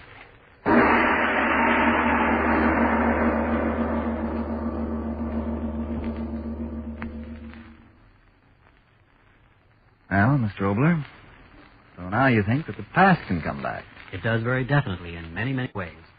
All of us within ourselves carry the ghosts of our own past and our own ancestries. Yes, deep-seated memories of the generations before us. Sometimes they come to us in dreams. But I'll tell you about that after you've had your say. I only want to say this, friend. If vitamin D and iron deficiency is what's keeping you thin and weak and always tired, then we urge you, try ironized yeast tablets right away. They cost but a few pennies a day, and you don't risk even those few pennies. For ironized yeast tablets are sold on this money-back basis. If you don't quickly begin to eat and sleep better, to gain new pounds, to feel much stronger and peppier, the cost of the first bottle will be refunded to you in full by Ironized Yeast, Box IY, Rahway, New Jersey. But remember, there's only one ironized yeast. You'll know the genuine by the big letters IY on the package and on each tablet. Now, Mr. Obler? Now let's talk about preventing death. How would you like to send a wise, powerful friend along with your son or husband or brother to this war? Someone who'd know how to help him if he's wounded, who'd get his messages through to you and get food and medical supplies to him if he should be taken prisoner. Well, you're doing just that when you give to the Red Cross War Fund. American Red Cross field directors and their staff go with their fighting men wherever they go. Yes, wherever they go, in the jungle, in the desert, everywhere. Behind the lines, the Red Cross membership operates service clubs and recreation centers so that your men in uniform won't get homesick and lonesome. This work must go on. Give to the Red Cross War Fund tomorrow. Give all you can, then double it. Give as much as you'd want someone else to give to help your man in uniform. And all men in uniform are members of your family, the American family. Well, now, what about dreams, Mr. Obler? Oh, yes, dreams. Well, take the dream of falling. Now, almost all of us have had that dream when we were children, falling through space and waking up with a start. Now, there are some who say that this dream is a memory of prehistoric times when man, to escape enemies, hid in trees and caves. A child would clutch itself to its mother when danger arose, and the fear of falling was the greatest fear. It's an interesting thought, isn't it? That those falling dreams of our childhood may be a subconscious memory of the dawn of mankind. More ghosts next week, Mr. Obler? No, coincidentally, the play is about dreams. It's a play which may disturb your dreams, but which I know all of you lovers of the unusual will enjoy. It's about a woman just like any one of you out there who has a most amazing recurring dream night after night after night. But that takes place next week. Yes, tune in next Tuesday again for Arch Obler's eerie story, The Dream. And if you need more vitamin D and iron, be sure to try ironized yeast, the one and only ironized yeast, with the big letters IY on the package and on each tablet. It is later than you think. Look ahead to white shoe time. You can only buy 3 pairs of shoes this year, so when you break out in your white shoes, whether they're last year's shoes or new ones, give them extra good care. Do it with Energine Shoe White. Energine Shoe White has the advantage of being made with the whitest pigment known.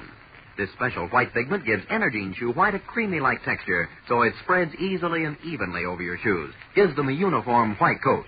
The special white pigment also gives your shoes an extra whiteness that results in more satisfactory wear. For the proper care for the white shoes you wear, remember Energine Shoe White. This is the Columbia Ironized Yeast presents Lights Out. Everybody.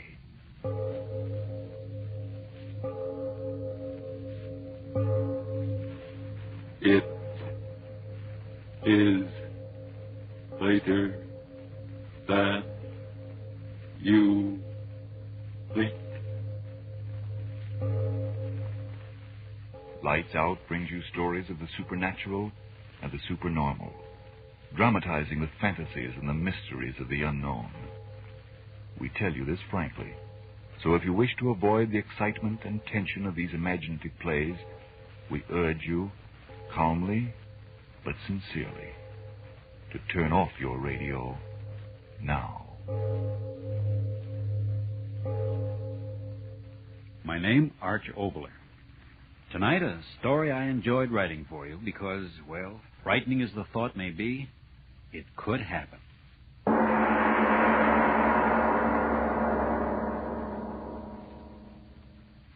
And furthermore, I might speak frankly, my dear Diane, the basic thing wrong with woman is her nose. Let's cut it off. Russell Adams. Then there's the matter of her ears. Look at them. Well? They're too obvious. Cut them off, too. No nose, no ears. Oh, a fine art critic you turned out to be. Oh, is this thing odd? Russ Adams, I hate you. I think it's the best piece of sculpture I've ever done. Egomaniac. Oh, will you go away? Not until I tell my wife how much I adore her. How about stopping the artistic endeavors for the night and romancing with the old man? Any night. Come on. Out on the veranda. There's a moon. Spoken as Professor Russell J. Adams, instructor of astronomy at our beloved university. I don't know a single scientific fact about this moon. It's a special satellite built entirely for romance. Then it's a date. After you, fair Diane? Why do you laugh? Just thinking it's a good thing we haven't any neighbors, or they'd think we were honeymooning. 10 years and 2 more weeks. Sweet. Why? For remembering. Well, the sign. Oh, it's such a lovely night. Yes. You're very lovely with the moonlight in your hair. Darling. 335 days out of the year, moonlight to me is just a reflected light of the sun. A light interesting only that it may be analyzed spectroscopically. But these 30 days of our vacation, Diane. Oh, what a magical change. It's a soft lover's moon hanging in the heavens only to brighten your loveliness. Oh, and people wonder why I can't get excited about Ronald Coleman. Coleman? Who's he? Spoken like a true professor. He's a motion picture star. An absolute paragon of romance. Oh, well, perhaps I shouldn't neglect my movie-going. Oh, so much I mean. With such paragons to teach one. You do all right. Oh, Russell. What's the matter? I saw the brightest shooting star. Is that all? The way you gasp, I thought you saw the angel of death himself galloping over those meadows. There's another one. Look, Russell. My dear, for 11 months out of the year, the heavens have my full and undivided attention. Oh, but during this blessed month, let the heavens fall. I can't be bothered. I never saw such bright shooting stars. Yes, and another thing, my dear. As the wife of an accredited professor of astronomy, I think it no more than fitting that you give the phenomena that you observed its proper name, namely the fall of a meteor. There's another one. And another. Oh, Russ, how bright and beautiful. They travel at such a tremendous rate, the friction of our atmosphere burns them into a fiery vapor. There's more of them. Look, one after the other. I've never seen so many shooting stars. Uh-uh. I mean so many meteors in all my life. Oh, so that's why you wanted me out here. You knew about this meteor shower, didn't you? It's one of heaven's free spectacles in this constellation. Every 3 years, and this happens to be the 3rd year. How frightening. Quite frightening. Those great masses of stone and iron coming from who knows where in interstellar space, traveling millions and millions of miles and then going up in such glorious flame just as they reach the end of their journey. Not all goes to flame. Hundreds of them strike the earth each year. Well, Russell, there's no danger. Oh, no. The probabilities of being struck on the head by that cosmic rubbish is about 1,000 times more remote than winning a sweepstake without buying a ticket. Oh, look. That one. The brightest of all. Wait, Diane. What's that? I don't know. Something from Look the up. sky. It's shooting star. Look out, Diane. Russ. All right, dear. Everything's all right. What? How? A meteor. Must have landed out in the field there. Here, let me help you up. You all right, dearest? Yes, I'm all right. Russ, where are you going? Out there. Where it must have buried itself. Wait here. I'll be right back. No, I'm going with you. All right, if you want to. Oh, Diane, what an experience we've had. The one chance in a million I spoke about almost occurred to us. But Russ, was it really a shooting star? That explosion like a bombshell? A bombshell of the universe. What will we find out there? A fragment of the meteorite, I But hope. it'll burn. No. All of its heat will have been dissipated. Then again, it may have exploded into 1,000 minute pieces. I pray to heaven that it hasn't. I'm afraid. No. The danger's all over. Here. The moon's so bright. If any of the mass landed, I should be able to find the torn ground where it smashed through the turf. Oh, please, darling, let's wait until morning. No, I must find the thing at once. The moon gives plenty of light. From the brightness of the flash, I'm positive that the meteor landed someplace right in here. I'll tell you. Look. What? The turf, all torn up. This is the place. Russell, are you mad? Get up off the ground. Right here. It must have struck a glancing blow off the brow of the ridge. I've got it. What? A fragment of it. Still warm. See? No larger than a baseball. All that was left of it. That's a meteor. A meteorite. All that's left of the meteor that burned and exploded. What a find. Drop it, Russ. What are you talking Throw about? it away. Here, come back to the house.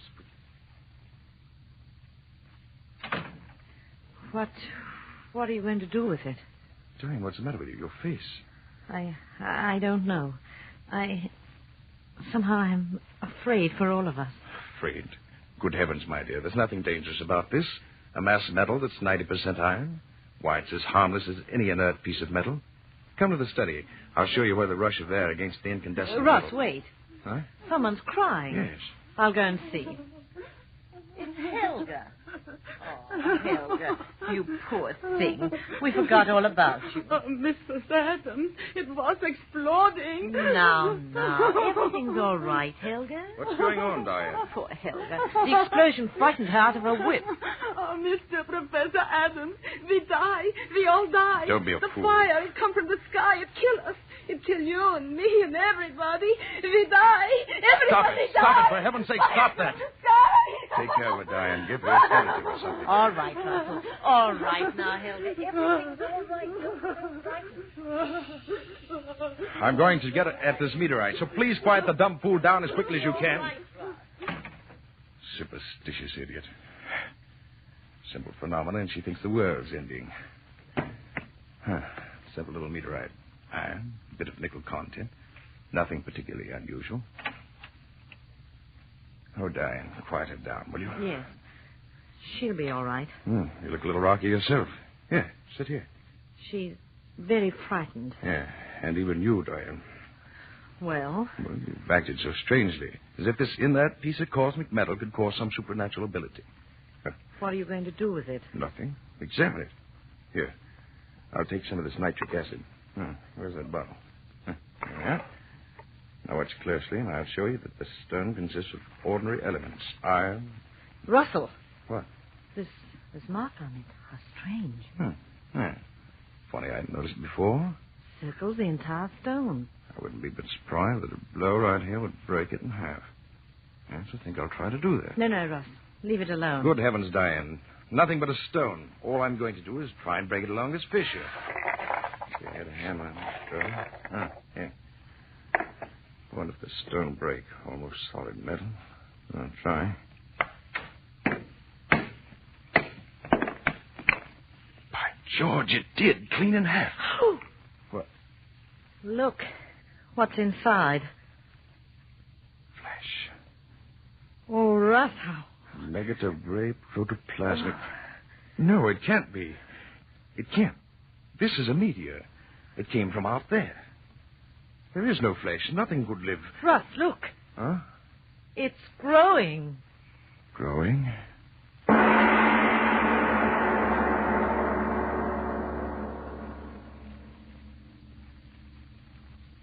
Ladies and gentlemen, a shooting star flashes out of the sky and falls to Earth.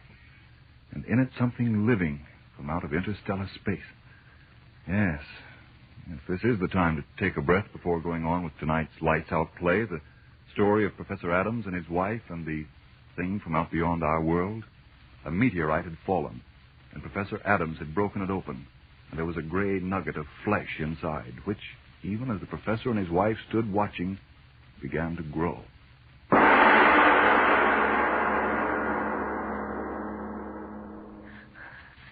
Faster and faster. Gray flesh. Growing.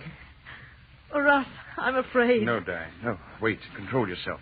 This is something we've got to see, both of us, calmly, so we can tell others clearly what we saw. I'll try. Russ, keep your arm around me. Larger and larger. Listen, the noise as it grows. I hear it. When will it stop? When? Look. Look. I can't.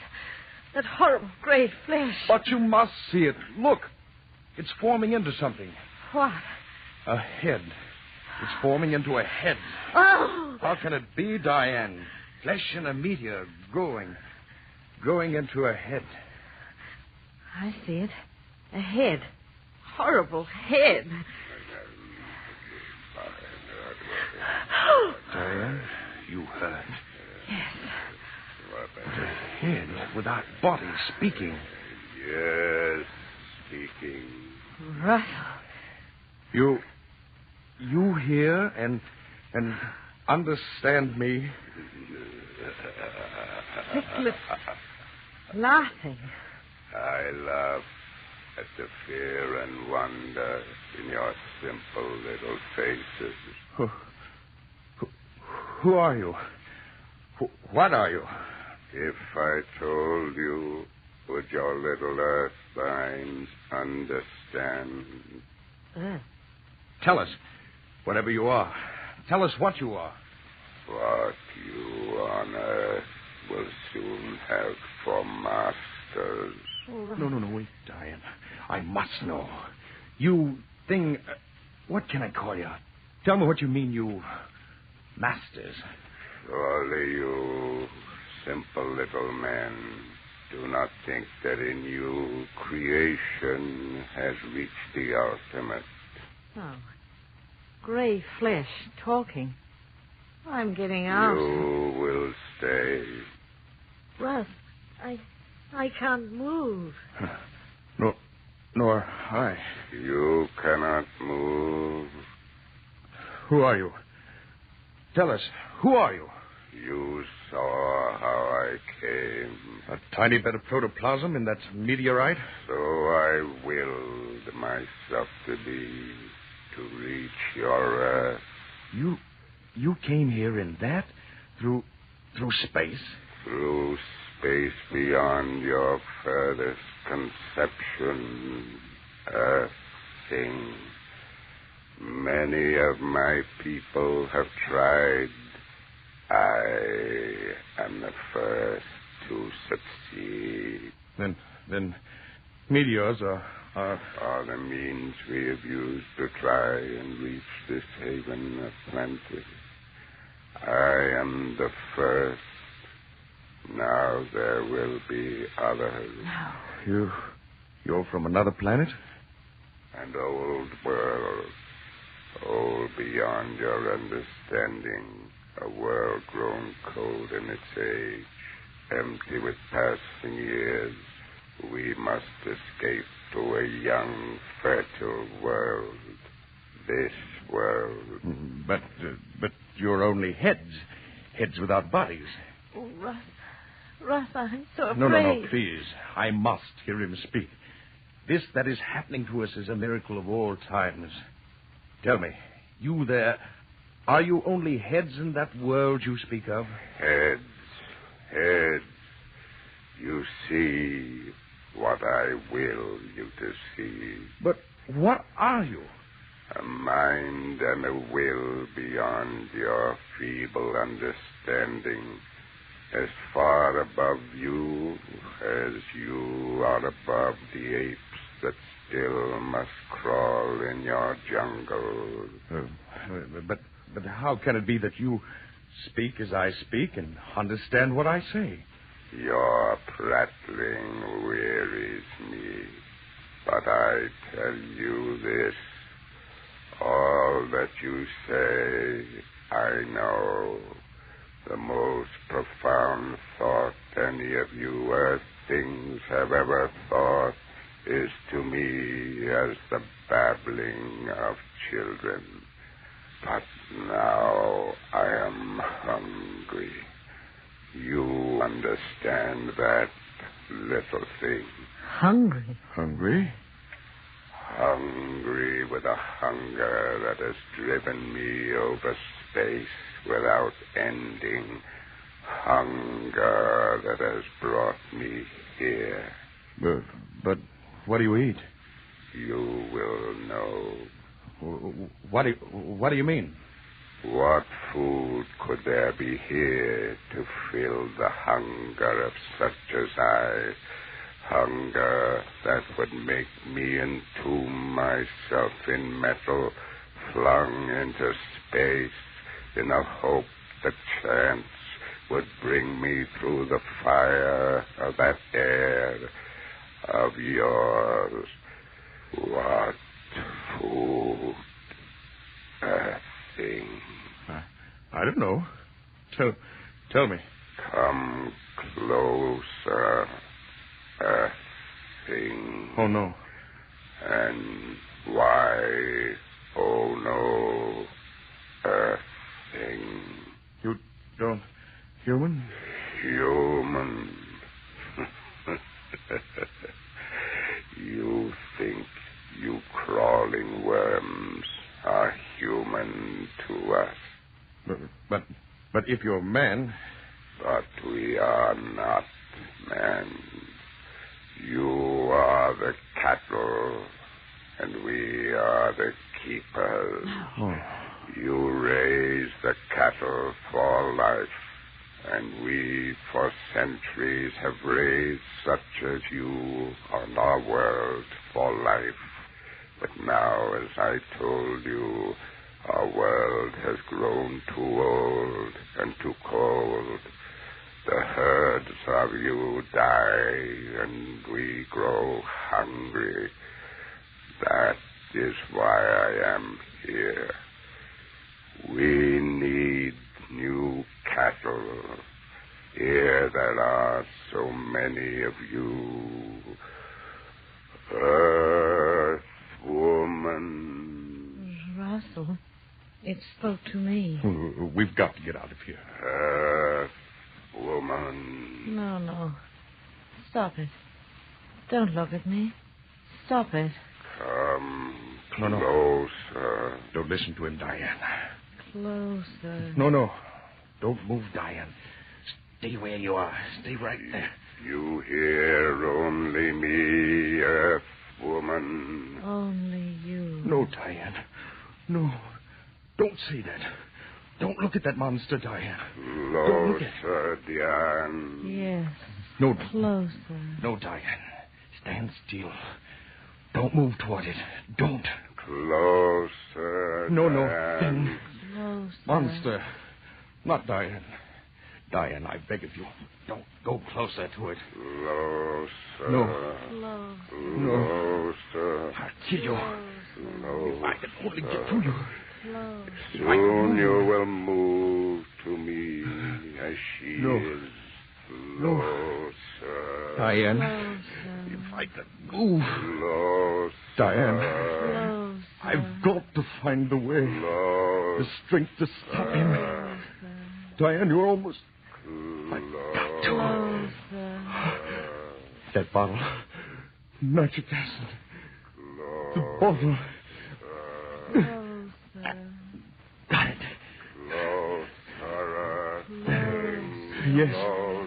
Yes, close to you, monster. Take this.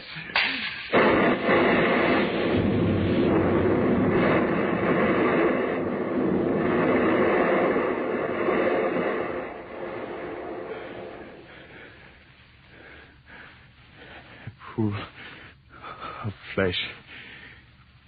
That's all. Diane, wake up. Open your eyes. I've killed the thing. I killed it. Diane, it's all right. I've killed it. Diane, look. Outside, it's still dark. Yes, the sky's still streaked with the Russian meteorites. And that thing said more of the monsters of his breed are trying to reach this earth, to feel that devil's hunger in them. Another meteorite is just there, and in it, perhaps... Oh, Diane. Diane. Is that truly to be in for mankind?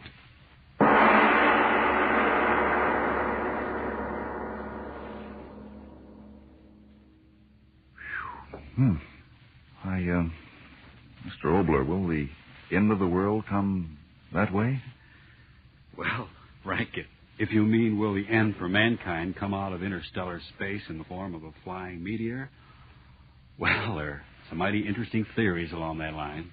The amazing thing about it, Frank, is that there are so many logical and thoroughly possible ways in which the entire tribe of mankind could be wiped off the earth at any moment.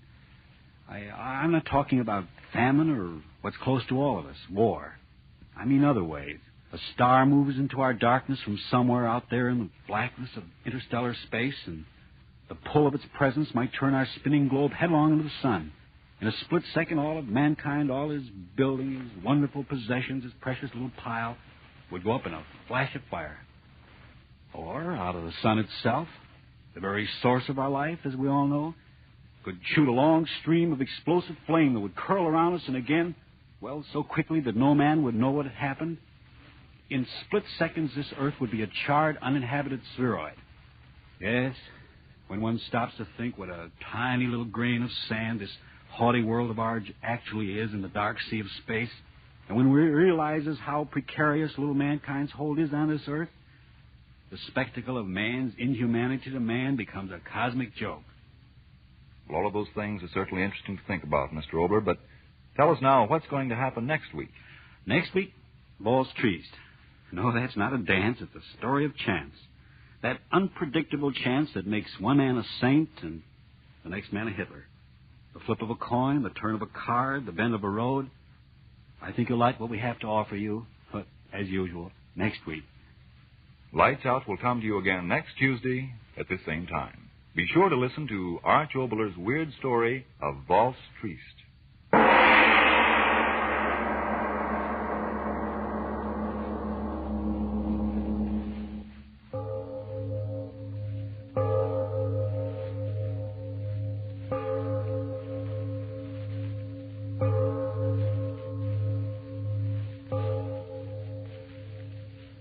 It is later than you think.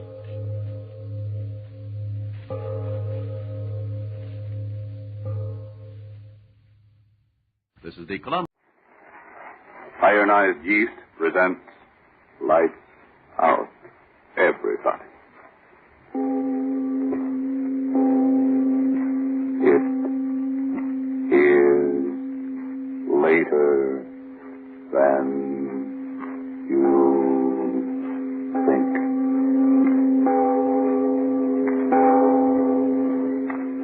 Lights Out brings you stories of the supernatural and the supernormal, dramatizing the fantasies and the terrors of the unknown. We tell you this frankly, so if you wish to avoid the excitement and tension of these imaginative plays, we urge you calmly but sincerely to turn off your radio now. This is Arch Obler. He walks the earth, the little man. You look at him and say, what can he do? But then comes war and barbarism threatens his own home, and suddenly the little man towers over the earth, a figure of vengeance. This, too, tonight is a story of vengeance. But before we begin, Bob Stevenson wants to ask you a question. Does day's end find you so worn out and all in that you can't enjoy the evening? Are you so jittery and underweight and under par that you're losing out in your work and in your fun? Remember the name, Ironized Yeast Tablets. And now, Lights Out, Everybody.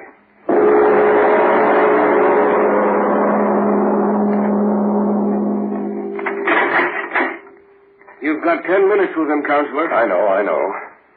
Well, Rogan, I understand you wanted to see me. Sit down, Counselor. I'm very busy, you understand? Sit down. Yes. What's on your mind? There's always a chance, you know. The jury's been out 3 hours. The devil with the jury.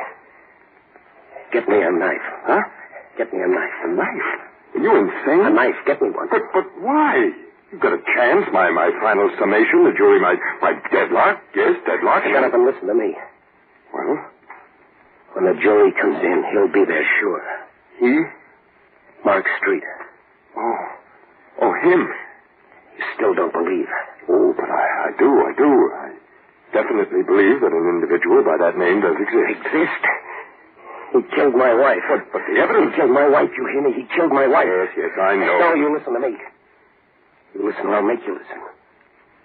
For days you've been out there in that courtroom talking words. Words, high-sounding legal words. All the time you won't believe the word I told you. All the time back of that mug of yours you've been thinking, yeah, he killed her. He killed her. I killed her. It's one of the things that ever came into a man's life. Now, Mac, I want you to Let know... me get it out of me. Marie was my wife. She was helping me and loving me. Guy come along who couldn't stand her being happy. Took a look at Marie, and in that rat mind he must have said to himself, okay, beautiful, I'm going to get you. How and when I don't know, but someday, beautiful, someday. That's what he said. And that's what he did. What?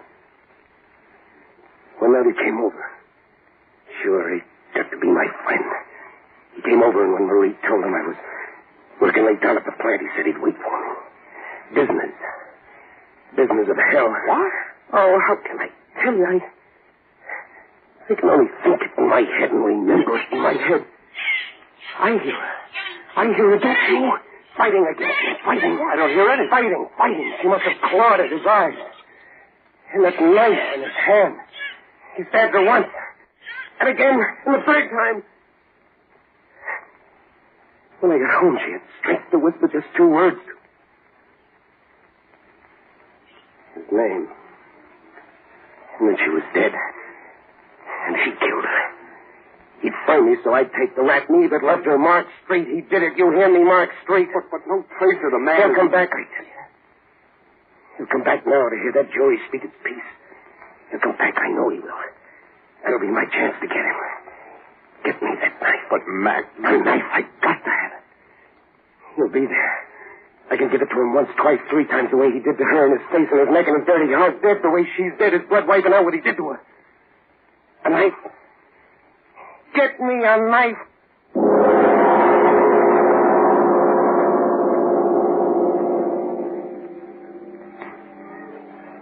Order in the courtroom. Order in the courtroom. Bailiff will clear the courtroom unless order is immediately restored.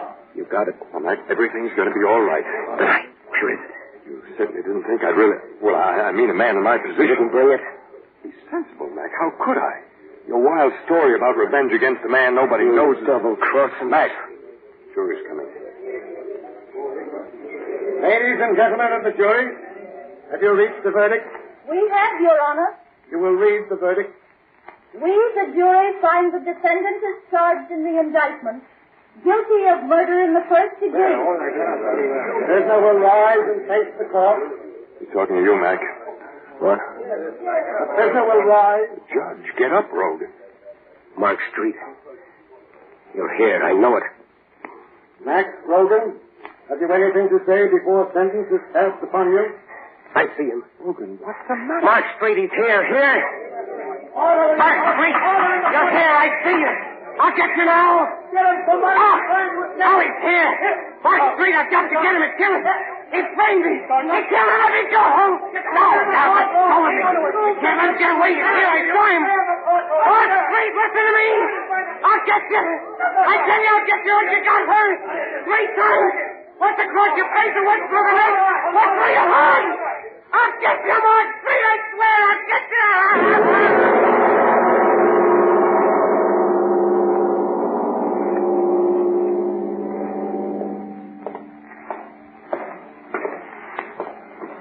I'm asking you as a particular favor to me, Rogan, to behave yourself. Yeah. Now, every man in this cell block is a condemned man.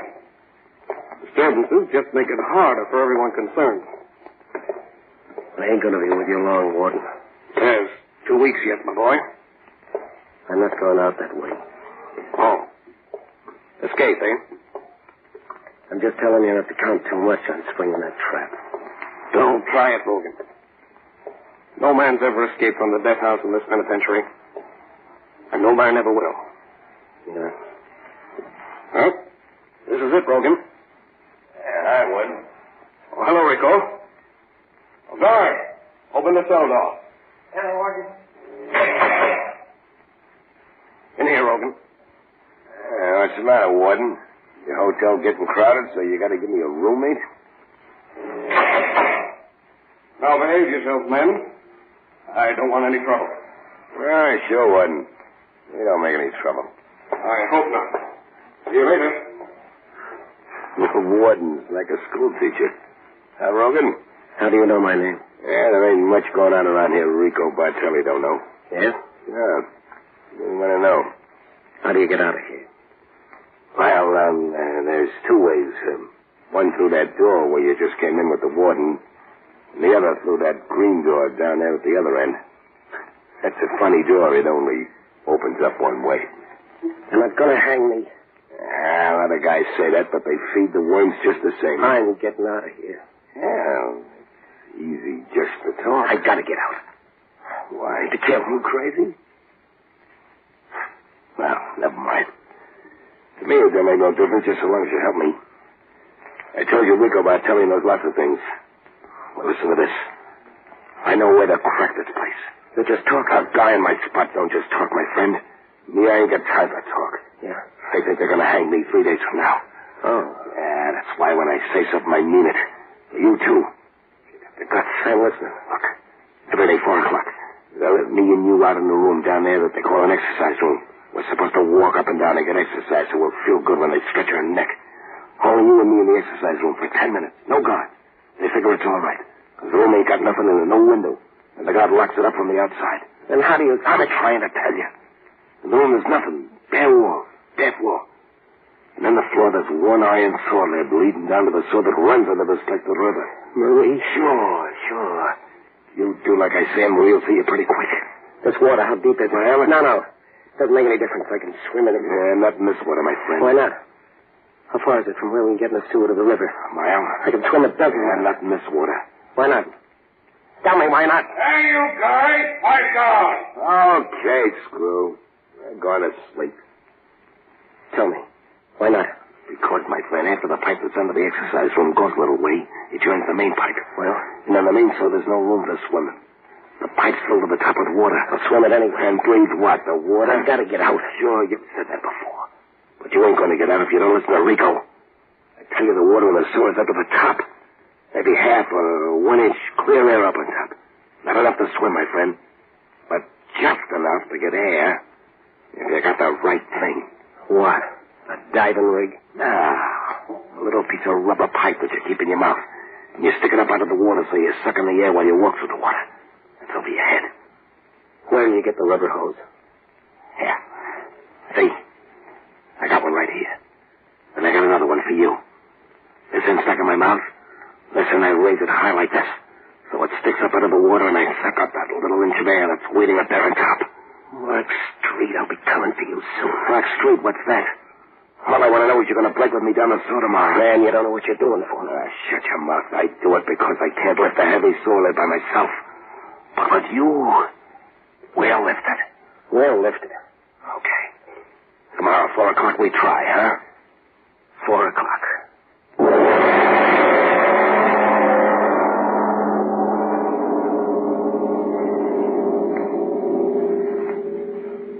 Ladies and gentlemen, a deep breath, please, before we go on with the story of vengeance and Mac Rogan.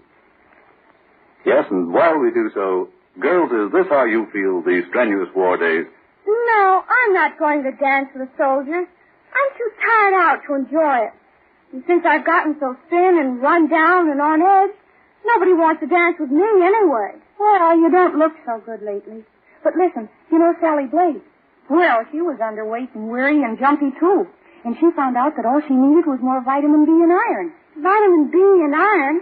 I don't understand. Let me explain, miss. When you don't get enough vitamin B from your food, you may lose your appetite, so you don't eat enough.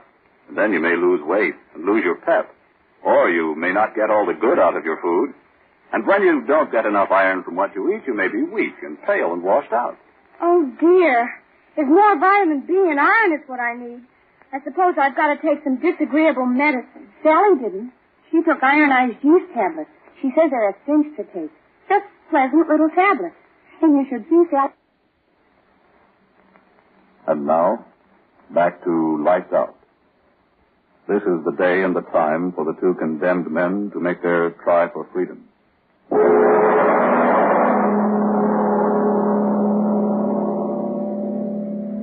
Get plenty of exercise, boys. Won't be long now. Sure, true. Well exercised. Rico. The floor, there's no stool in it. You think they got a label on it or something? Quit talking. We gotta move fast. Show me for the lever. Okay. Keep your pants on. Yeah. You see the circle on the floor? Yeah. That's the lid. It's covered with cement just like the floor. What? Heaven, all that weight. How we lift it out. Keep quiet. Yeah. I got something that'll do the work. A cold chisel. I told you Rico Bartelli's a smart guy. This little piece of steel cost me plenty. But I got her and she was going to get me right out of here. Now listen. Yeah. Look.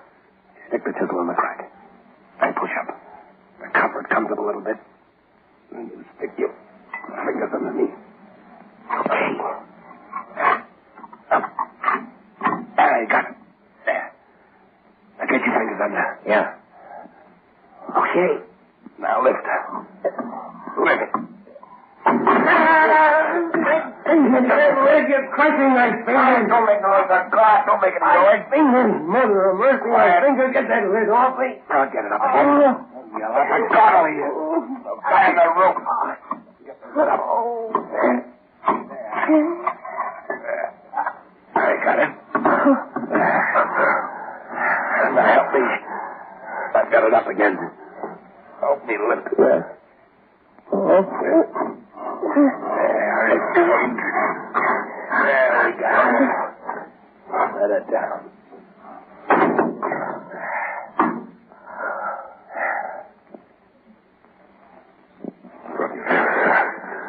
Never with my fingers. Let's go. Okay. You drop down there first. I don't know how deep the water is. There it goes. Father.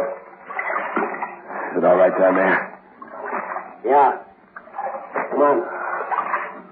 Okay.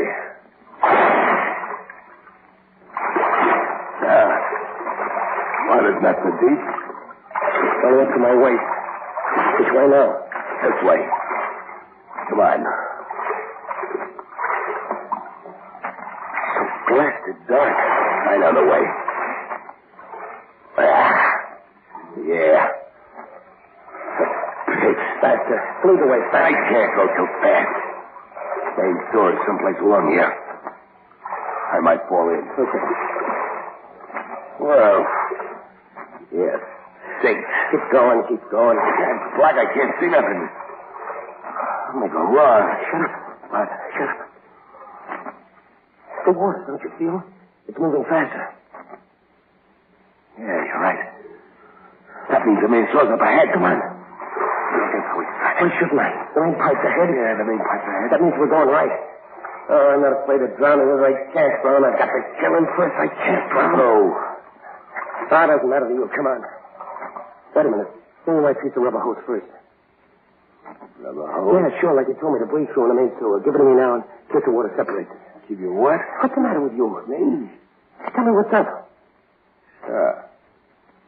Sure, why not? I only got one piece of rubber hose. But Rico, you said... What I say and what is, that's two different things. I got one. Me. And me? You. You help me lift up that solid. Okay, that's swell. Now, if you want to go out and knock off that guy you always talk about, okay, I ain't stopping you. Take a swim for yourself. Give me that piece of hose. You better take that swim while you're still healthy, my friend. Give me that hose. Stay back from me. Give it to me. Okay, I'll give you. Oh, my. Oh, Chisholm tried to knife me. Hey, get out.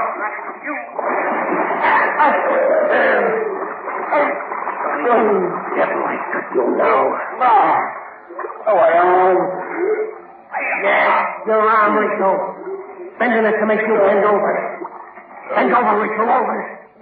Get that head of yours under the water. Drink it, Rico. Fill your double-crossing lungs with it, drink.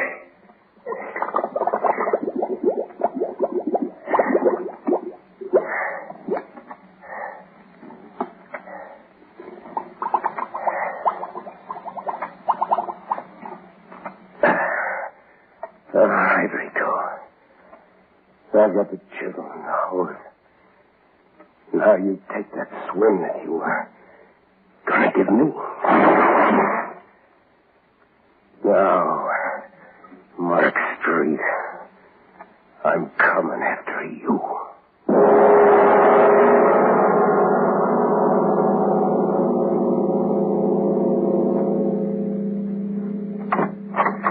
Hey, now, but shut the door. We're closed, see? Might as well scram. 1 o'clock's closing hours in this town. Help me. Hey, what's the matter with you? Mark Street. Huh? What's that you said? Mark Street. Where is he? Mark Street? Oh, you mean that lanky chiseler that... I didn't know exactly. I mean, I ain't seen the guy recent. Where is he? Hennessy's place. Yeah, that's it. I remember hearing a couple of the boys saying he moved in up there. Hey, wait a minute, fella. Don't you want a drink? Don't you want me to get... Well, is that a note? Walks right out on me. I wonder what in the... Chief. Is that a funny thing? He ain't rained around here for a week. And the guy's clothes were soaking wet.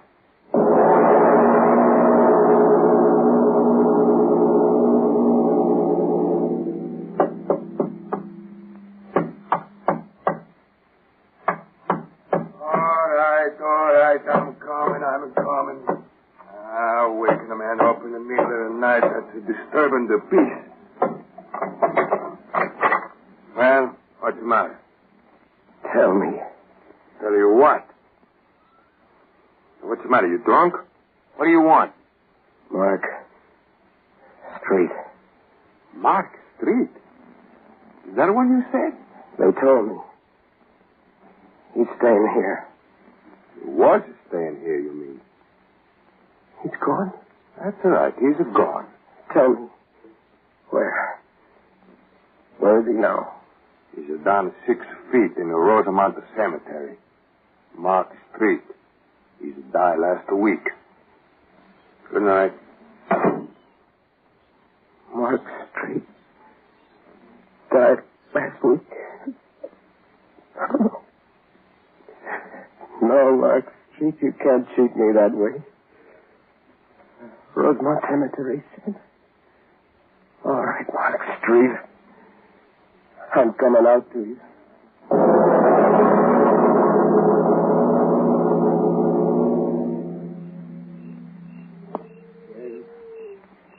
Hi, John Burton.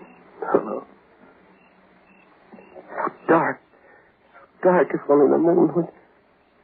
Ah, now I can see. Yes. Well, that's my beloved wife. No, not you. Mark Street, where are you? Where? So many graves, white stones, moonlight, so many dead. If you're here, I'll find you. Here lies what remains of Henry Old. Oh, no. I've got to find you, Mark Street. I've got to. Maybe this one. Here lies. Mark Street. I found you, Mark Street. I found you. Oh, he's dead. I found you. But are you dead? I must know. I will know. I will know. I will know. I will know. I will know. I will know. I will know. I will.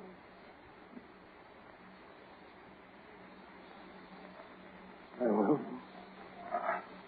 will know. I will know. I will know. The coffin. The coffin. Oh, I'm down to you at last, Mark Street. Now I'll know. Oh, they covered you well. If it is you. Yes. It is you, Mark Street. Cheated me. Oh, no. Maybe not. Maybe not. Maybe there's another world beyond this one. A world of dead. Where you are now. I'll go there. I'll go there. I'll get you there with those cold chisels in my hand. I'll shove it in my heart, and then I'll be just like you. You hear me, Mark Street? It's Mac. Mac Rogan talking to you wherever you are. I'm coming to you.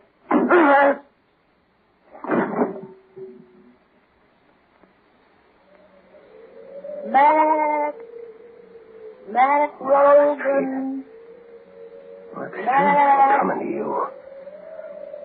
Mac Rogan. Marie.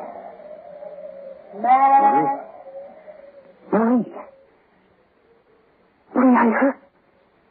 How? When? I don't know. I heard you calling me. Mac Rogan. It is you, Marie. I heard you. I can hardly see. I don't know where I am, but I heard you. You got your wish, my darling. What? Look. There in front of you. Mark Street. Mark Street at last? No, let me go. The dead can't kill the dead. Let me go. And the knife. The knife you killed her with is in my hand. The knife.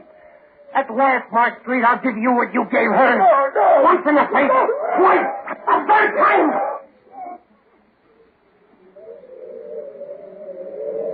Now, go back to your grave, Mark Street. And I'll go to mine.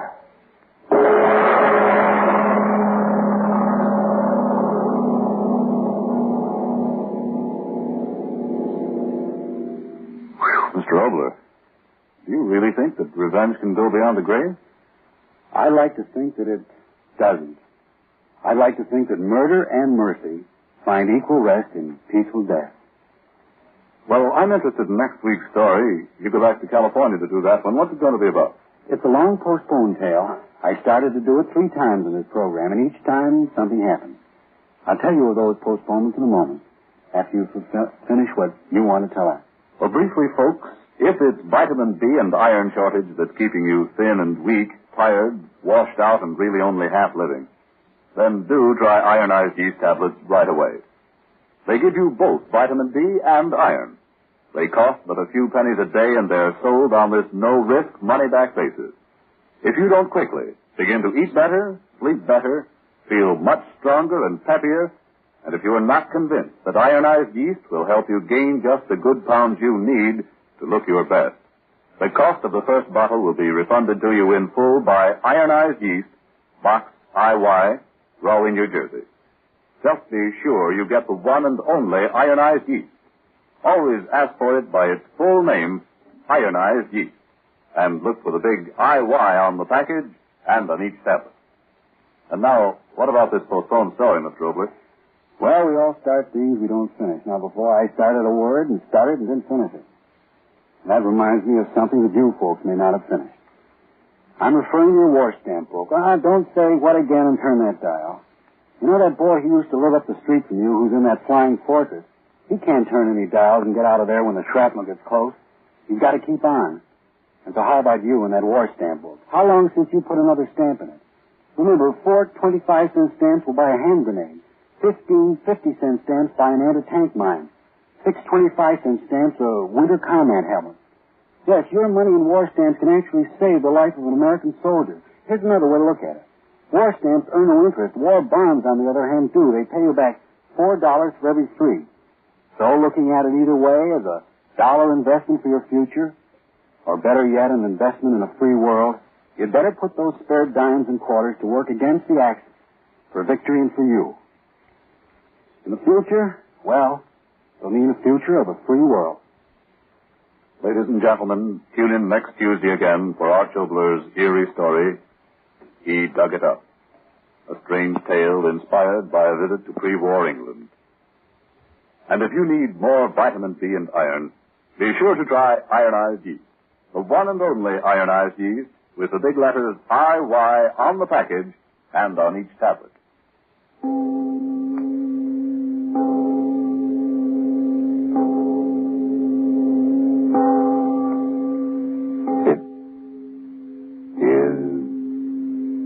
Later than you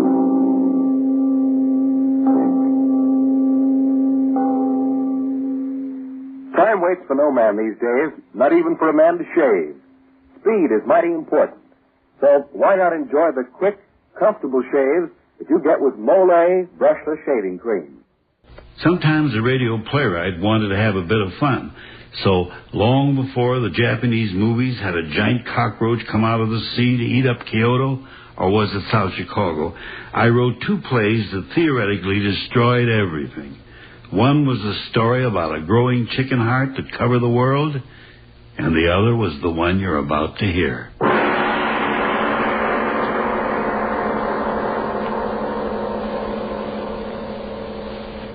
Lights out. Everybody. It is later than you think. This is Art Jobler.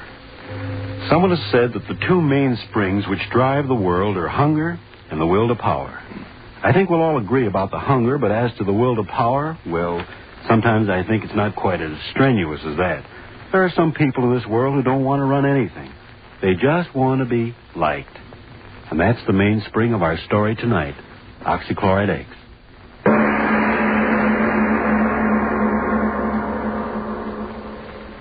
So, I says to him, I says, well, sir, I'd like to be obliging, but I really haven't got the time. And he says to me, well, Mr. Jackson, after all, we're making this proposition only to a few outstanding student representatives on the campus. And we do feel that you should be interested in our proposition. Well, what did you say?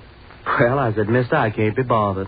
Just can't be bothered. And I gets in my car and off I goes. But, Bob, free clothes just for wearing them around the campus. Listen, Stan, my boy, what I want to be a clothes horse for any old haberdashery. My old pappy's got more money than he knows what to do with. Now, what for, I ask? Well, I guess you got something there. Say, who are you going to take to the dance Saturday night? Haven't made up my mind. How about that new number over at the Roto House? No, thank you, brother. What's the matter? Well, did you ever take a look at her feet? No, sir. Never got below her chin. Hold it. Yeah? Ray Stewart to see you, Stan. Oh, yeah. Send him on up. Ray Stewart. Who's he? Well, we're still short one pledge, aren't we?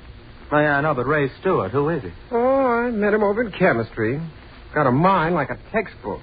Oh, but who is he? We can't pledge a man just because he's a grind. Well, we could use a few grinds around here.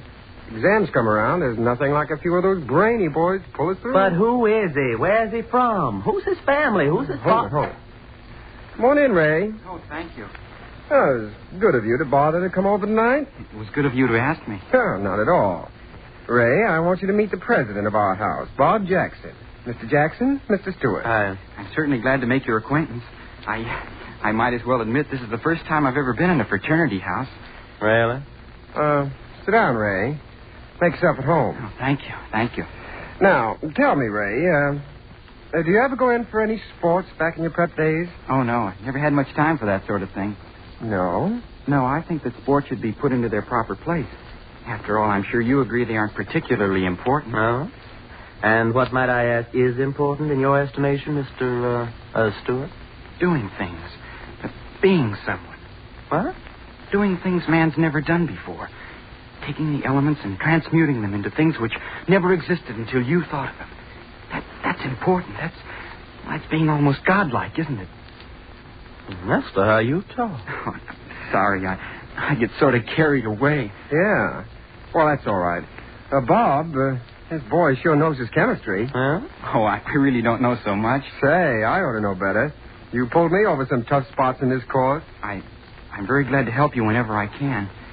If I lived here, I could help you all the time. I could help you too, Mr. Jackson. If I need help, I know where to get it. Oh, I didn't mean to offend. It's all right, Stuart. Now, tell me, you're from around Chicago way, aren't you? Oh, no, Milwaukee. Lived there for years. Don't tell me I'm one of those Bruin families. Oh, no. We're not wealthy people at all. My father runs a small business. It isn't much, but we get along. Oh. I don't think money's important anyway if a person's ambitious. Do you, Mr. Jackson? Oh, no. What's money? You fellas may think this funny, but well, I always thought it's more important what a fella does than what he has. I mean, I've always had the feeling that someday, somehow, I'm going to do something really important. Maybe even miraculous. Well, now, what do you expect to do? Discover the missing link? Yes, Stuart. What is this miracle you expect to perform? Well, I don't know exactly. Ever since I've been just a kid, I've been interested in chemistry, and I've had a feeling that someday I'd perform an experiment, mix certain chemicals together, and something would happen that never happened before. Now, you hear that, Stan? A miracle man. Amazing, my dear Bob. Simply amazing. I know it sounds silly, but the things I dream about always seem to work out. Well, would you mind telling us the last miracle that worked out? Well, this. This? Oh, what do you mean? Well, as long as I can remember, I've always wanted to belong to a fraternity, and here I am. I mean, you invited me. Now, just a minute there, fellow. Mr. Stewart, it's been awfully nice of you to come over and visit with us, and someday we'll have you back again. But now we've got some studying to do, so if you don't mind... Oh, no, not at all. It was nice of you to invite me over. Well, good night, fellas. Good night. Good night. All the screwy crackpots. Did you see the look in his eye when he was talking about miracles? Yeah. Well, it'll be a miracle if he ever gets back into this house again, I'll tell you that. What in the world ever made you ask him over here? Well, I didn't know. How was I to know he's a crackpot? Pledge him to our fraternity. Pledge him to the booby hatch.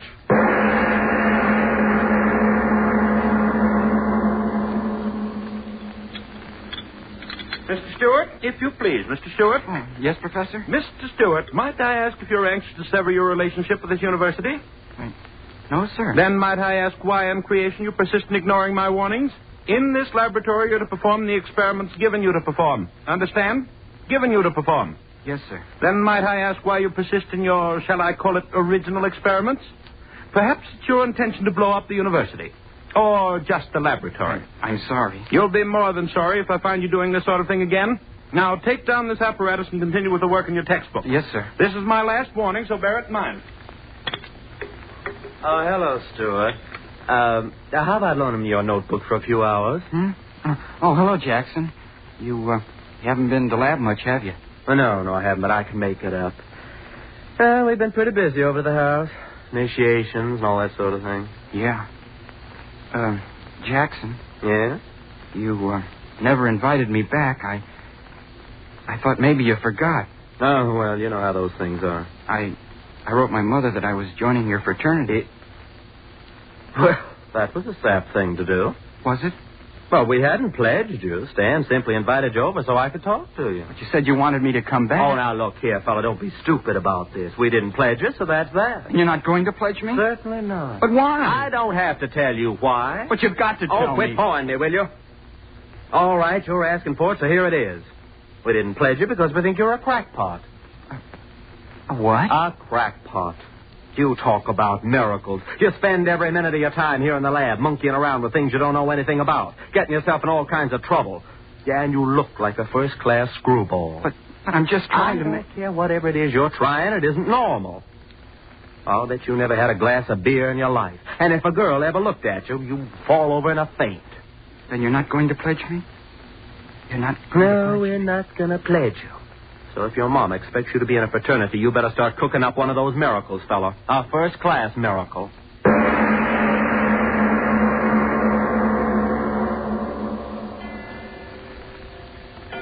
Sleep. It's so late. Sleep. I've got to sleep. Not gonna pledge you. That's what he said. Not gonna pledge me. Why do I keep thinking about it? If I could only sleep. Sleep. We think you're a crackpot. Oh, I gotta stop thinking about these things. It's not healthy to think what I'm thinking. Crackpot. Not gonna pledge you. Crackpot. What's the matter with my head? I heard him talking in it over and over and over again. I'm not crazy. I'm not. I'm as good as you are. I'm as good as both of you put together. Stop saying that. Stop saying it. I'll show you. I'll show you both. I'm better than you are. I'm better than anybody. I'll show you.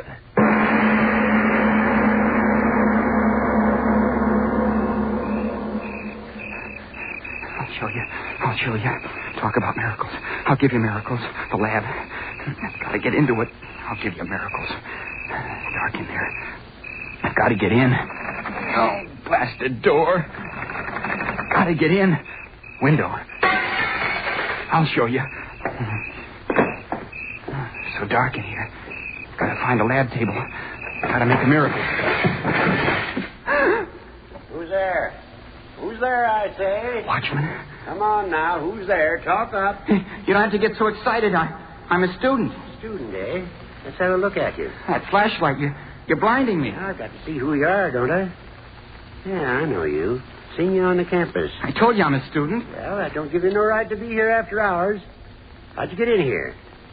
Oh, broke a window now, did you? Huh? I didn't break the window. But I heard the glass. So did I, and I followed the man in here. Man, what are you talking about? Give me your flashlight and I'll show you. All right. Here. Look behind you. What? No one will stop me. No one. Miracle. I've got to make one. Got to.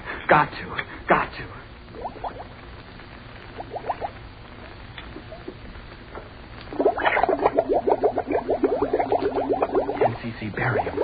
5 cc selenium oxychloride. Oh, good. You're working out just as I planned. Who's there? Who's that working there? Professor. Oh, it's you, Stuart.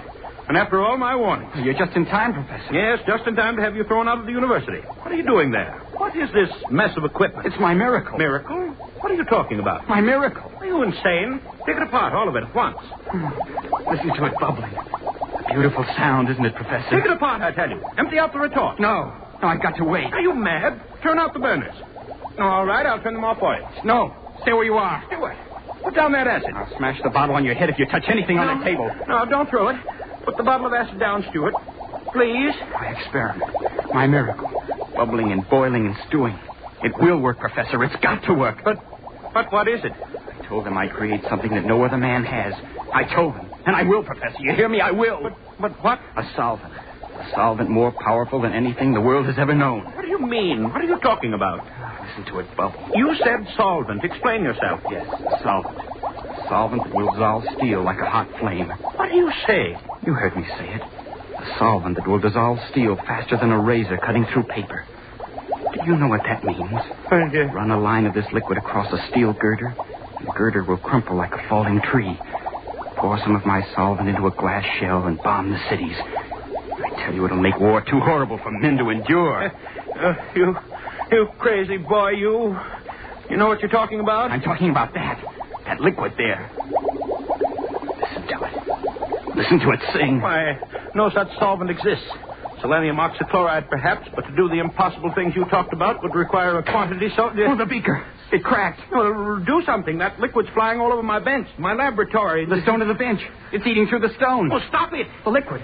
It's eating through the stone bench. No, it can't be. It's eating through the slate of the floor.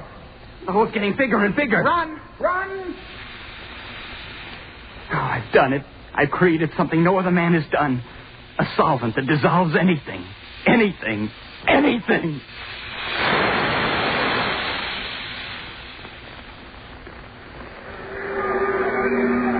what happened? What's the matter? The lamp. I guess it's on fire. Well, where's the fire? I can't see anything. Oh, old schools out here.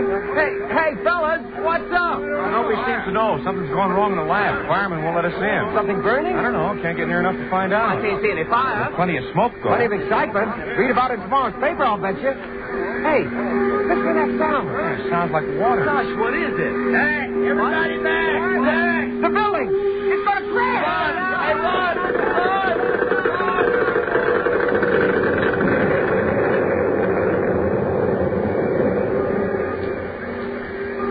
I did it. I did it. A solvent that dissolves anything. Anything.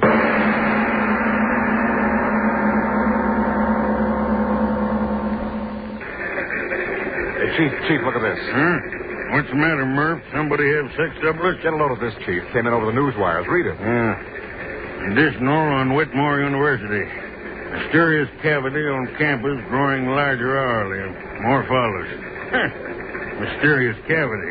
Hey, what is this, a dentist advertisement? Don't you remember, Chief? A couple hours ago, that flash about something eating a hole so big a building fell in it. This is the follow-up. The thing's getting bigger. What do you want to do about it? Forget it. What? Don't you see through a gag when it hits you in the face? Somebody's just having fun on the wires. Mysterious cavity growing bigger. Well, when it's as big as a hole in your head, that'll be news, Murph. That'll be news. Anything. It dissolves anything. And I did it. I discovered it. I discovered it. Yes. Hello. What is it? Yes, this is Dr. Whitmore. Who is this? Who? National News Service. Now, look here, my good man. It's 4 o'clock in the morning, and I'm supposed to be resting. My vacation, you know. What? My university? Building collapsed. But are you sure? Yes, I'll call them long distance at once. No, I can't give you any sort of statement now. Hang up, man. I've got to get the operator. Operator. Give me long distance. Give me... What? Long distance is calling? Well, put them on. Hello. Yes, this is he. Rogers? Yes, Rogers. What? Did? That's impossible. Larger? But how could it grow larger? Chemicals? Are you drunk, man? Insane? It's impossible. But you must do something. Listen, mister. I'm a fireman, not a magician. But that hole, it's 20 feet wider than it was 10 minutes ago. Mister, I don't know what it's all about. No fire and the ground's burning right away. We have $5 million worth of property on this ground. If that whole For spread... Pete's sake, leave me alone, will you? We've been throwing water on the edges of the thing ever since the building fell in, but it don't do no good. Listen to this out of tonight's paper. The latest news on the Whitmore University mystery. What at first was treated lightly by all newspapers as either a hoax or a shifting of earth stratum has now developed into an authentic yet unbelievable situation. The hole, which began at the site of the chemical laboratory building, is now 300 feet in diameter and spreading with unbelievable rapidity. Fire departments and fire experts from all neighboring communities within a radius of 100 miles have been called in, but have been helpless to combat the rapidly spreading pit. Many conflicting theories have been propounded as to the cause of the cave-in, but at last reports nothing definite had been determined. That's enough, Professor Parker.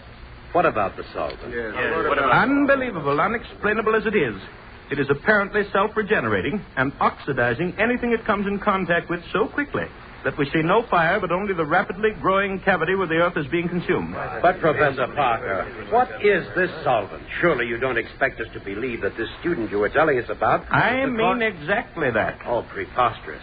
It's a fault in the structure of the earth. There is no such thing as a self-regenerating solvent. Simple cave-in, that's all it is. That's what I've been thinking all this time. Gentlemen, if you please. What I know. Oh, it's preposterous. Gentlemen, if you please. If my professional reputation is not enough to substantiate what I've said, then at least you'll listen to the boy himself. He's here. Listen to him. Well, why should we? Yes, gentlemen, if you'll listen, I'll tell you. You'd better listen to me. Gentlemen, please. What Professor Parker said is true. It is a solvent. It dissolves anything it touches quickly, furiously. And the byproducts of that dissolution give it new strength and movement. And I discovered it, gentlemen. I know, but what will happen? What can we do? We can wait. Wait. How can we wait? Look out there. The hole's within 2 feet of another building already. We've got to stop it. At once. If you do this. The building. The foundation's undermined. Crashing.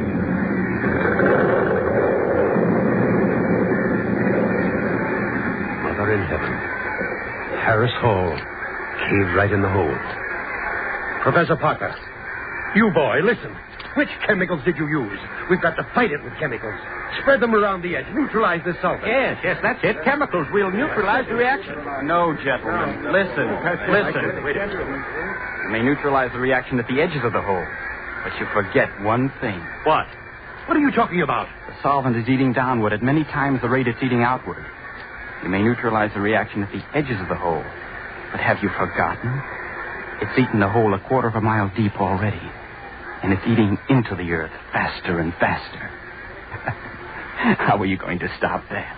How are you going to stop that? Faster and faster at an ever-increasing rate, this strange cancer on the surface is eating away.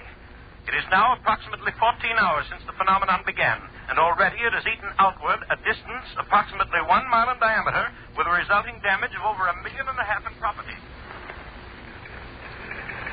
Truly, the most astounding factor in this catastrophe is the fact that the hole is increasing in depth at an unbelievable rate.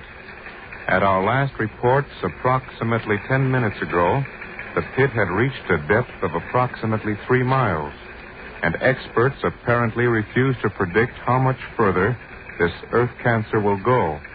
What only a handful of hours ago was a quiet section of the country in which stood the Whitmore University is now a great gaping pit in the surface of the earth, out of which rise strange noxious gases as that burning something eats deeper and deeper and deeper into the bowels of the earth.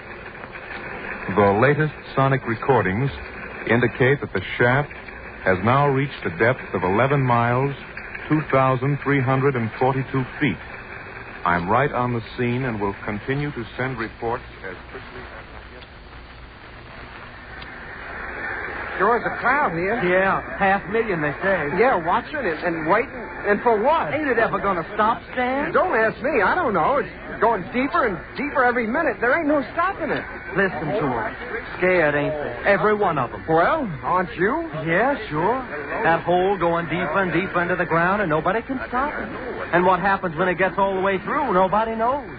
Sure, I'm scared. Scared plenty. Earthquake. Help, send help. Volcano erupting. City on fire. Martial law declared. Tidal waves sweeping inland. Nothing can stop it. Nothing. Earthquake. Fire. Tidal waves. We're coming to an end. Judgment of God. Judgment of God. From Siberia to Cape Town to San Francisco and around the world again. I tell you, the earth's ripping apart. And I tell you, it's that hole in the ground that's done it. It's affected the rotation of the earth. Unbalanced things. Yes, and it's biting deeper every minute. What'll happen when it eats through to the other side? The ocean pouring through. We'll die. We'll all die. Who's to blame? Who's to blame? Who's to blame? It's that kid who's to blame. Yeah, we read it in the papers. That crazy college kid. There he is. That's him. No, let me go, you fools, you. I've done a great thing, a wonderful thing. Created something no one ever thought of. No, let me down. Let me down, you fools. I started the song, but I didn't know this would happen. You can't blame me for a miracle. Throw him in the hole. No. Yes, throw him in the hole. He made it. No, don't throw me down in there. There's no bottom to it. No.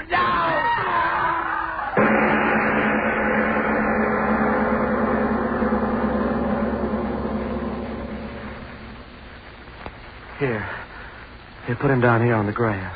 Dan? Yes. Boy, oh boy, will this be a sensation on the campus. But, Watchman, how did it happen? Well, I'm making my rounds of the grounds as usual, and all at once in the moonlight I see this fellow walking across the grass. So I go up to him and I see the fellow's walking in his sleep. In his sleep? Yeah. And just when I starts to grab him easy like, he pulls loose, yells something about, "Don't throw me in, don't throw me in." And then he runs across the campus and dives headfirst down into the swimming pool. And it's empty. When I pull him out, he's like he is now. busted neck. But who is he? Anyone recognize him? Yeah. Yeah, I know him. Stewart's his name. Ray Stewart. Kind of a screwy little crackpot. Always talking about creating miracles with chemicals. I wonder what he thought was happening to him diving down that hole.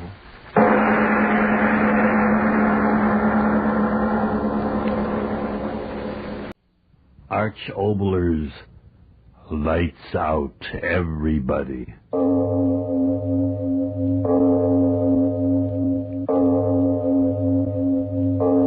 It is later than you think.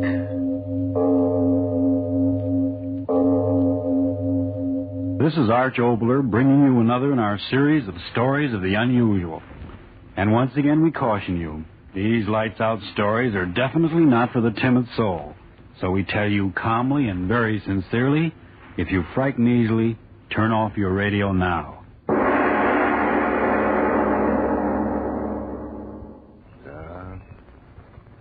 It is a nice day.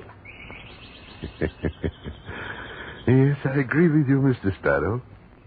It's as nice a day as I, too, have ever seen. I remember a day like this when I was about 12. Mother took me into London to see the King's Palace. That was Edward. And I had on a green suit, and I... But that wouldn't interest you now, would it, Mr. Sparrow? Funny, I never went back. Less than 100 miles away, and I... Morning, Mr. Jeffrey. Oh, good morning, Mr. Elkington. Here, Mr. Jeffrey. Oh, kind of late in the season to be planting now, ain't it? Oh, I wouldn't exactly say that, Mr. Elkington. Not for what I'm planting. Now, what would that be, might I be asking? A tree, my friend. Oh. A nice, strong catalpa tree. My son sent it to me all the way from Exeter. You don't say catalpa tree. Well, now. I say, could I be giving you a hand with that shovel, Mr. Jeffrey? Oh, no, thank you kindly. I like to dig in the soil, and the exercise does me good. Thank you kindly. Oh, well, then I'll be off on my business, Mr. Jeffrey. Good morning to you. Good morning, Mr. Elkington. Good morning. But it is a good morning. The rain certainly softened you up, didn't they, Mr. Brown?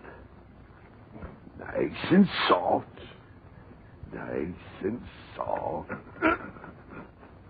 Going to dig you a nice, deep hole, Mr. Catalpa. Yeah. Nice, deep hole, so that your roots will have a good, firm start in life. Yes, indeed. Yeah.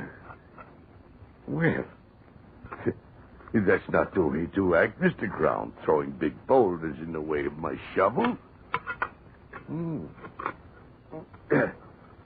Mighty big stone, too, from the sound of it.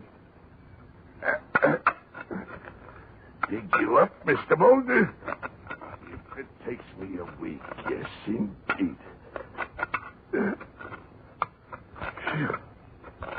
Big stone, all right. Keep after it, that's all. Buried all these years in the corner of my garden, and I never knew about you now, did I? There, that's showing results. Yeah. Like an oblong. That's queer. Big flat oblong stone in my garden. Dig you up. That's what I'll do.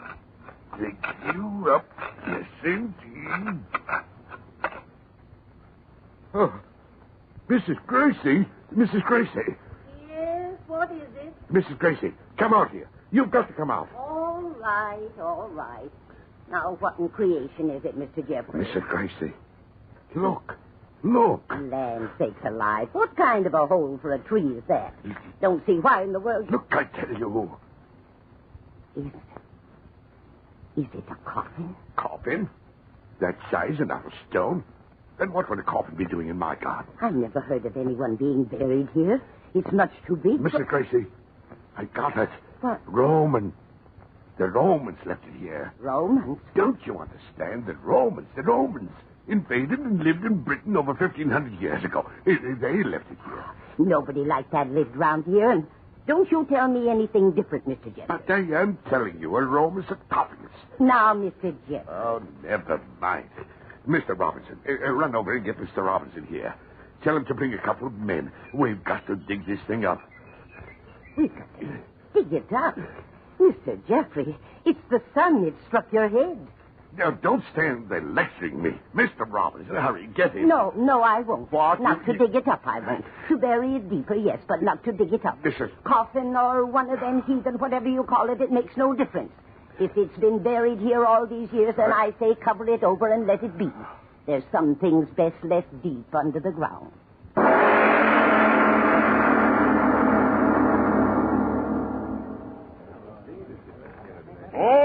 All right, men. Are you ready with the ropes? Ready, Mr. Robinson. Right you are. How about you, Joe? All ready, Mr. Robinson. Good. Now, when I give the signal, 1, 2, 3, you on that side of the rope pull, while you on the other side work on the block and tackle. 1, 2, and up on 3. Have you got it? Hey, we have it. Oh, Mr. Robinson, you will be careful. I mean not to damage. Now, look here, please. friend Jeffrey. I've been in the building and excavating trade and constable of this township for 20 years. I know. And all that time, I've given only one thing, and that's satisfaction. Yes, sir. Now, for this little stone container... Little Judas Priest, man, is 10 foot by 3, and heaven knows how heavy. Well, true as that may be to my way of thinking, it's still a small job. If you're worried about my damaging it, you're free to call in one of my competitors. No, Mr. Robinson. I want you to handle the matter. Oh, yes. All right, then stay clear, and I'll give the order. Wait. If you please, Mr. Robinson, wait. Yeah? That housekeeper of mine, Mrs. Gracie, she wouldn't want to miss the doings, and I don't know where she's gone off to. If now, you'd only Mr. wait... Jeffrey, I'm a busy man, so if you'll just stand aside. No, please. All right, men. Now, don't pull till I give the signal. 1, 2, 3, up with it. Up. Easy there, Joe. Bring those ropes over the left. Up with it. Steady there. Not too fast, you fool. Stand the ship is ready to put under it. Easy now, Joe. No, don't swing it too high. Not too high. Are you deaf? Not too high, or is it... No. Put it back in the ground. Put it back in the ground, I tell you. Mrs. Gracie, what in the Get out of the way. Put it back in the ground. In the ground it was, and in the ground it belongs. Mr. Jeffrey, Get out of the way. Jeffrey, get that woman out of the way. In the ground. Mrs. Gracie, are you crazy? Crazy old woman, get away. My men can't hold it. Tackle is slipping. Look out. Get on those ropes, fools. Get on those ropes. Lift. Hurry now. Hurry. Get over here. Mother in heaven. It fell right on top of her. Coffin fell right on top of her. Oh, Mrs. Gracie.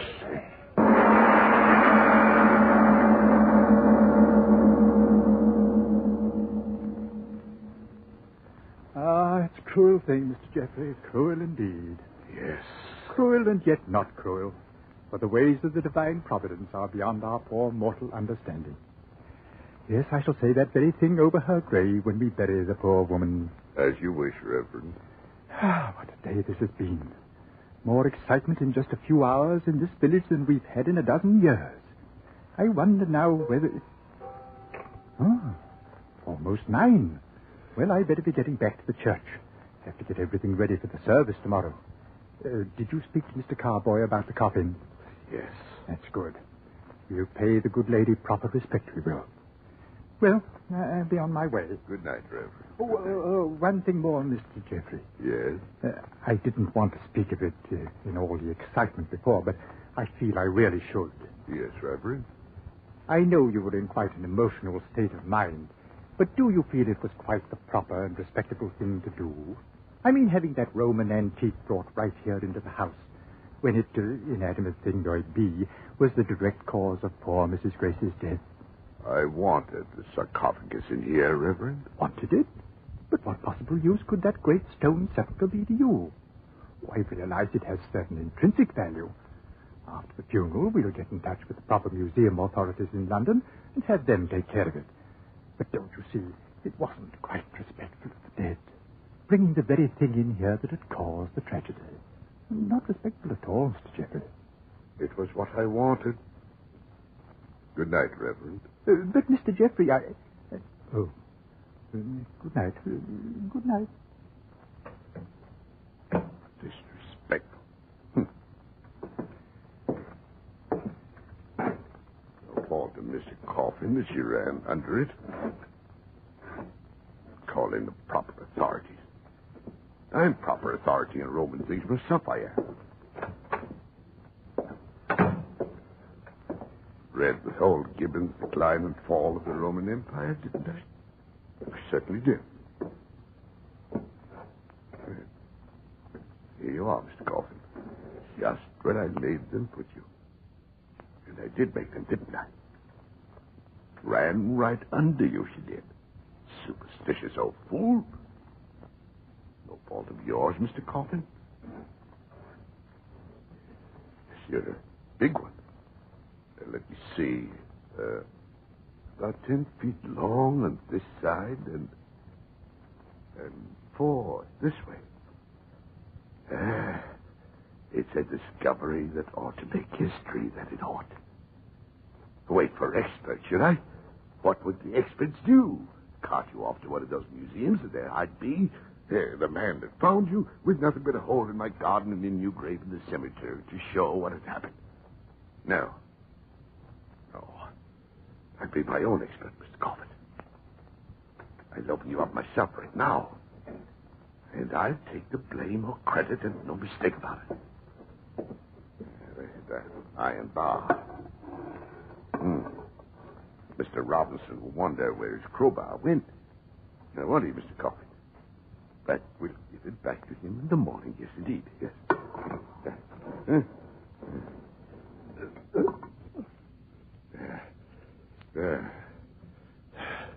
Got you wide open enough to look inside now, haven't I? Experts. I'll show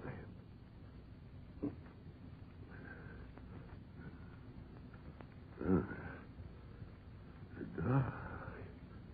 Can't see. Matches. There now. If you don't mind now, Mr. Coffin, I'll bend over to see what you've got inside. Copy. Got to go off. Are you there? Are you there? Reverend, this is Mr. Jeffrey. Yes, Jeffrey. No. Listen to me. That Roman sarcophagus, I just opened it. Inside of it, there's something, a woman, and yet it isn't. I mean, oh, Reverend, come over quickly. You see, whatever it is, I don't think it's dead. My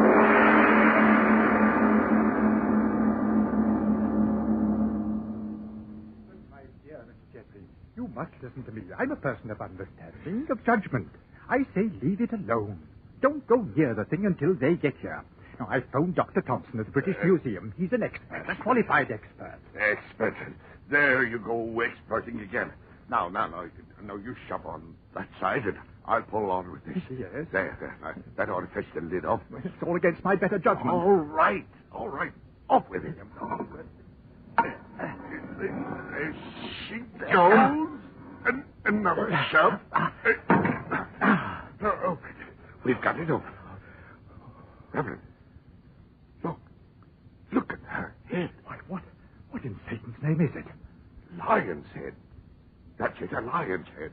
And that's the body of a woman. And alive. She is alive. Don't be a fool. It's a heathen idol, stone. No, it's living skin. I'll touch it. I'll prove it. It is stone. A blasphemous heathen thing. We'll cover it up, and in the morning I'll have it buried again. No, you won't. It's mine. Found it on my property. Oh, heaven forgive you. The blood of your poor housekeeper still staining it. Staining it? What are you talking about? Mrs. Grace's blood. See, it's still on it. But the outside of the coffin fell on her. This part was closed. But it is blood. Fresh blood. Oh, it can't be out here. Mr. Jeffrey. Reverend. That woman. A minute ago, I felt cold stone. And now it's warm.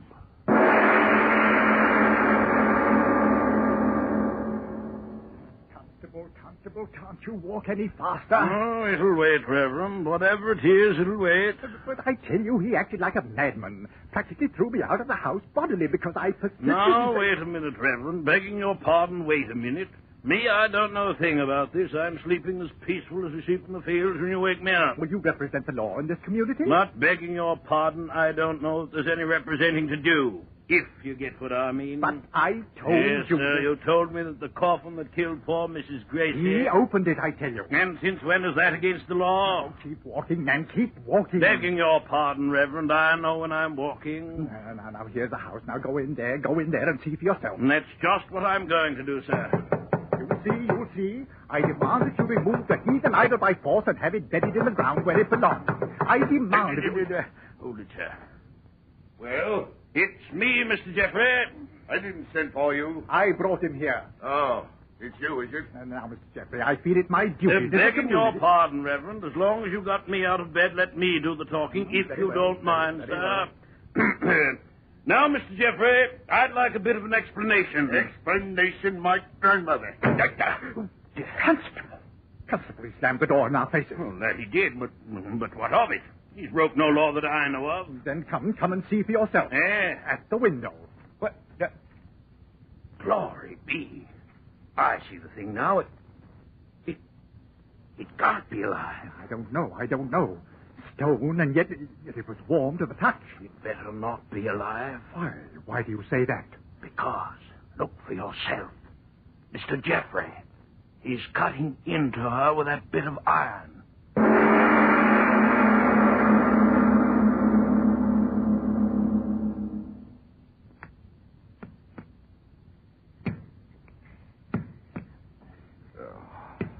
It was good of you to come in and help me, Mr. Elton. I'm right glad to be of service, I am.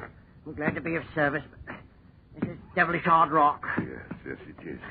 But we've got to break the statue open, Mr. Elkington. We've got to. If you say so. Oh, those fools, the constable and the reverend, they'll be back soon with some new ideas about getting into the house, now won't they? I suppose so. They won't stop me. They won't. I've a chance to do something before I die. Make a big discovery, I tell you. They won't stop me. We'll have the statue cut open before they get here now, won't we, Mr. Elkington? We'll try, I will try. Yes. Cut it open and no secret. Something that keeps that stone warm as if it were flesh. That'll be a wonderful discovery now, won't it? Oh, that it will. Faster, Mr. Elkington, faster. I'll try. Crikey, this stone is so hard. They mustn't stop us. No. Faster, Mr. Elkington. Oh. Elkington. Why have you stopped? It's my fingers cramped. Can't open my hand. Chisel, give it to me. All right. Got to keep working. Got to. I'll know the secret in you, Lionhead. That's the name I'm going to give her, Elkington, Lionhead. The power that's kept the stone in you warm all these centuries. I've got to know that, Lionhead. And I will know it. Have to keep working. Have to keep...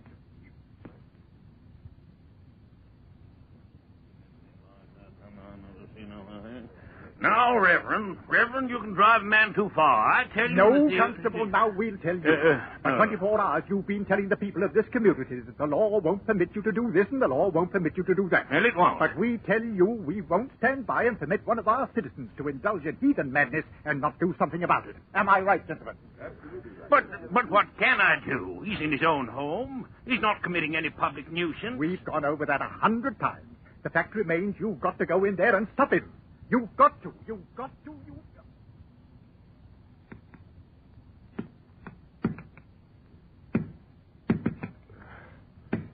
The hardest stone in the world.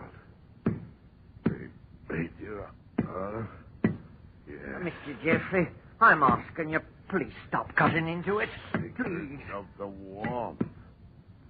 Before any of the others know about it. Or they stop me. Hark! What's that? Got to keep working. That sound, Mr. Jeffrey, what is it? Can't talk to you, Mr. Elkington. important work. But, Mr. Jeffrey, the chisel, why did you drop it? My hand. Like an electric current running through the chisel. Oh, no. No, just a weariness in my muscles. Pick up the chisel.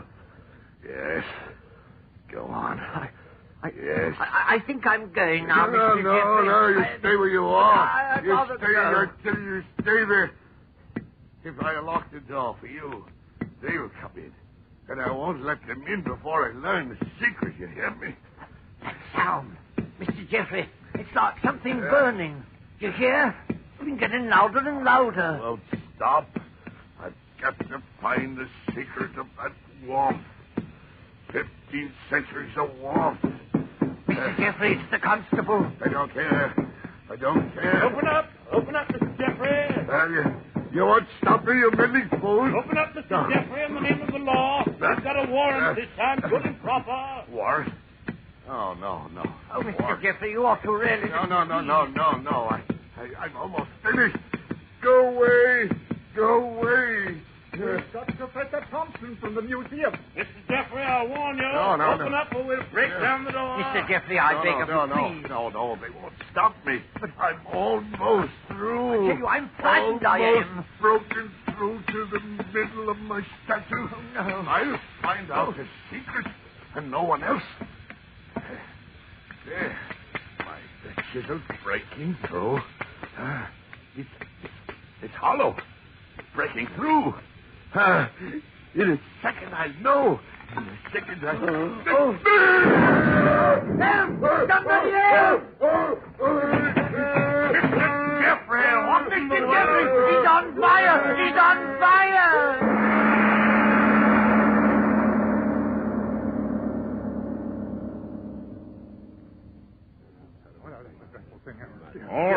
All right, men, quiet down. Nothing more we can do. Mr. Jeffrey is dead. Such a horrible way to die. It was the lantern. Set him afire, I guess. No, it wasn't that. Hey, what say, Mr. Elkington? I saw it all. A flame come out of the statue. You're daft, man. No, I swear it's the truth. I saw it. Professor Thompson, you tell him. What did you see as you came through the door? There was a flame from it. But how can that be? Flame from a statue? And the Romans went down to Egypt. Professor, tell us, what is it? What is this statue? The lioness-headed goddess Sekhmet. Well? And they worshipped her as the goddess of fire.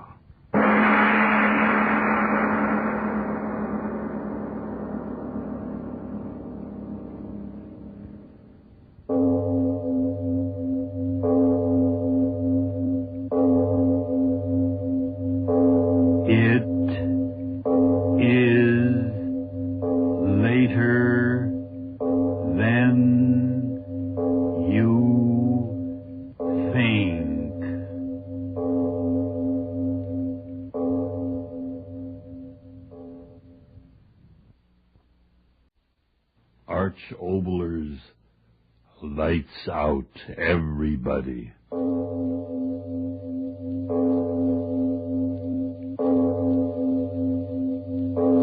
It is later than you think.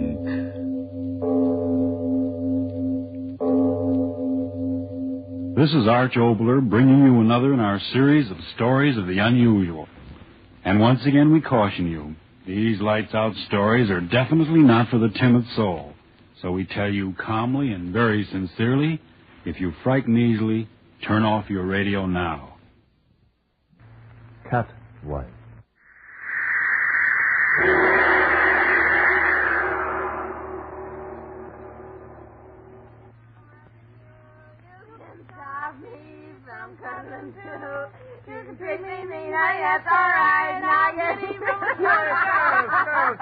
Cut it out. Someone will call till my... Oh, I love that song, Queen. Linda, for the love of cut it out, will you? Your husband will be turned down here in a minute. Come on, Queenie, we better blow out of here. I guess we better go, Linda. No, don't go. Don't go. I don't want to be alone. What do you mean alone? Your husband's in the next room, ain't he? Oh, that guy. What does he know about having fun? Work, work, work. It makes me sick where I've never been sick before. Oh, come on, kid. Stick around. Let's have some more fun. You can't stop me. Oh, he has the most marvelous song I've ever Linda, for heaven's sake, Linda. Well, speak of the devil. Hiya, Johnny boy. Come on in. The water's fine. Only it ain't water, huh? It ain't water. Linda, for heaven's sake, I'm trying to work. Oh, go away. Go away. You're spoiling my party. Throw him out of here, Kenny. He's only my husband. Get out of here, you. Take that other woman with you. Go on, come on. Clear up. Come on, Queenie. No, wait. Don't listen to him. It's my house. It's my house. You kick them out. My friends. You kick them out. Linda, haven't you any consideration at all? I begged you, pleaded with you to try to keep these people out of the house when I'm getting some work done. And you persist in doing just the opposite. You kick them out. My friends. Yes, I kicked them out, and I'll do it again every time I find them here. They're no good. You've given me your word time and time again to give them up. I'll call them back. I'll call them all back. You can't tell me what to do. Not me. They're my friends, mine. I'll give a dozen of you for one of them. All right, Linda. If that's the way you feel, I guess you and I have finally come to the end of the road. You haven't got a grain of loyalty in you. All I ask is a little peace and quiet in my own home, and I can't even have that. Ah, go away. Go away. Night after night, you and those people, yowling and screaming like a pack of alley cats. And you the worst of all. I'm through, Linda. I'm through with you for good. Oh, no, you're not. Oh, no, you're not. Keep away from me. Keep away. Oh, Linda. See? You're not through with me at all. You'll never be through with me. Never. Oh, Linda. Linda. No, let me go. Let me go. I don't want you, you fool. You're not through with me. I'm through with you. No, Linda. I'm tired of you. Do you hear me? I'm tired of you. I'm going to get so far away from that smug face of yours that I couldn't see it with a telescope. Linda, my wife. Your wife. Why do you think I married you? I thought you loved me. I married you because I was sick of working in a two-bit barber shop, because I was sick of living in a hall bedroom wearing bargain sale dresses. I wanted dough, plenty of it, all I could get. And you were the best chance to get it that came my way. No, Linda, you did love me. You must have loved me. I loved you about as much as that canary up there loves its cage. I told myself I'd stay with you a year, divorce you, stick you for plenty of alimony, and then get out. But we've been married 5 years. Yeah, 5 years. Because you fooled me. That's why. I fooled you? Yeah. Huh. You started to make a lot of money. More money than I ever thought you could make. So you're giving me the air, huh? No, Linda, I love you. I'll always love you. I didn't mean what I said. Well, I did. No, Linda, don't leave me. You're no good. I know you're no good, but heaven help me, I love you. I'll never love anybody else. Get out of my way. No, I won't let you go. You've got to stay. Take your hands off me. You're no good. You've cost me my self-respect. But you'll stay with me, or I'll cut you off without a cent. You won't get a dime from me, not a dime. Stop that. Stop laughing. Oh, you Sam. You fat-headed Sam. Stop that. So you're going to cut me off without a cent, are you? Oh, you fool. I've got everything that belongs to you now. You hear me? Everything. What are you talking about? What are you saying? This house. It's in my name, isn't it? The car. It's in my name, isn't it? I know, but... Oh, no, you wouldn't. Oh, wouldn't I? Well, listen to this, my darling husband. I cleaned out the bank account yesterday. No. Every cent of it. I won't be in the street. You will. Now, this is my house. Get your things and get out of here. I'll kill you. No, stop. I'll kill you. Don't come near me. Let me go. Let me go. Ah! Oh. You touch me again, I'll tear your eyes out. You cat. Get out of my way. That's what you are, a cat. A big, white, heartless cat. You think like one, you screech like one, you claw like one. You even look like one. A cat. That's what you are, a great white cat. I didn't marry a woman. I married a cat. Keep it up. Keep it up. You're doing swell. Laugh at me. Go on, laugh at me. But you're a cat.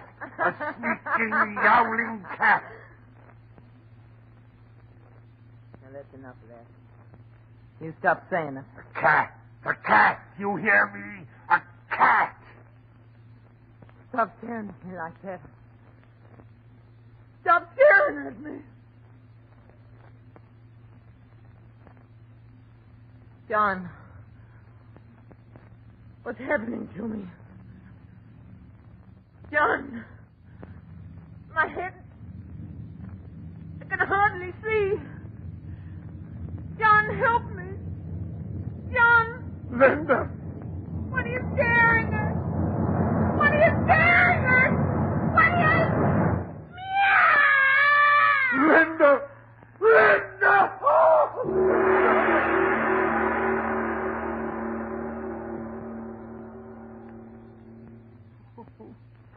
Oh, now, John, you've got to control yourself. Everything will be all right. Oh, doctor. What have I done? What have I done? John, please, pull yourself together. You're not entirely to blame for what's happened. What did I do? I did it. I'm to blame. Stop talking like that. It's preposterous to say you're to blame. She was hysterical, John. And the suggestion that she was a cat caught her in an unguarded moment and resulted in a temporary neurosis. Oh, doctor, she's got to get well. She's got to. Of course, she'll be all right. A little rest, quiet, and in a few days it'll all be forgotten. Is she sleeping? Yes. I gave her a sedative. She's resting very comfortably. Can I go in and see her? But I tell you, she's sleeping, John. I know, but... Oh, I've got to see her. I've got to look at her. I've got to make sure she's all right. Don't you see? I've got to make sure. Now, John, please. You've had a hard time of it. You'd better get to bed and get some rest. Oh, no, doctor, listen to me. I've got to see her again. I've got to make sure that she's all right. I can't rest until I know. I tell you... Oh, very well. Just for a moment. Yes. Be very quiet. Yes. There. You see? She's resting very nicely. Doctor, look. What? Her hands. Look at her hands. They're claws. And her teeth. Her teeth. Linda! No, John. You'll waken her. Linda!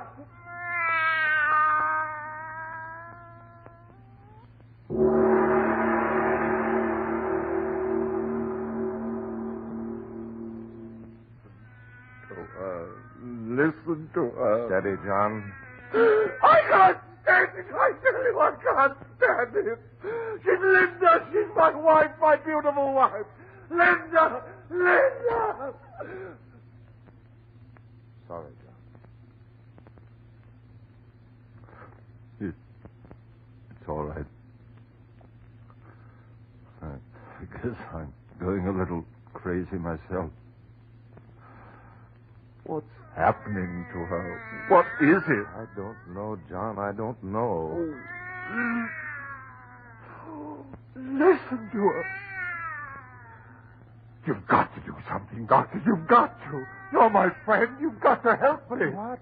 In the name of all that's rational, what? Well, think. There must be something you can do. A drug, something, anything. Oh, John, I don't know what to say. I can't think. I'll call in someone else. That's it. I'll inform the authorities. They'll take care of everything. No, wait. What's the matter? What is it? You're going to inform the authorities? Yes, of course, John. Don't you see it's the simplest way out? Way out? Of course. For you and for me. What do you mean? John, this horrible thing that's happened to Linda, it goes beyond just you and me. It goes beyond the normal into the supernatural. Everyone should know about it. The world should know about it. Science. You mean you're going to let everybody know what's happened to Linda? Of course I am. But you can't do that. She's my wife. You hear me? My wife. No. Now, don't get excited again, John. Listen sensibly. We owe it to science. Science? Who cares about science? She's Linda. She's my wife, and I curse her to God to turn her into a yowling beast. It's my shame, mine. And you're not going to tell a living soul about it. No one, you hear me? No one. It's my duty, John. I must inform the authorities. No. Keep away from that phone. Keep away, I say. I'm sorry, John. Oh. John, my friend.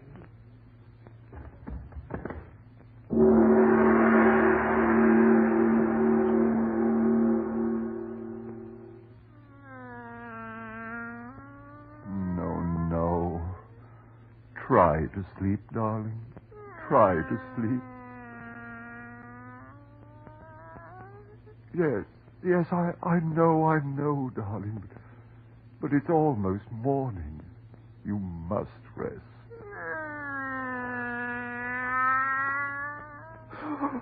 Sleep, Linda. Sleep, my beloved.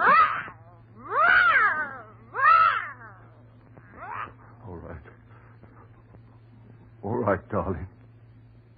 I've got to be strong. I've got to help you. And I did help you. He was going to tell them about you. Everyone. They've taken you away from me, locked you up, pointed at you, laughed at you. But I stopped him, Linda. I stopped him for you. He called me friend. But you're my wife, my beloved, and I love you. I've pleased you, haven't I, my darling? I never could please you before, could I? And now I've pleased you. I killed him, Linda. I killed my friend to save you. And if anybody comes, I'll say he never came here. And no one will know, darling. No one but you and I.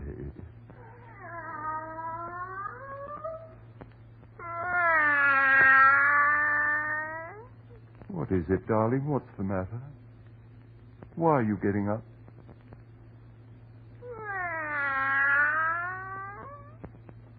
What is it? Why go to the window? What do you want? Oh, if I could only understand you. If I could only know what you're trying to say to me. Oh, no. Oh, Linda, stop. I beg you to stop. Linda, beloved, stop.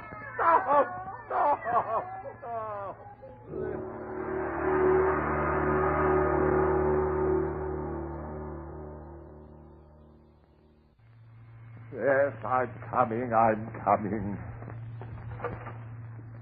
Good morning, Mr. Taylor. Oh, it's you. I found this note saying you wanted to talk to me. Gee, I hope you're not going to quit taking milk from me, Mr. Taylor. I know I've been kind of late with deliveries the last couple of days, but you see, it's my heart. No, I'm not going to stop taking milk. That's what I want to see you about. I want milk, more milk, cream, everything. Oh, sure. How much do you want? 4 bottles of milk. No, 6. 6? Yes, and cream. 6 bottles of cream. Is something wrong, Mr. Taylor? Wrong? Why do you think something's wrong? Well, I only meant... You meant what? Speak up. You meant what? Oh, now, don't get sore, Mr. Taylor. I just meant, well, you don't look so good, and well, you know how it is. Sometimes a fella has a couple too many and he starts ordering all the milk in the world. You fool. I'm not drunk. You want to sell me that milk, or do I have to get another milkman? No, I'll get it for you. Hurry. 6 quarts, 6 cream. Only him and his old lady. The guy's nuts.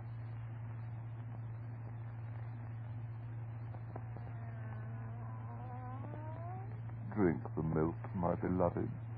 Please. But you haven't eaten anything. You're hungry. You must be hungry. Oh, my darling, what do you want? I'll get you anything. Just eat. No, I can't let you out of the room. I can't. Someone might come to the door. They'd see through the windows. Oh, be patient, Linda, darling. I'll think of something. Oh, drink the milk for your own good, Linda. Please. No, dearest. Don't do that. All right, dear. All right. I'll let you into the dining room. But you've got to stay away from the windows. If someone should see you. Here. Let me carry you. All right, darling. All right. I won't. Go yourself.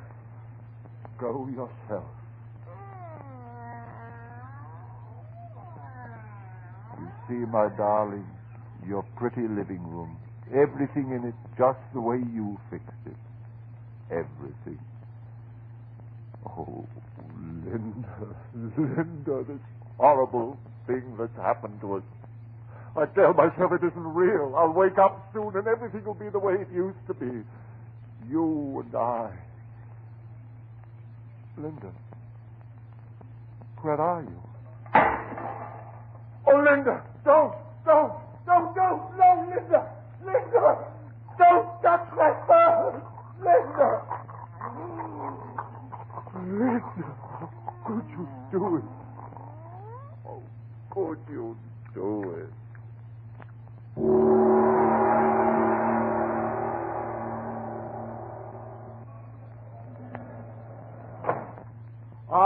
Good morning, Mr. Taylor. Early again this morning, ain't you? Morning. Ever since you sent your wife to the country, my first customer every morning for the last 3 days you've been. Like I was saying to my wife this morning, I said... Yes, Mr. Heinrich, some other time. I'm in a hurry. My order, please. Yeah, but you ain't give me no order yet. How about a nice steak, what you can broil? No, nothing like that. But to broil a steak? I tell you, that's nothing. When my wife, she goes to the country, that's what I always make for myself. You lay the steak in the pan, and then you light the gas. I'm in a hurry, I tell you. Yeah, all right. You don't have to get so high blood pressure, Mr. Taylor. If you will tell me what you want, by God, I'll give it to you. Well, I don't know exactly. A couple of pounds of liver. Yes, that's it. Fresh liver. What? Again? You hurt me. Sure, I hurt you, but by golly, for 3 days, ever since your wife, she went away, you eat nothing but liver.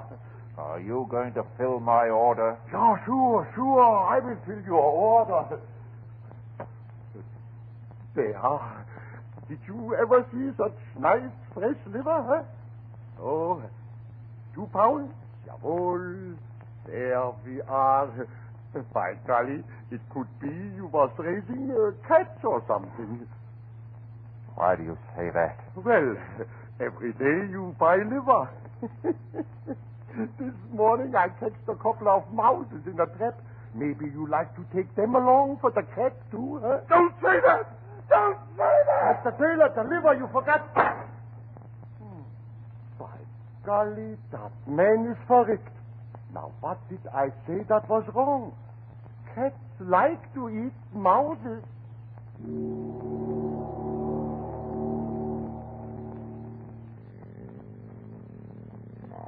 Oh, my Linda. My dearest Linda. Close to me. close to me. Oh, my darling, my darling. It's better this way. You can't leave me now. I'll have you with me always. I'll keep you here. Just you and I.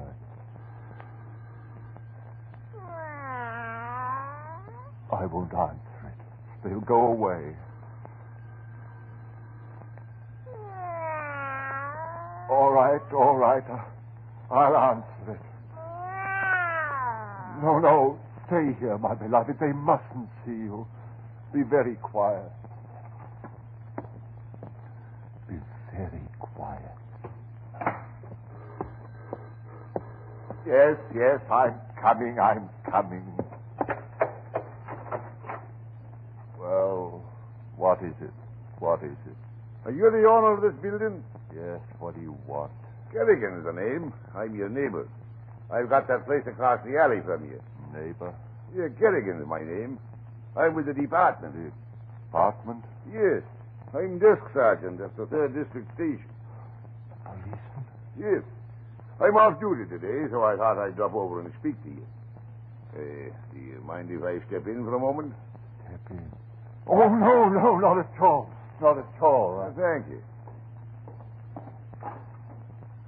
Well, you got a nice place here. Yes, nice. Very nice. You know, the same contractors made this place as made mine.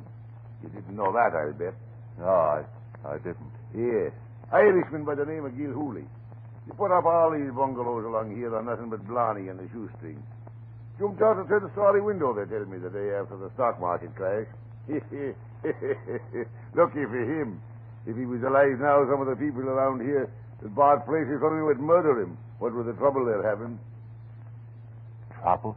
Say, now, speaking of trouble, reminds me why I come over. If you don't mind, I'll tell you. Yes? No, it ain't me that's complaining, Mr. Taylor. I'm the kind of man that can sleep in a boiler factory. But it's me, Katie. There's a light sleeper for you. I always say that if a star in heaven twinkles too much, the noise wakes up me, Katie. What is the trouble? Well, you know how the women are. Always finding something to make a fuss about. Hey, I'm not disturbing her, am I? Her? Yeah. You know, your missus.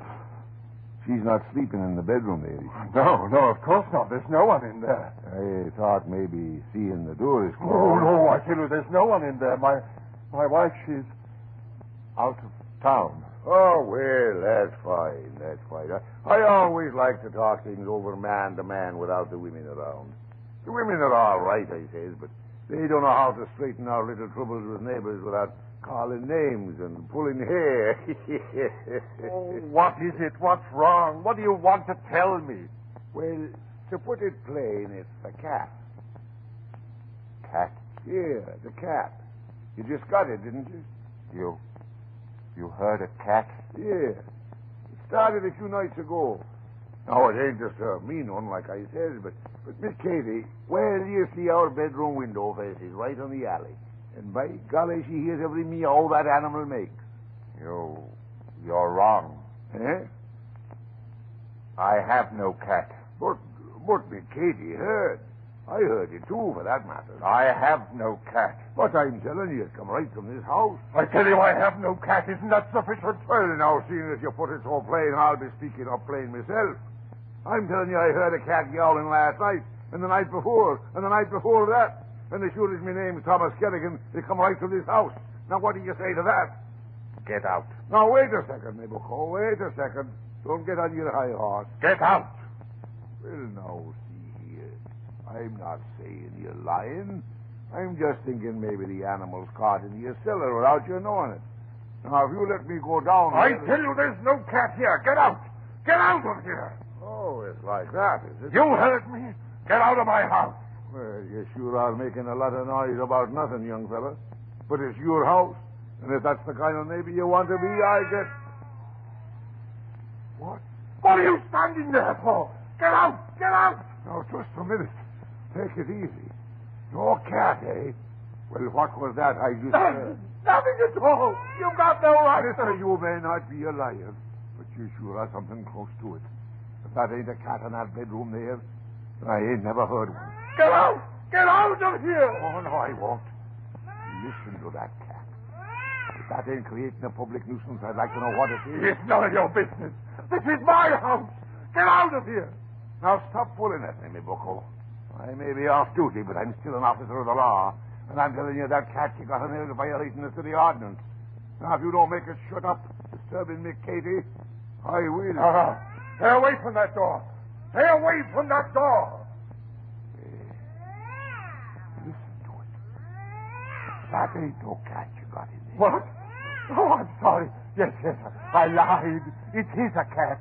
Just a cat. But I'll make it be quiet, but go away. Go away. Wait a minute. Take it easy. If it's just a cat, what are you getting so excited? No, I'm not. Look at you. Your eyes are blazing. What's going on here? I think I'll have a look. No, stay away. Oh, no. Get away. Take it away. I told you to go. Big gun. If I only had big gun. You'll never use it. Never. Keep away from it. Help. Help.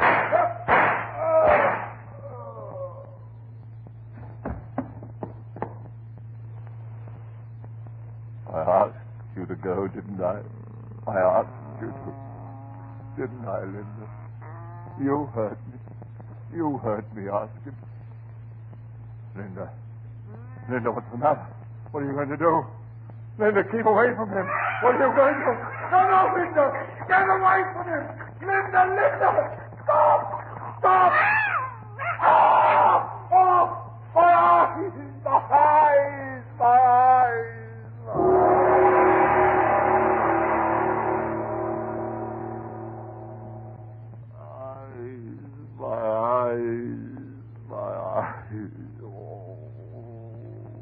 I can't see. God, if I could only find it. Blood in my eyes. I'm blind. Oh, God, have pity on me. Help me to find it. It must be here. I dropped it somewhere. You're back now. Pressing against me. Oh, God, let me find that gun. I dropped it here somewhere. Let me find it. Got it.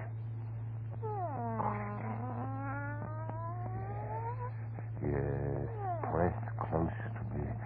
I can't see you. Press close to me. I mustn't miss. There.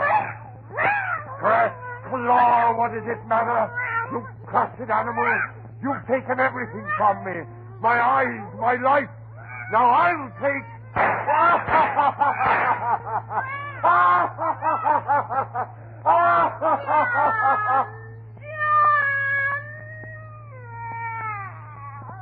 Linda! I heard, my beloved, I heard you. I'm coming with you. Wait for me, Linda, my beloved. Wait.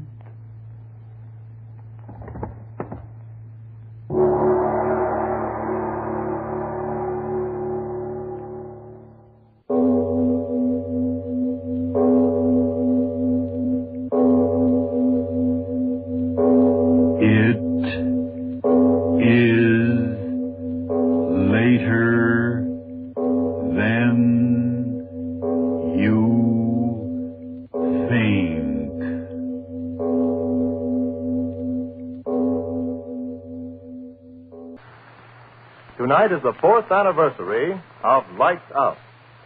After 4 years of fantasy and imagination, chills and thrills, Lights Out celebrates by bringing to the microphone the internationally known actor whose name has become synonymous with the unusual and fantastic. The National Broadcasting Company takes pleasure in presenting Boris Karloff in the first of a special series of Lights Out broadcasts.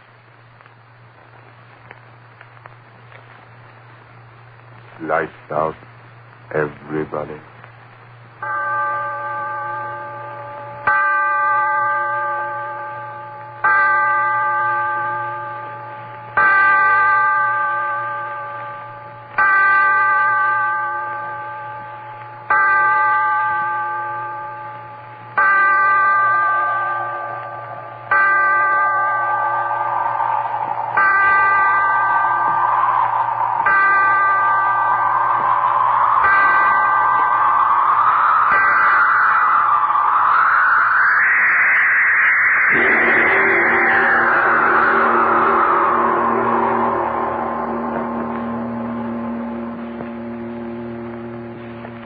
Tonight, Lights Out presents another psychological drama, a play in which the principal part is taken not by the character himself, but his thoughts.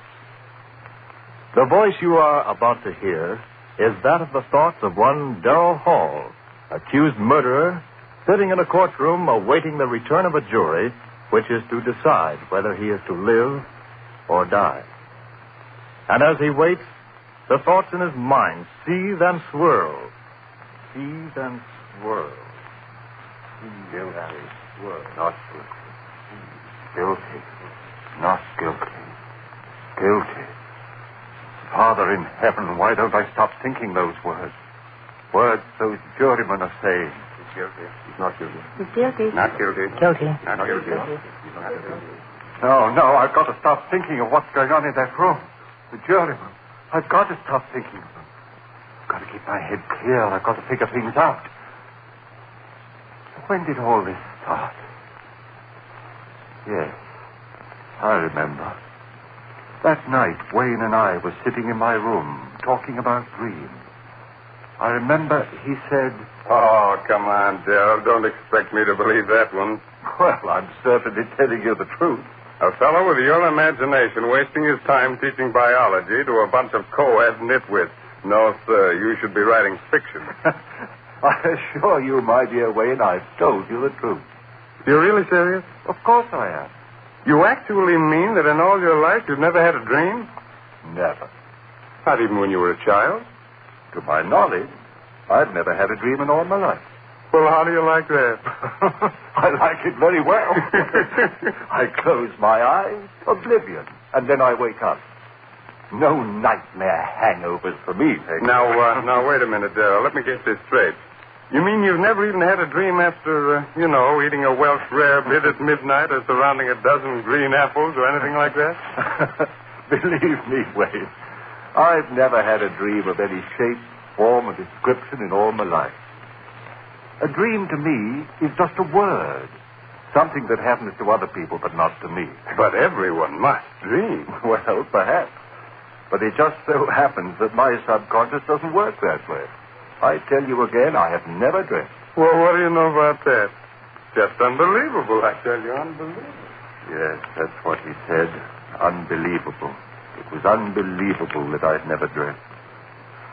And then after a while he went away and left me there. It was early evening. But I remember that somehow, strangely, I was very tired.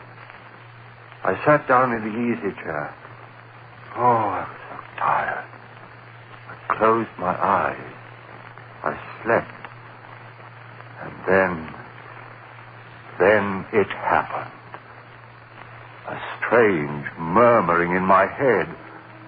Yes, that's how it started.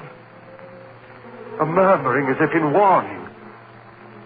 And then in the darkness around me, strange faces lifting and falling. White faces. Faces without hope. Their eyes full of horror. Their white, bloodless lips pleading wordlessly in a way that made the heart in me cry out in pity. And suddenly, I knew I was asleep and dreaming. Yes, dreaming for the first time in my life. And these faces I was seeing were things out of a dream.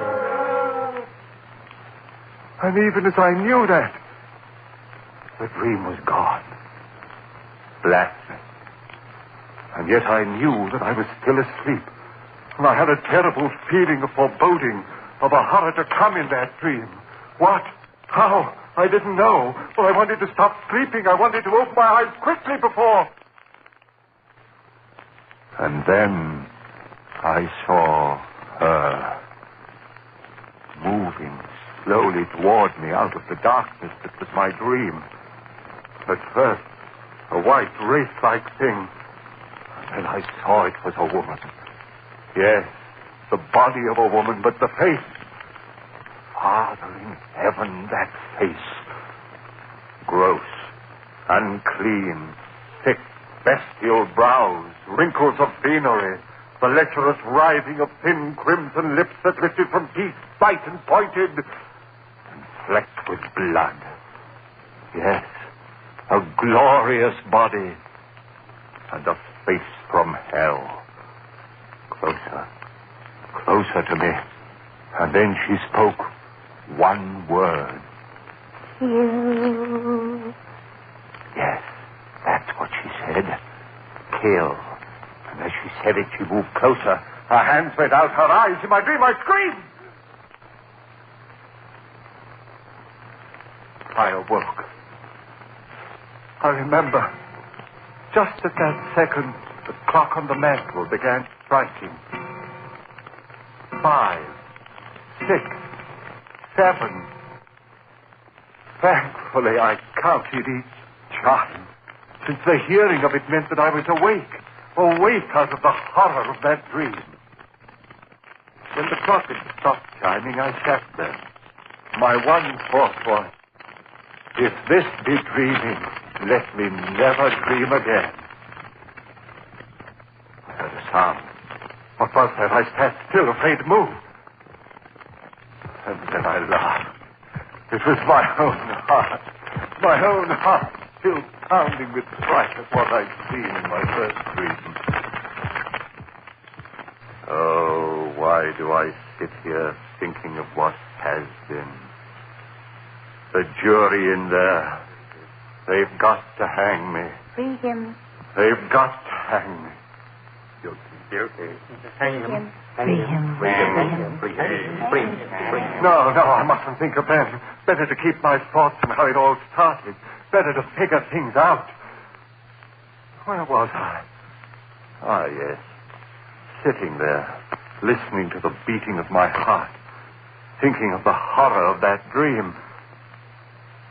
And then, suddenly, that strange, wordless murmur I had heard in my dream was whispering in my head again. Quickly as it began, it was gone. How could this be? I was awake. This was no dream. Then why had I heard that wordless entreaty? That same sound that had come from those miserable white faces that had floated before me while I slept. Why? I heard it. Sound behind me. Who? Why, yes, my friend Wayne. Must be he. Come back into the room, standing behind my chair, thinking I was asleep. I turned round and said, Wayne, is that you?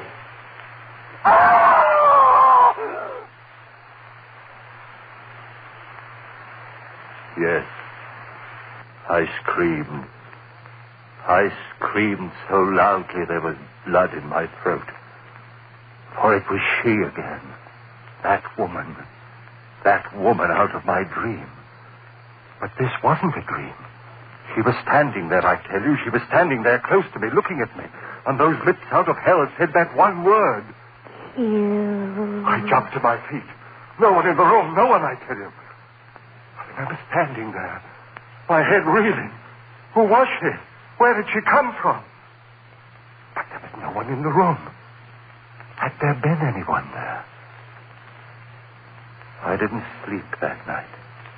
But by morning, I had it all figured out. 2 dreams. That's what it had been, and the second had been more vivid than the first. Why, of course. I'd never dreamed before, so of course my first dreams would seem reality. How easy it was to quiet the unrest in my mind. Easy to make oneself believe what one wants to believe. And yet, some measure of uncertainty remained with me. And Mary saw it in my face when I had dinner with her that night.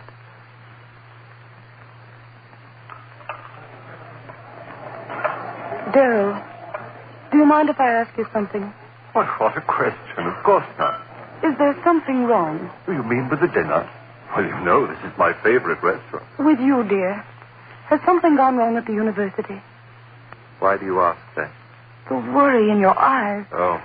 What is it, dear? Oh, it's nothing. It's nothing important. You changed your mind about loving me? Mary. Then tell me what it is, please. All right. It's really nothing to concern yourself over. Just a dream. Dream? Darryl, you dreamed? Yes. Last night. How How marvelous. Now you're normal even when you sleep. That's right, isn't it? I'm back to normal, see, I thought. And here I thought from the expression on your face that it was something really important. Funny, isn't it? And I suppose in your first dream you dreamt of a glorious, seductive woman. No, Mary. Ah.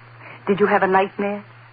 If you don't mind, let's not talk about it anymore. Shall we have our dessert now? Now, I suggest the hot green apple pie with cheese. Darrell, was it as bad as all that? Horrible. Oh, that's cruel. Your very first dream, an unhappy one. Oh, well, I'm sure that if you dream again, you've more interesting times ahead. Oh, Darrell, look at the time. 7:01, and we promised the Armstrongs we'd pick them up at 7:15. Darrell, what is it? Your face. Do you hear it? Hear what? You do hear it, don't you? The voices. Voices? Darrell, what are you talking about? Why, the people in this restaurant are most well behaved. Gone. Just the way it was before. Darrell, please, if this is a joke, please tell it to me. Darrell, what is it? What are you staring at? What's behind my chair? What's there, Darrell? Tell me what you see. Darrell, the table. Why did you throw over the table? Darrell, what is it? What is it? Why did you scream like that? What's the matter with you,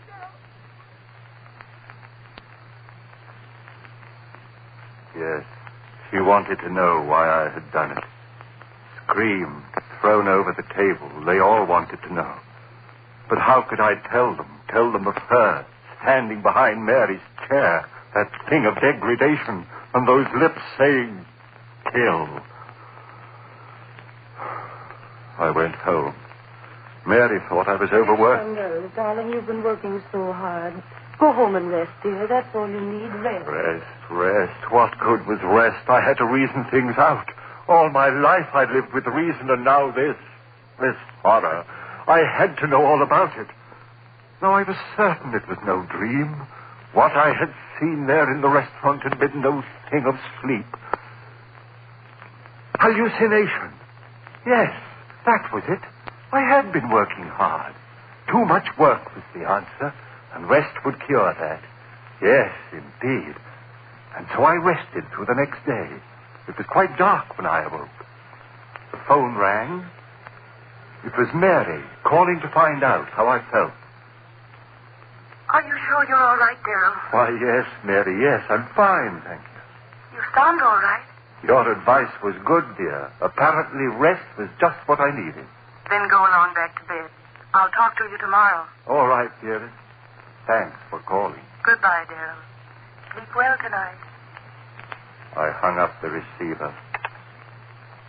And then the clock on the mantel behind me began striking. Always at 7. Always at 7. Always at 7. Yes, that was true. Each time it had been 7 when it had happened.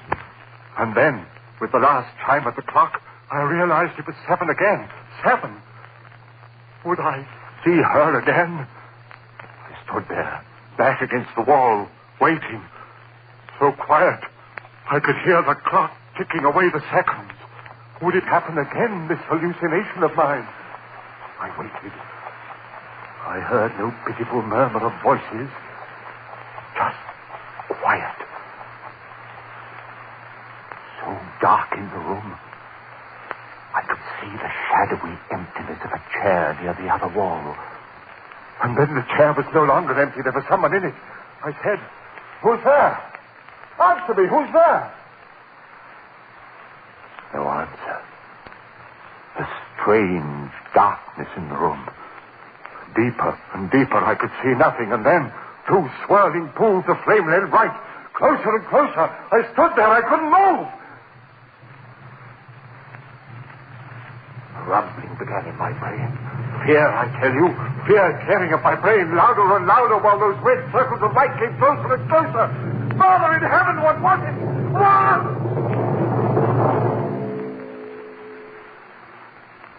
And then I knew. It was her eyes. Her eyes burning close into mine, into the brain of me, pounding one thought into me. Kill, kill, kill, kill. Why did she say that? Why? Kill whom? Why should I kill? Why should I kill? If I had known then.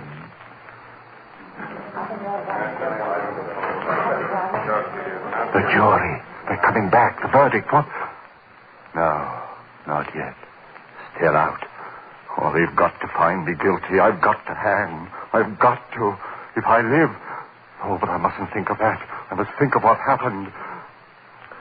Where was I? Ah, yes. That woman. Her eyes pounding that word into me, and then gone again. But this was no dream. Then what?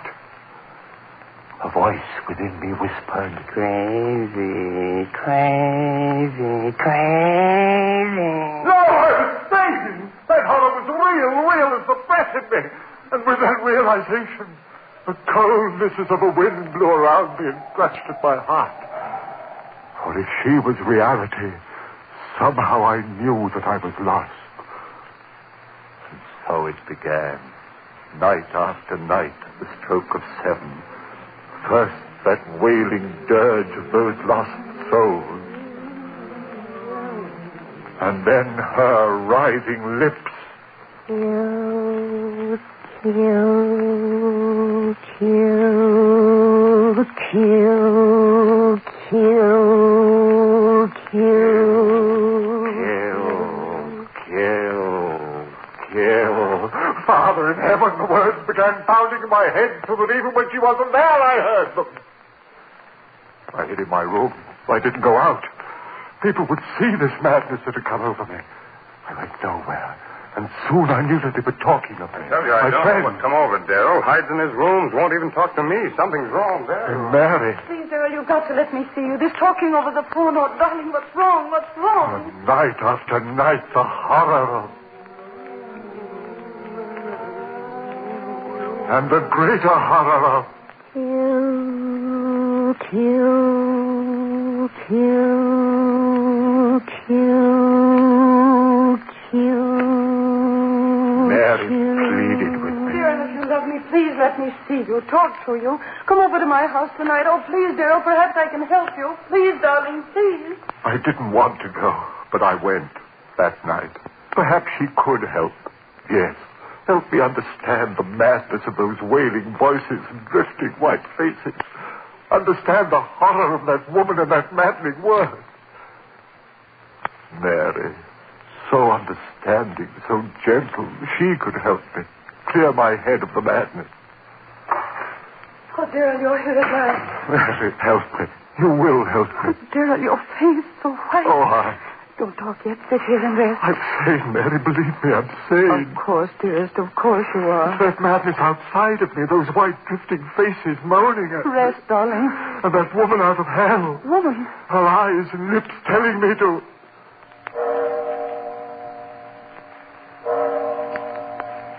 The time. The time. What time is it? It's 7. Darrell, what is it? I've lost track. I've got to get out of here. Darrell, don't. Wait, don't go. Too late. Darrell, what is it? Too late. Late. You hear them, don't you, Mary? I'll go call a doctor. Listen to them. Their voices are so loud tonight. Listen, Mary. Darrell, don't. There's no one here. You hear them? You must hear them. What are they saying? Louder and louder, trying to tell me something. What are you saying, you out there? What are you telling me? Darrell, stop! They're gone. Faces, voices, gone. Now she'll be here. Oh, Darrell, please, you're right. Make me...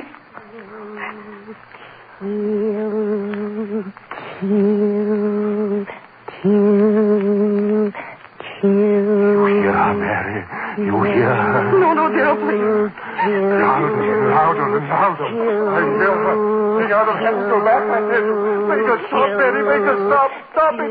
She devil, you. What do you want of me? Stop it. Stop it. I'm not stuck anymore. Kill.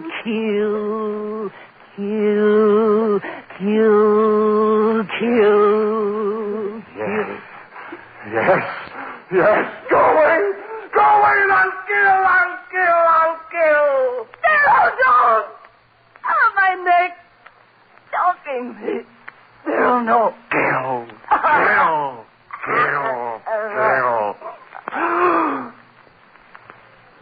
Mary. Mary!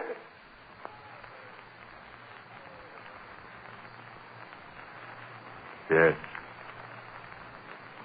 I had killed her. My sweet, gentle little Mary. Killed her with my own hand. I opened my hand. She fell to the floor. I went out into the street.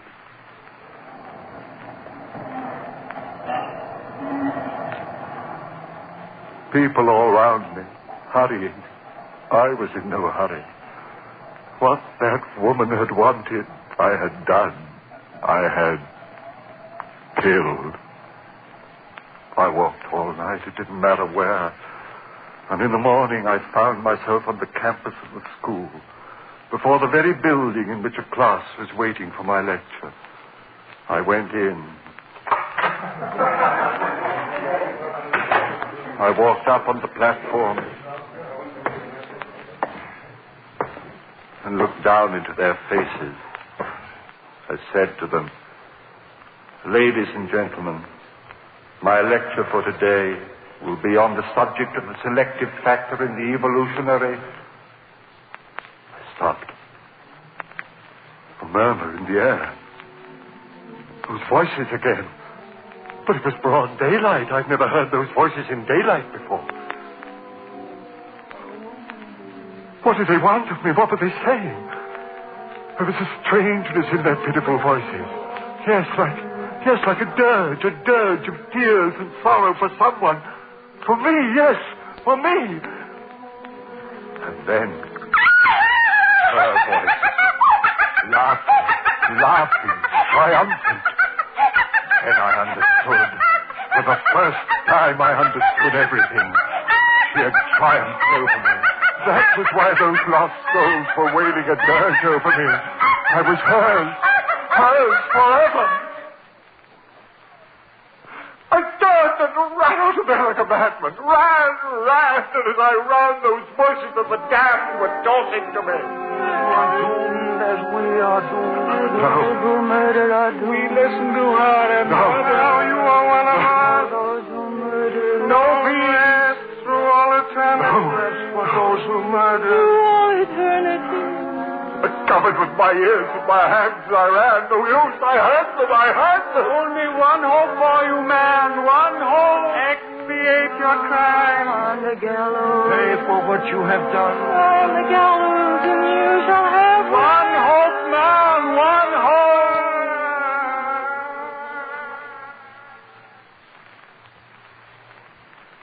So that was it. My one hope. If I paid society for my crime, she would fail. I would be free of her, that thing, that essence of evil, that siren who called men to murder so that their souls would be slaves to her for all eternity. Yes, I'd pay for my crime. I ran on, back to Mary's house. Yes, I'd pay it gladly with my life to have the peace of the rest of oblivion. I went back into the house. Yes. Mary was lying there, cold. I lifted her. Those same hands that had crushed the life out of her lifted her and carried her out into the sun. My eyes were so filled with tears that I could hardly see where I walked. People began milling about me. He's got a woman in his arms. Well, where's he carrying her? She must have fainted. No, look, she's dead. What? Who killed her? Hey, mister, who killed her? I did. Who killed her? I killed her. With my own hands, I killed her. And please, I want to die for her.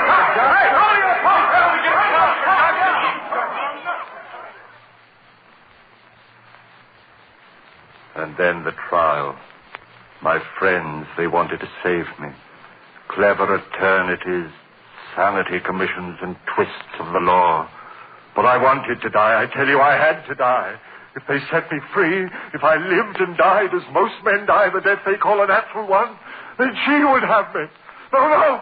I want to hang by the neck until dead. I want that noose around my neck. The trap beneath my feet, the jailer pulls the switch. My feet dancing in air. The noose strangling me as my hands strangle Mary. Pay for my crime and I'll be free. Free of that horror with the writhing lips and blood-stained teeth.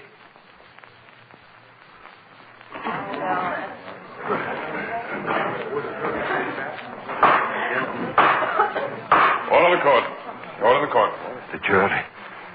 They're coming in. Guilty. They've got to find me. Gentlemen of the jury, have you reached a verdict? We have, Your Honor. The clerk of the court will read the verdict, please. See the jury. Find the defendant guilty of murder in the first degree. You hear that, you thing out of hell? Guilty! Hang me for the neck till I'm dead. I'll be free of you. I'll have peace. You fail, you mean you. I'll pay for my crime. You'll never get...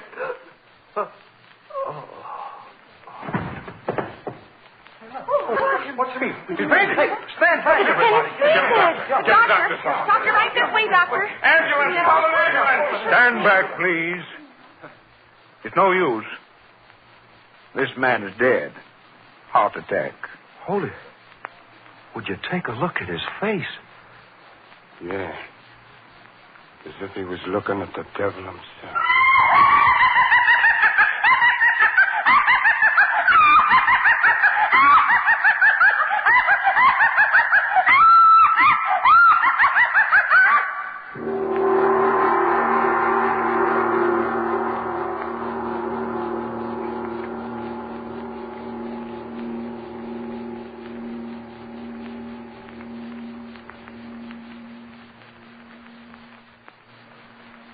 Ladies and gentlemen, you have just heard the first play in a special series commemorating the 4th anniversary of Lights Out and starring Boris Karloff. Next week, Mr. Karloff will appear in another new air drama by Arch Oboler, a play suggested by the Sibelius musical composition, Waltz Triste. It is a story of death and a revenge beyond death. Listen to Lights Out with Boris Karloff.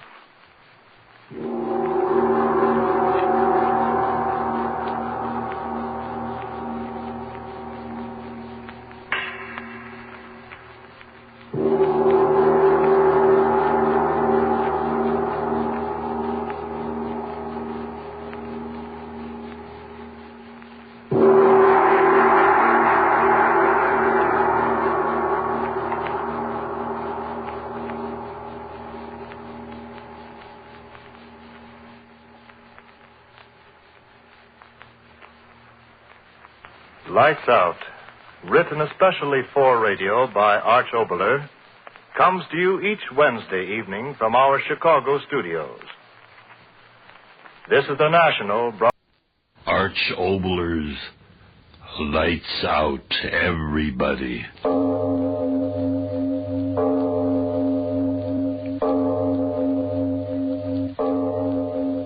We bring you stories of the supernatural and the supernormal, dramatizing the fantasies and the mysteries of the unknown. We tell you this frankly so that if you wish to avoid the excitement and tension of these imaginative plays, we urge you calmly but sincerely to turn off your radio now. Who among us, and you're included, has not had the dream at one time or another of being superior to his or her fellow beings, to jump higher, to run faster, to dance better, to be more beautiful? We've all run the gamut, all of us, at various ages, of standing out from the crowd of humanity. That's what our story is about today, being different in a very special manner. And now, if you haven't already done so, turn off your lights now.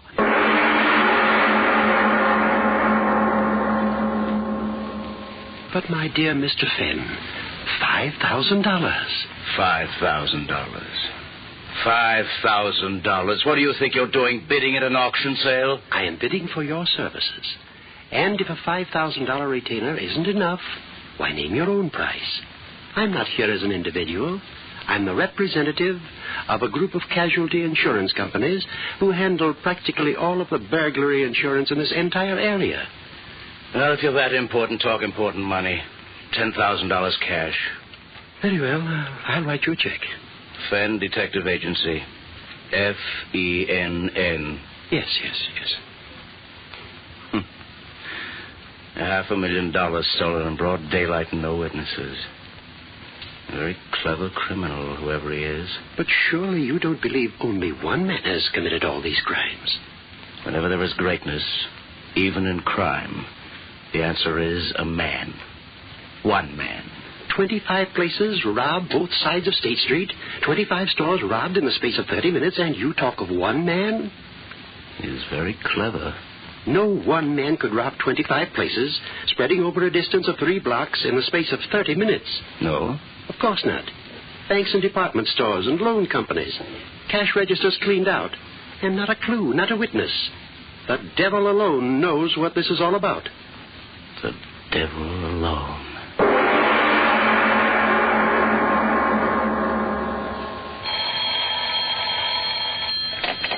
City morgue. Oh, hello, Chief. Yeah, he's been here 2 days in a row. Yeah, all he looks at is the bodies of the hit and run. Hey, listen, Chief. Here he comes now. Yeah. Okay, I'll try to find out. Yeah.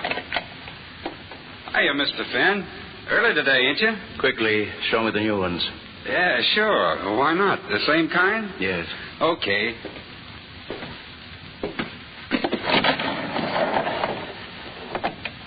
This one's name is, it's on the tag here, Morrison something. Relatives ain't claimed him yet. Look at him. Smashed up pretty, ain't he? He never knew what struck him. I'll say he didn't. The way that skull... Well, I bet you he went out just like that. I'm no longer interested in this one. Where's the next? Coming up. Wait till I put this fella back on ice. Let me see. Where'd I put the dame? Oh, yeah, here she is.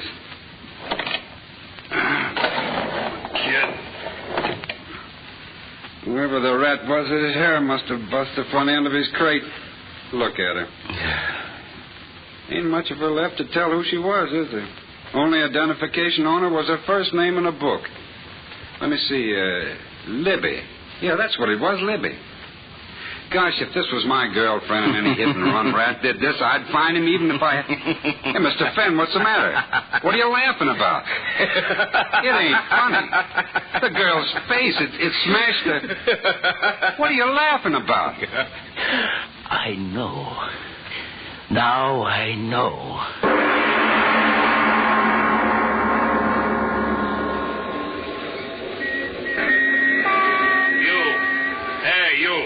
Hold on there.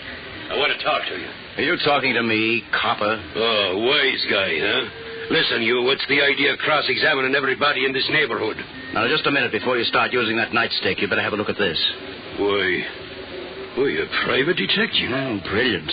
Well, now, how was I supposed to know that... Well, you know it now. Tell me this. What do you know about the hit-and-run cases in this district? Oh, that's bad, sir. But what can I do? Drunken rats driving without lights and giving no warning. We'll get them tonight, sir. Believe me, we will. What do you mean? There's going to be 10 squad cars touring this district. Just a moment. One question. Have you been hearing any peculiar noises on your beat? Noises like an airplane motor when there wasn't anything in the sky? Go on now. You're kidding me. Say, look at the time. I better get moving on me beat or the sergeant will be shooting his mouth off. Anything else I could tell you? Yes. This restaurant we're in front of. Is it a good place to eat? Yeah. Bill Lewis's place is okay. He's off in Washington, but his wife's running it. Nothing like the Ritz, but it's okay. Well, I'll be seeing you. You're mistaken.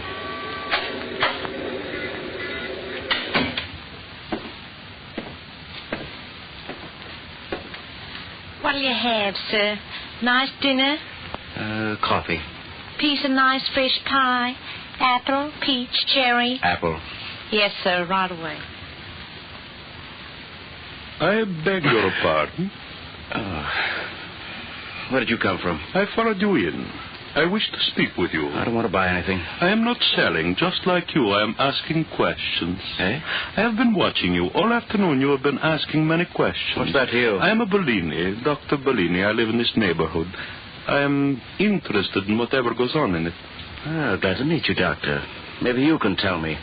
Have you heard any unusual noises during the late afternoon and evening hours? A noise you couldn't quite locate or explain? Noises? What noises?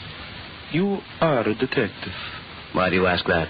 As a physician, I pride myself on my powers of observation. You are a detective, eh, my friend? Yes. Then come with me. Do not raise your voice now. This gun in my pocket will kill you. Walk slowly toward the door. Make no noise. Now, open the door and step outside. I advise discretion. I will be close behind you. Now, walk beside me down the street. A gun in your side and you laugh? Why do you laugh? Tell me. I've been looking for you, Dr. Bellini. Yes? Why? I must know your secret. I must. Very well. But there is a price to pay. Price? What is your price? Death.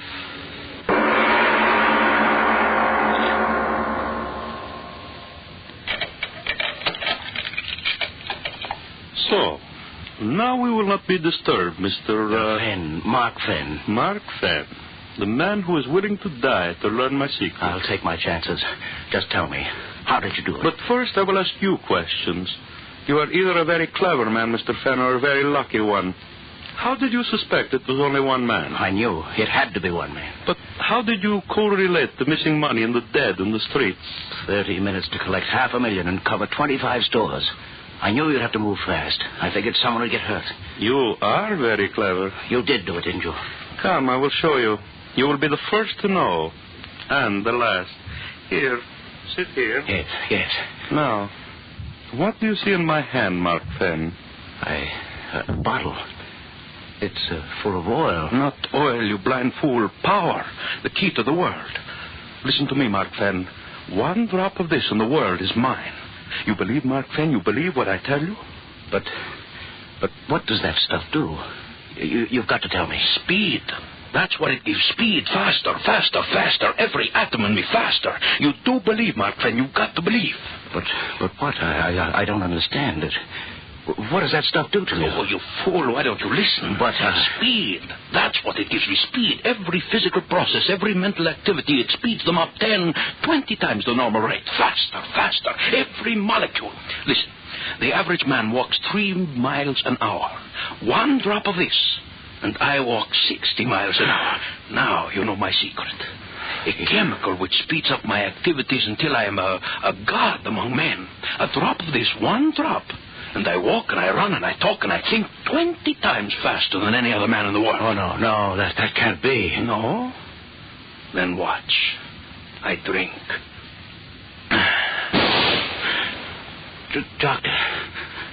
Dr. Bellini. Where are you, Doctor? Where are you? Bellini. I've never seen Bellini, what are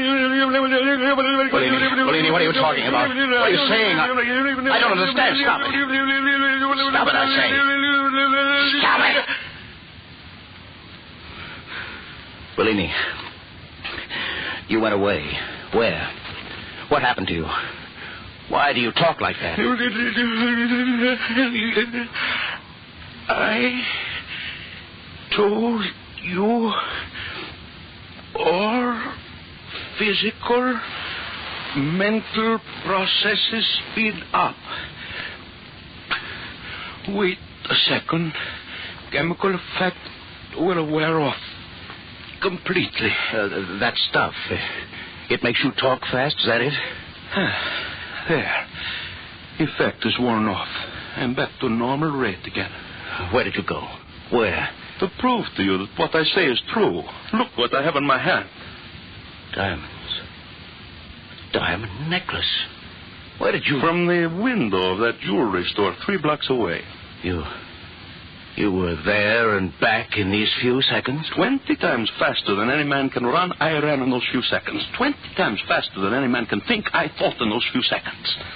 Now, do you believe, Mark? It was you moving at 100 miles an hour that knocked down those people and killed them. It was you moving so fast, they were not hurt. Well, they were hurt, but not you. Yes, it was I. It was you moving so fast they couldn't see you who took that $500,000 in cash from those stores. Yes, I. Me too. You? Yes, me. All my life I wanted. Bellini, the power you've got now, Bellini, I want it too. But why? Why should I share it with you? Because I can help you. Yes, that's it. I can help you. There's so much to do. You can rule the world, but you cannot conquer it alone. You'll need help, and I'll need help. You hear me, Bellini? I'll help you. I'll do anything you say, but you must let me join you. With the dream of all my life coming true. Power like God. Let me join you, Bellini. Let me. Yes. I need a man like you. Together we will help the world.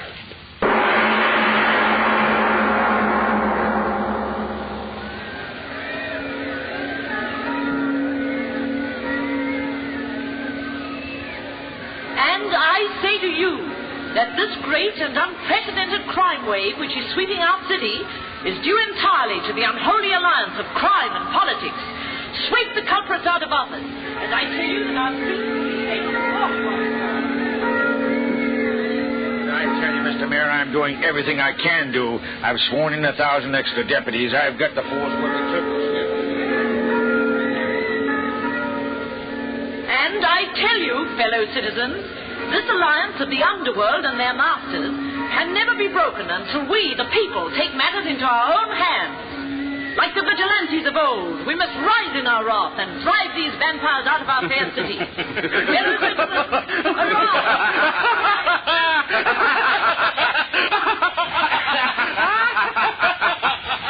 Destroy these vampires. A revolutionist plot. Unholy alliance of crime and politics.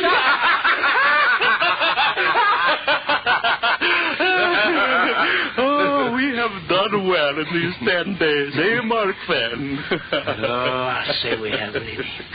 $10 million. Nobody in the world ever collected money that fast. It was good letting you join me. I told you. All the places where money is, you know.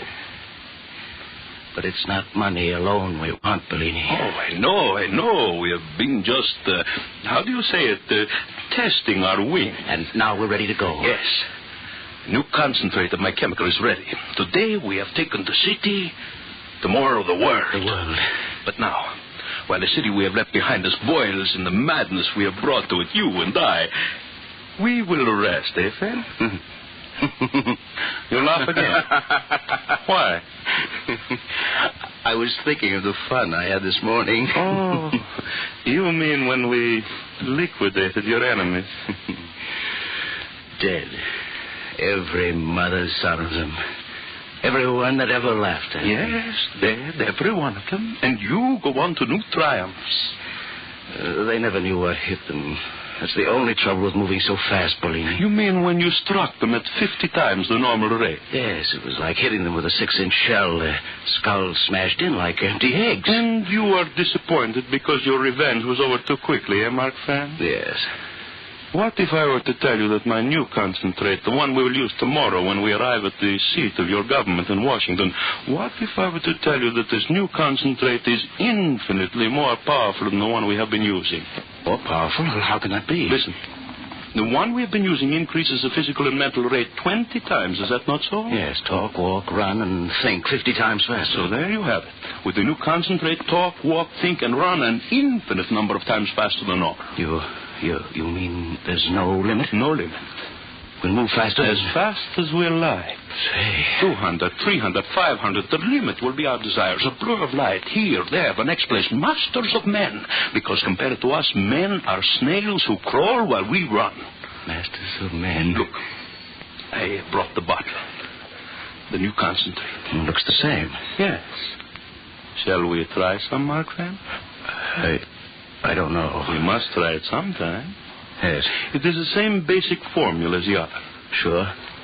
I do not ask you to do what I will not do myself.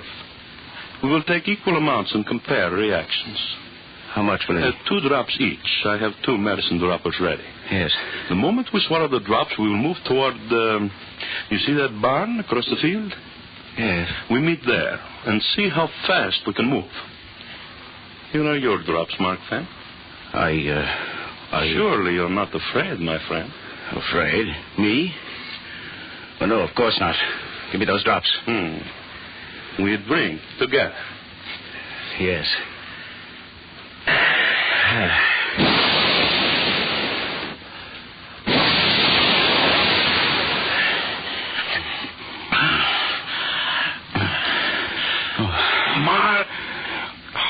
Mark Van.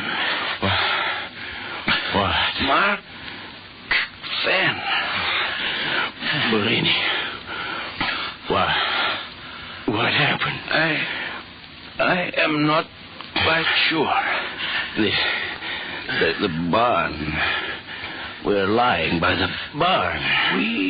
We did get here. Mark Van, your clothes. My clothes? Well, I'm naked. I too. Mark Van, listen. We moved so quickly through the air, our clothes were torn off. Yes. The new concentrate, infinitely more powerful. We moved through the air at a tremendous rate, hundreds of miles. Bellini. What? Your lips, they're not moving, and yet I hear you. Your lips, they do not move either, and yet I hear you too. That cannot be. What is it, Bellini? Our reactions. The concentrate has speeded them up so intensely we read each other's thoughts. No, do not move.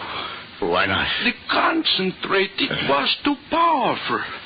We must lie quietly until its effects wear off.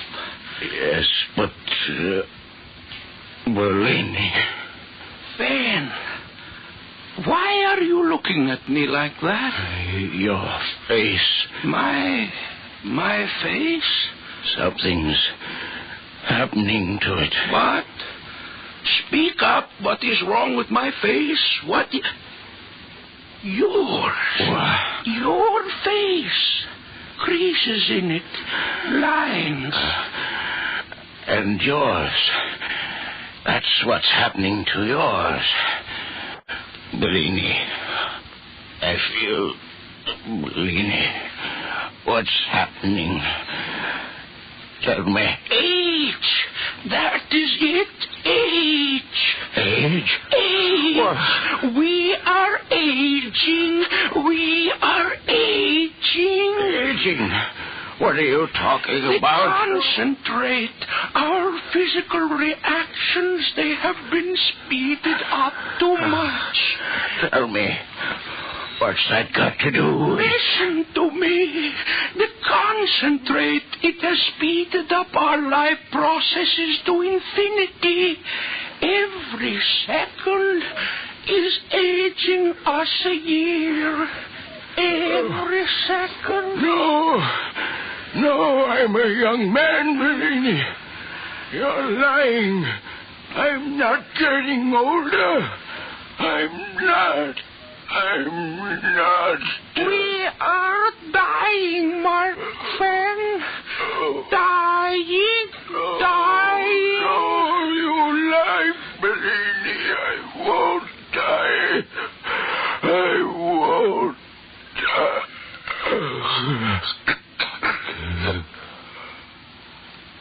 Dead.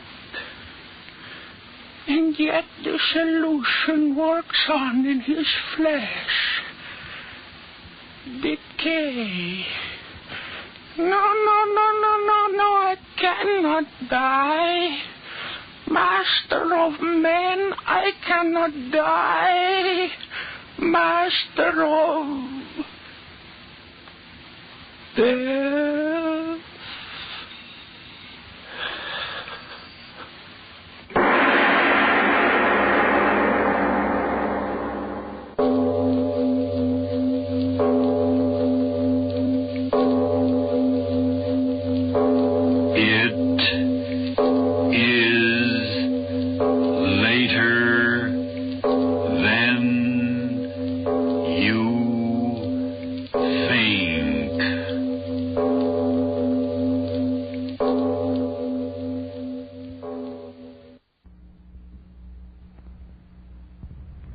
Ironized Yeast presents Lights Out. Everybody.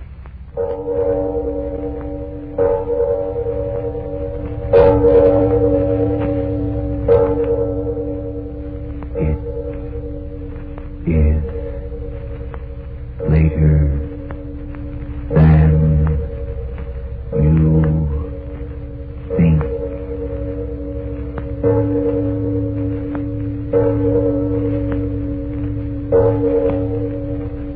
Lights Out brings you stories of the supernatural and the supernormal, dramatizing the fantasies and the mysteries of the unknown.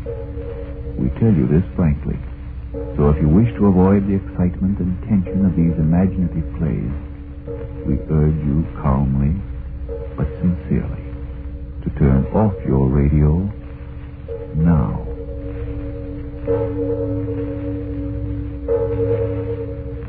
This is Arch Obler. Someone asked me what's the most frightening thing in the world.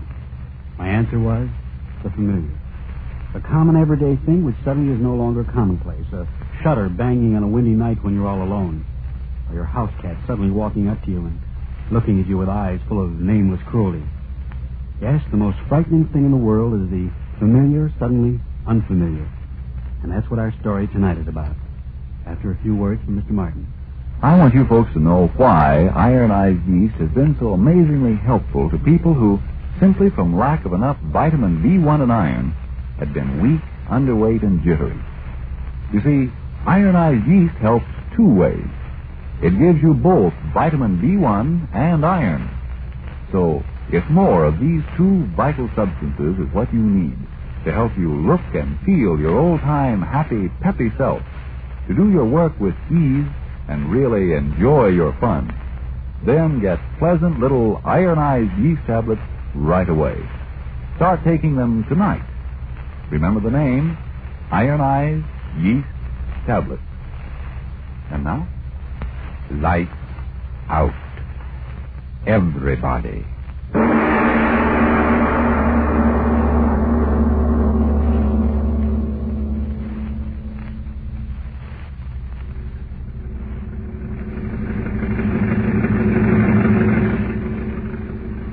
What's the matter with you, Stu? Can't you go any faster? Oh, I got my foot all the way down, boss.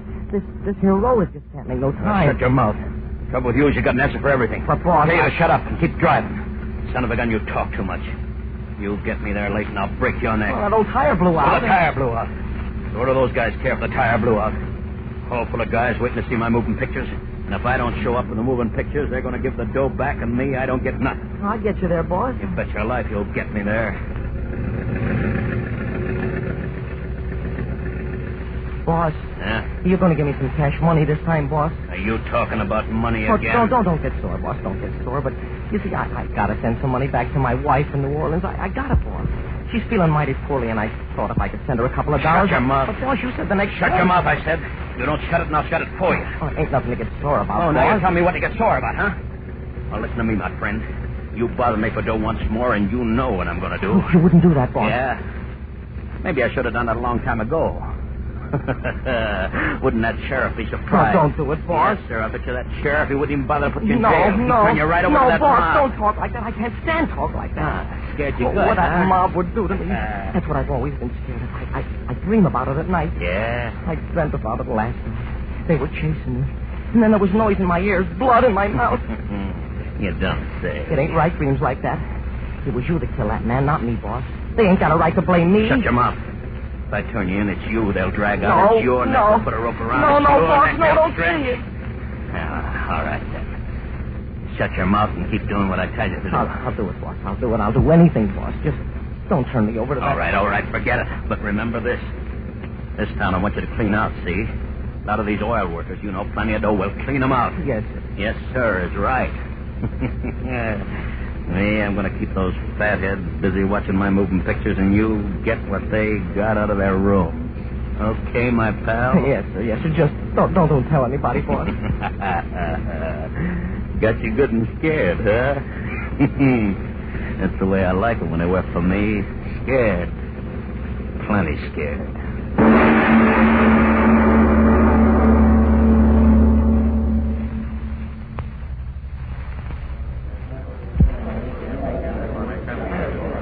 Will it take much longer to get those moving pictures started, Mr. Gibson?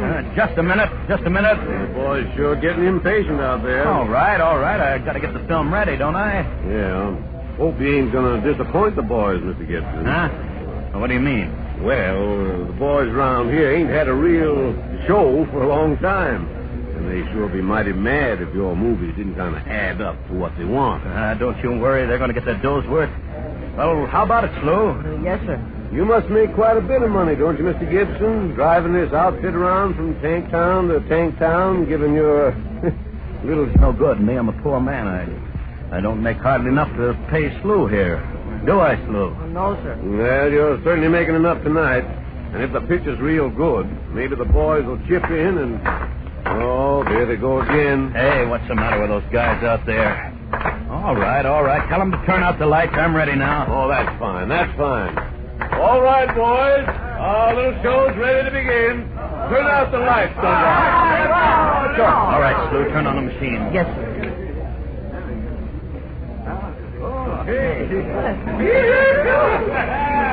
Well, I better go up front and enjoy myself. I hope it's good. You betcha. Slew. Yes, sir. Get going. Yes. Every man in easy time, see? Yes. I want you to get every dollar in cash that's lying around this town. You hear me? Every dollar. If you don't, maybe those dreams you've been having, they're going to come true. Now get going.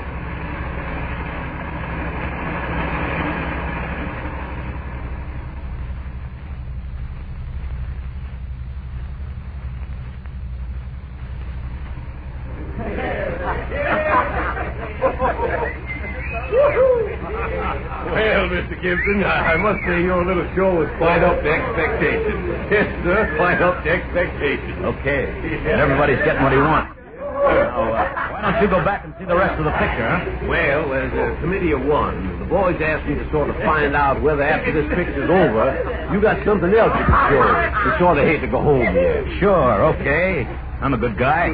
What's this one about? Something good? You bet. One of these here boogie pictures. Huh? Oh, you know, one of those monster pictures. Pretty girls, one of these big movie monsters. You know what I mean. Hey, that sounds pretty good. Boys will like that. Sure. Me, I'm a great guy. Like to give the boys what they want. Yes, sir. The longer the boys stay here tonight, the better I like it. Yes, sir.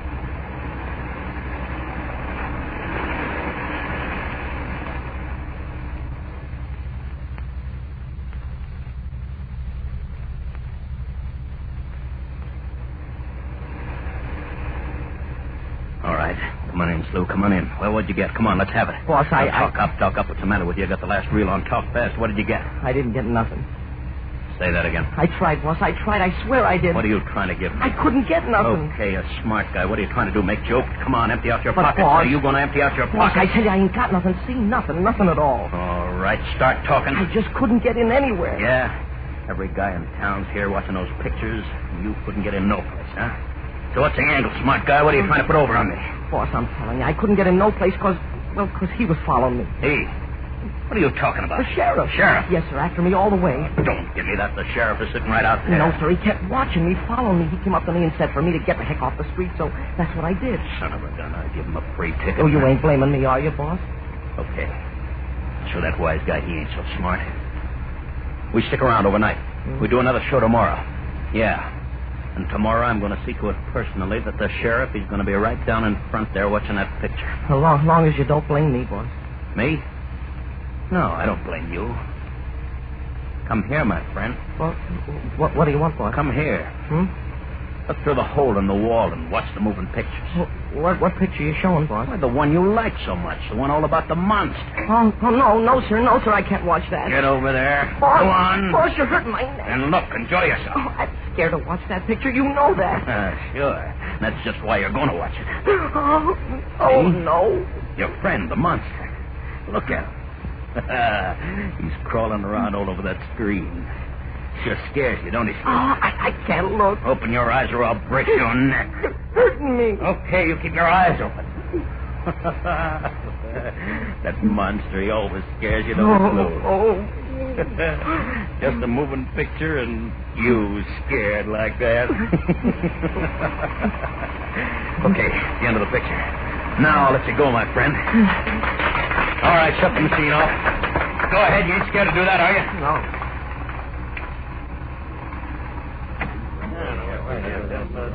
Well, Mr. Gibson, that is a fine show you gave us. Yes, sir. Okay.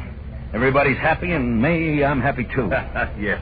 The funny thing, I guess the boys like that last one, the monster picture, better than they like the other ones. Now, what do you think of that? Yeah? Well, Slew here, he don't like it. Scares him, huh? Yeah. Well, I can't exactly blame him. Sure beats all how them Hollywood folks fix up critters like that. Oh, gosh, awful critter I ever did see. But I guess the boys like being scared. They told me to tell you if you want to give another show tomorrow, they're all for it. Yeah? Yep. Sure, I'll stay overnight. Oh, that's fine. Fine. Now, if you'd like me to find a place for you, I got a couple of rooms. No, that's all right. Me, I can bunk right here. We can sleep in the truck. Well, all right. I'll see you in the morning. Yeah. You want me to do something, boss? What do you think? Go on, disconnect the projector. I'm going to take a look out in the hall, make sure everybody's gone. Yes. So, want me to stick around, huh? Yeah? Everybody went home all right? Hey, Slew! Yes, sir, boss? Come on out here and help me take the screen down. Yes, sir. No, wait. Shut that projector off first. What'd you say, boss? I said shut the projector off. What's the idea of starting to run that film again? What'd you say, boss? I said stop running that film. Film? Yeah, film. Stop it. I'll come in there and break your neck. Shut it off. You hear me? Shut it off. Boss, I ain't running that machine. What? The machine ain't running, boss. Ain't running? No, sir. Okay, I'll fix you. Smart guy, huh? I'll fix you. I'll show you to make jokes with me, you Boss, little runt. what's the matter? I ain't done nothing. Tell me you ain't running that projector. I'll break But your neck. look for yourself. It ain't running. Ain't running? What's the matter, boss? It is running. It's got to be running. But it ain't, boss. You can see it ain't. Boss, what's the matter with you? What's the matter? Look out there. Where? Out there on the screen. Oh. You see it, too? That's that monster from the picture. But the machine ain't running. No. Not even filming. Boss, what's throwing that picture on the screen? Look. It's moving. It ain't on the screen, but it's coming off. It's coming down the aisle.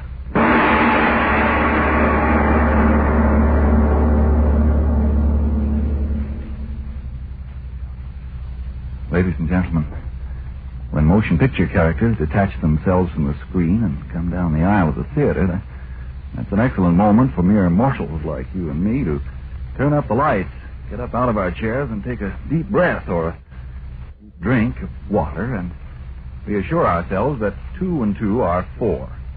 And speaking of such facts, it's a sad fact that today thousands of Americans are short on 2 vitally needed substances, vitamin B1 and iron. And what frequently happens? Listen. Do eat your dinner, dear. There's everything you like. Eat? Oh, gosh, I just don't feel like eating. Oh, dear, you worry me so. You're getting so thin and on edge. I wish I knew how to help you. Oh, I'm just worn out. I just don't know what to do. Listen, perhaps the only help you need is more vitamin B1 and iron. Ironized yeast tablets give you both these vital substances. And remember, when you don't get enough vitamin B1 from your food, you may lose your appetite, may not eat all you need, or you may not get the full benefit from what you do eat. And when you don't get enough iron out of your food, you may be weak, pale, always tired. If vitamin B1 and iron shortage is what's keeping you that way, take a tip from many who used to suffer from these deficiencies. Start taking ironized yeast tablets at once. See if they don't help you as they've helped so many, many others. See if pretty soon you, too, aren't saying... Dinner ready, dear. Let's hurry so we can make the early movie. Sure, I had a big day at the office. But you can't tire me out. Not since I've been taking ironized yeast. And now back to Lights Out. The thing has come off the screen, and Mike's assistant moans in his fright.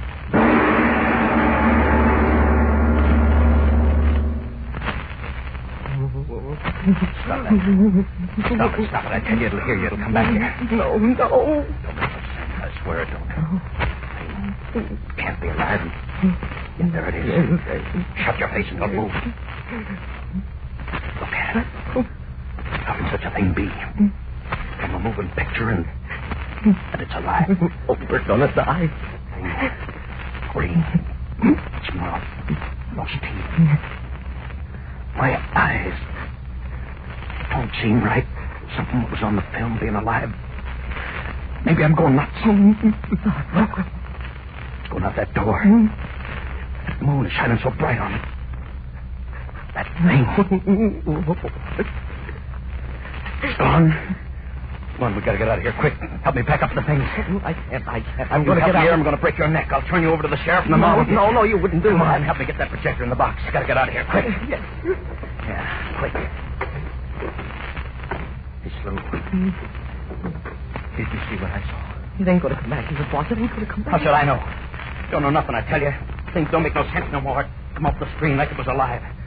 Crawled out of that door like it was alive, and it ain't nothing but a moving picture. No. Nothing don't make no sense no more. That kind of film, drop it. Oh, what? You don't think I want that anymore, do you? That monster film? No. All right.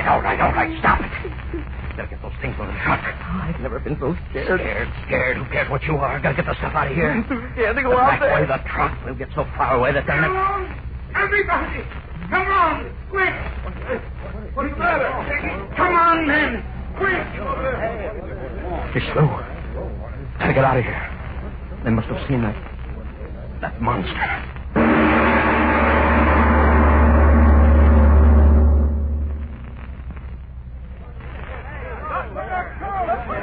Look, them guys trying to start that truck. Stop him. Hey, what's the matter with you guys? I ain't done nothing.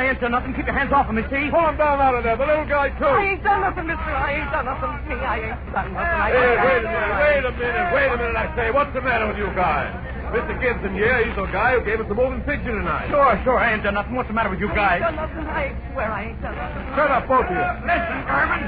That's where that girl was killed just now, and these two guys are the only strangers in town. No, I'm an honest man. I ain't done nothing. Yeah, Mr. Gorman, he knows that. Go on, tell him, Mr. Gorman. Gibson's all right. Gave us a good show tonight the way he promised, didn't he? Yeah, but that won't bring Doc Murray's show back. No, me, I ain't done nothing. Honestly, I ain't done nothing. Wait a minute. Take it easy, boys. I'll handle this. Sheriff, listen. The boys are going nuts. They think Mr. Gibson Sheriff, here. I tell you, I ain't done nothing. I'm an honest, hard-working All man. right, hold it. You may not have done anything, but how about that assistant of yours? No, Mr. Boss, I ain't done nothing. I swear I ain't. I swear to you. Shut up! Weren't you sneaking around the street while the show was going on? You don't have to say nothing. I saw you. I saw you myself. Now, take it easy, boys. Give him a chance here. Boss, you tell him where I was. You know I wasn't killing anybody. You tell him where I was. Well, Mr. Gibson, where was he? Don't ask me. I don't know where he was or what he was doing. Boss, tell him. Tell him about that thing. I didn't do it, boss. Tell him. I'll tell him nothing. I don't know nothing, Steve. Nothing. Boss. Maybe you did do it. How do I know? No, boss, you know I didn't. You know that thing came off the screen. Boys! Don't let him get away. No, let me go. Won't get me. Don't let him get away. Now he's heading for the swamp. After him. Cut him off. Okay. Thank you very much. You ran away, they ran after you and me. I got a whole town to clean out all by myself. I don't know what this is all about. That monster coming off the screen and all that stuff, but maybe it's all a lucky break from Mike Gibson. Yeah.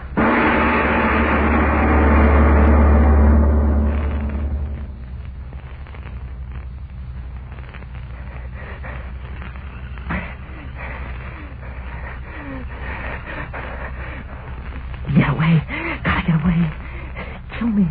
That's what they'll do, kill me. I've never done nothing. I always try to be a good man. Always tried. And hide in the swamp. They won't get me. Oh, it's so dark. You can't see. Oh, they want to chase poor Slew for? What for? I gotta get away. Oh, boss, why didn't you tell him that Slew didn't do nothing? Why didn't you help Slew? Slew always done what you asked him to, didn't he? Sure. Slew did everything you asked him.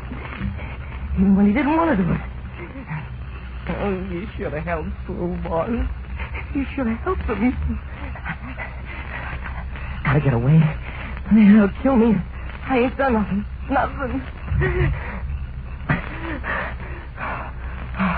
I'm tired. I can't even staring at me. I gotta rest.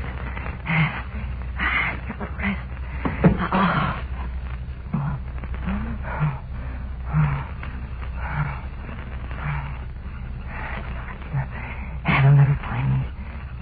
Never find me here. It's dark. I'm scared.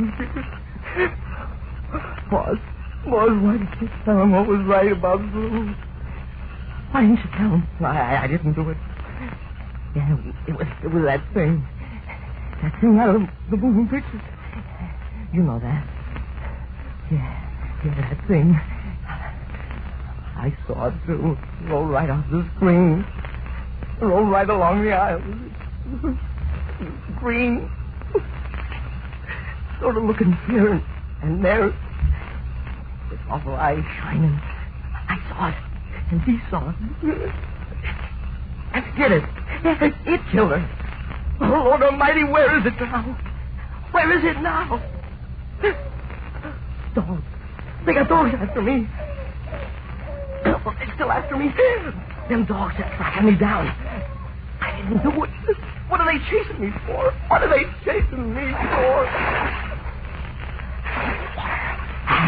Walk in the water. The dogs won't find me then. They won't find me then.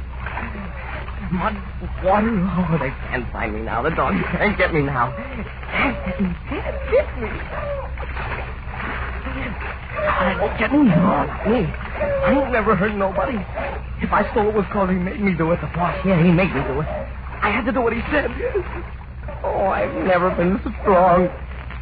You can't kill a man for not being strong.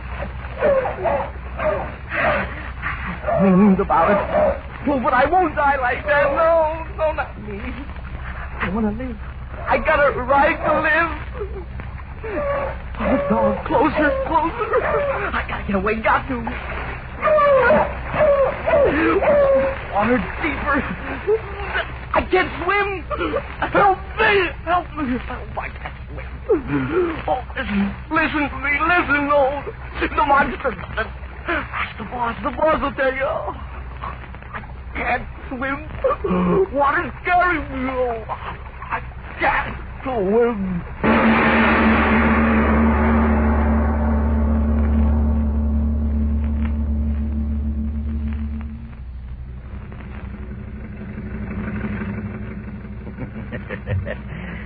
What a night. Yeah, but me, I did all right. Wise guys run off, and I made a clean-up. Those wise guys open their eyes when they come home and find out I clean them out. Yeah. You blasted motor, you keep going. Gotta get out of here. Yeah, a long way out of here by morning. Hey, shooting. I bet you that's the other Slew. Yeah. Nice going, Mike. Getting rid of Slew and making yourself a nice piece of change. Yeah. It's been a crazy night. Even got me talking to myself. Those funny things I see, that monster crawling up the screen. I didn't see it. Nobody saw it. Something I thought I saw. Yeah, just something I thought I saw. Sure, it's only in my head. The thing was on the film. It can't come off the film. You throw it on the screen. There's nothing but the light. Sure. That's it. What I saw was in my head. Oh, you... Go ahead, miss. Now I'm going to get me a new truck. Yeah, you bet your life. Brand new truck. The smart guy's running off after Slew. They got Slew and I got all that dough out of their banks. Monster. What's the matter with me? That sure was funny. Yeah, but I saw it crawling down the aisle. Oh, no, I never saw it. Slew, Yeah, Slew. Gotta get me a new assistant now. Well, that oughtn't be too hard. Assistants. They take the rap and I take the cash. Hey, what the heck is that? Get out of the way, you. What in the... Blasted headlights, I can't see a thing. Hey, you, get out of the way. Get out of the way! Dog. Big dog running ahead of the truck. Get out of the way, you blasted dog! No, dog, it's that thing. The thing out of the moving picture running ahead of me. It can't, babe. It can't, but it is. Thing out of the film. All right, I'll show you. I'll run it down. Run it down. Blasted truck. Gotta go faster. Gotta kill it. I got her. They'll blame me. Everywhere I go, they'll blame me. Come on. Faster. Way ahead. Faster. There it stopped. Waiting for me, huh? All right. I'll get you now. It's not it. It's a wall. Brakes. It's a wall. I can't stop. I can't.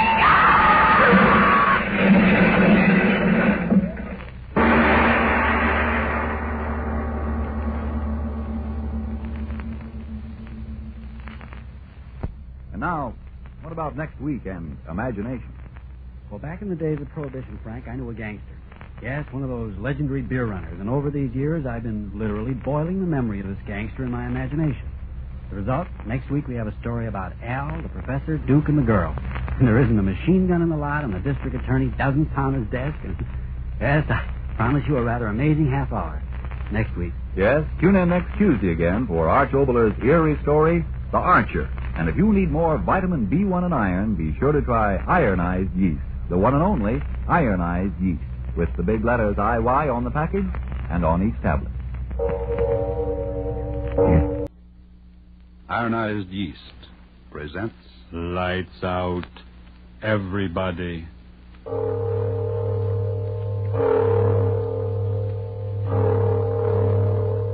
It is later than you think.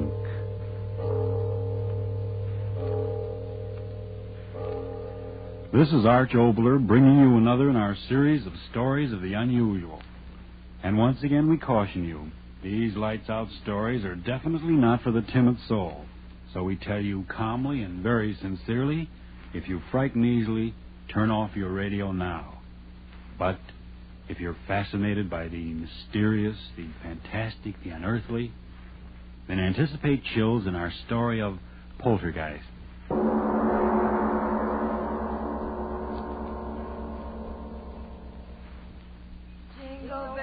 Jingle bells, jingle all the way. Oh, what fun it is to ride in a one-horse open sleigh. Hey, that was swell. Now let's go to town. St. Louis woman with her diamond ring, kicking that man around. No, stop that, Kay. What's the matter? Am I scaring the horse? Oh, it seems like a sacrilege singing a song like that out here. This beautiful, clean snow and blue sky. Well, what's wrong with a hot song to keep us warm? If you think the St. Louis blues is going to dirty up the snow, you ought to hear Frankie and Johnny the way I sing it. Oh, stop it, Kay. You're not funny at all. Why can't you enjoy the fresh air without that cabaret sort of thing? Oh, just an old-fashioned gal, eh, Florence? How about you, Edna? Don't you like my songs either? You haven't said anything for the last 5 minutes. Well, I haven't been listening to you, to tell the truth. I love to watch the snow sort of flow along under the sleigh. When you say that, gal, smile. Gosh, did you ever see more snow in your life? The man at the hotel said it had been snowing on and off up here for 2 weeks. I think coming out here to the country's the best thing we three have done since we started rooming together. Hiking in the snow's terribly healthy. Yeah, that's what I'm afraid of. The healthier I get, the worse I feel. Crazy idiot. She does say the funniest things, doesn't she? I always say that Kay ought to... Whoa! Hallelujah, we're here. Is this as far as we go, driver? That's right, miss. Can't go no further down this road account of the drift. Oh, my goodness. The drifts are too deep for a horse. How can we walk through them? I second the motion. Well, you young ladies don't have to worry none so long as you keep going down the valley over there. Snow ain't piled up that way all the way to Ma Jenkins. Oh, well, that's marvelous. Come on, girls. Let's get started. So long. Take care of yourselves, girls. Come on, Edna. Goodbye, Miss Girl. Well, listen to the snow talking at us. It's very dry snow. Our feet rub particles of it together, and the friction makes a sound. It's kind of scary, isn't it? Why? Oh, I don't know. It's just as if the snow was sort of trying to talk to us. I mean, as if it was angry at our trespassing. Hey, don't tell me we're trespassing. I don't want any country squire taking any pot shots at my constitutional amendment with rock salt. No, thank you. Oh, don't talk nonsense, Kay. We're not trespassing. Why, this path through the valley here over to Mrs. Jenkins' house is the favorite hike of everyone who comes up this way during the winter. What's Mrs. Jenkins got anyway that makes people walk their feet off? Wait till you taste her cooking. Eat. Oh, boy, let's go. It's awfully quiet out here, isn't it? Oh, that's the glory of it. I've had the roar of the subway in my ears so long. Okay, don't walk so fast. Come on, look what I found. Oh, come on, Edna. Oh, please. Let me take your arm. I'm getting out of breath. Well, take it easy. There's no hurry. Well, what is it, Kay? Look, through the circle of trees here. Look what I discovered. Well, isn't that interesting? It's a sort of a natural amphitheater. Sure. Say, who was this guy, Daniel Boone? What's an amphitheater? Well, that means an oval circling place with rising tiers of seats. It's, like that place we went to for the horse show. Oh. Back in the times of the Greeks, they had outdoor theaters. Listen to the professor. They made use of places just like this, where the ground sloped up and made a sort of a natural arena or stage below. Theater. That's an idea. Sit down, gals, and I'll give you a special performance of the Kay Follies. It's awful snowy here, isn't it? I'll trample it down with my spring dance. Welcome, sweet spring. Isn't she a nut dancing in the snow? If I had that girl's energy. She's really graceful, isn't she? I'll bet if she went on the stage, Kay! She fell. Kay! Kay, did you hurt yourself? Oh, did I land on my dignity?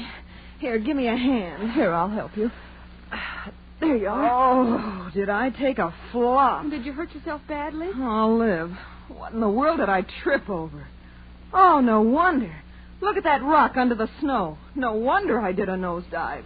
Oh, my goodness. There are rocks like that all over. A person could break their neck if they... Girls, what's the matter? What is it? Kay, the rock you tripped over. It's not a rock. What are you talking about? Of course it's a rock. Well, yes, but it's something more than that. It's a tombstone. Tombstone? Oh, no, it can't be. Look for yourself. It says, "Here lies buried the remains of one who, restless in life..." Stop. Don't read any more. Stop. And all these other stones laying flat on the ground. They're tombstones, too? Yes. Whew, what a place to pick to dance. Oh! What's the matter, Edna? What did you scream for? Kay, you danced on the grave. What? You danced on the grave. I saw you do it. You danced on the grave. Okay. Edna, stop it. Stop it. What's come into her? Edna, stop acting Edna, like stop, that. for heaven's sake. Control yourself. Okay. Kay, I'm so sorry for you. You danced on a grave. For heaven's sake, stop talking like that. Sure, I danced on a grave. Well, yes, of course she did. It was perfectly accidental. And what if it wasn't? What of it? The poltergeist. The what? Edna Hanson, what are you talking about? What's that word you just used? Poltergeist. Okay, what have you done? You superstitious little fool. If you don't stop talking that way, I'm going to slap your face. What's the matter with you? I didn't do anything. You walked on the grave. You danced on the grave. Edna, be sensible. We all walked on graves, but it was purely accidental. Yeah. We had no intention of desecrating them. It doesn't matter, I tell you. It doesn't matter. The poltergeist. He'll come. I know he will. Oh, what's the use? She's crazy. Edna, what are you talking about? What's a poltergeist? What are you so frightened about? My father, he told me, if you walk on a grave, if you dance on a grave, the poltergeist. Poltergeist what? What is a poltergeist? An evil spirit. It comes out of the grave. It kills. It destroys. It'll kill us. It'll kill us all. Stop it. It throws things Oh, out. please, lay off that way, Edna. But it won't get me. I'll run Edna, away. come back I'll here. run away. She's gone insane. I'll get her. Edna. Kay, catch her. Edna, don't run away. Nothing will hurt you. Nothing. Oh, Edna, look out. Kay, what happened? That stone. It hit Edna. Edna, open your eyes. Blood all over her face. Kay, who threw that stone? Who threw it? I don't know. It came from the graveyard.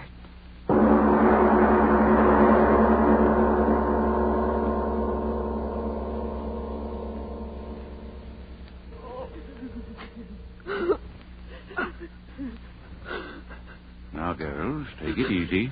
Take it easy. Oh, Doctor, she won't die. Tell me she won't die. No, of course not.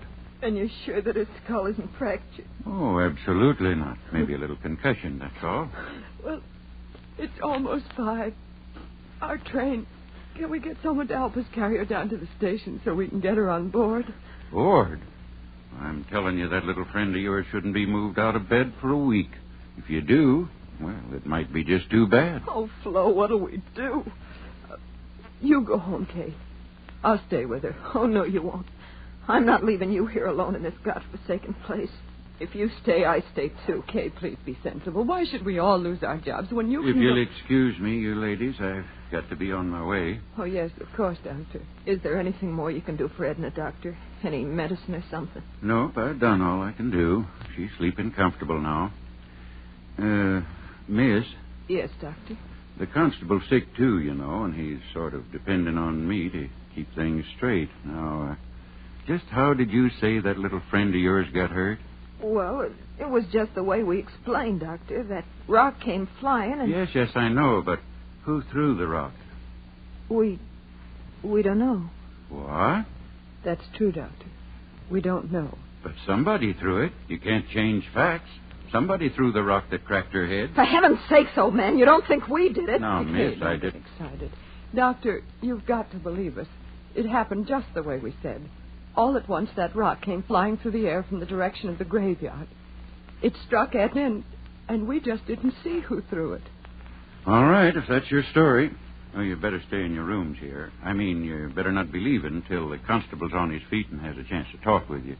I'll be back in a few hours and see how the girl is. He doesn't believe us. What difference does it make? We know what we saw. But what did we see? She was running. She fell. Kay, well, let's not fool ourselves. There was no one there to throw that rock. There must have been. But there wasn't. Stop saying that. Aren't you brave enough to face facts? There wasn't any place for anyone to hide. I saw that stone. It seemed to come down out of the air. So slowly. Florence, if you don't stop talking like that... You remember what Edna said? It throws things. Stop looking at me like that. You're giving me the jitters. She said the poltergeist throws things. The spirit of evil. Florence, Rob, have you gone crazy, too? Why should we laugh at things like that? What right have we got to laugh? How do we know there aren't powers we can't see or understand? Powers of evil that revenge an insult just like an evil man. Kay, how do we know? What are you talking like that for? What are you trying to scare me for? You're supposed to be the most intelligent one of us all. You with your college degrees. Sure, I danced on the grave. But the dead are dead and they can't revenge a thing. I'm not afraid. I'm not afraid of anything. I tell you, it's not... What? It's Edna. Come on. Edna, we're coming to you. Don't be afraid. We're coming. Open the door, Florence. It's not locked. Duck, it won't Here, give. let me. Edna, what is it? What? Oh! Edna, what? On your head. Oh. Oh.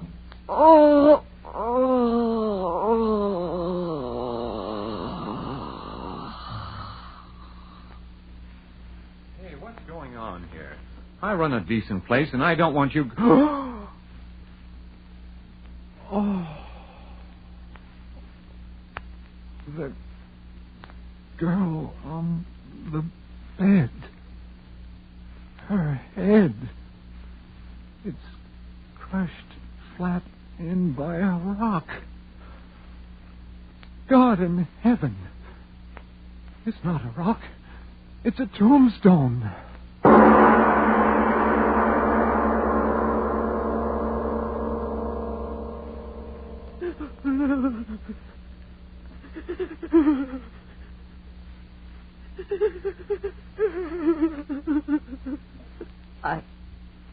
I wish I could cry, but I haven't got any more tears. Oh, Edna. Edna. Florence, darling, please. You'll kill yourself if you keep on like that. Oh, if this horrible night would only end. It was my fault. Mine. I was the one who got her out here. She didn't want to go. She hates the country. But I made her come. I made her. No. No, you're not the one to blame. I am. I danced on the grave. But she was so good. So sweet. Oh, why did it have to be Edna? Why? You're right. It wasn't right for it to be her, was it? Oh, no. I did it, not her. I did it. I danced on the grave. I danced on the grave.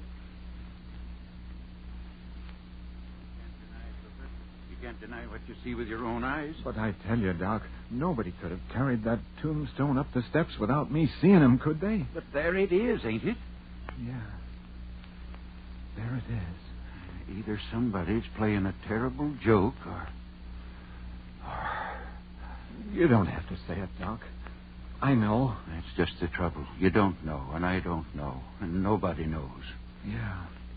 And that tombstone. Well, what about the tombstone? I ain't quite sure, but that's a tombstone out of the old burying grounds up at the bend. You're crazy. No, I ain't either. Well, that place is a good 3 miles from here. Yeah. I know. Who could have carted a heavy stone like that for 3 miles?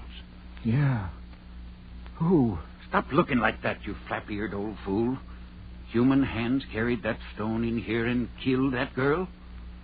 Sure. Yeah, the constable will find out who did it the minute he's on his feet again. You wait and see. No, he won't, Doc. You're smarter than me and all that, but this time you're wrong. There ain't nobody that takes in breath and leaves out breath like you and me, or the constable's going to find out who killed that girl. You know that, Doc. Oh, stop talking. I wish the constable was here and this night was over. It's been a terrible night. Terrible.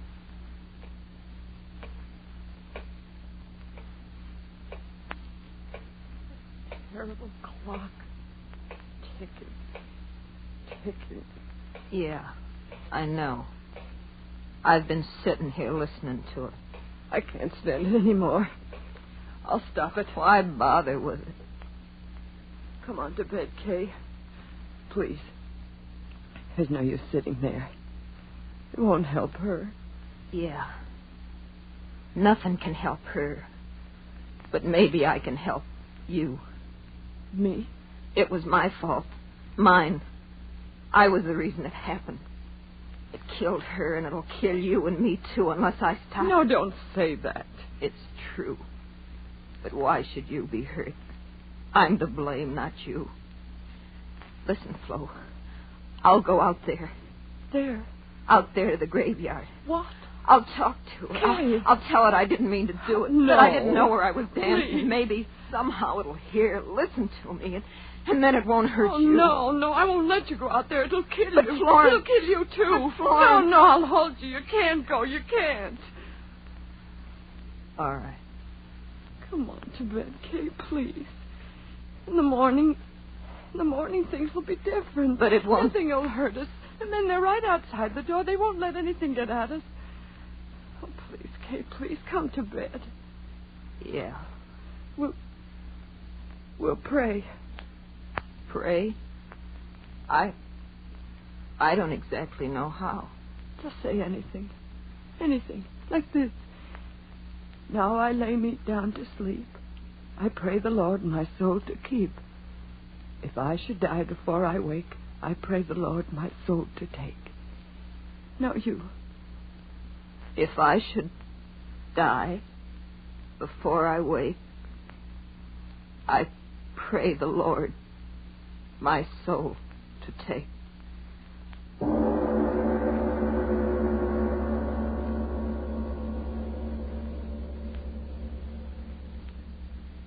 Kay? Kay, are you asleep? I can't sleep anymore. Kay, tomorrow, when it gets light and everything, do you think people will believe us? Do you think so, Kay? I'm not quite sure what happened. I always used to be so sure about things. And now Kay? Kay, where are you? Kay, where? The window. She went out the window. She's gone out there. To the graveyard. To talk to it. Oh, Kay, why did you go? Why did you go? I'll go out there, too. Oh, she'll be so frightened out there alone. I'll go, too. I'll go, too. Oh, so cold. My hands. Nose so sharp. Cutting my legs. Oh, why did you go out there, Kay? Why did you? I've got to find you. Wind. Oh, why doesn't the wind stop? Blow, blow, thou winter wind. Thou art not so unkind as... Oh, I've got to find you, kid. I've got to find you. It's snowing. I love snow. Edna didn't like snow. Where are you, Kay? Where are you? I've lost my way. I've lost the road. Where are you, Kay? Kay, where are... Oh, Kay. I heard you, Kay. I heard you. I'm coming to you, Kay. We'll talk to it. We'll talk to it together. We'll tell her we didn't mean any harm, won't we, Kay? Won't we? Poor Edna. We can't help her, Kay. We can't help Edna. But I'm coming to help you, Kay. I'm coming. I'm coming. Florence. Here I am, Florence. Yes, I hear you. I hear you. I'm coming, darling. I'm coming to help. I'm coming to help you. I'm coming. I'm coming. I hear you. I hear you calling my name. I hear you. Yes. Here we are, Florence. This way, Florence. Here we are. Yes, I hear you. I hear you. Where are you? Where are you? This way. No! No!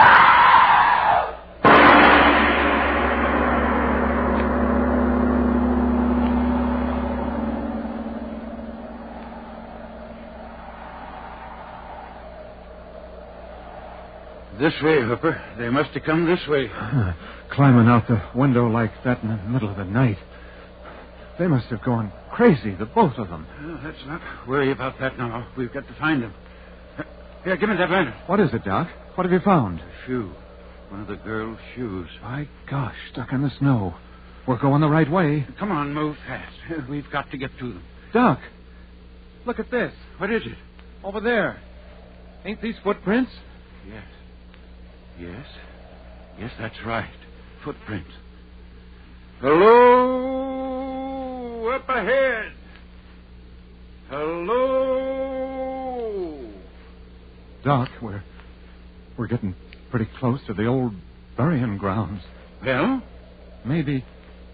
Oh, look here, Doc. Let's not be fools. Let's wait till morning. What? Let those frightened girls freeze to death? Get along. But, Doc, You come with me, or the whole town will know what a yellow-livered no-good you are. All right.